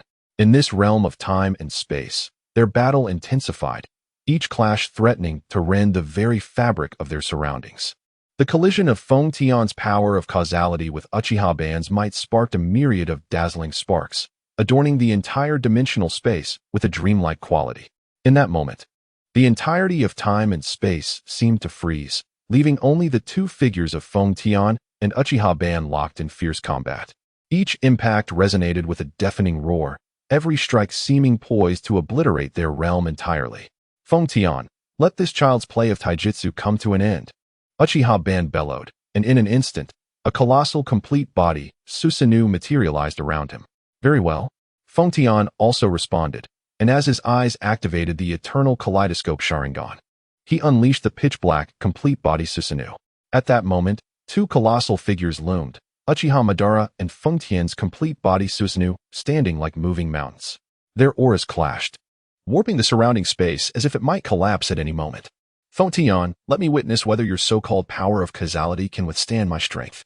Madara's voice reverberated above Susanoo, imbued with boundless dominance and confidence.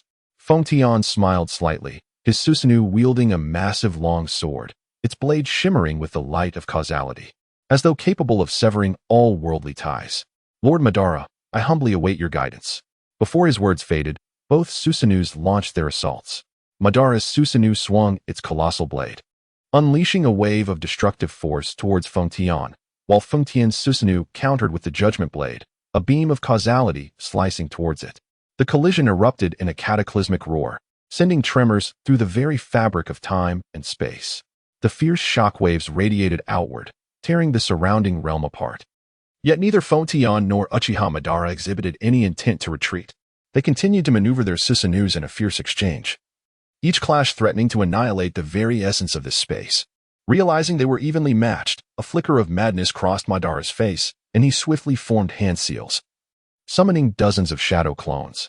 Feng Tian, perceiving his intent, quickly deduced Madara's strategy. He intended for the clones to also wield Susanoo, launching a collective assault against him. With this thought, Feng Tian's power of causality surged forth from his eyes. Under the influence of reversing cause and effect, the shadow clones prepared to unleash Susanoo were obliterated in an instant. Madara was momentarily taken aback, yet the madness in his expression remained unshaken. Indeed, battling with you ignites my fervor. Ha! Madara's laughter echoed, as in this moment, Feng Tian was regarded as an equal to Hashirama. Feng Tian, hearing these words, displayed a grave expression. Then, an overwhelming force of annihilation surged from the Judgment Blade in his grasp. The next instant, Madara heard Feng Tian's cold voice whisper, "It is time to end this." Annihilation, the finality. As Feng Tian's words fell, an immense destructive power erupted from the Judgment Blade. With a sweeping motion, he directed the sword energy, imbued with that terrifying aura of annihilation, toward Uchiha Madara. Feeling the approaching wave of destruction, even someone as formidable as Madara could not help but feel a flicker of gravity in his gaze, just as the sword energy was about to strike. In the next moment, Uchiha Madara no longer held back. His eyes swiftly transformed into the Rinnegan, and he subtly raised his hand, unleashing a terrifying gravitational force that completely absorbed the sword energy released by Feng Tian. So, you finally resorted to using the Rinnegan. This power must be the Hungry Ghost Path's absorption technique, right? Feng Tian observed everything with a cold gaze. As a time traveler, he was well aware of all of Uchiha Madara's abilities. Yet, facing him directly still invoked a sense of pressure. Feng Tian, you indeed have impressed me. However, this alone is insufficient to defeat me. Uchiha Madara's voice echoed within the Susanoo, laced with disdain and provocation. Feng Tian remained unfazed by the taunt. He understood the importance of maintaining composure in this battle. Lord Madara, I am certainly aware of your strength. But what is about to transpire next? I believe you will remember vividly. Feng Tian's words fell coldly, yet this time, they carried a hint of determination. Subsequently, his eternal Manjiki Sharingan gradually ceased its operation, and the colossal complete body Susanoo dissipated. However, at that moment, Uchiha Madara suddenly laughed, his laughter brimming with mockery and contempt. Feng Tian, do you think this will allow you to defeat me? You're terribly naive. In response to Madara's derision, Feng Tian merely shook his head and softly replied, originally, this technique was meant for them. However, this presents a perfect opportunity to test whether I can endure the consequences it brings. After uttering these words, Feng Tian abruptly concentrated all his chakra in his heart, while a stream of crimson steam began to emanate from his body. The 8 gates, the Death Gate. Open. As Feng Tian spoke these calm yet resolute words, the atmosphere of the battlefield instantly turned heavy. Uchiha Madara's smile froze upon his face as he sensed the terrifying power brewing within Feng Tian. The 8 gates, the Death Gate. When did you learn this technique? Uchiha Madara's voice betrayed disbelief. He knew well that the 8 gates represented the pinnacle of physical combat.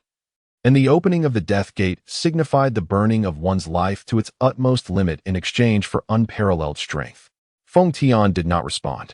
He simply closed his eyes tightly, his muscles taut, as if every inch of his skin was bracing for the impending eruption. Crimson steam continuously surged from his body, enveloping him in a heart-stirring spectacle. Humph, even so, you may not surpass me. Uchiha Madara snorted coldly, his hands rapidly forming hand seals, preparing to counter Feng Tian's final strike. Come, let me see just how far you can go. Yet, at that moment, Feng Tian's body seemed propelled by an invisible force, transforming into a flash of red lightning that surged towards Uchiha Madara. His speed was so astonishing that even the Rinnegan of Uchiha Madara struggled to track him. Lord Madara, receive my final blow. Feng Tian's voice erupted in Madara's ears, and in an instant, his fist, imbued with cataclysmic power, struck fiercely against Madara's Susanoo. At that moment, the very fabric of space seemed to tear apart under the weight of this force. The Susanoo emitted a deafening roar, its colossal form beginning to fracture before ultimately collapsing. Madara was also pushed back by the sheer might of the blow, his countenance turning ashen. What kind of power is this? Uchiha Madara gasped, his eyes filled with astonishment. He had never anticipated that Feng Tian could unleash such terrifying strength. However, before he could catch his breath, Feng Tian's fist, wreathed in ominous red steam, surged towards him. Madara's expression darkened instantly, his eyes flashing with a cold, steely light. Without hesitation, he activated Rinnegan, Edge of Hell, summoning several shadowy figures that flickered in the void. These were his clones hidden in subspace. They surged forth like phantoms, exerting their utmost effort to form an indomitable barrier, staunchly resisting Feng Tian's relentless onslaught. Yet, the horrifying power unleashed by 8 gates was not something mere mortals could withstand. Though formidable, those clones could only endure for a fleeting few seconds against the overwhelming fury of Feng Tian's fists, crumbling like candles in the wind, ultimately succumbing to his merciless advance. Confronted with Feng Tian's impending lethal strike, Uchiha Madara's lips curled into a scornful smirk, his deep-set eyes glimmering with resolve and pride. With a clap of his hands and a thunderous roar, he declared, "Would release, Flower Tree World arrival." At the sound of his booming command, the battlefield was enveloped by a mysterious force. In an instant, countless towering trees burst forth from the earth, twisting and intertwining to form an expansive, verdant ocean. These trees seemed to possess life, their branches emitting a faint glow, ensnaring Feng Tian within this vibrant, yet perilous forest. Under the strange and potent suppression of the wood release, Feng Tian felt his chakra ebbing away like a receding tide. The once boiling red steam began to lose its former arrogance, wilting as if consumed by an unseen force. Lord Madara, do you truly believe this can contain me? A knowing smile graced Feng Tian's lips as his figure vanished in an instant, propelled by Flying Thunder God. Simultaneously, under the control of the extraordinary technique, reverse cause and effect, a striking, Flying Thunder God mark suddenly appeared behind Uchiha Madara, like a shackle of fate silently heralding Feng Tian's return. Before Madara could react, Feng Tian's form materialized behind him, as if he had been there all along. The fierce punch, imbued with cataclysmic force, descended like a meteor striking the earth, crashing into his back as if intent on reducing all obstacles to mere dust. The curtain was destined to fall. Yet, just as Feng Tian believed victory was within his grasp, a deep, oppressive voice resonated from the opposite end of the battlefield. Akin to thunder, Feng Tian. I believe I mentioned. I detest having anyone appear behind me. What? Feng Tian, taken aback, turned to seek the figure of Uchiha Madara, but alas, he found nothing. Simultaneously, the punch, fueled by all of Feng Tian's might and accompanied by the sound of slicing air, thundered towards the very spot where Uchiha Madara had stood, only to strike empty space, echoing with a deafening resonance. In that fleeting moment, a knowing, cold smile crept onto Madara's lips, a smile laced with derision and disdain. Suddenly, his form twisted in an uncanny manner, transforming into a lifelike wooden figure, from which countless tendrils sprang forth like ethereal serpents, ensnaring Feng Tian tightly, rendering him immobile. Disaster! This is the wood release, shadow clone technique. I have fallen into his trap. Alarm bells rang in Feng Tian's mind, a tumult of regret and terror intertwining as he struggled desperately to break free from the binding, simultaneously attempting to invoke the Flying Thunder God technique to escape this dire predicament. However, fate was unkind. Before he could employ the flying thunder god, enormous wooden pillars descended from the heavens, akin to the wrath of divinity, pinning him firmly to the ground, leaving him utterly helpless. Would release, divine gate. Uchiha Madara's voice was low and powerful, and as those words fell, his figure materialized before Fontian like a specter. His battle attire billowing and his gaze as frigid as ice. He advanced slowly, his fingers lightly brushing over the sealing divine gate that bound Fontian. Each touch seemingly recalling the past, a fleeting tenderness and nostalgia flickering in the depths of his eyes. Though it paled in comparison to that fellow's sage art, divine gate. It sufficed for the purpose of sealing. After speaking, Uchiha Madara lowered his gaze slightly, observing the disheveled Fontian on the ground, and continued, "So, do you require my assistance to rise?" Fontian lifted his head slightly, a flicker of disdain crossing his face. "I believe that won't be necessary." With that, Fontian remarkably disregarded the seal of the divine gate and stood upright. Uchiha Madara, witnessing this, instinctively took a few steps back. Yet, it was precisely these few steps that allowed Fontian to seize the opportunity, unleashing a devastating strike imbued with the power of oblivion towards Uchiha Madara. The instant his fist connected with Madara, the latter sensed the annihilating potential of the oblivion force. In a moment of desperation, he hastily discarded his armor and cast it aside, narrowly escaping the engulfing grip of the oblivion power. "I am quite curious, how did you manage to do that?" Uchiha Madara, faced with such perilous circumstances, astonishingly managed to regain his composure swiftly and inquired. However, Fontian remained silent, his eyes emanating a faint aura of divine majesty, as if he had conveyed everything yet nothing at all. "So it is, the ability of Obito." Uchiha Madara appeared to grasp the situation. Fixating his gaze upon Fontian, yet a flicker of uncertainty lingered in his eyes. "In my understanding, each Mangekyou Sharingan's power should be unique. Your ability relates to causality, yet how do you also possess Obito's space-time powers?" Upon hearing this, Fontian offered a slight smile and replied, "Everyone must harbor their own secrets." "Wouldn't you agree, Lord Madara?" Uchiha Madara scrutinized Fontian, his gaze a blend of curiosity and wariness. He nodded slowly, conceding, "Indeed, everyone has their own secrets. It appears your secret runs deeper than I had anticipated." Fontian steadied himself, although he had just broken free from the constraints of wood release. His aura still seemed somewhat disordered. He took a deep breath, striving to calm his inner energy, all the while keeping a vigilant watch on Uchiha Madara, prepared for any sudden assault. "Shall we continue?" Uchiha Madara spoke gravely, having already devised countermeasures upon learning of Fontian's abilities. "Certainly, for I too wish to ascertain the extent of my capabilities." Fontian replied nonchalantly, his entire being once again radiating a burst of crimson steam. The second phase of battle commenced. Fontian promptly employed the flying thunder god technique, intending to vacate the premises. However, just as he was about to execute the jutsu, Uchiha Madara's gaze suddenly sharpened. Attempting to flee? Not so easily. In a flash, Uchiha Madara appeared before Fontian, seizing his shoulder with a firm grip. Fontian's heart raced. He had not anticipated such a swift response from Uchiha Madara. Yet, at this critical juncture, the power of obliteration within him surged forth, unleashing a formidable force that repelled Uchiha Madara several paces back. Seizing this opportunity, Fontian resolutely activated the flying thunder god technique, transforming into a flash of light and vanishing from sight. In the next moment, Fontian materialized at Uchiha Madara's flank. This time, he maintained a prudent distance, launching a powerful punch forward. The punch's wind, imbued with the power of obliteration, seemed to devour the air around it, leaving behind a deep, dark fissure. Observing this, Uchiha Madara's pupils constricted. This attack's speed surpassed the previous one. Yet he did not falter. Raising one hand, he declared, "Heavenly rebirth," accompanied by a shout.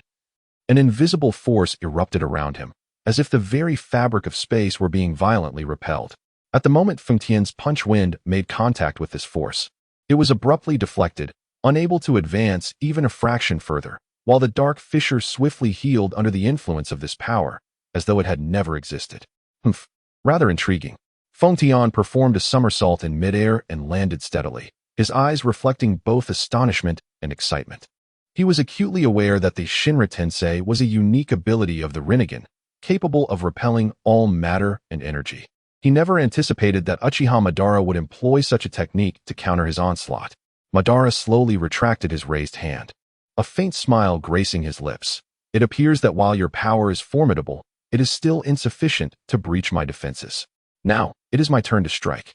Barely had he finished speaking when Madara's figure vanished once more, seemingly merging with the very air around him, leaving behind only flickering afterimages. Feng Tian's pupils constricted sharply. He sensed the space around him subtly warping under the influence of some unseen force, a harbinger of Madara's imminent attack. At that moment, Madara materialized behind Feng Tian, extending his hand to rest upon his shoulder. Immediately, a voice imbued with oppressive authority resonated in Feng Tian's ear. The time has come, has it not? What? Feng Tian spun around abruptly, disbelief etched across his face, his gaze fixated on Madara's countenance, which bore a look of disdain. The air around them seemed to solidify, even the wind pausing in anticipation, leaving a tension so palpable that one could almost hear a pin drop. Madara's lips curled into a playful smirk, his movements nonchalant as if merely brushing away a speck of dust from his sleeve. Yet, in that gentle push lay the force capable of toppling mountains. Feng Tian felt an irresistible surge of power assail him, akin to being struck by a heavy hammer, causing him to violently expel a mouthful of blood. Brilliant as the evening sky but tinged with a sorrowful hue, he was sent reeling like a kite severed from its string, crashing to the ground amidst a cloud of dust. Gasping for breath, each inhalation felt like a dance upon the edge of a knife, excruciating and laborious. His eyes widened, staring at the dimming light of the sky, as waves of confusion surged within him. What is happening? Why is my strength dissipating? The chakra that ebbed away was like fine sand slipping through an hourglass, silent yet despair-inducing. Madara approached with measured steps, arms crossed over his chest, his Rinnegan now serene, its depths concealing unfathomable whirlpools within ordinary black irises. He regarded the half-kneeling Feng Tian with a gaze bordering on pity, his voice deep and resonant. The forbidden power of 8 gates can grant you a fleeting strength that surpasses your limits. Yet the cost is the rapid consumption of your life force. Time is running out if you cannot find a way to suppress this power. It is likely that the flame of your life will extinguish at this very moment. Madara's words were like a chilling gust of winter wind, sharp and frigid. Having spoken, he knelt slowly, his long fingers gently resting on Feng Tian's trembling shoulder. This time, he refrained from unleashing that fearsome attack. Instead, he began to infuse a warm and pure chakra into Feng Tian's being, akin to a gentle spring rain nourishing parched earth. Nurtured by this formidable force, Feng Tian's body seemed to awaken under the influence of a mysterious power. His tightly shut eyes suddenly sprang open, revealing the eternal kaleidoscope Sharingan. As an immense flow of causal power coursed through him, the once rapidly dwindling essence of life began to miraculously revive, akin to withered flowers blossoming anew in the spring. However, the causal recoil brought forth by the 8th gate, death, was overwhelmingly significant. Fortunately, Feng Tian had captured the 7 tails, which further enhanced his ocular prowess. Without this fortuitous event, even if recovery were possible, it would inevitably leave him with severe aftereffects. Sensing the resurgence of chakra and the revitalization of his life force, Feng Tian gradually unfurled his tightly knitted brows and lifted his gaze towards Uchiha Madara, his eyes reflecting both astonishment and gratitude. "Why do you help me?" he inquired, his voice laced with a hint of hoarseness. Uchiha Madara rose to his feet, his gaze penetrating the distance, as if he could transcend the barriers of time and witness an even more distant past and future. "This world has long been devoid of formidable allies capable of standing shoulder to shoulder with me. You, Feng Tian, are an exception." Moreover, he turned, locking his sharp gaze onto Feng Tian. "Compared to Obito, you make for a far more perfect pawn. As the orchestrator of this grand chess game, I would prefer not to employ rebirth of the soul on your behalf." At these words, a bitter smile crept across Feng Tian's lips. He understood well that Uchiha Madara's character was both proud and intricate, often acting out of his own will and judgment. Today's actions might simply be a whim or perhaps a recognition of his latent potential. Regardless, he expressed his gratitude. Struggling to rise, Feng Tian, though still feeble, asked, "Are we to continue fighting?" Upon witnessing Feng Tian's effort to stand, Uchiha Madara straightened, arms crossed, gazing down at him. Upon hearing the question, Feng Tian slightly raised his head, a trace of a bitter smile gracing his features. "There is no need. Continuing would serve no purpose." Almost immediately, Bolstered by the causal power, Feng Tian's body began to recover at an astonishing rate. He turned away from Uchiha Madara, his voice soft yet imbued with confidence. Do you believe it, Lord Madara? I still have one more move left if I were to employ it. I am certain you would not be my match. Intrigued by Feng Tian's assertion, Uchiha Madara responded. Oh, is that so? I am curious to know what gives you the confidence to utter such words. Feng Tian, however, remained silent, merely shaking his head gently. After a moment of silence, he slowly spoke. Once this move is unleashed, we shall both meet our demise. However, you shall tread the path to the afterlife before I do. Upon finishing, Feng Tian gazed into the distance, a hint of gravity flashing in his eyes. Then, in a tone only he could hear, he murmured, "This technique is reserved for them." At the waterfall of Konoha, Uchiha Itachi wandered slowly through the forest, his gaze scanning the surroundings. The remnants of battle bore witness to the bond of friendship he shared with Shisui. Ever since Shisui defected from Konoha alongside Feng Tian, Itachi had not worn a smile. Now, he found himself reminiscing about the moments shared with Shisui, yet the harshness of reality plunged his thoughts into an abyss of despair. Shisui, why? Such an exceptional individual like you. Why would you abandon Konoha? Itachi murmured softly, unable to comprehend Shisui's actions. Before long, he arrived at a waterfall. The very site of his last spar with Shisui, and where Feng Tian had appeared to take Shisui away. Standing before the waterfall, Itachi's gaze turned profound and intricate. The cascading waters poured like the Milky Way, crashing against the rocks with a deafening roar, yet it could not drown out his internal turmoil and confusion.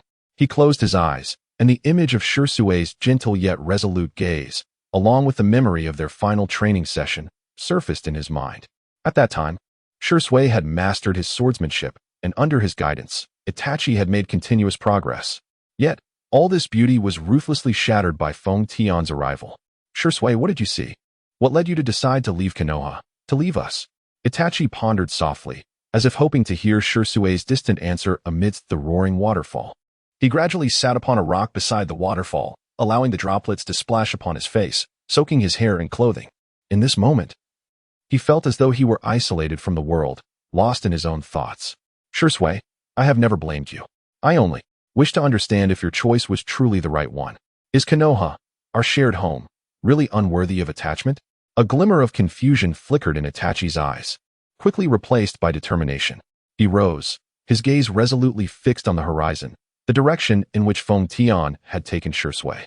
No matter your choice, I shall seek the truth. If Konoha truly harbors problems, I will use my own eyes to discern the reality. If, Shisui, your choice is indeed correct, I shall respect and understand it.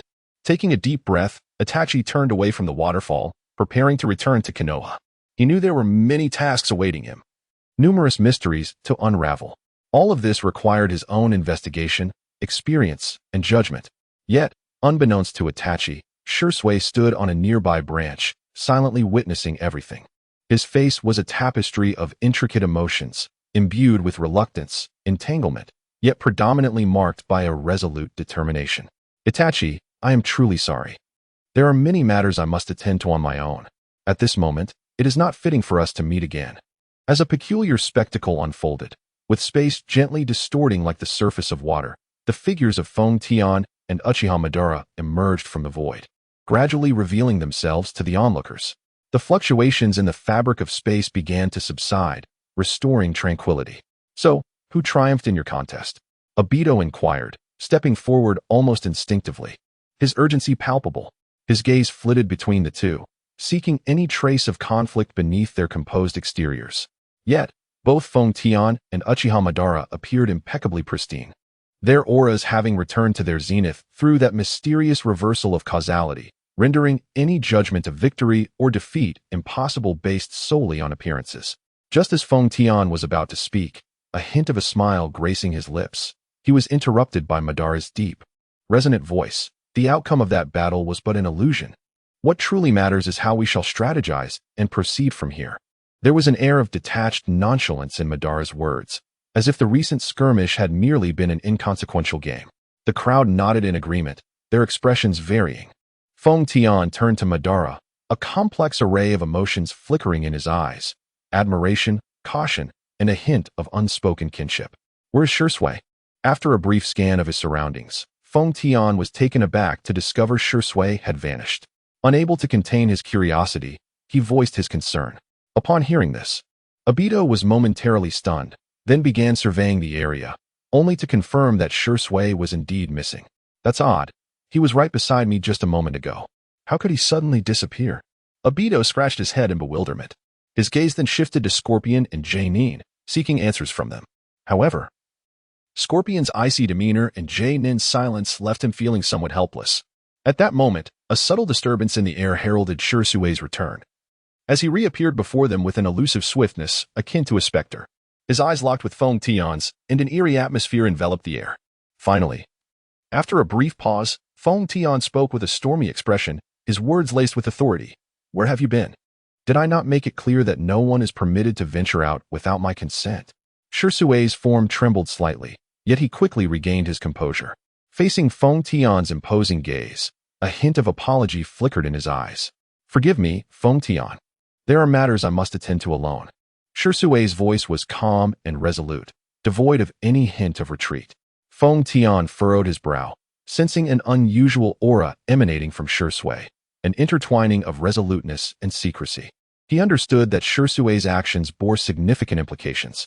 Shui, you are aware of the critical importance of our plan. At this pivotal moment, the actions of any individual could sway the entire situation. The tone of Feng Tian was imbued with an undeniable seriousness. I hope you can elucidate what exactly you have done. Shui inhaled deeply, seemingly organizing his thoughts. After a moment, he slowly began to speak, revealing the reasons for his departure. I sensed a familiar, yet foreign fluctuation of chakra. It was the chakra essence belonging to Itachi. I feared this might compromise our plans, hence I decided to investigate personally. Upon hearing this, Feng Tian's expression softened. The hostility in his gaze towards Shui dissipated, though thoughts swirled in his mind. After a while, Feng Tian inquired, was he alone? Shui nodded slightly, neither confirming nor denying. However, upon witnessing this, Feng Tian's brow furrowed slightly as he cradled his chin, speaking slowly, at such a sensitive juncture. It is peculiar for Itachi to appear alone. Could this be a trap set by Konoha for us? Feng Tian then turned his gaze towards Shui, and a powerful sense of pressure enveloped the air once more, his tone darkening. Or perhaps, you are the spy sent by Konoha? Faced with Feng Tian's sudden interrogation, Shui's expression shifted, but he quickly regained his composure. He understood that any hint of panic at such a moment could exacerbate misunderstandings. Shui inhaled deeply, his gaze steadfast as he met Feng Tian's eyes. Feng Tian, I comprehend your concerns, but I assure you, I, Shui, am certainly not a spy sent by Konoha. Were I a spy, there would be no need for such convolutions. I could simply employ Tian Shun on you directly. Shui's words were filled with sincerity and resolve, his eyes betraying no flicker of doubt. Feng Tian scrutinized Shui, seemingly weighing the truth of his words. After a moment, Feng Tian slowly nodded, his tone still laced with caution, yet less sharp than before. Given that we have reached this point in our conversation, I can only place my trust in you. However, Itachi's appearance indeed warrants heightened vigilance. At this critical juncture, any slight disturbance could herald a crisis. Perhaps this is a trap laid by Konoha specifically for you, aimed at capturing you to extract more intelligence on Twilight.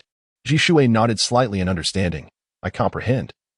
Which is precisely why I chose to investigate personally. Itachi's chakra fluctuations do indeed unsettle me. I must ensure he does not become an impediment to our plans.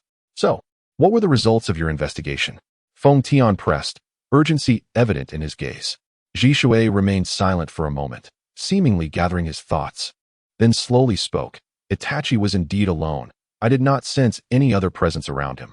Moreover, during this operation, I refrained from revealing myself to him, aiming to avoid falling into a trap. After hearing Shui's explanation, Feng Tian finally felt reassured. His scrutinizing gaze transformed into one of appreciation as he slowly approached, gently patting Shui's shoulder and softly uttering, I understand now. I have wronged you. Upon hearing this, Shui merely nodded slightly, refraining from taking the opportunity to trouble Feng Tian. Finally, Uchiha Madara, who had been standing with his arms crossed for quite some time, grew impatient. He spoke simply, yet his words bestowed an unnamable sense of pressure upon everyone present except Feng Tian. Enough, regardless of any conspiracy. My strength is sufficient to obliterate all existence in this world. What I wish to know now is how we should proceed. Having said that, Uchiha Madara cast his gaze upon Fengtian, his eyes revealing a hint of anticipation. After all, whether he could maintain this pinnacle state depended largely on Fengtian's disposition. Upon hearing this, Fengtian slowly exhaled a breath of stale air. Then, under the expectant gazes of those around him, he began to speak. Next, we must eliminate the only variable that could disrupt our final battle. That is, the legendary three ninjas of Konoha. Orochimaru. Orochimaru? Obito furrowed his brow. I have heard a bit about his exploits. Jishui interjected thoughtfully. However, I find it rather puzzling, given our current strength. How has Orochimaru become the sole variable in our decisive confrontation? Obito voiced his concerns, his gaze fixed on Fengtian. Fengtian smiled gently, a playful curve gracing his lips as he replied, Orochimaru's strength is rather mediocre. Compared to us, he still falls short. However, he paused, his expression growing grave. It is not his strength that I truly fear, but rather the forbidden technique he wields, Edo Tensei. At the mention of Edo Tensei, the countenance of everyone present, save for Uchiha Madara, shifted, their expressions becoming solemn. This forbidden technique was personally crafted by the second Hokage, Senju Tobirama. It has the capability to summon the souls of the deceased from the afterlife and implant them into the bodies of the living, achieving an almost perfect resurrection effect. In the normal timeline, during the Fourth Great Ninja War, Kabuto's Edo Tensei caused immense trouble for the entire ninja world. Later on, Orochimaru's Edo Tensei successfully summoned all past Hokage, thereby altering the course of the entire battle. It can be said that Edo Tensei is a technique that can determine the fate of the conflict.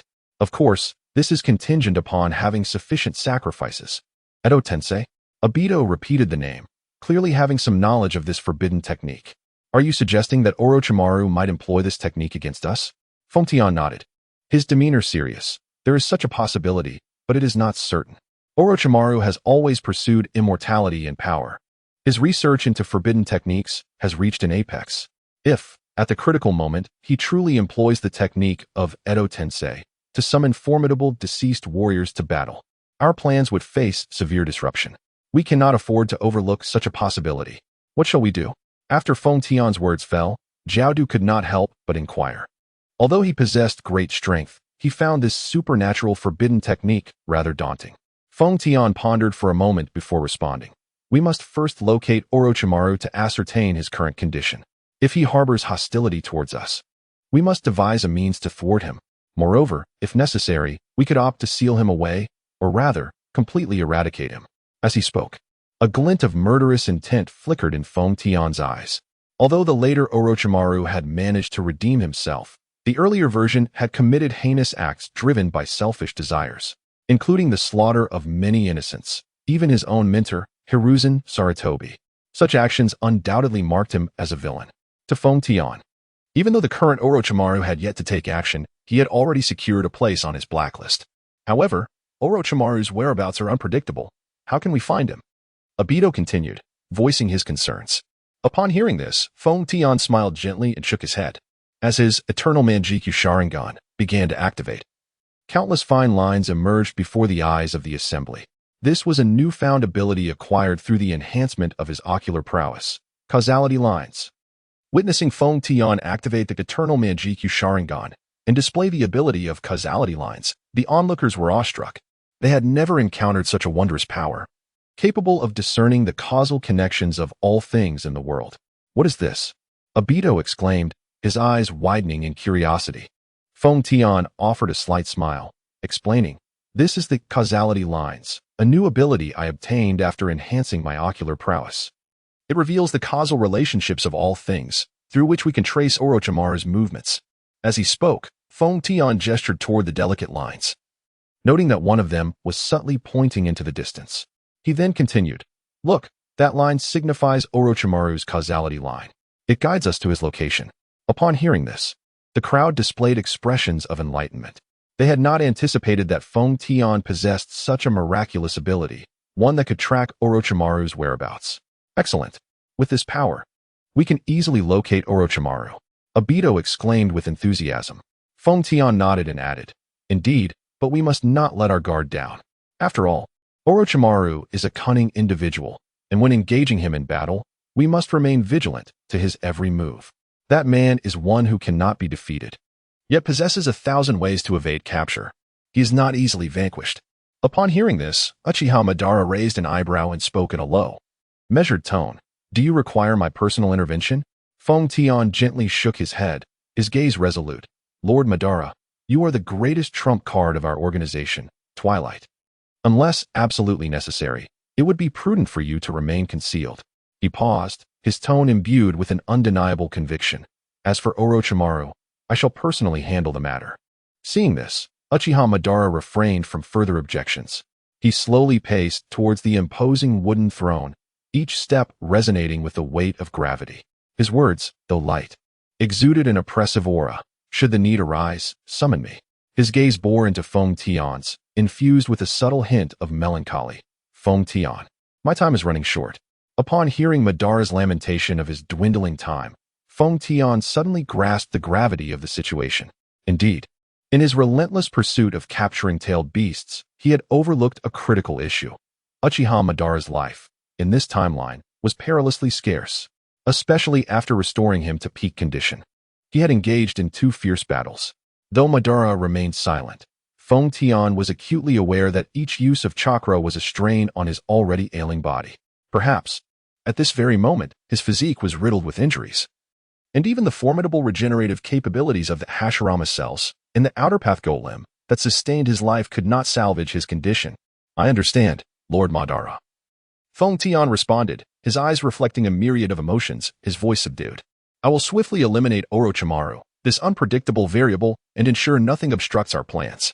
His words resonated with unwavering determination. Subsequently, Feng Tian turned his gaze towards Obito and Shursui, his tone commanding. This operation shall include you too, Obito and Shursui. He then addressed Kakazu and Sasori. You will remain here, and remember, it is imperative that no outsiders perceive anything amiss. The 4 nodded gently in acknowledgement of Feng Tian's directives. After concluding, Feng Tian extended his hand towards Obito and Shursui, gesturing for them to join him. Their eyes met, a silent understanding passing between them, as they stepped forward and clasped Feng Tian's hand firmly. In that instant, Feng Tian abruptly activated Flying Thunder God technique, his form becoming a blur. Following the delicate pull of the causal line, he shot forth like a bolt of lightning towards Orochimaru's location. Under Feng Tian's guidance, the 3 traversed the vast distance in an instant via Flying Thunder God technique, arriving at Orochimaru's concealed lair. This was a hidden and profound underground cavern, intricately laced with complex mechanisms and traps, clearly arranged by Orochimaru to shroud his presence. Feng Tian and his companions cautiously navigated through the cavern, employing the precise of the causal line and the acute perception of Jishui to successfully evade the majority of traps. However, just as they were about to approach the core area where Orochimaru resided, a sudden surge of intense chakra energy assailed them. Be careful, Feng Tian whispered, swiftly adopting a defensive stance. From the darkness, a figure emerged with great speed. It was Orochimaru. He exuded a chilling aura, his eyes shimmering with cunning light, clearly having sensed the arrival of Feng Tian and his companions. To my surprise, I have guests, Orochimaru remarked with a sinister expression, his tone laced with disdain. It was understandable for him to feel this way, considering the youth of Feng Tian and his companions in comparison to his own age. Upon witnessing this, Feng Tian and his friends immediately distanced themselves from Orochimaru. The 3 simultaneously activated their Sharingan, remaining ever vigilant of Orochimaru's every move. However, upon noticing that all 3 possessed the Sharingan, Orochimaru was instantly filled with unbridled joy. In his eyes, nothing was more worthy of research than the Sharingan. What a delightful discovery. Orochimaru licked his lips, his tone dripping with greed. 3 young Sharingan wielders. This is truly a gift from the heavens. Toby clenched his fists, his inner fury ignited by Orochimaru's demeanor. You scoundrel, how dare you harbor such extravagant thoughts about us? He shouted, his voice echoing throughout the cavern. In contrast, Feng Tian remained composed. He stepped forward, and upon confirming that the figure before him was indeed the true Orochimaru, he resolved to hold nothing back. Jishui, Toby, immediately cast a barrier to thoroughly conceal this place. Orochimaru, I shall handle you alone. With that, Feng Tian's eyes swiftly transitioned to the eternal Mangeki Sharingan. And as a surge of causal power erupted, Orochimaru felt the surroundings shifting incessantly. In the next moment, he and Feng Tian found themselves in a subspace created by causal power. This was the very place where Feng Tian had battled Uchiha Madara. Within this subspace constructed from causal power, the concepts of time and space seemed to lose their original significance. All under Feng Tian's dominion. Orochimaru surveyed his surroundings, a glimmer of surprise flickering in his eyes. He had not anticipated that this young ninja possessed such formidable power, capable of drawing him into such an extraordinary realm in an instant. This is somewhat intriguing, Orochimaru sneered, though he reassessed Feng Tian's strength internally. His disdainful facade remained unbroken. But do you really believe this will be enough to defeat me? Feng Tian offered no response, merely standing there, his eternal Mangeki Sharingan radiating a mysterious glow. After a brief pause, he spoke slowly, his words imbued with absolute confidence. This is my domain. You may also refer to it as the domain of the divine. Having spoken, Feng Tian's lips curled into a subtle smile as he snapped his fingers. In the next instant, multiple explosive tags suddenly appeared on Orochimaru's body. Before he could react, the tags erupted in a brilliant flash of light, detonating instantaneously. Bang! Bang! Amidst the cacophony of explosions, Orochimaru desperately extricated himself from the ensuing turmoil, his form shrouded in smoke and debris, his garments shredded in multiple places, revealing his gaunt and sinister physique. His eyes, once filled with disdain, now brimmed with vigilance and shock. Without a moment's hesitation, Orochimaru swiftly formed hand seals, an eerie aura beginning to envelop him, as if countless vengeful spirits lingered in the air. Edo Tensei. Feng Tian's gaze sharpened, yet he revealed no trace of panic. Edo Tensei? In this realm, no matter the causality, it cannot elude my grasp. As his words hung in the air, Feng Tian waved his hands gently, an invisible force radiating outward, abruptly interrupting the formation of Orochimaru's forbidden technique. Orochimaru's expression shifted dramatically, clearly taken aback by Feng Tian's unexpected ease in countering his jutsu. He fixed his gaze upon Feng Tian, the contempt in his eyes vanishing entirely. How did you accomplish this? I sense no trace of your intervention. Upon hearing this, Feng Tian crossed his arms, casting a haughty glance at the disheveled Orochimaru. He spoke softly, yet with an air of divinity, enhanced by the power of causality. I have proclaimed. Within this space, all causality is under my dominion. Here, I am the omniscient and omnipotent God. Orochimaru's pupils constricted sharply as he experienced an unprecedented wave of fear and helplessness. In this realm, utterly dominated by Feng Tian, his proud ninjutsu and wisdom seemed utterly futile. Every attempt to resist felt painfully futile. Omniscient and omnipotent God, Orochimaru murmured, his tone a blend of resentment and awe towards the unknown power. How absurd. In my relentless pursuit of immortality and power, I never anticipated encountering a being such as you. Feng Tian remained expressionless, his gaze piercing through Orochimaru's very being, as if peering into a deeper abyss. Orochimaru, your ambition and desires have led you down this irrevocable path. Today, allow me to bring it all to an end. Before his words could fully resonate, Feng Tian blurred into motion, nearly merging with the air, his speed astonishing. When he reappeared, he stood behind Orochimaru, gently pressing a finger upon his shoulder. A warm yet terrifying force erupted from within Orochimaru, as the power of causality corrected his distorted fate.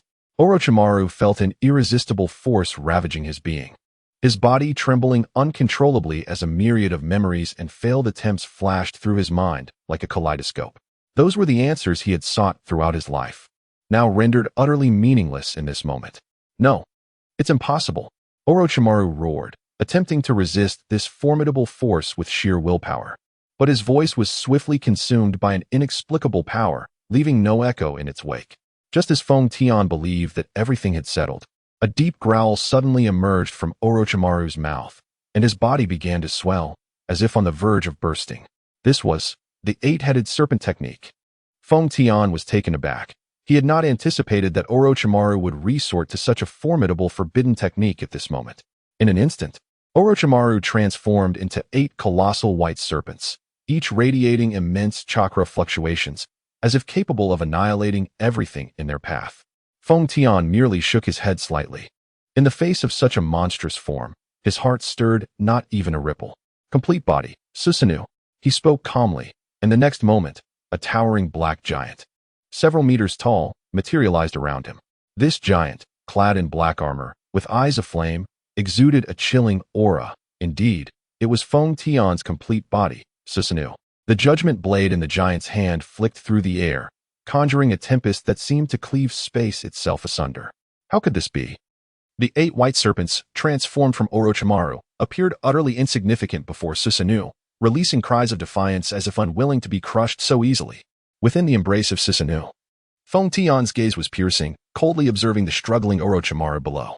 Orochimaru, your struggle is in vain. In this realm, no power can escape the bindings of causality. Now, night has fallen. Faced with the complete body, Susanoo summoned by Feng Tian, the 8 white serpents seemed increasingly feeble and powerless. The black giant loomed like a war deity from the abyss, its oppressive aura causing the serpents to tremble involuntarily.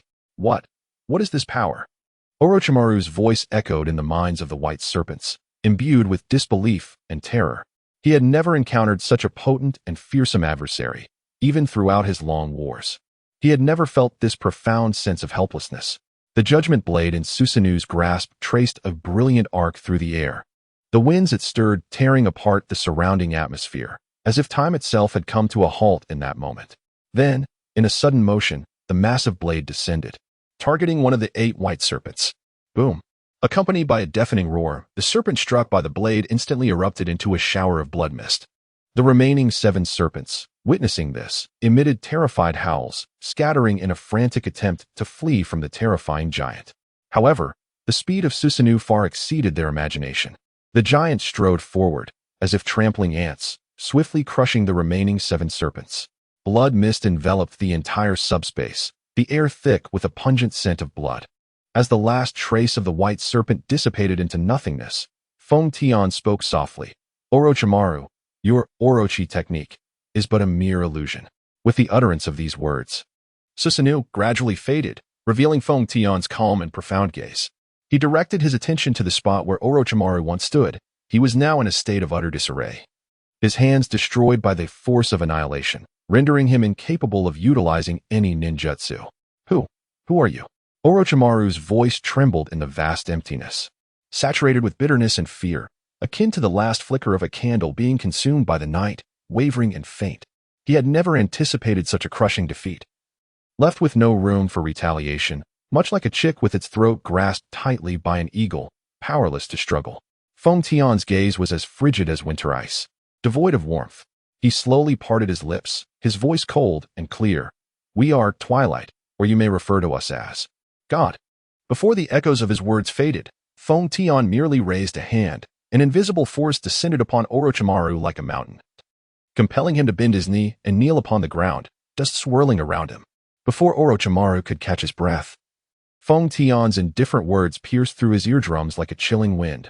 Now, before you lie 2 paths, either submit to me, or become but a fleeting wisp within this subspace.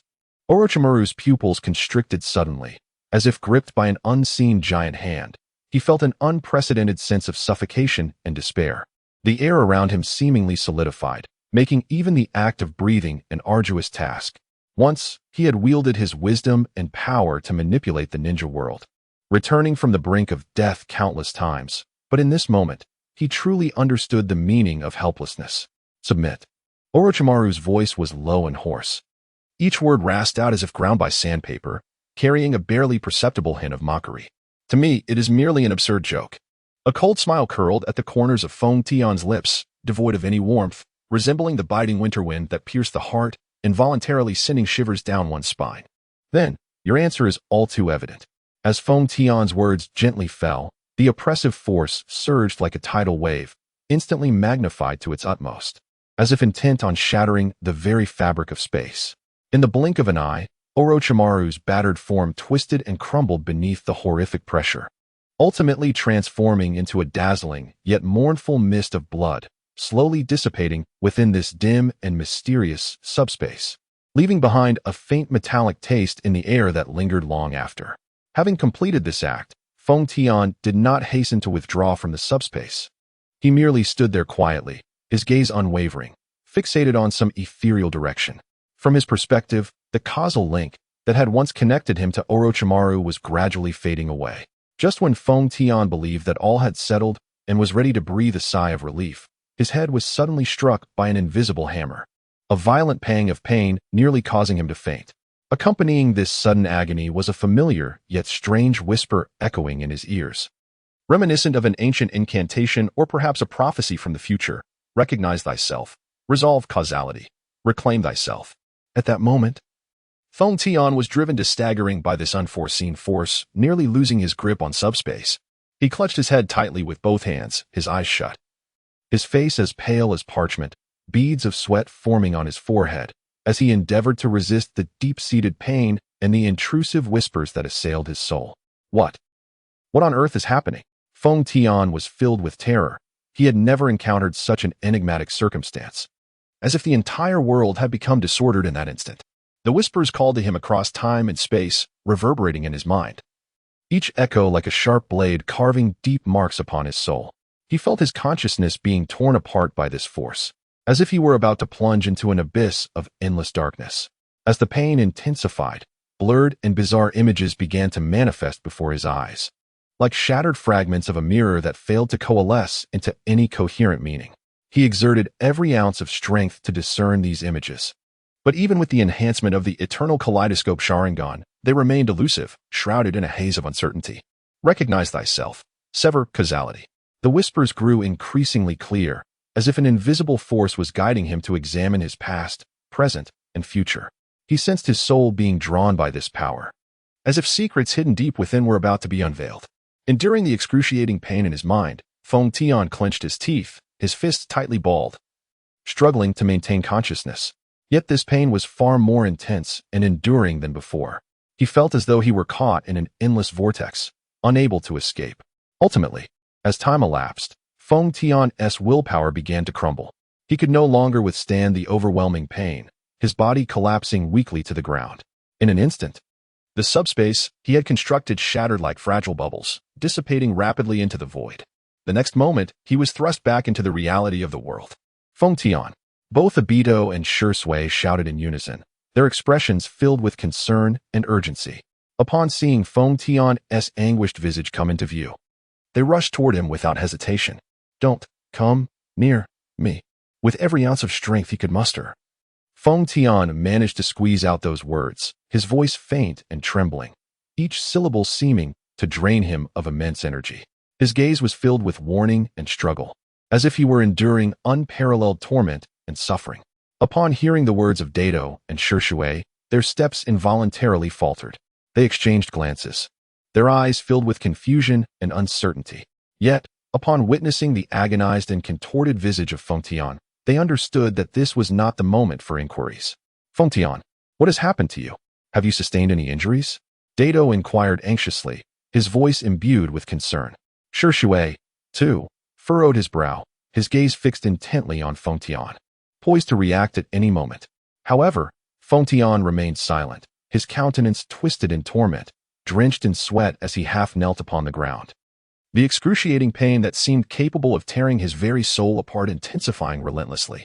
At the precipice of unconsciousness, a moment of clarity struck him, prompting him to muster the last vestiges of his strength to activate the eternal Mangekyou Sharingan.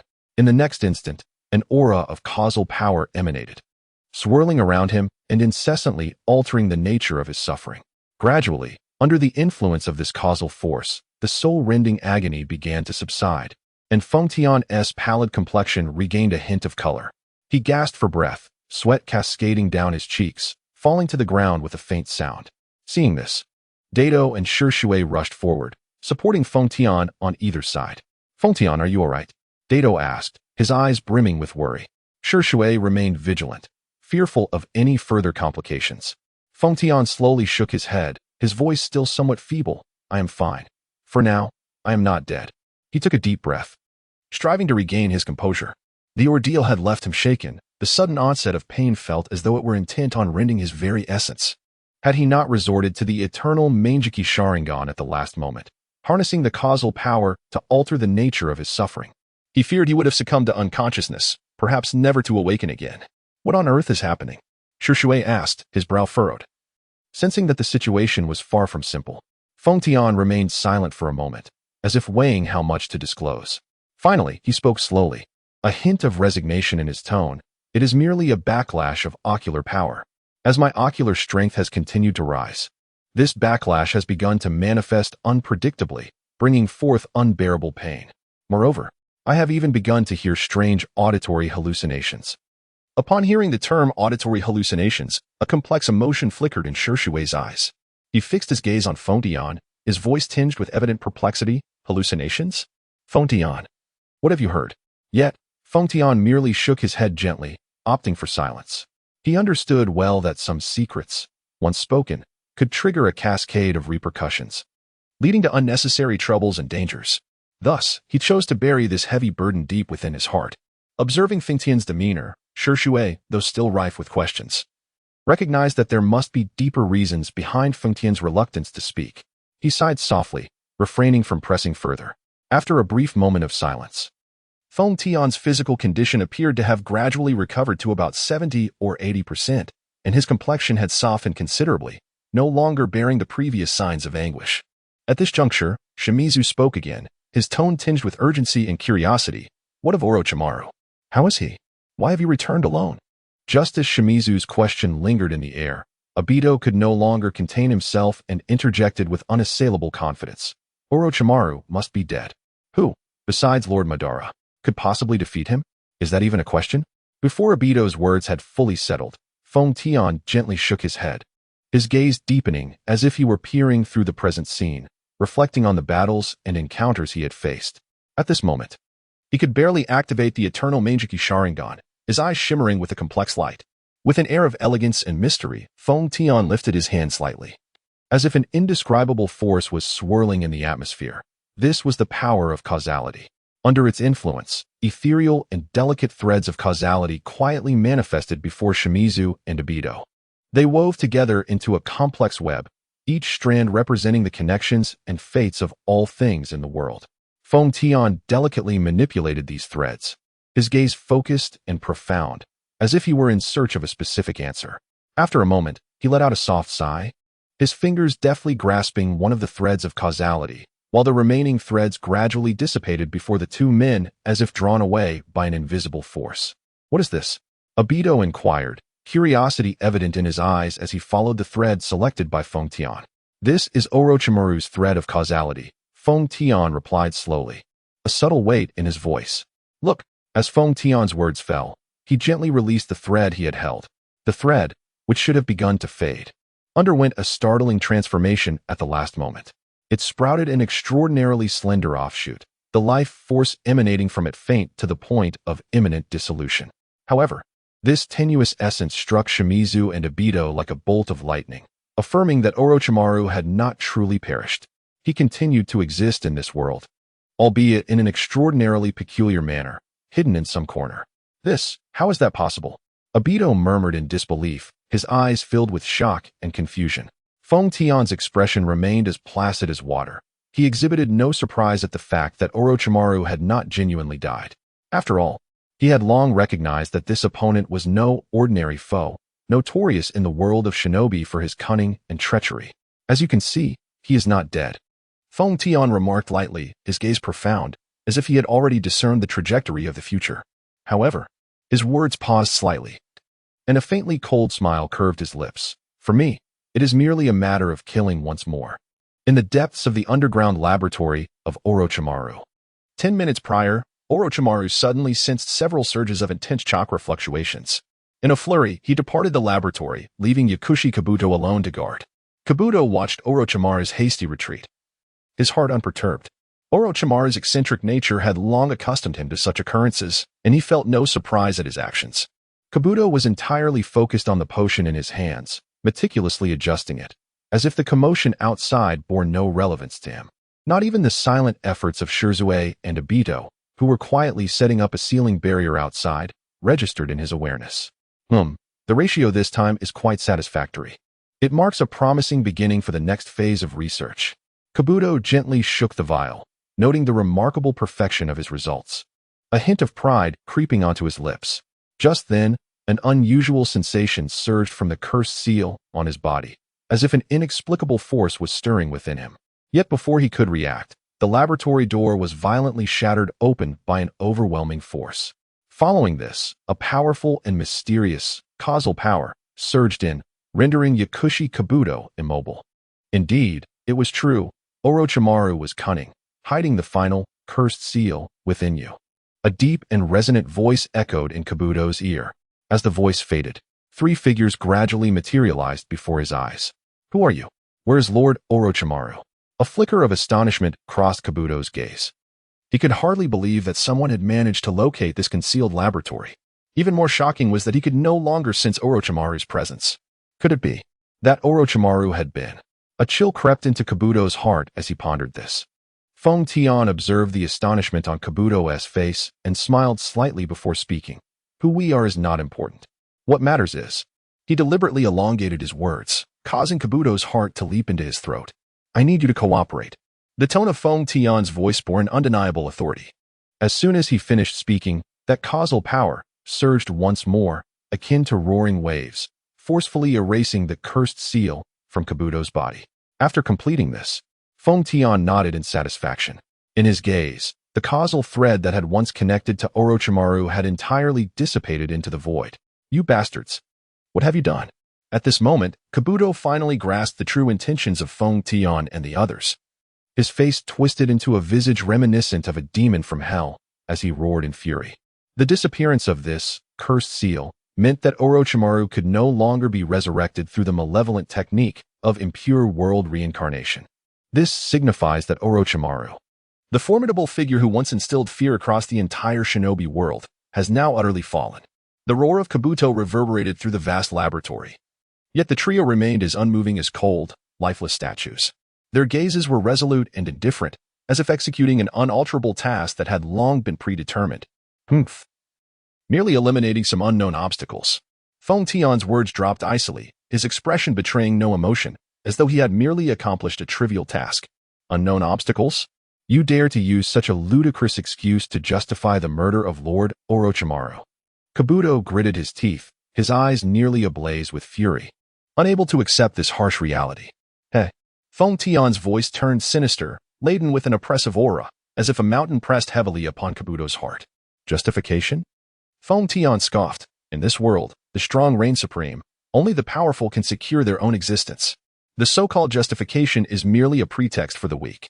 Just like at this very moment. His words brimmed with confidence and dominance. I desire your demise, as effortlessly as one would crush an ant. With that, the enigmatic power of causality surged forth once more, akin to an invisible hand pinning Kabuto firmly to the ground, rendering him immobile.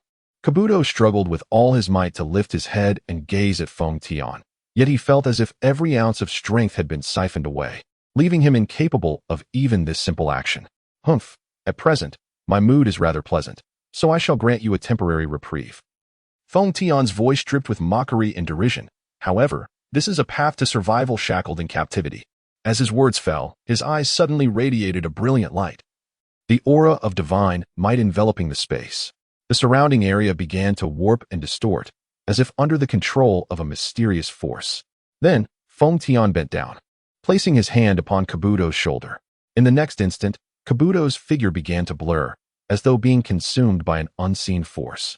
Ultimately, Kabuto's presence vanished entirely within Feng Tian's divine space, leaving behind an empty and silent laboratory. Obito and Shizen exchanged glances, a complex array of emotions reflected on their faces. After a moment, Obito finally spoke, his voice tinged with hesitation. Feng Tian, do you think we have gone a bit too far? Upon hearing this, Feng Tian nearly burst into laughter. Please, the Orochimaru he had just dealt with was no mere lightweight. That man had sacrificed countless innocent lives to achieve his own ends. As for Kabuto, as Orochimaru's capable assistant, he too had engaged in many unsavory deeds. Sealing him within the divine space without taking his life directly was already an act of immense mercy. Nevertheless, in response to Obito's inquiry, Feng Tian chose to remain silent. He silently invoked the power of causality, revealing the causal line that originally belonged to Orochimaru. As Feng Tian moved, the causal line seemed to come alive, instantaneously extending numerous branches, each one meticulously recording the future slaughter that Orochimaru would inevitably cause. Do you comprehend? Feng Tian's voice was as frigid as ice. This is the chain reaction that would ensue from sparing Orochimaru. With that, Feng Tian rose without a backward glance, striding purposefully out of the dim underground laboratory. Obito and Shirzue gazed at the intricate causal line and its myriad branches signifying death, an involuntary chill creeping into their hearts. They understood all too well that if Orochimaru continued to exist, it would undoubtedly lead to further tragedies and calamities. So this is the consequence of Orochimaru's survival? Obito murmured, his tone laced with shock and dread. He finally grasped that Feng Tian's resolute choice stemmed from the fact that Orochimaru's existence posed a severe threat to the peace and tranquility of the ninja world. Shirzue silently nodded, and after exchanging a glance, both stood up to follow Feng Tian, leaving the desolate and chilly laboratory together. At the gates of Konoha village, a striking young man clad in a delicate sky-blue robe, holding a specially crafted bubble-blowing tool, approached with a leisurely gait. His expression was indifferent, exuding an aura that kept others at bay, yet he possessed an inexplicable charm. This individual was Yutaka, the Jinchuriki of the Six Tails, who had seen the assassination order from the Mist Village rescinded. During his evasion from pursuit, Yutaka had stumbled upon several pieces of intelligence regarding the nefarious deeds of the Twilight Organization. Consequently, he decided to heed the advice of the Mist Village and seek refuge in Konoha. As Yutaka drew closer to the gates of Konoha, the watchful ninjas could not help but be captivated by his presence. They speculated about the identity and intentions of this enigmatic youth, their eyes betraying a hint of wariness and tension. After all, in the midst of the Twilight Organization's rampage, the arrival of any stranger warranted caution. Yutaka halted, meeting the gaze of the gate guards with a calm demeanor. His voice was composed yet bore an undeniable weight. I am Yutaka, the Jinchuriki of the Six Tails, hailing from the Mist Village. I have come to Konoha to seek refuge at the behest of my village. Upon hearing this, the gate guards exchanged relieved smiles, their taut nerves finally easing. One stepped forward, responding politely. Welcome to Konoha, Mr. Yutaka. You are the last Jinchuriki to arrive in our village. Please wait a moment while we notify the authorities. Yutaka nodded slightly, patiently awaiting by the side. To alleviate his boredom, he picked up the bubble-blowing tool and gently blew, sending vibrant bubbles dancing through the air, adding a touch of levity to the tense atmosphere. Before long, a ninja clad in the attire of Konohagakure hurriedly approached, a warm smile illuminating his face. Mr. Hagaka, welcome to our village. I am the reception ninja responsible for coordinating your itinerary during your stay. Please follow me. The Hokage has been awaiting your arrival. Hagaka tucked away his bubble-blowing apparatus and followed the reception ninja into the long-coveted Konohagakure. In his heart, he marveled at the uniqueness of this place. The air was imbued with a palpable sense of peace and tranquility, starkly contrasting with the village of Kirigakure, where he had previously resided. As Hagaka delved deeper into the village, the vibrant scenes of Konohagakure gradually unfolded before him. The streets were lined with bustling shops, alive with activity. The marketplace thronged with people, filled with laughter and cheer, and the villagers, adorned with radiant smiles, enveloped him in an unprecedented warmth and sense of belonging. Just as Hagaka was lost in this serene beauty, a melodious voice interrupted his reverie. Mr. Hagaka, the Hokage is waiting for you inside. Please feel free to enter. He looked up to see a young female ninja standing nearby, her smile exuding friendliness and respect. After a gentle bow, she gestured for him to proceed into the Hokage's office. A wave of unexplainable emotions surged within Hagaka. At that moment, being embraced and respected by Konohagakure felt like a profound solace. He straightened his attire and stepped towards the Hokage's office. Inside the Hokage's office, Sarutobi Hiruzen had been waiting for some time. Seated behind a spacious desk, his demeanor was warm yet serious, his gaze reflecting concern and anticipation for Hagaka. As Hagaka entered the room, he bowed respectfully. Hokage-sama, I am Hagaka. I humbly ask for your guidance in the days to come. Sarutobi rose with a smile, walking over to Hagaka and gently patting his shoulder. Hagaka, welcome to Konohagakure. In order to thwart the nefarious schemes of the Twilight Organization, I wish for you to take refuge here, just like the other Jinchuriki. We will arrange a concealed residence for you and dispatch a formidable team to ensure your safety. Upon hearing this, warmth flooded Hagaka's heart. He nodded solemnly, and at Sarutobi's gesture, he exited the Hokage's office. Following the reception ninja, Hagaka traversed several layers of protective barriers, ultimately arriving at a small island. Mr. Hagaka, this is where my responsibility ends. I shall not intrude further, the reception ninja stated politely. After a nod of acknowledgement from Hagaka, she swiftly departed. After a brief observation of his surroundings, which revealed no abnormalities, Hagaka prepared to enter the island. However, before long, a formidable figure, clad in a forehead protector emblazoned with the kanji for oil, and with silver hair, abruptly obstructed his path. "Welcome, the last Jinchuriki," the ninja proclaimed. "I am one of the legendary Sannin of Konohagakure, entrusted with the responsibility of safeguarding precious Jinchuriki like you." He chuckled softly and added, "Of course, you may also call me Jiraiya." Upon hearing this, Yutaka's face briefly displayed a glimmer of surprise, quickly replaced by a gentle smile. He was well aware of Jiraiya's illustrious reputation. This legendary ninja, one of the Sannin, was not only renowned for his exceptional ninjutsu, but also for his distinctive personality and unique insights into the ninja world, leaving an indelible mark in its history. "Lord Jiraiya, meeting you in person is indeed a remarkable experience." Yutaka respectfully bowed and introduced himself. "I am Yutaka, the Jinchuriki of the Six Tails, hailing from the Hidden Mist Village." Jiraiya nodded with a smile and gestured invitingly, "Then let us proceed." With that, he led Yutaka deeper into the island. Yutaka responded affirmatively, following closely behind. They traversed through the lush forest, ultimately arriving at a secluded dwelling. The environment here was tranquil and elegant, surrounded by various defensive mechanisms, clearly designed with great care to ensure the safety of the Jinchuriki. However, in the next moment, Yutaka suddenly felt an unprecedented disturbance within him. The chakra of the Seven Tails began to surge uncontrollably. This power seemed to have been triggered by some unknown presence, roiling within him like tempestuous waves stirred by a violent storm, accompanied by waves of excruciating pain. Yutaka's expression shifted dramatically. He gritted his teeth, fists clenched tightly, attempting to forcibly suppress this tumultuous chakra with sheer willpower. Just then, an even more astonishing event unfolded. Before him, in the previously empty space, several figures began to materialize, eyeing him with malevolent gazes. "Humph, another new face has arrived." A ninja clad in purple attire, adorned with a black chest plate and sporting a thick beard, stood with arms crossed, casting a sidelong glance at the oncoming chaos of Yutaka. This individual was none other than the infamous Jinchuriki of the Four Tails, Old Purple. It appears he is still quite inexperienced in mastering this power. Meanwhile, the robust figure of the Jinchuriki of the Five Tails, Han, wearing a wide-brimmed hat, let out a low chuckle. With hands in his pockets and a glint of mockery in his eyes, he, alongside Old Purple, observed Yutaka's impending turmoil with no intention of offering assistance, instead appearing to relish the unfolding drama.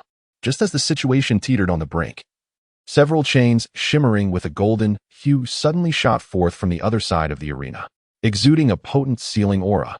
They swiftly and precisely coiled around Yutaka's abdomen like ethereal serpents. The sealing power coursing through these chains seemed to possess a mystical ability to subdue all raging forces, directly flowing into Yutaka's body. Under the influence of this formidable sealing power, Yutaka's once turbulent form gradually calmed, and his furrowed brow began to relax.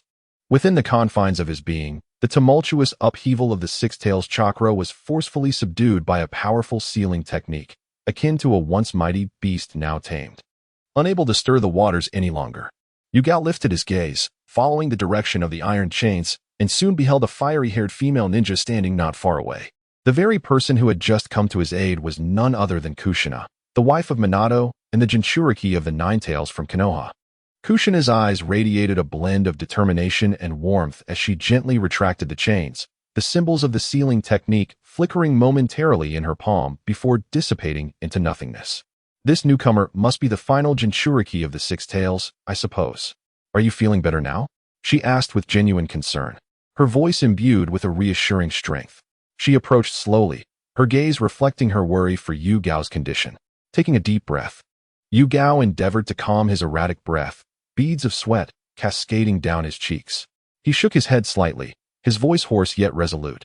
"I'm fine, thank you." Observing this, Lao Zi's lips curled into a playful smile. "It seems our young friend with the Six Tails still requires further training. However, to have the Nine Tails Jinchuriki of Konoha personally lend a hand, you truly possess some clout." Lao Zi's words were laced with a hint of mockery. In response to Lao Zi's derision, a flicker of coldness passed through Yu Gao's eyes as he stood up, gripping the bubble-blowing apparatus firmly, and declared in a deep voice, If you perceive me as an easy target, then I'm afraid you have mistaken your opponent. His words carried an undeniable conviction, transforming the chill in his gaze into a fiery determination, akin to a beast poised to strike.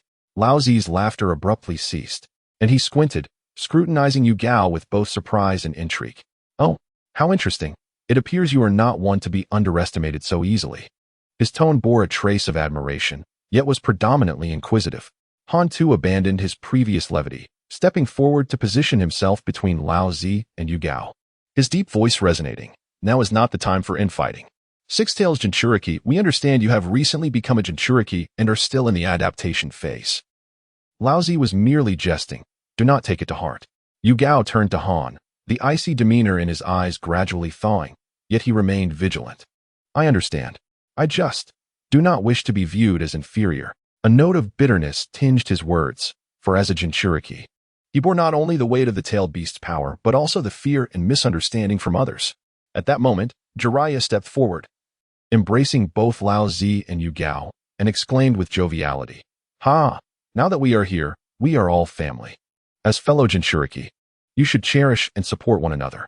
On this day, I hope you can coexist harmoniously. Upon hearing this, a rare flicker of remorse appeared on Lao Zi's face.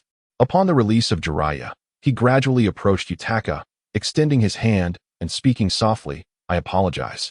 The previous incident was my fault. Hearing the elder's apology, Yutaka's expression settled into tranquility. He reached out, clasping hands with Jiraiya. Their grip was firm, as if in that moment, all misunderstandings and barriers had dissipated into thin air. Master Jiraiya, must we remain on this island for the foreseeable future? At that moment, Kushina posed a pivotal question to Jiraiya. As her words lingered in the air, the four Jinchuriki present turned their gazes toward Jiraiya, each eager to learn the duration of their stay. After a brief silence, Jiraiya inhaled deeply and replied gravely, Currently, the entire ninja world is fraught with turmoil. Apart from you four Jinchuriki, the remaining tailed beasts have been captured by the Twilight Organization. While I remain uncertain of their ultimate intentions, it is undoubtedly a grim development for the ninja realm.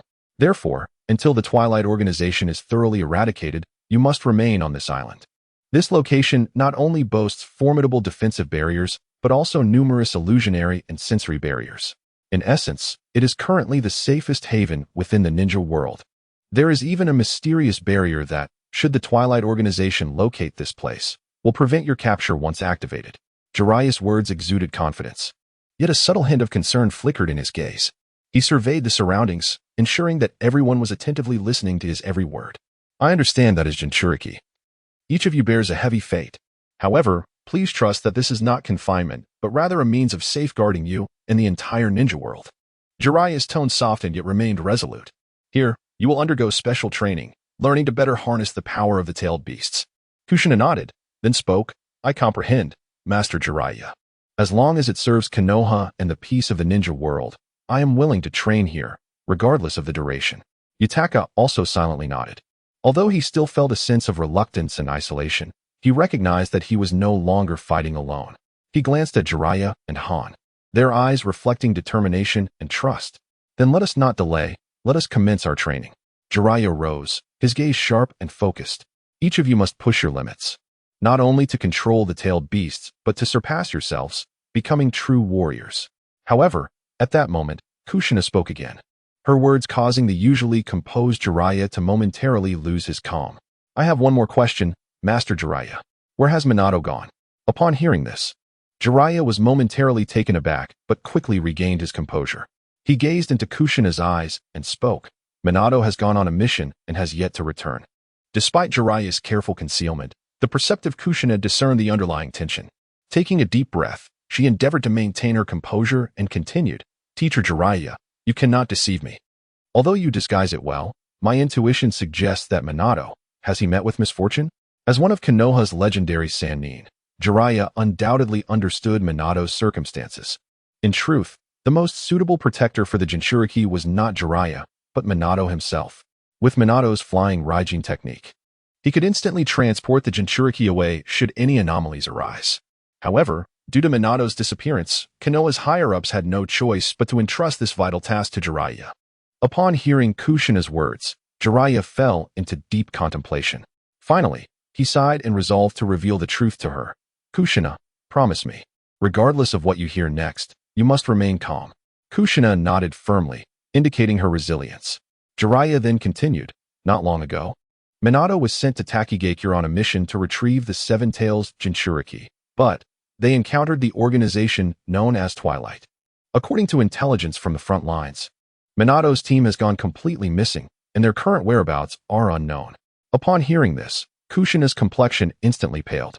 Her tightly clenched hands trembled slightly. Although she had mentally prepared herself, the reality of the news struck her like a towering wave, difficult to quell.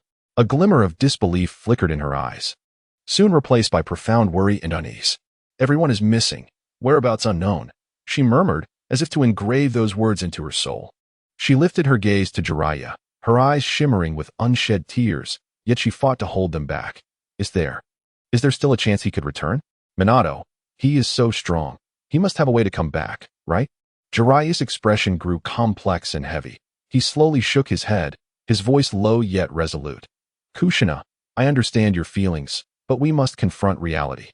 Minato is indeed strong, but the Twilight Organization is formidable, operating with secrecy and employing cruel tactics, of which we in Konoha know little. This mission is exceptionally arduous, and the foes Minato faces exceed our expectations. However, Jiraiya shifted his tone, attempting to instill a glimmer of hope in Kushina. Though the situation appears grim, we have not abandoned the search for them. Konoha has dispatched multiple rescue teams, and I am actively coordinating with other ninja villages, hoping to gather more intelligence on Twilight and the whereabouts of Minato and his team. As long as there is a sliver of hope, we shall never give up. As Kushina listened to Jiraiya's words, the light in her eyes gradually dimmed, yet she managed to force a faint smile. Thank you, Jiraiya-sensei. I will wait. No matter how long it takes, I will wait for Minato to return. He is my husband, and I believe he will come back safely. Jiraiya nodded silently, a mixture of emotions swirling within him. He understood the bittersweet nature of waiting, and he recognized the hidden pain and fear that lay beneath Kushina's brave facade. He gently patted her shoulder, as if to impart his strength and faith to her. Kushina, you must take care of yourself. If Minato knew, he would surely wish for your safety. Then, Jiraiya shifted the conversation, addressing the current situation. Kushina, the rampage of the Nine Tails is a matter of great concern. But do not worry, I will personally ensure your safety. However, you must remain vigilant at all times, as the Nine Tails is the most unique and powerful among the tailed beasts. Kushina listened intently to Jiraiya's directives, her eyes gleaming with determination. She understood that she was not merely a wife waiting for her husband's return. She was also a member of the Uzumaki clan, the current Jinchuriki responsible for sealing the Nine Tails. The weight of this responsibility was greater than that of anyone else present. Soon, after Jiraiya had made arrangements for everyone, he hastily departed. His current tasks were far more significant than merely guarding the Jinchuriki. Of course, it certainly did not involve any ludicrous activities such as peeping at the women's bathhouse. According to his own description, this was referred to as appreciation. Deep beneath the village of Konoha, Uchiha Madara sat regally upon an ancient wooden throne, one hand resting lightly on his chin, deep contemplation flickering in his profound eyes. The entire space was suffused with a heavy and commanding aura, as if the very air had become stagnant. Suddenly, Madara's gaze sharpened, piercing through the barriers of space, as though he had glimpsed an unknown secret. In the next moment, accompanied by an unusual distortion of space, the figures of Fontian and others materialized before Madara, as if stepping forth from the void. You have returned, Fontian. Madara rose slowly, his voice low and imbued with authority, each word resonating with an irresistible power. Fontian nodded slightly in acknowledgement. He then released Minato, Killer Bee, Kabuto, and others from the confines of the Kimui dimension. Upon witnessing this, Madara furrowed his brows, filled with confusion, and inquired in a deep tone, "What does this mean, Fontian?"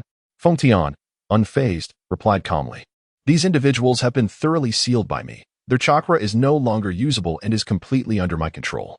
He paused briefly before continuing, however. "Keeping them confined in my dimension would indeed restrict my movements. After all, I need to be prepared for any unforeseen circumstances that may arise. They, however, merely required oversight and a periodic provision of military rations to sustain their existence." Upon hearing this, Uchiha Madara displayed no sign of agreement. Instead, he shook his head. a chilling aura of murderous intent gradually creeping into his gaze.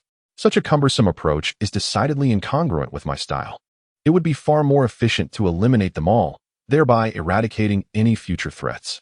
Before his words had fully settled, an astonishing presence began to emanate from Uchiha Madara, an oppressive force characteristic of a formidable warrior, instilling fear in the hearts of those present. His eyes transformed into a vivid crimson, as if ablaze with an inferno, signaling that he was on the verge of annihilating the individuals before him. Witnessing this, Feng Tian felt a tightness in his chest and hastily interjected to halt Madara's impending fury. "Please, stop. Lord Madara, do not slay these individuals just yet." His voice bore a hint of urgency, clearly reflecting his profound apprehension regarding the imminent events. Madara's movements paused momentarily, a flicker of confusion crossing his blood-red eyes as he coldly uttered a single word. "Reason?" His tone was devoid of any emotional fluctuation, as if he were merely inquiring about a trivial matter. Feng Tian, relieved that Madara had not acted immediately, inhaled deeply to stabilize his emotions before continuing. "I suspect that the backlash from my ocular power is related to the causality of slaughter." "Ocular backlash?" "Elaborate further." Though Madara retained his aloof demeanor, a slight sense of reassurance emerged, for his gaze towards the likes of Minato and others was no longer filled with bloodthirsty intent. Feng Tian, witnessing the shift, secretly exhaled in relief. His eyes locked with Madara's, and he slowly articulated, "During the previous 2 enhancements of my ocular power, the ensuing backlash surged forth like a tidal wave, nearly consuming me and leaving me teetering on the brink of death multiple times." His words bore an ineffable weight, as if he were reminiscing about a past he wished to forget.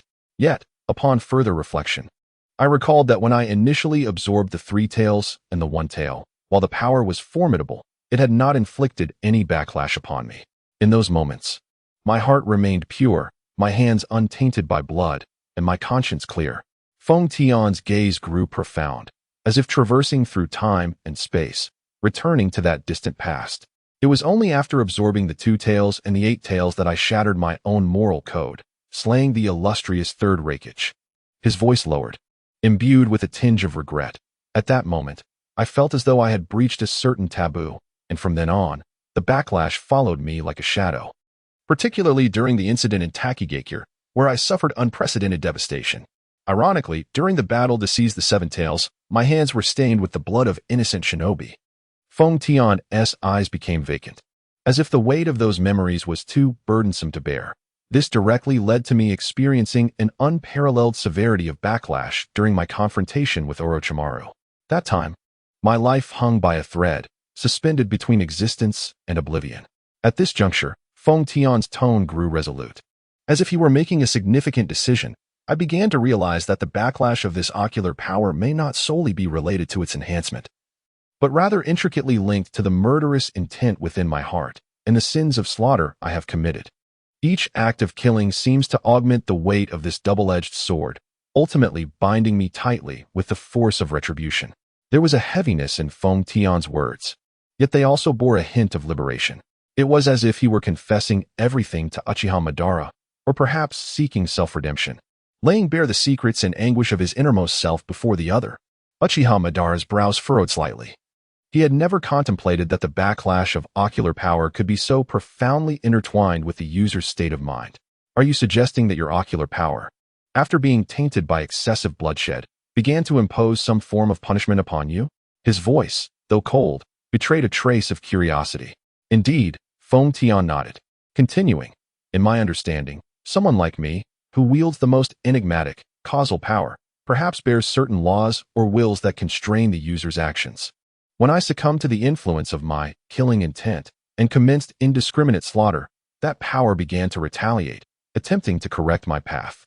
"How intriguing." Uchiha Madara chuckled coldly. Yet the light in his eyes grew more complex. "So how do you intend to proceed? Will you continue down this path until you are utterly consumed? Or will you seek a way to balance your power with your spirit?"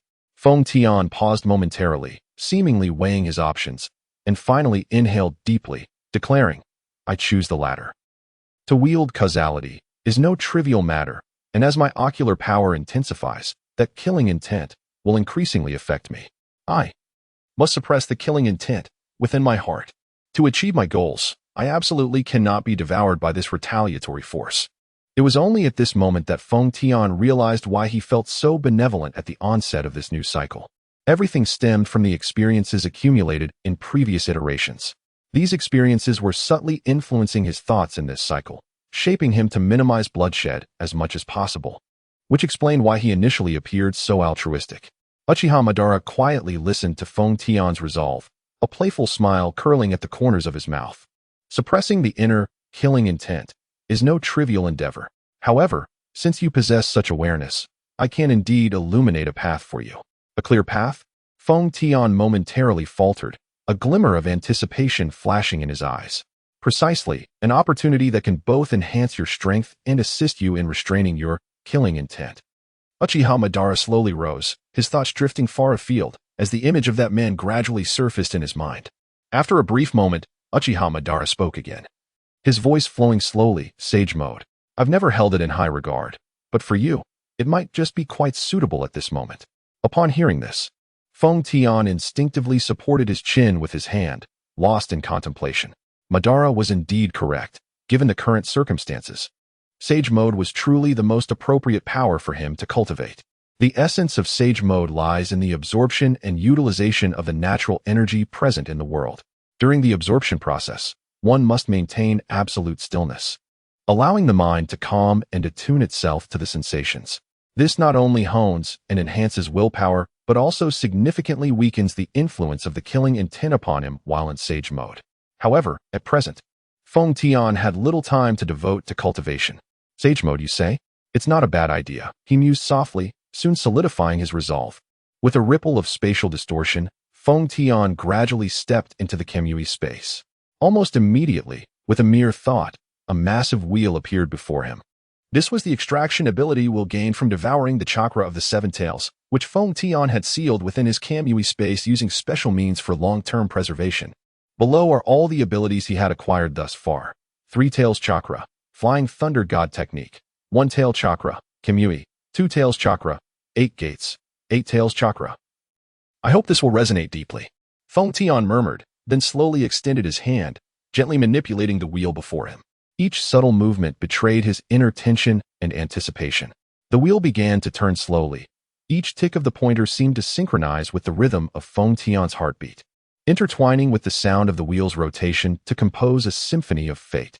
An indescribable weight hung in the air, as if time itself had frozen in that moment. He closed his eyes, took a deep breath, as if praying for the best outcome from an unknown destiny. At last, the wheel ceased its rotation, with the pointer steadily indicating an unknown area. This is. Feng Tian fixed his gaze on the name where the pointer finally rested, a wry yet slightly bitter smile tugging at the corners of his lips. The pointer pointed to Tsunade, one of the legendary 3 ninjas of Konoha. Oh no, what a ridiculous system. Feng Tian couldn't help but mutter under his breath, his tone tinged with frustration and resignation. The image of Jiraiya's bold figure flashed through his mind, and he inwardly grumbled. Jiraiya is right there. Why didn't you spin a bit more? And instead, you stopped at Tsunade. However, despite his complaints, Feng Tian quickly adjusted his mindset. He understood that everyone possesses unique value and abilities. The key lies in how to learn and utilize them. Thus, he took a deep breath, steadied his emotions, and resolved to accept this outcome with grace. He stepped forward, gently tapping Tsunade's name with his fingertip. In the next moment, the skill options related to Tsunade materialized before Feng Tian. Baiken no Jutsu unseals the In seal, allowing the vast reservoir of chakra contained within to be utilized freely, thereby enabling the execution of grand ninjutsu and forbidden techniques. Creation Rebirth, the ultimate medical ninjutsu that works in conjunction with Baiken no Jutsu. Capable of rapidly healing bodily injuries during combat, almost reaching a state of immortality, though it consumes a significant amount of chakra and reduces lifespan. Feng Tian gazed at the skill descriptions, finding himself unusually hesitant. His eyes flickered back and forth between Baiken no Jutsu and Creation Rebirth, his face betraying a conflict of emotions. If he were to prioritize combat power, Baiken no Jutsu would undoubtedly take precedence, but they are coming. I must enhance my survival capabilities to the fullest as he mentioned them. A complex expression clouded his features, tinged with anger, fear, and a hint of helplessness. Yet, this was not the time for such contemplations. After much deliberation, Feng Tian ultimately directed his gaze towards the skill of creation rebirth, while Baiken no Jutsu would significantly bolster his combat strength, ensuring his survival in the impending crisis was of utmost importance. Thus, he resolved to select creation rebirth. With determination, he reached out to touch the skill option. However, just as he was about to make contact, a wild thought flashed through his mind. He quickly withdrew his hand and stepped back several paces. Perhaps I could attempt something, Feng Tian murmured to himself, his eyes instantly shifting to the eternal Meijiki Sharingan. Soon, an aura of causal essence enveloped the entire wheel as the powerful causal force relentlessly sought to alter the rules of the wheel. Based on Feng Tian's assessment, since this wheel could be preserved through special means by entering the Kimui space, it implied that the wheel was not entirely omnipotent. It was precisely for this reason that Feng Tian contemplated whether he could manipulate the wheel's rules through reversing cause and effect. His ambition was to acquire both skills, Baiken no Jutsu and creation rebirth.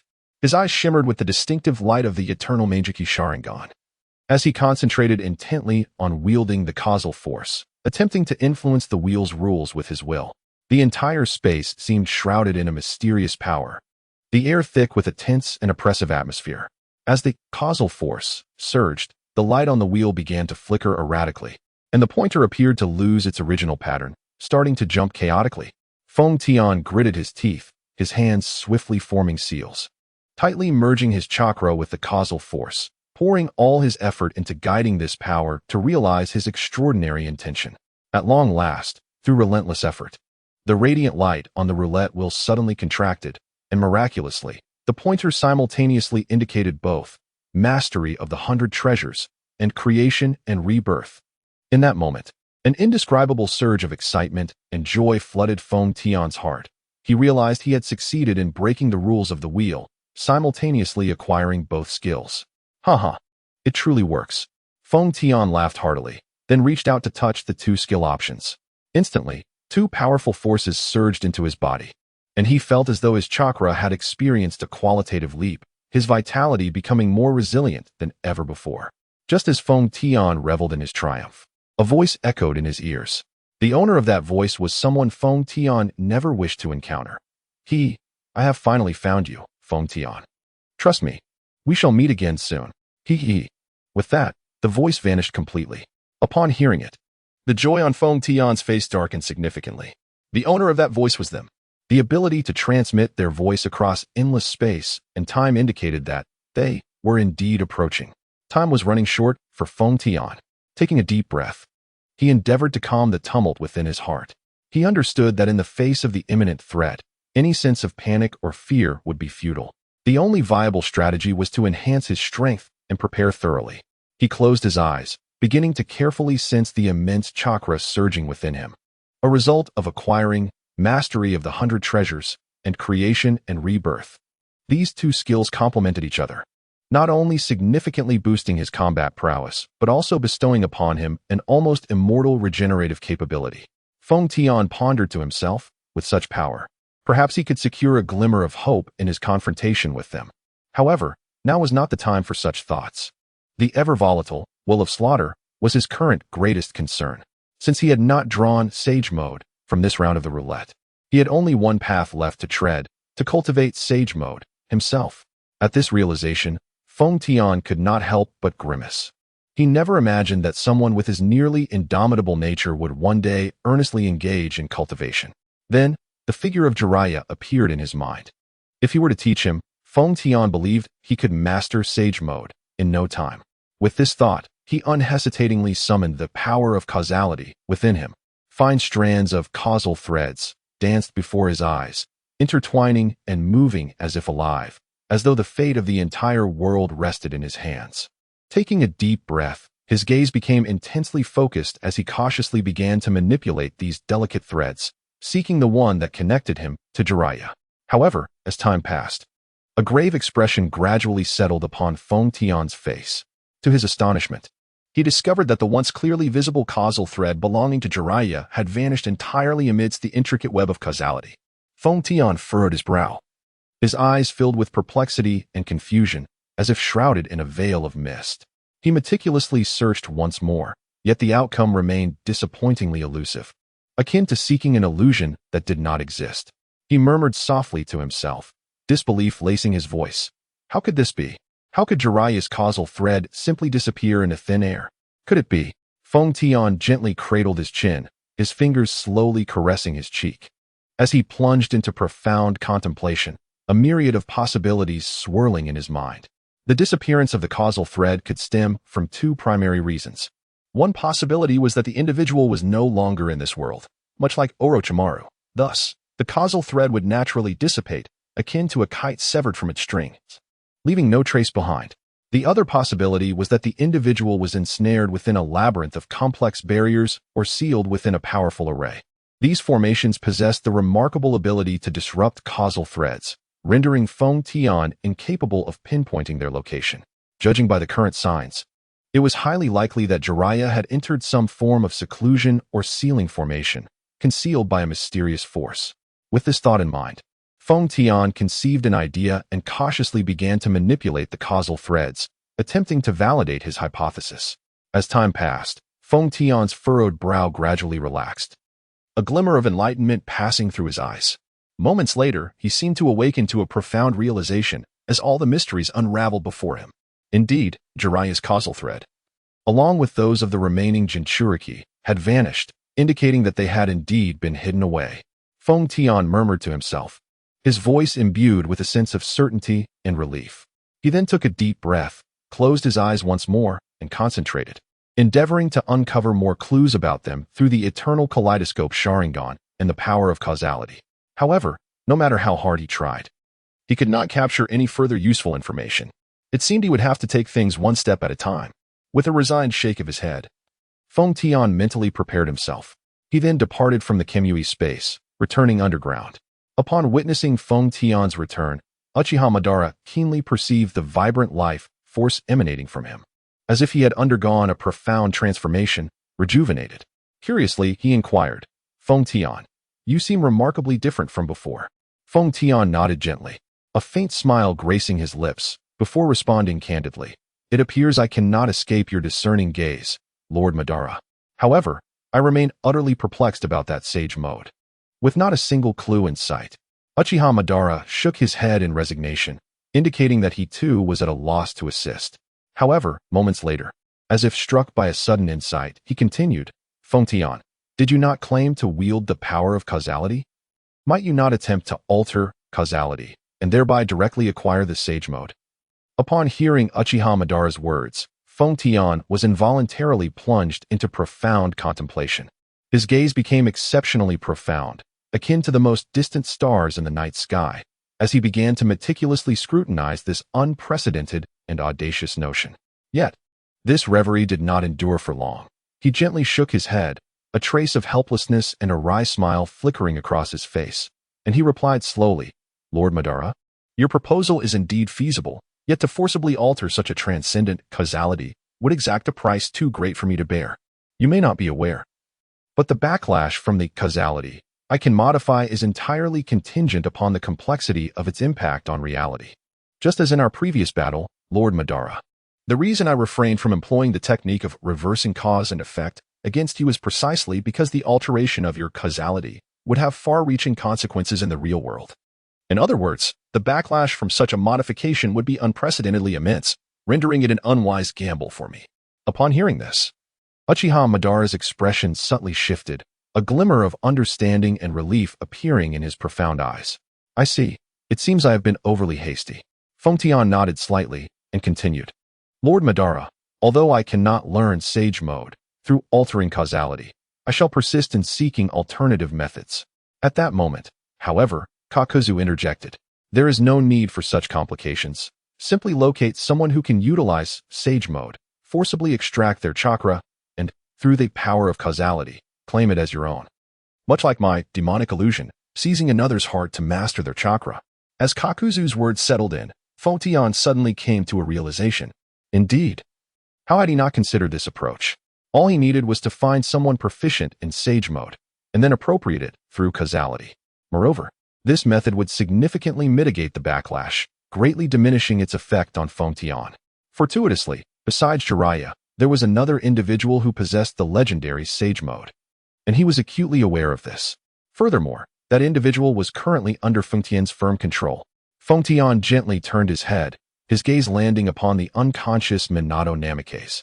A fleeting glimmer of remorse flashing in his eyes, yet it was swiftly replaced by resolve. He took a step forward, slowly making his way toward Minato, while simultaneously, the enigmatic power of causality enveloped him entirely, as if to isolate him from the outside world. His voice was deep and heavy, each word seemingly squeezed from the depths of his heart. "I apologize, Minato." With that, Feng Tian's right hand was enveloped in a surge of causal power, and in the next moment, it lunged directly toward Minato's abdomen. In a nearby corner, Obito, who had witnessed everything, had unknowingly activated his kaleidoscopic Sharingan. His expression darkened, fists clenched tightly, a faint aura of divine might unconsciously emanating from him. "Obito, what does this mean?" Madara Uchiha, sensing Obito's unusual demeanor, inquired with a hint of coldness. Obito remained silent, as if suddenly jolted awake by Madara's words, realizing he had momentarily lost his composure, his expression shifting slightly. Thus, he retracted his kaleidoscopic Sharingan, turning away to avoid watching. After all, Minato was his mentor, who had always treated him kindly. At this point, Obito had not yet fully succumbed to darkness. Deep down, he was still the boy he once was. Hence, he felt a sense of introspection regarding Feng Tian's act of extracting chakra. As Madara's words echoed, Feng Tian regained his focus. He gently waved his hand, temporarily halting the extraction of Minato's sage chakra, then turned to Obito, his gaze softening as he spoke slowly. "Obito, I understand your feelings, but right now, this sage chakra is crucial for me. I assure you, throughout the extraction process, Minato will not suffer the slightest harm." Upon hearing this, Obito's tense expression eased slightly, yet he still did not turn to face Feng Tian. Instead, he strode decisively toward the door, leaving behind a lingering sense of determination. "Do as you wish." With this parting remark, Obito's figure swiftly vanished beyond the threshold, leaving those inside the room exchanging glances, the atmosphere momentarily awkward. Despite the minor interruption, Feng Tian had no intention of ceasing the extraction of sage chakra. Previously, in the realm of divine might, he had heard their voices. Now, it was imperative for him to hasten the capture of tailed beasts, ensuring the realization of the Eye of the Moon plan before their arrival. After Obito's abrupt departure, the atmosphere between Feng Tian and Madara Uchiha grew exceedingly heavy. They both understood that while Obito's reaction was unexpected, it also reflected some latent fissures in their plan. Feng Tian took a deep breath, striving to calm his tumultuous emotions. He recognized that Obito's emotional entanglements were a natural human condition, yet the greater objective must prevail. He could not abandon the plan to extract sage chakra because of this. "Minato, I am truly sorry," Feng Tian murmured softly, a trace of helplessness in his tone. Then, under the marvelous influence of causal power, Minato's body began to transform into sage mode, completely unaware of the change taking place. With a grave expression, Feng Tian gently placed his hand, imbued with causal power, upon Minato's abdomen, cautiously beginning the extraction of sage chakra. As Feng Tian's palm gradually approached the abdomen of Minato, an inexplicable wave permeated the air, a subtle rhythm of the sage chakra being guided and drawn out. Minato's body trembled involuntarily, as if undergoing an unknown transformation, all of which transpired under Feng Tian's precise and cold manipulation. Uchiha Madara observed silently from the side, his Rinnegan profound and deep, as if capable of discerning the essence of all things in the world. Feng Tian's expression grew increasingly grave. He realized that extracting the sage chakra was far more arduous than he had anticipated. This endeavor demanded his utmost concentration, leaving no room for distraction, while also requiring him to meticulously maintain Minato's vital signs, fearing that a single misstep could lead to disaster. Compounding the difficulty, as more and more sage chakra surged into his body, Feng Tian felt his own energy become disturbingly chaotic, as if countless tiny hands were tugging at his meridians.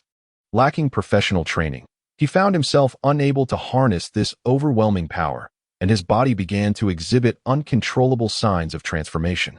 His skin gradually thickened, and his limbs seemed to elongate. Humph!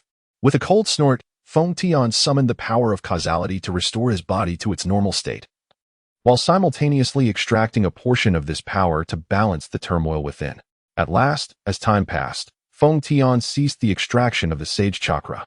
After successfully drawing out Minato's Sage Chakra, he felt an unprecedented wave of fatigue and weakness wash over him. Although his body had returned to normal with the aid of causality, the mental pressure and burden weighed heavily upon him. Moreover, this was not a time for relaxation. The transformation was temporarily suppressed, yet the internal chaos remained unbalanced. A moment's carelessness could lead to his demise. At that moment, Uchiha Madara placed his hand on Feng Tian's back, utilizing his own chakra to assist Feng Tian in regulating the balance of his energy. Feeling the warm chakra flowing from Madara, a surge of gratitude welled up within Feng Tian. This power flowed like a gentle stream, gradually entering his body, helping to stabilize the chaotic energy resulting from the extraction of the Sage Chakra. "Thank you, Lord Madara," Feng Tian murmured, turning his head slightly. His voice tinged with a subtle tremor. He understood that without Madara's timely assistance, he might have truly lost himself within this chaotic force. Uchiha Madara said little, silently continuing to channel chakra, his gaze revealing a profound determination, as if conveying to Feng Tian, "All of this is for our plan. You must persevere." With Madara's support, Feng Tian's internal energy gradually stabilized, and the discomfort from the transformation slowly receded. He took a deep breath, feeling the resurgence of strength within, and silently rejoiced. In the next moment, Feng Tian unhesitatingly activated Sage Mode. He could distinctly perceive the harmonious fusion of Sage Chakra and causal power within him, creating an unprecedented surge of strength, as if the entire world lay within his grasp. Slowly, he closed his eyes, inhaling deeply, savoring this serene yet profound power. Indeed, under the protection of Sage Mode, the once relentless will to kill that had plagued him was now rendered almost ineffective. The burdensome affliction that had long tormented him was finally resolved, and a genuine smile crept across his lips, his eyes glimmering with the light of triumph. However, upon witnessing Feng Tian seemingly master Sage Mode flawlessly, Uchiha Madara furrowed his brow and inquired solemnly, "The situation is now settled. Where do we go from here?" In response, Feng Tian's face blossomed with a knowing smile, concealing a cunning intensity. He abruptly raised his hand, pointing towards the heavens, and, empowered by causal power, his presence became overwhelmingly formidable, as if the very air had solidified. "Next, it is time to launch a full-scale assault. What I intend to do is pierce a hole through this sky." At the gates of Konoha village, a guard rubbed his frostbitten hands and exchanged glances with a nearby comrade. "Hey, have you heard? The ninja world is in turmoil lately. It's anything but peaceful indeed.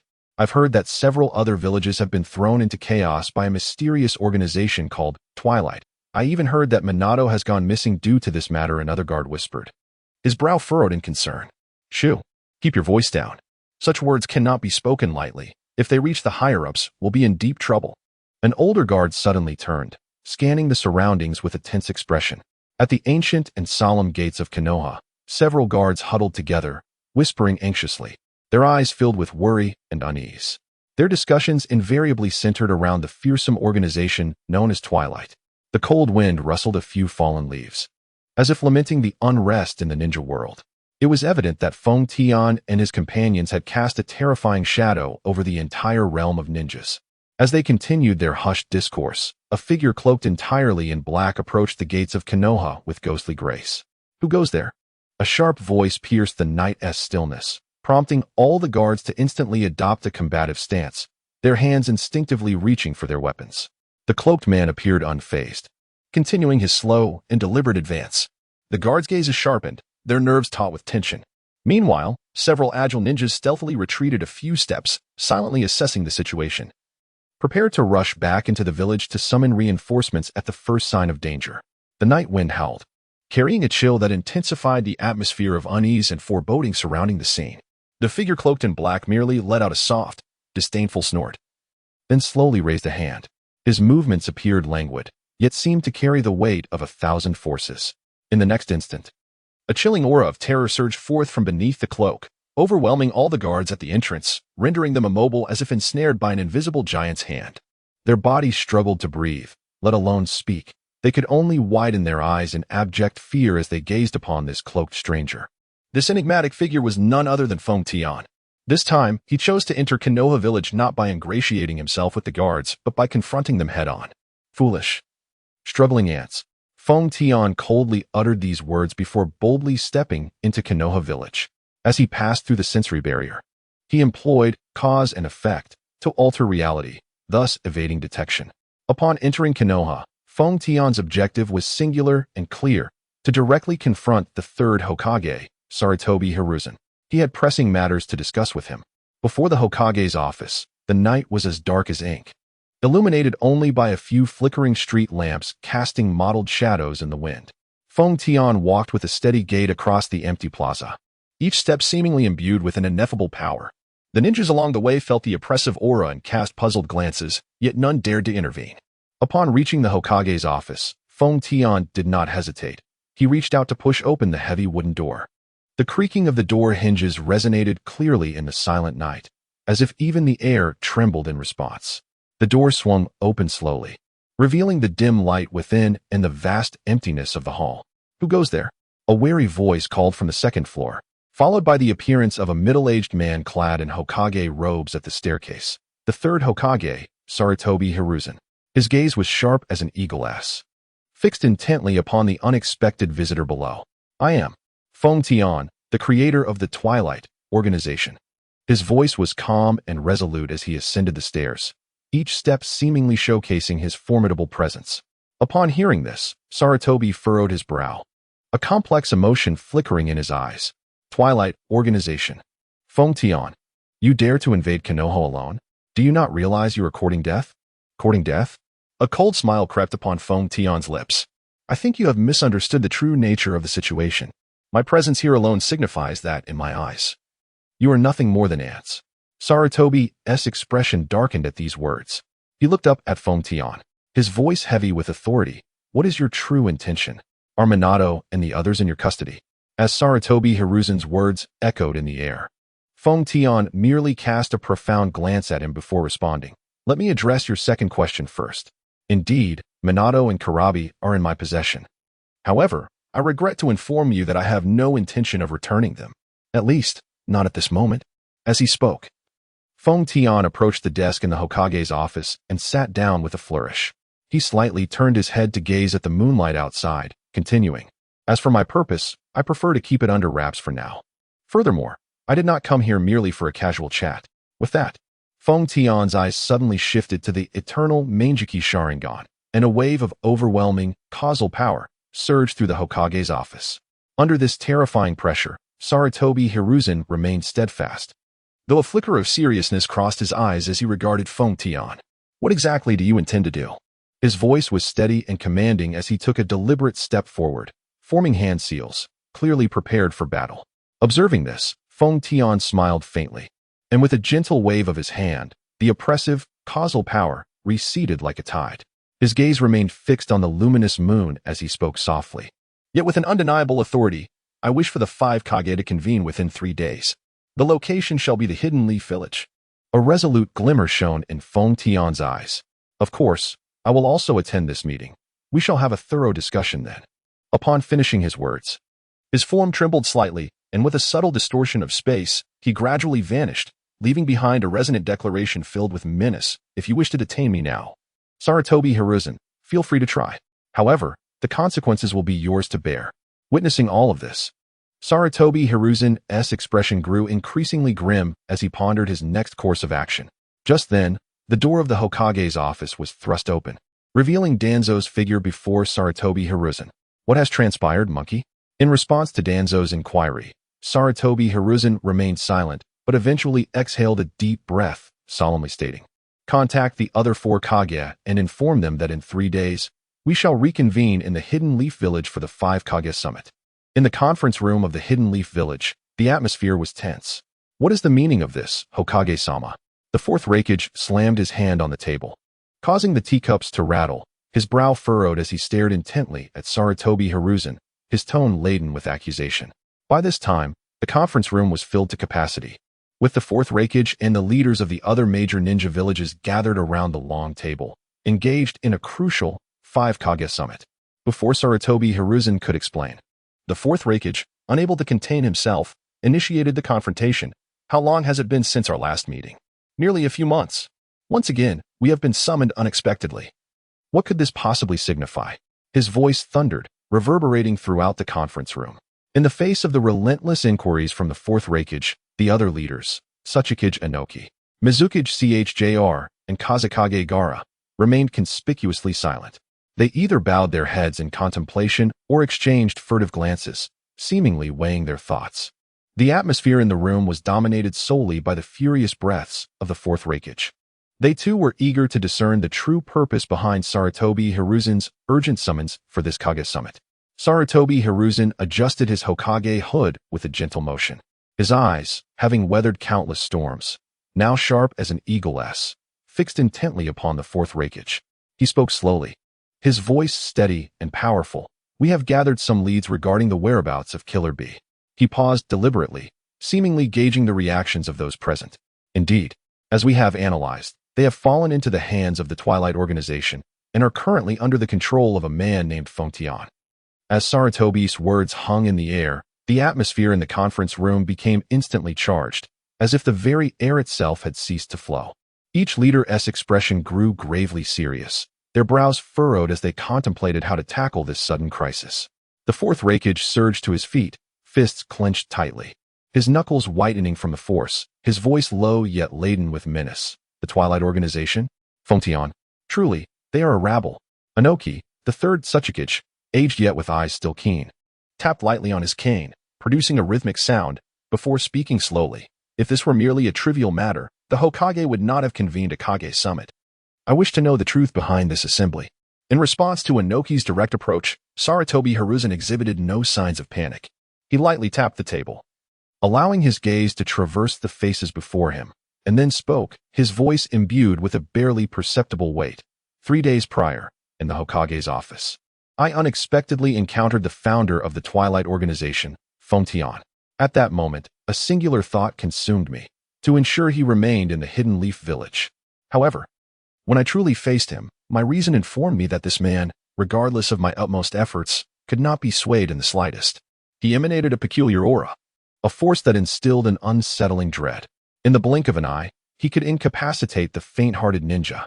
It was an indescribable terror, rendering one unable to meet his gaze. At this juncture, Sarutobi Hiruzen let out a soft sigh and continued. "The most critical revelation is that the initiator of this Kage summit is not me, but Feng Tian." Upon hearing this, a tumult of disbelief erupted within the conference room. The other leaders exchanged incredulous glances, astonishment etched across their faces.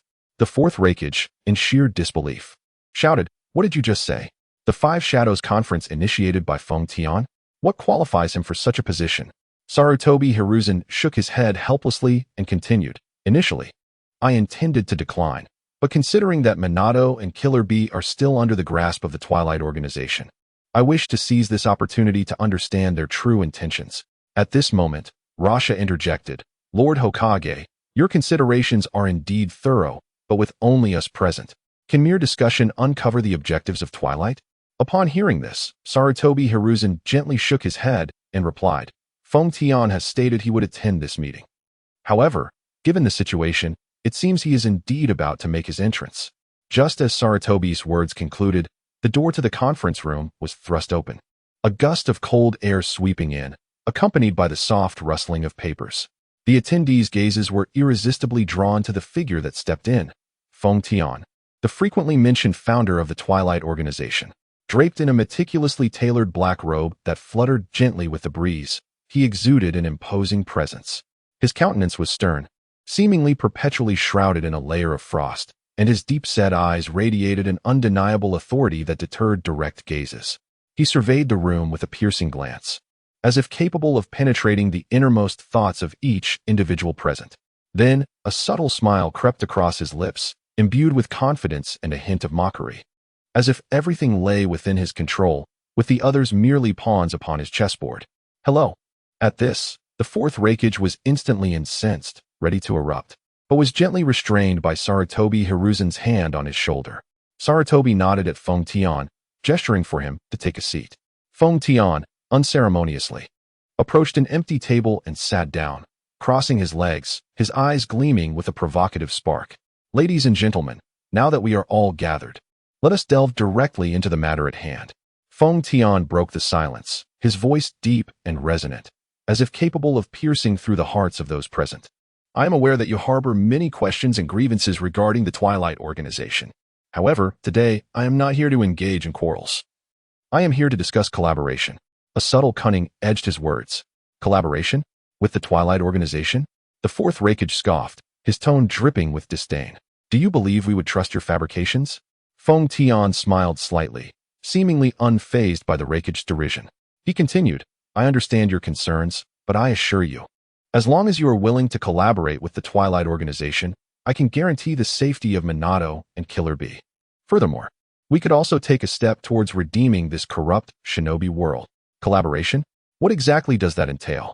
Anoki inquired, his brow furrowed with a mix of skepticism and caution. Hearing these words, Feng Tian's lips curled into a subtle smile, and his finger gently pointed upward. In that instant, a disquieting force of causality swept through the entire venue like a tempest.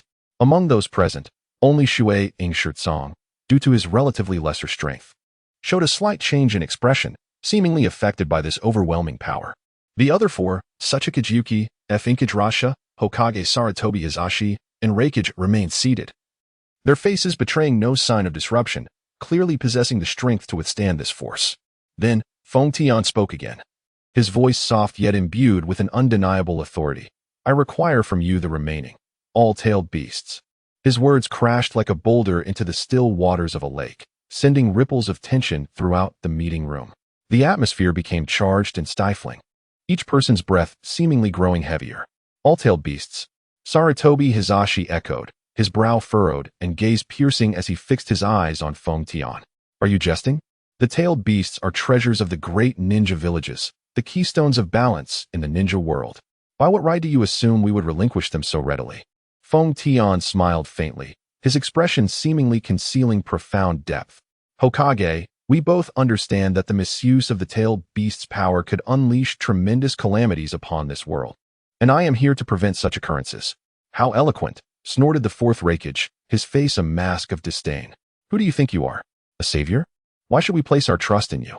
Because I am the architect of the Twilight Organization, and I wield power beyond your wildest imaginings, Feng Tian replied, his tone calm and resolute, as if stating an indisputable fact. At that moment, Saratobi Hizashi posed a pivotal question, slowly articulating. What is the purpose of your Twilight Organization's collection of tailed beasts? Or rather, what is your ultimate objective? Upon hearing this, Feng Tian smiled slightly and replied, the purpose of collecting the tailed beasts is to fulfill the Moon Eye Plan. The Moon Eye Plan? What does that entail? Saratobi Hizashi inquired once more. However, Feng Tian suddenly teleported to the center of the conference table, then slowly crouched down, saying, I wish to speak slowly. For everything is to be unified with me, the complete embodiment of unity. What I am about to share concerns the Sage of Six Paths. Feng Tian's words struck like a bolt of lightning, leaving everyone present in a state of shock. They exchanged glances, their eyes filled with confusion and astonishment. The Sage of Six Paths? Saratobi Hizashi murmured, the name seemingly stirring a deep-seated memory within him, his gaze growing profound and complex. Noticing this, Feng Tian nodded gently, his eyes appearing to pierce through the mists of time, returning to that ancient and enigmatic era. Indeed, the Sage of Six Paths. He is the creator of this world and the original master of the tailed beasts. The power he left behind is precisely the aspiration that our organization, Twilight, fervently seeks. The tailed beasts you are familiar with are merely fragments of the Sage's power. Only by gathering these fragments can we unlock the true strength he bequeathed, thereby realizing the Eye of the Moon Plan.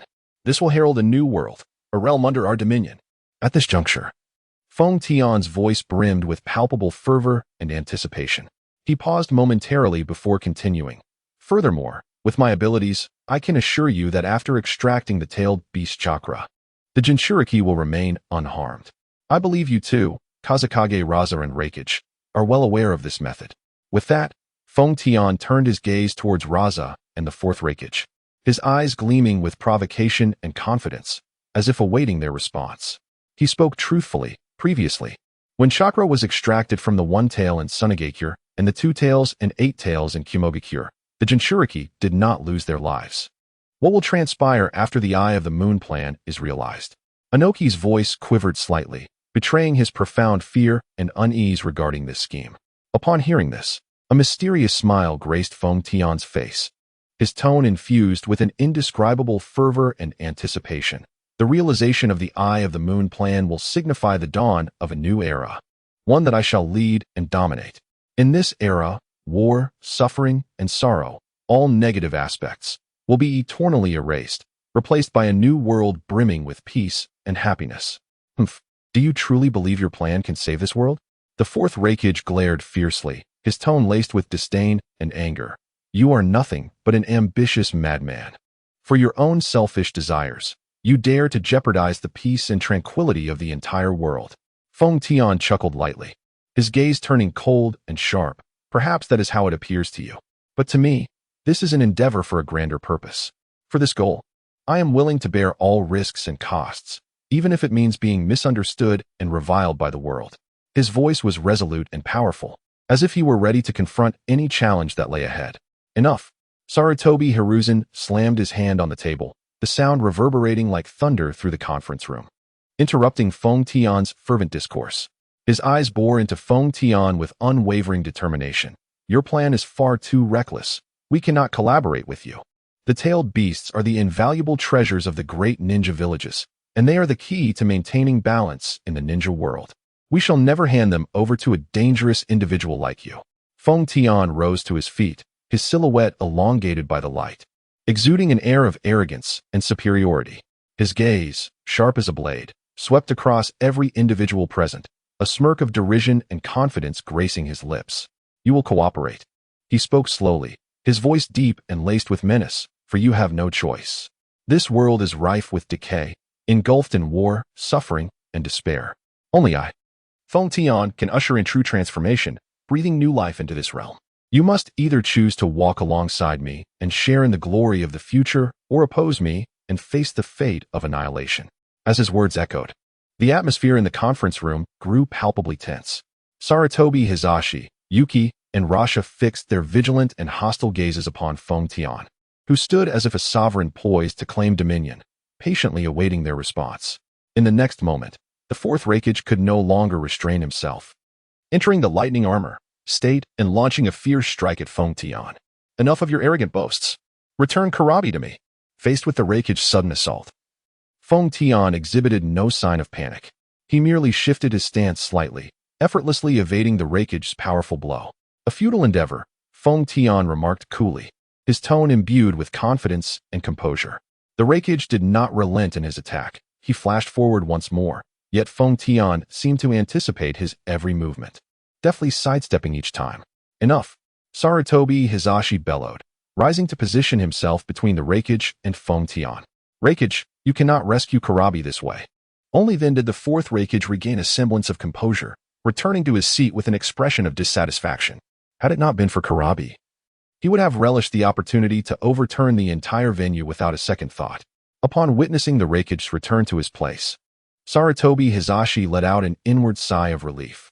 Next, narrowing his eyes, he fixed a piercing gaze upon Feng Tian and asked with a low, resolute voice, I am curious, what will you do if we refuse to surrender the other tailed beasts? Upon hearing this, Feng Tian's lips curled into a cold smile, as if he had anticipated Hizashi's inquiry. He stepped forward, unapologetically placing his foot upon the conference table, exuding an air of disdain and provocation. Very simple, he began, his voice as frigid as ice. If you do not comply, then I hereby declare war upon you in the Fourth Shinobi World War. As his declaration echoed, the atmosphere in the conference room plummeted to an icy chill, every face etched with gravity and unease. Before anyone could respond, Feng Tian's figure began to distort with a ripple in space, gradually vanishing from their sight. You will come to understand my methods. As the presence of Feng Tian faded away, an enveloping silence fell upon the venue, with each individual grappling with the recent events internally. After a brief interlude, Yagura finally shattered the stillness, his voice tinged with uncertainty as he inquired, What shall we do next? Sarutobi Hiruzen gently massaged his temples, seemingly still contemplating the words of Feng Tian and their precarious situation. After a moment, he slowly spoke, his tone resolute and powerful. We have no alternative but to prepare for the impending war. Since Feng Tian has declared hostilities, we cannot remain passive. We must swiftly reach out to other ninja villages to collaboratively devise strategies and formulate a comprehensive defense plan. Upon hearing this, the fourth Raikage scoffed derisively, revealing his warrior spirit, unperturbed by the prospect of war. Let them come. Are we to cower in fear? The third Shinobi World War has only just concluded, and now the fourth is upon us. Does this not seem a touch hasty? Anoki also voiced his perspective, differing from the fourth Raikage stance. Having recently endured the third Shinobi World War, the Wagakure required a respite. Anoki, I understand your concerns. Sarutobi Hiruzen nodded in acknowledgement, his gaze sweeping over the assembly. But as Feng Tian articulated, we possess no choice. If the power of the tailed beasts is misappropriated, it will unleash catastrophic consequences upon our world. We must thwart the plans of the Twilight Organization. However, Lord Hokage, how do we intend to impede their progress? Yagura posed the pivotal question. Given the visible strength of the Twilight Organization, do we truly stand a chance? Sarutobi Hiruzen inhaled deeply, his gaze unwavering. Though we face formidable adversaries, we must not succumb to despair. We need to unite every potential ally to collectively combat the Twilight Organization. Unite? The fourth Raikage frowned slightly. Are you suggesting an alliance with other ninja villages? Indeed. Sarutobi Hiruzen affirmed with a nod. Only through unity can we hope to overcome the Twilight Organization. Furthermore, I trust that other ninja villages will not remain indifferent to the implementation of the so-called Eye of the Moon plan. Yet, this endeavor requires time. Anoki cautioned, whether the other villages will consent to ally with us remains uncertain. Moreover, the strength of those smaller villages pales in comparison to our 5 great nations. Is it truly necessary to involve them in this war? Time is undeniably of the essence, but we cannot allow that to deter us. Sarutobi Hiruzen rose to his feet, his gaze fierce. I shall personally journey to the other ninja villages to garner their support. Simultaneously, we must fortify our own defenses and prepare for the looming conflict. Lord Hokage is correct. Yagura also stood, declaring, we cannot afford to remain idle. I will immediately convene the elite ninjas of the Hidden Mist Village to bolster our defenses. I shall also summon the ninjas of the Hidden Cloud Village. The fourth Raikage, unwilling to yield, declared, though I have little affinity for alliances, should it serve to avert calamity, I am prepared to fight alongside the other ninja villages. He then resolved to summon the shinobi of the Iwagakure. Although Noki felt a twinge of reluctance, he recognized this was the most prudent course of action. The Iwagakure will lend our full support to this battle. Under the guidance of Sarutobi Hiruzen, the leaders of the 4 great ninja villages ultimately reached a consensus. They resolved to unite in opposition to the Twilight Organization to safeguard the peace and security of their world. In the days that followed, the 4 great ninja villages commenced rigorous preparations for war. They intensified their training of shinobi, bolstered their defensive structures, gathered intelligence, and initiated contact with other villages to secure their support. Meanwhile, beneath the village of Konoha, Fengtian pondered, the war is imminent. When shall we act? Uchiha Madara spoke with an air of arrogance, his countenance betraying no hint of trepidation regarding the impending conflict, only a fervent and unhinged desire for war. Lord Madara, I comprehend your yearning for battle, yet we must proceed with caution, Fengtian replied, his tone resolute and his gaze profound. Though the numbers of white Zetsu are rapidly increasing, they have yet to meet our expectations. Moreover, the strength of Konoha and the other villages should not be underestimated. If we act recklessly, we may incur significant losses. Madara furrowed his brow slightly, though he acknowledged the validity of Fengtian's words. Taking a deep breath, he endeavored to compose himself. Then, what do you propose we do? We must await the optimal moment, Fengtian responded slowly. Currently, the 4 great ninja villages have commenced their preparations to confront us. Their vigilance is high. This is not an opportune moment for us to strike. However, as time progresses, their alertness may wane. At that juncture, we shall launch our assault to achieve maximum victory at minimal cost. Jisue, Obito, Scorpion, and Kakazu silently absorbed the exchange between Fengtian and Madara. Despite their disparate personalities, they shared a common objective, to fight for the realization of their respective ideals. In this moment of silence, they understood that their role in this war was to execute orders and contribute to the ultimate triumph. Very well, since you insist, I shall wait a little longer. Madara finally conceded, though his eyes shimmered with an indomitable spirit. However, Fengtian, be mindful that our time is limited. Prolonging this may incite other unnecessary troubles. I understand. Lord Madara, Feng Tian nodded slightly. I shall closely monitor the movements of the 4 great ninja villages, and the moment an opportune moment arises, we shall strike. Before he finished speaking, Feng Tian abruptly turned, his sharp gaze sweeping over Jisue and the others, as a subtle wave of causal power permeated the air, instilling a chill in the hearts of those present. He promptly spoke, his voice steady and powerful, before the final battle approaches. Allow me to lend you a helping hand to enhance your strength. Scorpion, release all your puppets. The words of Feng Tian carried a hint of anticipation. Gently descending, Scorpion nodded slightly, a playful smile gracing his lips, and with a flick of his fingers, he retrieved several exquisite scrolls from his robe. With a soft thud, the scrolls unfurled, and amidst a cloud of dust, countless puppets seemed to descend from the heavens, instantly filling the entire space. Though the underground chamber was quite spacious, it appeared somewhat constricted before the densely packed hundreds of puppets, making the very air feel heavy. The puppets varied in form. Some wielded sharp blades, while others bore heavy cannons, their cold gleam sending a chill down one's spine. A flicker of surprise crossed Feng Tian's gaze. He had not anticipated that Scorpion could command such a multitude of puppets, while Scorpion remained unfazed, as if all of this was well within his control. Feng Tian raised his eyes to the swirling puppets, palms upward, gently lifting his hands as if summoning something. In that instant, an indescribable, colossal force, causal power, like an invisible net, suddenly enveloped all the puppets. Scorpion's brow furrowed slightly, a note of puzzlement escaping his lips. Although, on the surface, the puppets showed no outward change under the influence of the causal power, a storm of turmoil surged within him. He could distinctly sense that his puppets were being touched by a mysterious force at that moment, undergoing an astonishing transformation. The subtle yet profound change left him both astonished and curious. The infusion of causal power resembled a silent ritual, enduring for a full 5 minutes. It was only when a bead of sweat silently trickled down Feng Tian's forehead that this mysterious force's impartation gradually came to a close. Scorpion, behold. The puppets you meticulously crafted, including that wind shadow puppet, are now all cloaked in a layer of causal power. Feng Tian gasped softly, a glimmer of exhaustion yet satisfaction illuminating his eyes. Under the protection of this enigmatic force, anyone attempting to easily destroy your puppets would be engaging in folly. His words bore an undeniable conviction.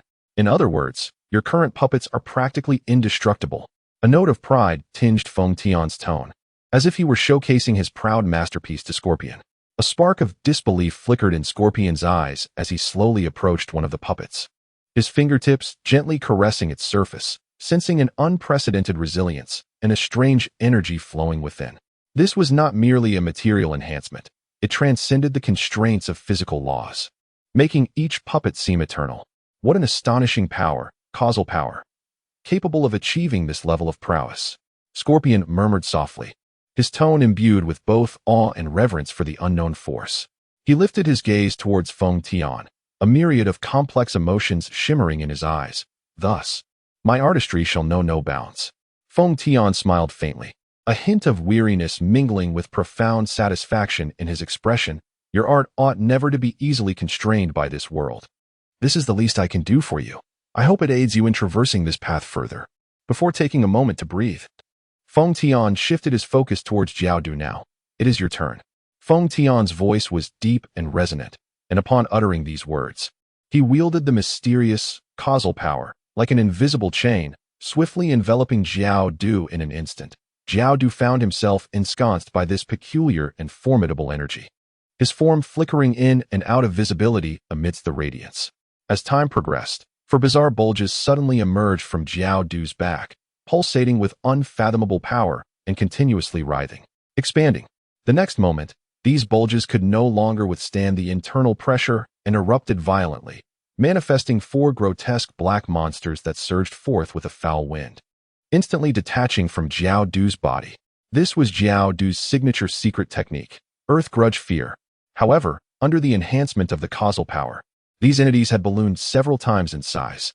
They flailed in the air with destructive force, causing even the sturdy underground base to tremble as if on the verge of collapse. At that moment, Feng Tian sensed the timing was right and ceased the flow of causal power.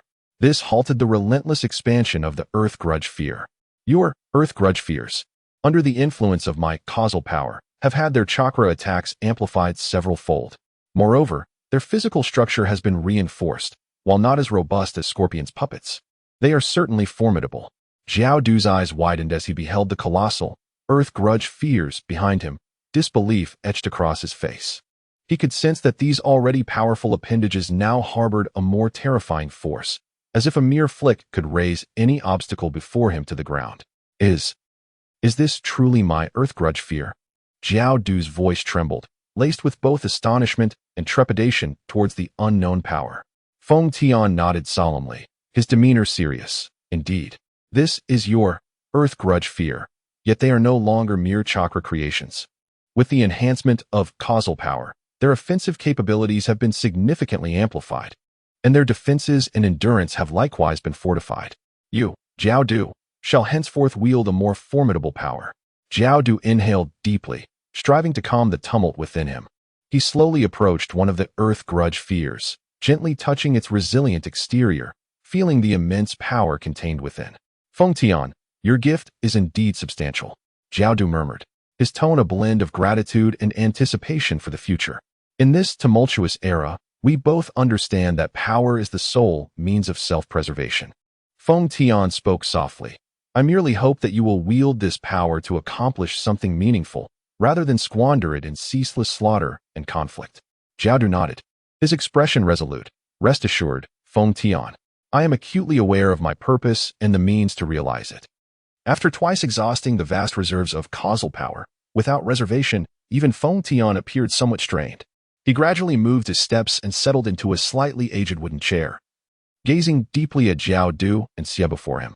Taking a few breaths to compose himself, he continued, Now, both of you truly possess the formidable strength to single-handedly topple nations. I am confident that in the forthcoming war, you shall play a pivotal role. Upon hearing Feng Tian's words, Xie and Jiao Du exchanged glances, discerning a shared resolve and anticipation in each other's eyes. They then nodded in unison, as if to assure Feng Tian that they would not betray his trust and expectations. At this moment, having enhanced their powers, both felt an overwhelming urge to charge forth and engage in battle.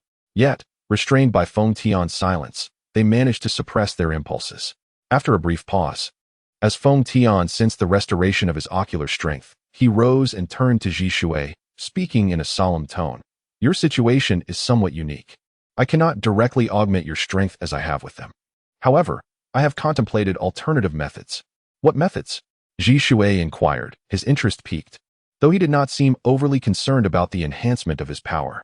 Nevertheless, Feng Tian's gaze was profound as he fixated on Ji Shui, pondering for a moment before deciding to speak. Your strength cannot be elevated in the same manner as theirs. To achieve a significant enhancement, we must focus on your Kaleidoscope Sharingan. Kaleidoscope Sharingan? Ji Shui asked, his brow furrowing slightly, seemingly perplexed by Feng Tian's intentions. Indeed, if we can evolve your Kaleidoscope Sharingan into the eternal Kaleidoscope Sharingan, your power will undergo a qualitative leap. Perhaps even the complete body Susanoo could evolve as a result. Upon hearing this, Ji Shui's pupils dilated in shock, clearly overwhelmed by Feng Tian's words. The eternal Kaleidoscope Sharingan is a realm that countless Uchiha covet, as it not only prevents the deterioration of vision associated with the use of the kaleidoscope, but also unlocks even greater power. Moreover, the complete body Susanoo is a legendary existence, possessing the ability to wreak havoc on a cosmic scale. However, to achieve this, one must transplant the Kaleidoscope Sharingan of a blood brother. Ji Shui's voice trembled slightly, fully aware of the implications this entailed. Within the Uchiha clan, instances of brothers turning against one another for the sake of power abound. Is he truly willing to bear such a cost? It seemed that Feng Tian had discerned Shi Shui's hesitation, as he gently placed a hand on Shi Shui's shoulder and confidently declared, You need not worry about this. With my causal power, I can bypass this step and directly evolve your Meijiki Sharingan into eternal Meijiki Sharingan. However what? Shi Shui pressed, his usual composure wavering at the mention of eternal Meijiki Sharingan. However, the price of this method is steep. I would need to overdraw your future.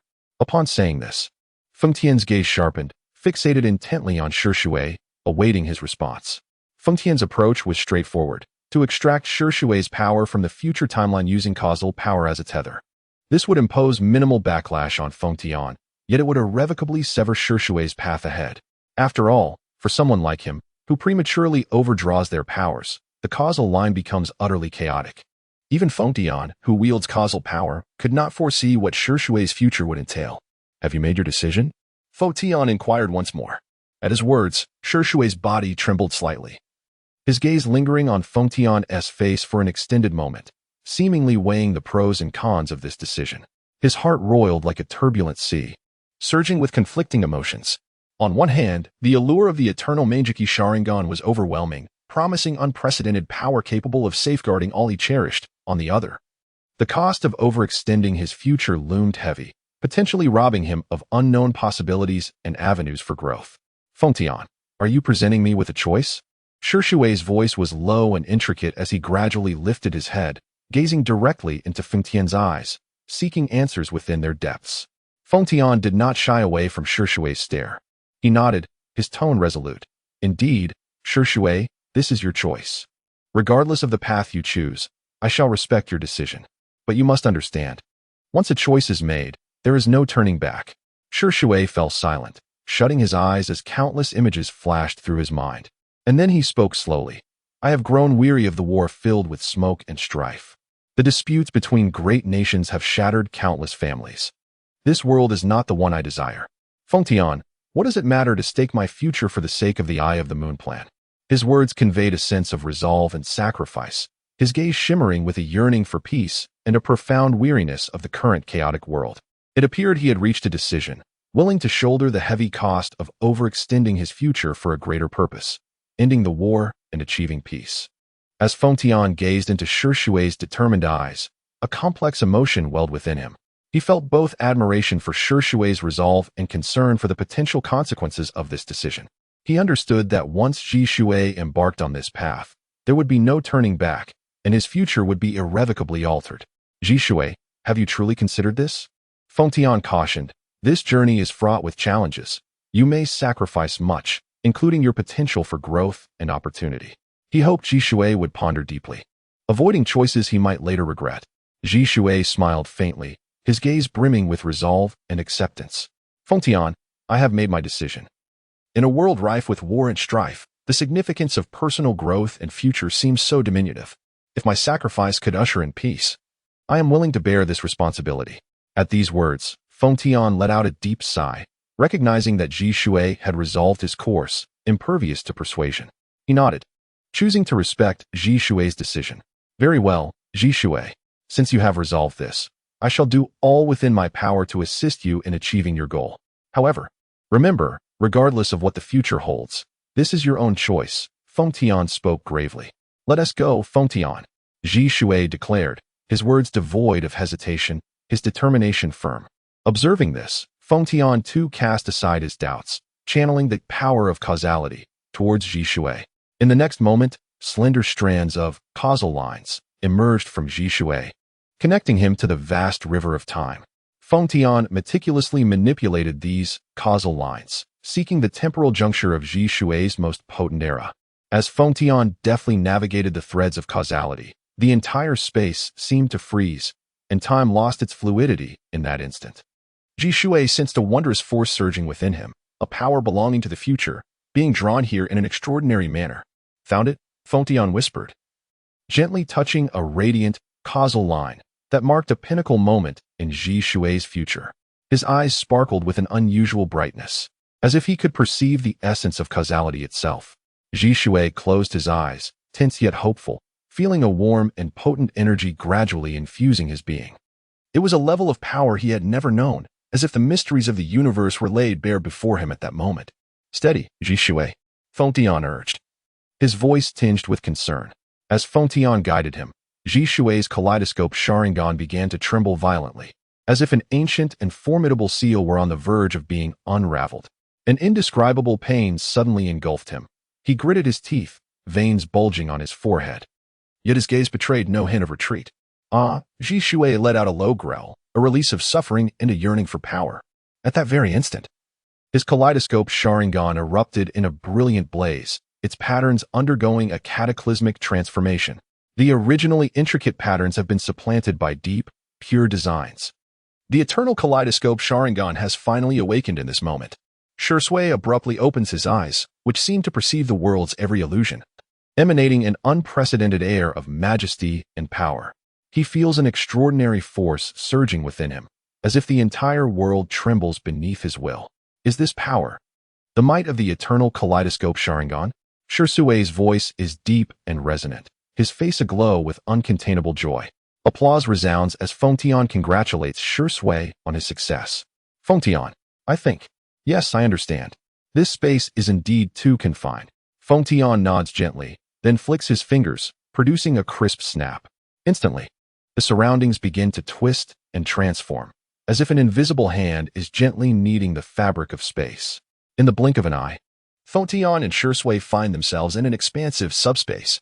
This arena is astonishingly vast, dwarfing the previously cramped underground base by countless magnitudes. Shui surveys his surroundings, a glimmer of satisfaction crossing his gaze. This is indeed the most ideal place he could envision at present. Let us begin, before his words can fully escape.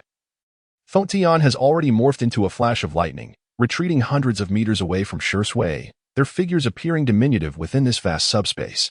Observing this, a faint smile graces Shui's lips. Suddenly, an overwhelming aura erupts from him, the pressure akin to a raging torrent, suffocating those nearby. Susanoo, Shui calls out, as if awakening a slumbering giant, and in an instant, a colossal half-formed Susanoo stands towering behind him. Yet, this is merely the beginning. Shui's potential has not yet been fully realized. He calls out once more, and the half-formed Susanoo seems to receive some mysterious power, undergoing astonishing transformations. It swiftly dons a heavy armor that glimmers with a chilling light, seemingly impervious to all worldly assaults. Simultaneously, a massive spiral gun materializes in its grasp, its tip radiating a brilliant green light. This is the Yutengu form. Susanoo, not enough. This is far from my limit. Shui bellows as his aura soars to unprecedented heights, as if threatening to tear the entire subspace apart. The already immense Yutengu form, Susanoo, under the fervent surge of Shui's power, begins to undergo remarkable transformations. Its form swells, each muscle seemingly narrating a tale of awakening strength. The power within Shui surges like a once slumbering beast, propelling the Susanoo towards an even more perfect realm of evolution. At long last, amidst a thunderous roar from Shui, the crow-like manifestation of Susanoo underwent its transformation into the complete body Susanoo. Its stature grew more imposing, enveloped in a powerful aura of chakra that seemed to cause the very heavens and earth to tremble. It stood majestically in the subspace, resembling an unyielding mountain. The complete body Susanoo radiated a verdant hue, adorned with a pair of wings, wielding a colossal spiral spear that shimmered with dazzling light, as if it could rend the fabric of reality itself. Indeed, while it may not yet rival Madara's version in sheer prowess, it was undeniably formidable. Fengtian gazed with satisfaction at the magnificent complete body Susanoo before him, showering it with unreserved praise. However, before he could utter another word, Shui expelled a mouthful of vital blood, and with that, the Susanoo began to dissipate. Shui, witnessing this scene, Fengtian was struck with alarm. Without hesitation, he activated the Flying Thunder God technique, traversing the boundaries of space to position himself directly beneath Shui's plummeting form, catching him securely. After expelling blood, Shui's complexion turned as pale as parchment. His body weakened from the excessive expenditure of energy. Fengtian held Shui tightly, his eyes filled with concern and urgency. Shui, how are you? He inquired hastily, while swiftly assessing Shui's condition. Shui shook his head slightly, a bittersweet smile gracing his lips. I never anticipated the power of the complete body Susanoo would be so immense, yet so draining. It appears I will require more time to adapt to and master this strength. Fengtian nodded slightly, and then invoked the power of causality to restore Shui's body. Under the influence of Fengtian's ability, Shui's physical form began to recover at a visible rate. His previously pale visage gradually regained color, and his frail body regained vigor. As Shui felt the resurgence of strength within him, gratitude flickered in his eyes. He then rose to his feet, stretching his limbs to sense the renewed flow of power. Turning to Fengtian and expressing, I have fully recovered. Fengtian, Thank you. Feng Tian, upon hearing this, merely smiled in response. Soon, with a shift in the surrounding space, the two departed from the subspace and returned to the depths below. How is it, Feng Tian? Obito eagerly inquired upon their return. Feng Tian responded to Obito's question, very strong, far stronger than you. Hearing this, Obito's hands eagerly rubbed together, his gaze toward Feng Tian brimming with desire and envy. He then exclaimed, So, is it my turn now?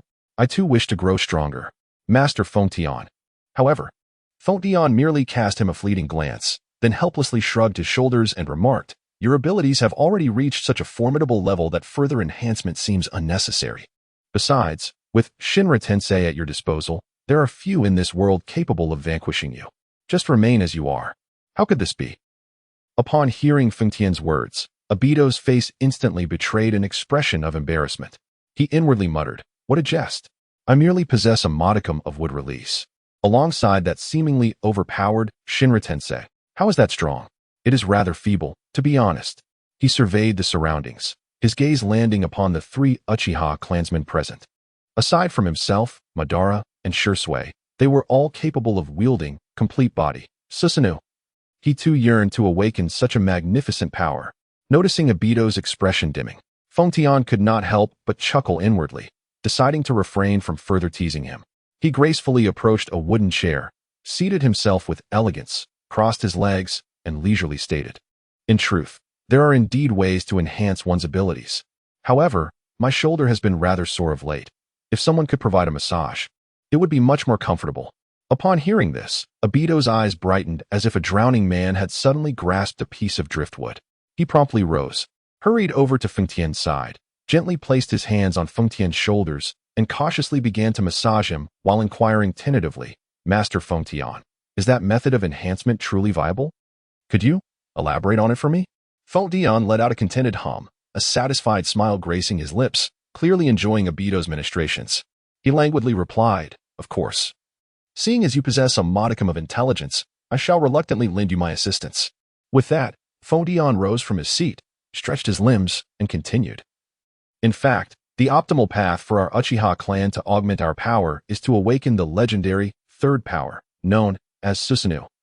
However, to awaken such a formidable ability, one must first possess a complete pair of Manjiki Sharingan. As far as I know, Obito.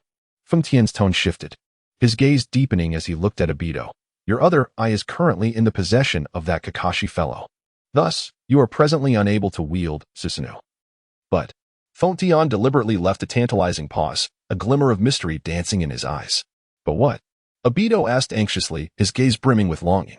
Through the power of causality, I can alter reality for you, creating a false eye, while Kakashi Sharingan will remain unaffected. However, this hypothetical eye can only be utilized in conjunction with your Susanoo and cannot wield any other abilities. Obito's heart raced, as if he could hear the turning point of his fate being unveiled. His voice trembled with excitement. Lord Feng Tian, are you truly serious? I can possess a complete Manjiki Sharingan and utilize Susanoo? Feng Tian smiled faintly, a glimmer of profundity flashing in his gaze. Indeed. But such a gift does not come without a price. Modifying reality through the power of causality demands immense energy and mental fortitude, and such changes will impose a certain burden upon your soul. You must be prepared to bear the consequences of this power. Without hesitation, Obito nodded. I am willing. No matter the cost, as long as I can create a world with Rin, the consequences are inconsequential to me. Feng Tian gazed into Obito's resolute eyes, sighed softly, and then ceased to hesitate. Are you ready? Once we begin, there is no turning back. Feng Tian's voice was low and grave. Obito took a deep breath, nodded, his eyes filled with determination. In the next moment, the vast and boundless power of causality surged towards Obito's right eye like a torrential flood. He felt a warm and powerful force flooding into his right eye, instantly permeating his entire being, as if every cell was nourished by this energy. Then, an indescribable pain erupted in his right eye, as if something were violently tearing at his eyeball, only to swiftly reorganize and heal at an astonishing pace. As the blinding light gradually faded, Obito slowly opened his eyes. At that moment, his right eye had undergone a profound transformation. A brand new Manjiki Sharingan shimmering on his face, emanating an unsettling glow, as if it could perceive all the secrets of the world. He raised his hand and gently touched his eyes, feeling an unprecedented power surging within him. This is the strength of having both Manjiki Sharingan. Obito murmured to himself, his tone laced with both astonishment and anticipation. Feng Tian approached Obito, placing a reassuring hand on his shoulder. Now, go ahead and attempt to summon your Susanoo. Suddenly, with a shift in space, the two found themselves in the subspace. Obito took a deep breath, striving to harness the newfound power within him. His hands slowly rose, fingers interlocked, as he closed his eyes and focused. Suddenly, a tremendous wave of chakra erupted from within him, causing the very fabric of space to tremble. Obito's eyes sparkled with a fierce radiance. The unique brilliance of the Manjiki Sharingan, imbued with endless mysteries and strength. Susanoo. As the low roar of Obito echoed, an indescribable aura of pressure enveloped the entire subspace. A colossal phantom of a war deity gradually coalesced behind him, the legendary complete body, Susanoo of the Uchiha clan. Clad in azure armor, it bore majestic wings upon its back, and its eyes blazed like fiery embers, exuding a suffocating sense of oppression. Obito gazed in awe at the war god summoned forth by his own will, a surge of unprecedented excitement and pride swelling within him. He felt an extraordinary power, as if the very world trembled beneath his feet. Is this truly my Susanoo? Obito's voice reverberated through the vast expanse of subspace, tinged with disbelief and boundless joy. Beside him, Feng Tian observed with a smile, a glimmer of admiration flickering in his eyes.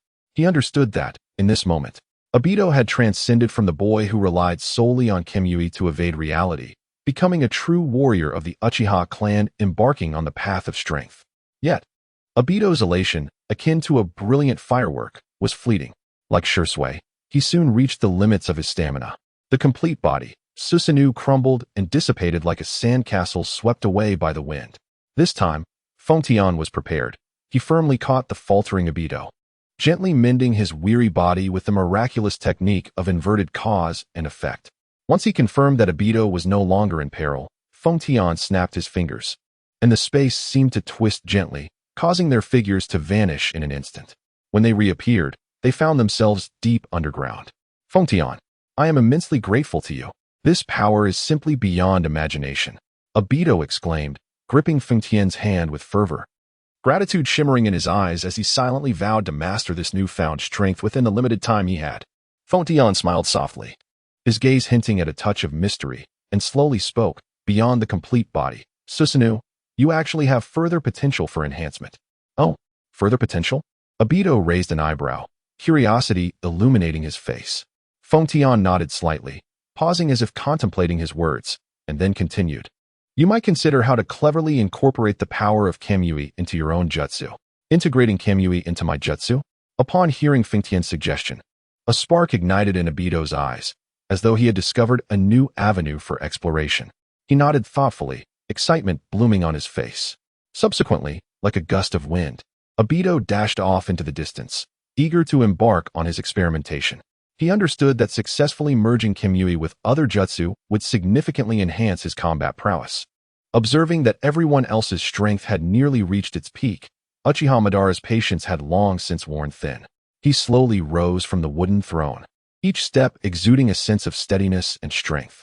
Approaching Feng Tian, he whispered, So, what are your plans moving forward? Feng Tian gazed at the solemn and commanding visage of Uchiha Madara, an awkward smile fleeting across his face as he scratched his head, somewhat embarrassed. I apologize, Lord Madara. Your prowess has already ascended to the pinnacle of this world, and I truly find myself unable to enhance it further. Upon hearing these words, Uchiha Madara's expression became markedly uncomfortable. How absurd, he thought. He was Uchiha Madara after all, and the notion of relying on external forces to augment his strength was beneath him. After a brief moment of surprise, tinged with displeasure, he continued. I merely inquired about your next course of action. I, Uchiha Madara, would never deign to resort to such means to enhance my power. Realizing his misstep, Feng Tian quickly offered a contrite smile. Forgive me, Lord Madara, it was my misunderstanding. Soon regaining his composure, he cradled his chin in thought and, after a moment's reflection, resumed speaking. Currently, all factors that could impede us have been entirely eliminated. Furthermore, based on my analysis of the causal line, it is highly likely that the remaining Jinchuriki are congregated with the legendary Sannin of Konoha, Jiraiya. Therefore, I surmise that all remaining tailed beasts should be within Konoha village.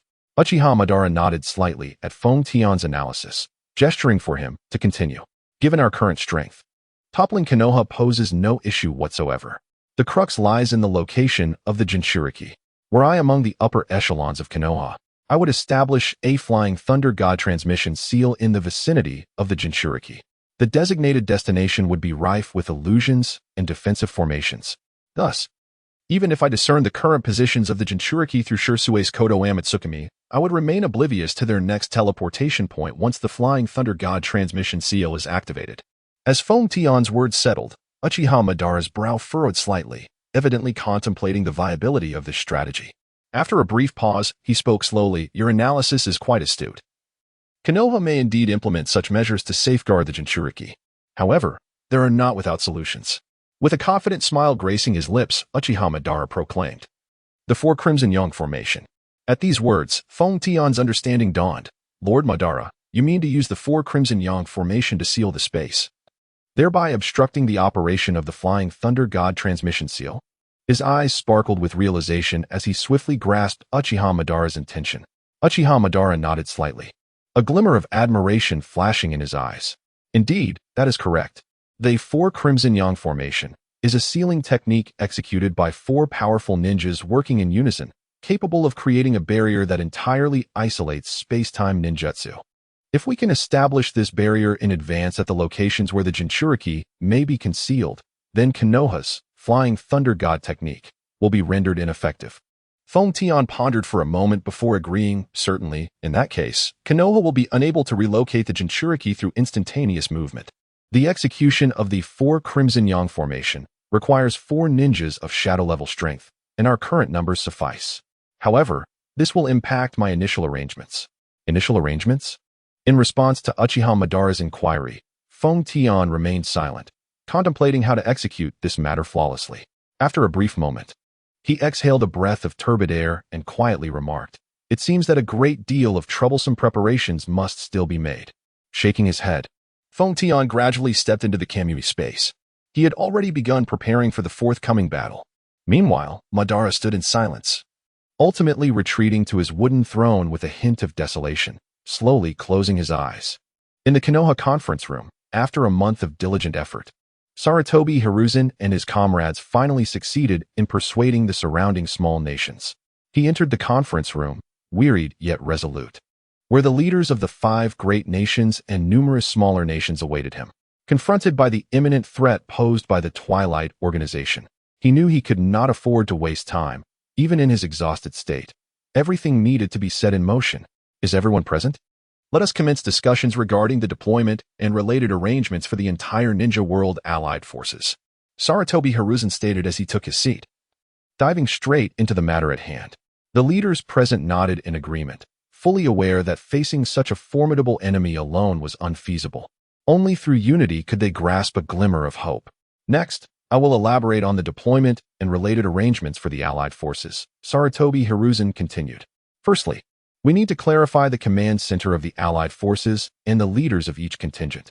I propose that the ninja forces of the 5 great nations, Konoha, Sunagakure, Iwagakure, Kirigakure, and Kumogakure, each form a separate unit, led by the strongest individuals from their respective villages. Additionally, we must establish a central command for the Allied forces, responsible for coordinating each unit's actions and devising an overall strategy. I suggest that this central command be composed of myself and representatives from the other 4 great nations. Sarutobi Hiruzen's proposal garnered widespread support from the leaders present. Furthermore, we must ascertain the assembly point and departure time of the Allied forces, taking into account the operational scope and potential attack vectors of the Twilight Organization. I propose that we designate a concealed location at the border between the Land of Fire and the Land of Wind as our gathering point. This strategy will not only elude enemy reconnaissance, but also facilitate a prompt offensive. Sarutobi Hiruzen continued, suggesting that our departure be scheduled for 3 days hence, allowing ample time for preparation and mobilization of the various units. His meticulously organized deployment instilled a profound sense of reassurance among the leaders present. Lastly, I wish to underscore that our undertaking is not solely aimed at countering the Twilight Organization, but rather to uphold the peace and stability of the entire ninja realm. Therefore, during the conflict, it is imperative that we maintain our composure and rationality, striving to minimize unnecessary casualties. Sarutobi's words resonated with strength and inspiration, garnering unanimous agreement and support from the assembled leaders, who recognized the significance and urgency of this mission. The meeting proceeded in a tense yet orderly atmosphere, with leaders from various nations offering their insights and suggestions, collaboratively striving for the future of the ninja world. After several hours of deliberation, a combat plan and personnel deployment were ultimately finalized. Within 3 days, supporting forces from each nation must arrive at Kanehagakure for unified deployment. The 5 Kage will be divided into 5 teams to engage in separate operations. Not far from the gates of Kanehagakure, a group of ninjas clad in identical uniforms and adorned with the symbol of the hidden leaf on their forehead protectors hurriedly approached the village. The guards stationed at the entrance scrutinized the newcomers with sharp gazes. After confirming their uniforms and the prominent forehead protectors, the guards merely posed a few inquiries before gesturing for them to enter Kanehagakure. This was not a sign of negligence on the part of the guards. Rather, over the past 3 days, the village had welcomed numerous such teams, all hastily assembled from the surrounding smaller nations to support Kanehagakure. "Hey, brother, how many more support teams do you think will arrive?" one of the guards asked, rubbing his weary eyes as he turned to his companion. "I'm not entirely sure. Today should be the last day, right? It's been exhausting these past few days," the other guard sighed, fatigue evident on his face. The two exchanged glances, a flicker of helplessness in their eyes, but quickly regained their resolve. Indeed, Wehaven Tea had a proper rest in days. However, considering it's for Kanehagakure and the Land of Fire, the fatigue is worthwhile, the first guard asserted proudly. "Quite right. Moreover, the quality of the support teams this time is commendable. It seems those smaller nations are quite invested." The second guard nodded, admiration gleaming in his eyes. "Yes, this is largely due to the Hokage's exceptional diplomatic skills, enabling these nations, previously indifferent to us, to extend their assistance." The first guard sighed, reflecting on the gravity of the current crisis. "Indeed, this situation is truly alarming. I hope Konoha can successfully navigate through this peril." The second guard exhaled deeply, a flicker of worry crossing his eyes. "It certainly will," the first guard asserted with unwavering conviction.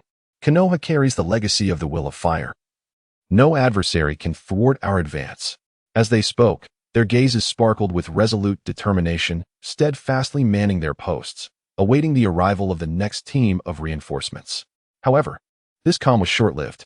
In an instant, a cataclysmic aura erupted from the distance, surging forth like a tempest, imbued with a terrifying might that threatened to annihilate all in its path, directly aimed at Konoha. At that moment, all guards were seemingly paralyzed by an invisible force. Their hair standing on end, faces ashen with fear. They widened their eyes in terror, fixated on the source of the formidable presence. Before they could even utter a warning, a black sword energy, stretching dozens of meters long, sliced through the air like lightning, appearing before them in an instant. This sword energy was exceedingly sharp, as if capable of severing all obstacles in existence, emanating an aura of dread. It was the complete body, Susanoo summoned by Fengtian, unleashed through the might of his blade of judgment. As the black sword energy passed, it seemed to rend the very fabric of space, leaving behind a series of shocking fissures. The guards, gazing at this heart-stopping blade of energy, were engulfed by an unprecedented wave of fear and despair. "Enemy attack," one guard shouted, but his voice was instantly swallowed by the earth-shattering force. The black sword energy surged forth like a colossal dragon, bearing destructive power as it raced towards Konoha. The guards exchanged terrified glances, their eyes brimming with helplessness. They had never encountered such a formidable foe and could scarcely fathom the devastation this force would wreak upon Konoha. "Quick, inform Lord Hokage." One guard reacted swiftly, turning to dash towards the village. The others endeavored to maintain order, attempting to evacuate the surrounding villagers. Yet, it was already too late. The black sword energy descended upon Konoha like the scythe of death, mercilessly poised to strike. At that moment, a golden light erupted from within Konoha, colliding with the black sword energy in a thunderous roar. This was the combined defensive barrier unleashed by Sarutobi Hiruzen and the ninjas of Konoha, who had anticipated a potential assault and prepared accordingly. However, even with such foresight, They felt an unprecedented pressure in the face of the power unleashed by Feng Tian's complete body, Susanoo. Just then, ninjas, hearing the cataclysmic commotion, rushed to join the ranks, fortifying the defensive barrier. In the next moment, with a collective battle cry, the terrifying black sword energy shattered into oblivion. Success! Sarutobi Hiruzen let out a low growl. Yet before they could relish the fleeting joy of survival, the towering black giant, the complete body Susanoo, loomed before them. From within the colossal Susanoo, Feng Tian descended like a deity, casting a condescending gaze upon the ninjas below. In his eyes, these individuals appeared as insignificant as ants, utterly trivial. Today, Feng Tian's voice reverberated within the Susanoo, imbued with boundless indifference and resolve. The existence of Konohagakure is no longer warranted. As his chilling words fell, a horde of white Zetsu erupted from the ground, surging forth like a relentless tide. These white Zetsu, each with a grotesque form, radiated an eerie energy. Though Feng Tian's earlier strike had failed to breach the defensive barrier of the village, it had successfully dismantled their sensory perimeter. Consequently, the multitude of white Zetsu infiltrated Konohagakure without a hint of detection. Faced with this sudden turn of events, Sarutobi Hiruzen and the ninjas of the village felt a jolt of alarm. They had not anticipated that Feng Tian possessed such a contingency. Everyone, be cautious. The monsters are upon us. Sarutobi Hiruzen swiftly sounded the alarm, channeling his chakra in preparation for the impending battle. The ninjas of Konohagakure quickly rallied, adjusting their stances to join Hiruzen in confronting the white Zetsu. The guards who had been evacuating the villagers immediately joined the fray, determined to shield the innocent from harm.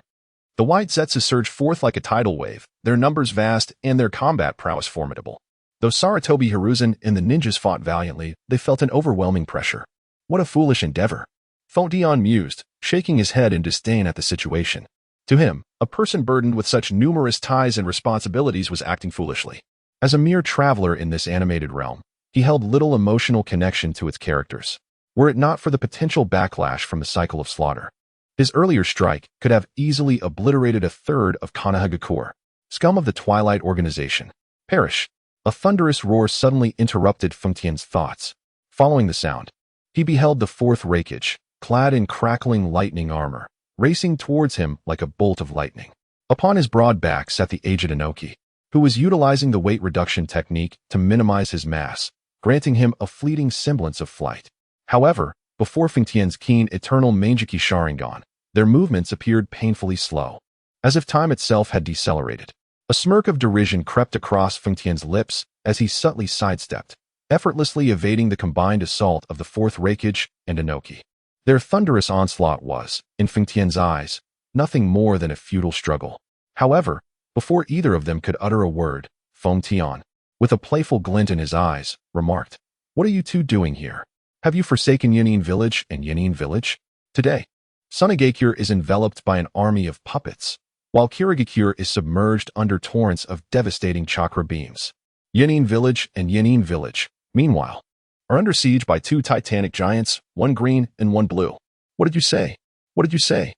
Both Noki and the fourth Reikage exclaimed in unison, their brows furrowed and eyes filled with anxiety and confusion, as if desperately contemplating the veracity of Feng Tian's words. The veins on their foreheads were subtly visible, betraying the turmoil within. However, when their gazes fell once more upon Feng Tian's face, adorned with a mocking smile, the last flicker of hope within them dissipated instantaneously. His cunning eyes unmistakably conveyed the truth of his claims. Realizing this, the expressions of Noki and the fourth Reikage turned dark, as if they could weep. Their lips pressed tightly together, and an oppressive fury glimmered in their eyes. Isn't this all too apparent? Feng Tian raised an eyebrow, his tone laced with amusement. Currently, I am the sole member of Twilight present. Care to guess where the others have vanished to? He gently shook his head, mischief dancing in his eyes. His gaze then shifted to a short distance away, where Yagura and Rasha were poised to strike. A sardonic smile graced his lips as he continued, "By the way, it seems the situation at your stronghold isn't too favorable either." At this juncture, Feng Tian deliberately paused, a glimmer of satisfaction flashing in his eyes. He slowly added, "Of course, without you esteemed leaders present, I dare say that place has likely turned into a wasteland." You. The fourth Reikage's eyes widened in fury, lightning chakra flickering ominously around him, as if he were on the brink of unleashing a tempest that would obliterate the young man before him. Noki, too, clenched his fists. The power of dust release stirring restlessly within him, his aged visage contorted in anger. With a disdainful snort, he spoke, his voice raspy yet commanding. You must be the mastermind behind the Twilight Organization, Feng Tian. Your schemes may sound appealing, but do not forget, we 5 Kage do not stand alone. Even in our absence, the strength we have left behind within the village is not something you can easily manipulate. Feng Tian's lips curled into a playful smile, seemingly unfazed by the ire of the 2 Kage. Oh, is that so? Then let us see whether your speed surpasses that of my comrade's destruction. Do not forget, aside from direct attacks, we possess countless methods to cause a village to crumble from within. It appears that within your respective villages, there exists no perceptive barrier akin to that of Kanagakur. The white Zetsu, under my command, can effortlessly alter their appearance. What do you surmise this implies? Upon hearing these words, the expressions of Inoki, the 4th Reikage, Yagura, and Rashi darkened dramatically. Feng Tian's statement struck a chord of alarm within them, and they contemplated an immediate retreat to their villages for rescue operations. Feng Tian, you despicable wretch, roared the 4th Reikage, his lightning chakra swirling around him, manifesting as visible waves of electricity, as if poised to erupt and obliterate Feng Tian entirely. Inoki was equally incensed, his aged visage contorted with fury. The power of dust release swirling within him, threatening to render all into nothingness.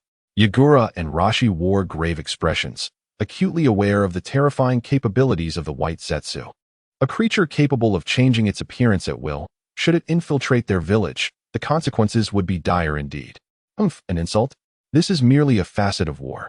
Feng Tian chuckled lightly, devoid of any semblance of remorse. In this world, only victors are entitled to inscribe history, while the vanquished are consigned to the dust of time. You now face 2 choices. Either continue to entangle yourselves with me, witnessing the gradual destruction of your village, or withdraw immediately to rescue your homeland. His voice dripped with mockery, as though he had everything under control. However, Feng Tian did not await their response. Before him, multiple chakra attacks of varying attributes surged forth. A futile endeavor. Feng Tian scoffed, manipulating Susanoo to effortlessly extinguish all incoming assaults with a single strike. Simultaneously, Sarutobi Hiruzen's voice resonated across the battlefield. What are you hesitating for? The enemy is right before us. We must take him down at once. Moreover, those you trust remaining in the village, are they truly so feeble? Sarutobi's words ignited a spark of resolve within the other 4 Kage, as if propelled by an invisible force. Indeed, Lord Hokage, your words ring true. Inoki responded solemnly, tinged with a hint of resignation. He then thrust his hands forward with urgency, sketching a distinct triangular outline in the air. As time passed, a formidable force began to coalesce in the atmosphere, as if even the air was drawn to it, swiftly crystallizing into a transparent inverted triangular shield. Dust release, original world-severing technique. Inoki bellowed, his voice imbued with unwavering determination. The inverted triangular shield shimmered with blinding brilliance, and in the next instant, a fearsome beam of light erupted from within, hurtling towards Feng Tian like lightning cleaving through the night sky. As the beam of light traversed its path, be it rock, tree, or any other entity, it was instantaneously stripped of its trace of existence, as though completely erased from this world. This was the proud bloodline limit of Noki, dust release, a terrifying power capable of disintegrating all matter into nothingness. Yet, in the face of Naka's formidable beam, Feng Tian merely scoffed disdainfully. His form blurred instantaneously, seemingly merging with the very fabric of space. Following this, he activated Kimui, deftly shifting the imminent target of the attack into the Kimui dimension, successfully evading this lethal onslaught. What? Noki stared in astonishment at the realization that his attack, which had evidently struck true, had inflicted no harm upon Feng Tian. His eyes widened in disbelief. The 4th Reikage, witnessing this, was momentarily taken aback, but his seasoned experience allowed for a swift reaction. He vanished in a flash, transforming into a brilliant bolt of lightning, racing towards Feng Tian with the speed of a thunderclap. As he neared Feng Tian, the lightning chakra in his hand swiftly coalesced, forming an immensely sharp lightning blade, which he brought crashing down with a thunderous roar. Attempting to flee? Not so easily. The 4th Reikage bellowed. However, Feng Tian remained unperturbed, commanding the colossal hand of Susanoo to effortlessly swat away the impending lightning blade. Mere trifles, he sneered dismissively. At that moment, Both Yagura and Rasha simultaneously launched their attacks. Yagura swiftly formed hand seals, manipulating the power of water release to conjure a towering wall of water, aiming to ensnare Fengtian within this watery prison. Rasha, not to be outdone, narrowed his eyes slightly and with a flick of his fingers, summoned countless grains of sand that coalesced into razor-sharp sand blades, raining down upon Fengtian like a dense barrage of arrows from all directions. Yet, in the face of this fierce onslaught from the two, Fengtian appeared remarkably composed. He simply stood his ground, unmoving, a faint smile gracing his lips, as if he had anticipated their every move. The water wall and sand blades, upon making contact with Fengtian's body, were met with an invisible barrier, his complete body Susanoo. Aside from Naka's dust release and the fourth Raikage's body clad in lightning armor, the remaining offensive maneuvers in the vicinity struggled to leave even the slightest mark upon this protective barrier. It seems you are not as formidable as you boast. Fengtian chuckled condescendingly, his tone laced with mockery.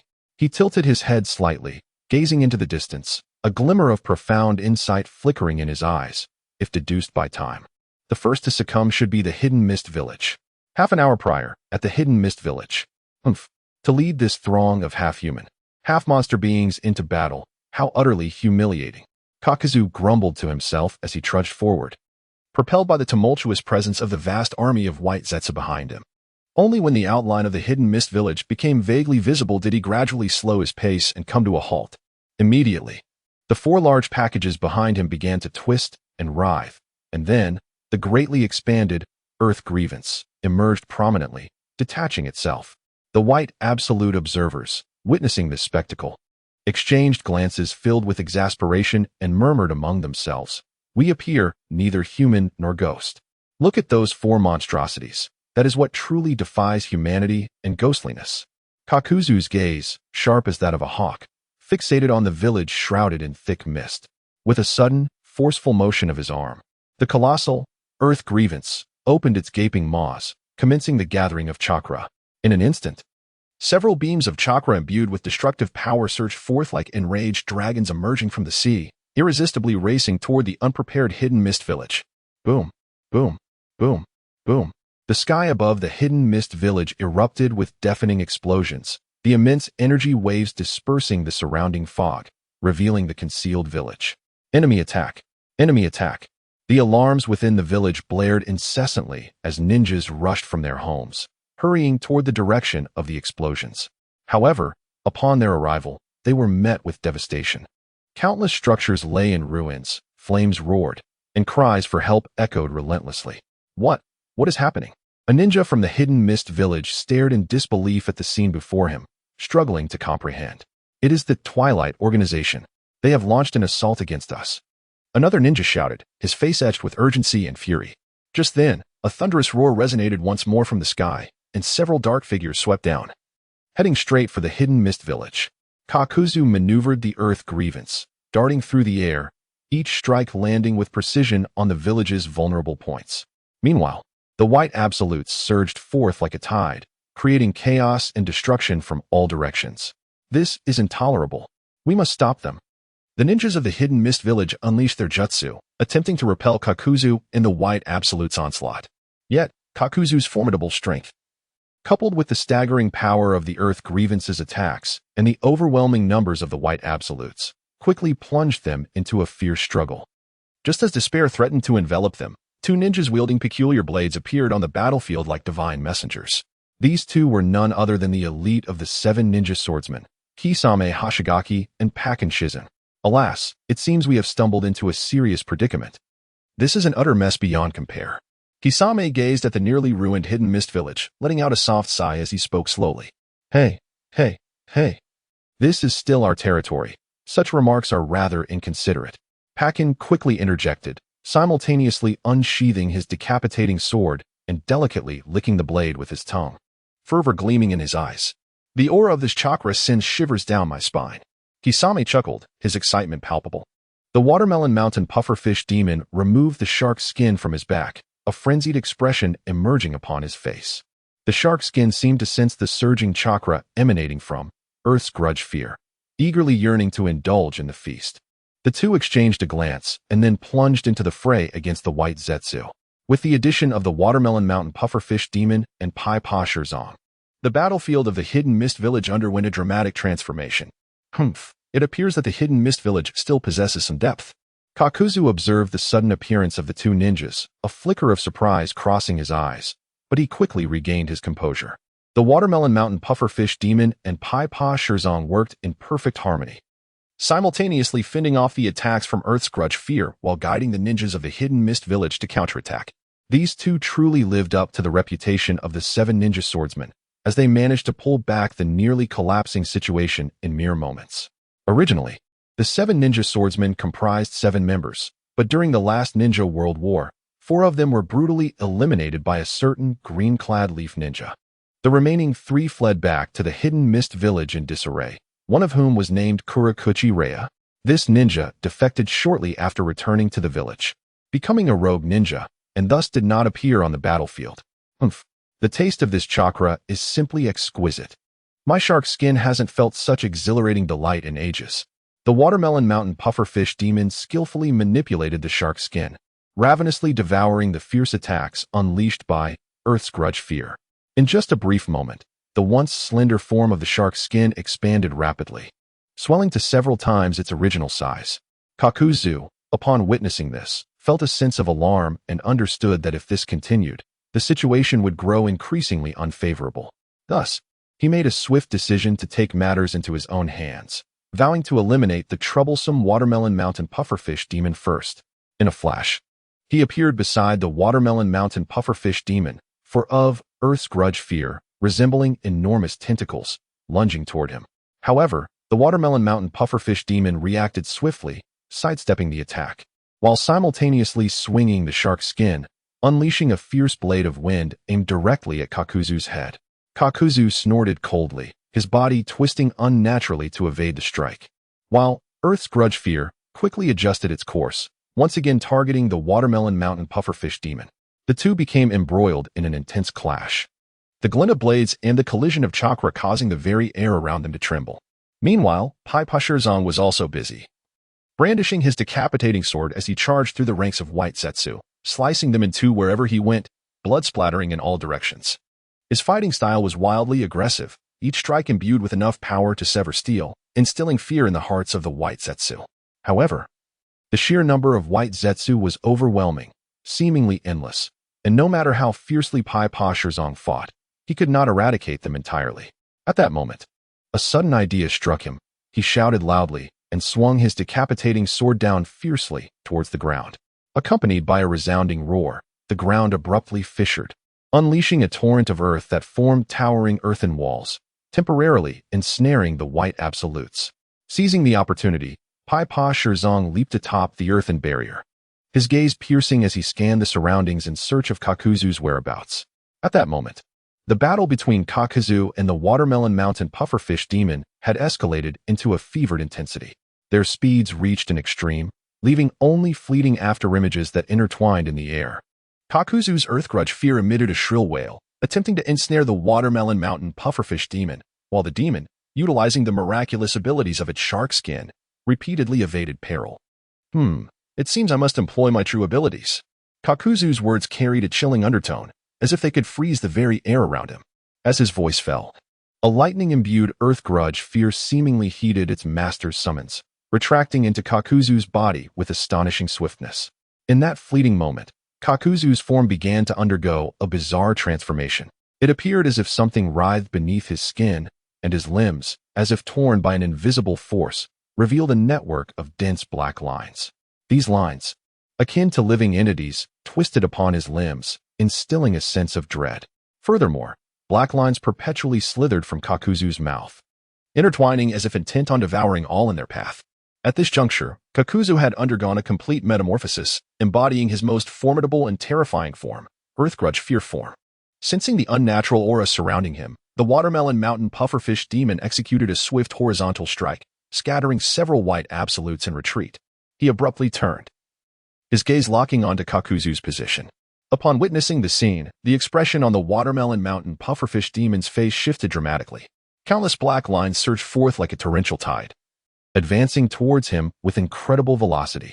These lines, seemingly alive, nimbly darted through the air, encircling him in the blink of an eye. In a mere breath, the watermelon mountain pufferfish demon found himself tightly bound by these black lines, rendered immobile. His eyes widened in disbelief. What?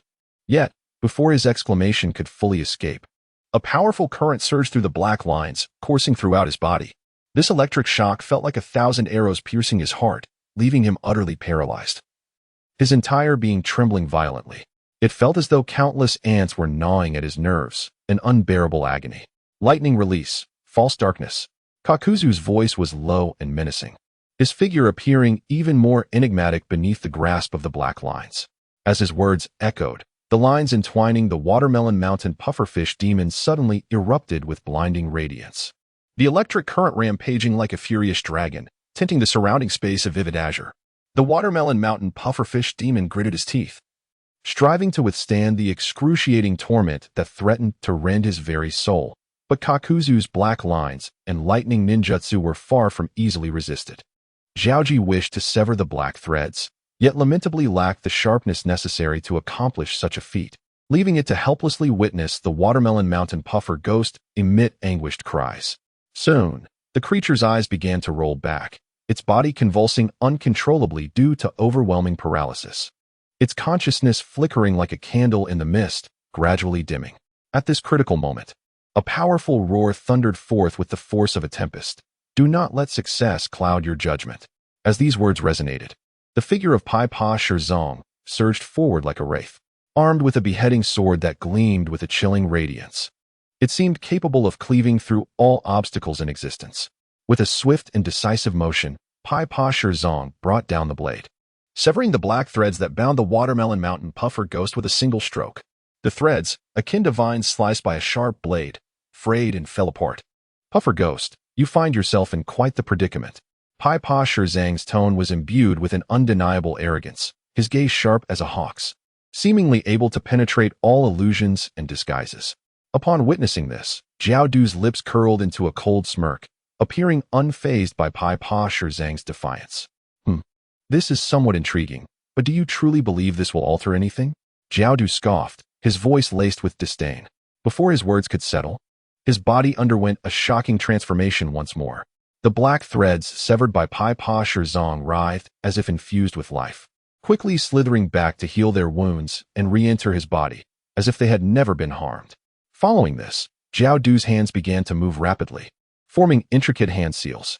As he did so, a ferocious aura emanated from his being, the lightning chakra swirling around him, poised to unleash a cataclysmic storm. Lightning release. 1,000 paths of light falls. Zhao Du intoned softly, and in an instant, his form transformed into a colossal source of lightning. Countless slender lightning needles shooting forth from his body, resembling a torrential downpour of arrows slicing through the air. Each needle harbored the terrifying power to pierce steel, targeting both Pai Pa Shirzong and the watermelon mountain puffer ghost, who had just begun to regain some mobility, filling the atmosphere with a dense sense of impending doom. Pai Pa Shirzong's gaze sharpened, and he swiftly positioned the beheading sword before him, forming a barrier of defense. The clash of lightning needles against the blade erupted with a cacophony of explosive sounds, sparks flying, and the acrid scent of charred air permeating the surroundings. Despite Pai Pa Shirzong's valiant efforts to withstand the onslaught, several lightning needles pierced through his defenses, leaving scorched marks upon his form. Damn it, Pai Pa Shirzong growled, the pain igniting his fighting spirit. He understood well that if Zhao Du was not swiftly dealt with, they would both be plunged into an irretrievable abyss. At that moment, under Pai Pa Shirzong's protection, the watermelon mountain puffer ghost managed to regain its footing. Though its body still trembled from the earlier paralysis, it seemed this adversary would not be so easily dismissed. Clenching the Zhaoji tightly in its grasp, the watermelon mountain puffer ghost slowly rose to its feet. Immediately, the blade of the sharkskin began to emanate a rich flow of chakra, which gradually seeped into the body of the watermelon mountain pufferfish demon like a gentle stream. As this surge of power coursed through him, his injuries began to mend at a visibly rapid pace, and the pain gradually subsided. In the next moment, a remarkable transformation occurred. The hair of the watermelon mountain pufferfish demon seemed to come alive, extending continuously and becoming extraordinarily sharp, standing erect atop his head like a multitude of steel needles. This was his unique secret technique, the needle hair technique. Empowered by this secret art, he appeared even more ferocious, akin to a beast poised to strike. His hair transformed into countless sharp needles, glinting with a chilling light, and under the flashes of lightning, it took on an even more menacing aspect. Jay-Z, let us bring this farce to an end. The voice of the Watermelon Mountain pufferfish demon was filled with determination, and under the influence of sharkskin, the chakra within him surged to its zenith. Jay-Z nodded. Although he had sustained minor injuries, it did not diminish his combat prowess in the slightest. Kakuzu observed the duo's collaboration, a cold smirk curling at the corners of his mouth. Humph, a futile struggle. Just then, the Watermelon Mountain pufferfish demon launched his attack. His figure shooting forth like a specter, with hair transformed into steel needles pouring down upon Kakuzu like a torrential rain. Simultaneously, Jay-Z followed closely behind. His great blade cleaving through the air, radiating a fierce blade light aimed directly at Kakuzu's vital points. Kakuzu's form flickered, seemingly melding into the air, skillfully evading their onslaught. What a useless endeavor, the Sand Village. It has returned. This aura is both nostalgic and loathsome. Scorpion coldly gazed at the distant Sand Village, a fleeting glimmer of ruthless intent flashing in the depths of his icy eyes. He slowly extended his fingers, and, with a gentle wave, several exquisite scrolls materialized in his palm. Without hesitation, he slammed these scrolls onto the ground. Bang! Accompanied by a thick cloud of smoke that engulfed the area. As it gradually dissipated, a staggering army of puppets appeared in the void, dense and overwhelming. The earth seemed to awaken, and countless white zetsu erupted from the ground like demons breaking free from their confines. Meanwhile, chaos and slaughter erupted within the Sand Village, with battles between ninjas visible everywhere, instigated by the white zetsu that had previously infiltrated the village. The Sand Village. A cold smile crept across Scorpion's lips, his voice low and frigid, as if emanating from the depths of the underworld. It should remain forever buried in the sands. As his words fell, the vast puppet army surged towards the Sand Village like an unstoppable torrent. The ninjas of the Sand Village were immediately thrown into disarray. They had never witnessed such a large-scale puppet assault, nor had they anticipated an enemy attack from within. Enemy assault. Quickly, protect the village. A shinobi from the Sand Village shouted loudly, striving to organize an effective defense. However, Scorpion's army of puppets surged forth like a relentless tide, each puppet possessing formidable combat prowess, wielding sharp weapons or launching deadly poison needles, leaving the Sand Village's ninjas defenseless. Simultaneously, those white zetsu lurking within the village began to wreak havoc, disguising themselves as Sand Village ninjas, sowing chaos and confusion, complicating the defense efforts even further. Yet, Scorpion remained unfazed by the unfolding scene. He merely observed the tragedies play out with a cold detachment, his heart stirred by not a single ripple. At that moment, a Sand Village ninja burst forth like an arrow released from its bow, rushing towards Scorpion with a kunai glimmering ominously in his grasp, attempting a sudden assault. However, in the face of this unexpected onslaught, Scorpion merely flicked his finger, as if participating in a trivial game. In the blink of an eye, a puppet materialized behind the ninja like a specter, firmly restraining him. You think you can defeat me? A scornful smile appeared on Scorpion's face, his voice dripping with derision and disdain. He then exerted slight pressure with his finger, causing the puppet's claws to tighten, the ninja's neck bulging ominously, as though on the brink of being crushed. Just then, a voice both familiar and commanding resounded across the skies of the Sand Village like a thunderous roar. Scorpion, your arrogant ambitions end here. As the words echoed, a lithe figure descended like a shooting star, swiftly appearing before Scorpion. It was an elder clad in the traditional garb of the Sand Village, her gaze sharp as an eagle, radiating an aura of undeniable strength. Chiyo. The ninjas of the Sand Village, upon recognizing her, expressed a mix of surprise and joy, calling out in unison. Chiyo, the elder of the Sand Village, held immense prestige and power. Her arrival ignited a spark of hope among the ninjas. Scorpion regarded Chiyo with a flicker of surprise, though he quickly regained his indifference. Chiyo, I never imagined you would come to your own demise. Chiyo remained silent, her gaze resolute and unwavering. Slowly, she withdrew an ancient scroll from her bosom, gently shaking it, causing it to unfurl violently before slamming onto the ground. In that instant, the surrounding air seemed to freeze, and then 10 pristine figures appeared as if stepping forth from the ether, encircling Chiyo. This was the legendary creation of the puppet world, the unparalleled masterpiece crafted by the puppet master. One Zuomon, White's secret technique, the 10 of Chikamatsu. Scorpion, your path has strayed from its course. Today, even if I perish, I shall lead you back to the right path. Chiyo's words resonated with unwavering determination. The moment she appeared, she keenly sensed the unusual transformation occurring within the puppets of Scorpion. Although these puppets appeared outwardly unchanged, her years of experience as a puppeteer allowed her to perceive the astonishing power hidden within. The puppets of Scorpion could now be said to rival her own Chikamatsu 10 warriors in strength. Faced with Chiyo's determination and the might of the Chikamatsu 10, a flicker of gravity crossed Scorpion's gaze, quickly replaced by a surge of madness. Chiyo, do you think these alone can thwart me? Scorpion sneered, a slight movement of her fingers commanding the surrounding puppets to adjust their stances, preparing for the impending battle. Your Chikamatsu 10 is indeed formidable, but my puppets have been enhanced and surpassed their former selves, Scorpion declared with a hint of pride. Chiyo furrowed her brow upon hearing this, yet she did not retreat. She understood well that, as a puppeteer, mastery of technique is vital, but the true essence lies in the control of the puppets and the grasp of the battlefield. Scorpion, your skills are indeed impressive, yet you have overlooked the most crucial element. The heart of the puppeteer, Chiyo spoke slowly. Puppets are lifeless, yet they can exhibit the power of life in our hands. This is because we imbue them with souls, while your puppets serve merely as tools for your ambition. As Chiyo's words resonated, the Chikamatsu 10 seemed to be infused with renewed vigor, each movement becoming more fluid and powerful. They began to assault Scorpion and her puppet army, each clash accompanied by the thunderous echoes of metal and the sparking of flames. Scorpion, unwilling to be outdone, fiercely commanded her puppet legions to engage in a fierce confrontation against the Chikamatsu 10. The puppets of both sides exchanged blows on the battlefield, refusing to yield, engulfing the entire Sunagakure in a haze of smoke and battle.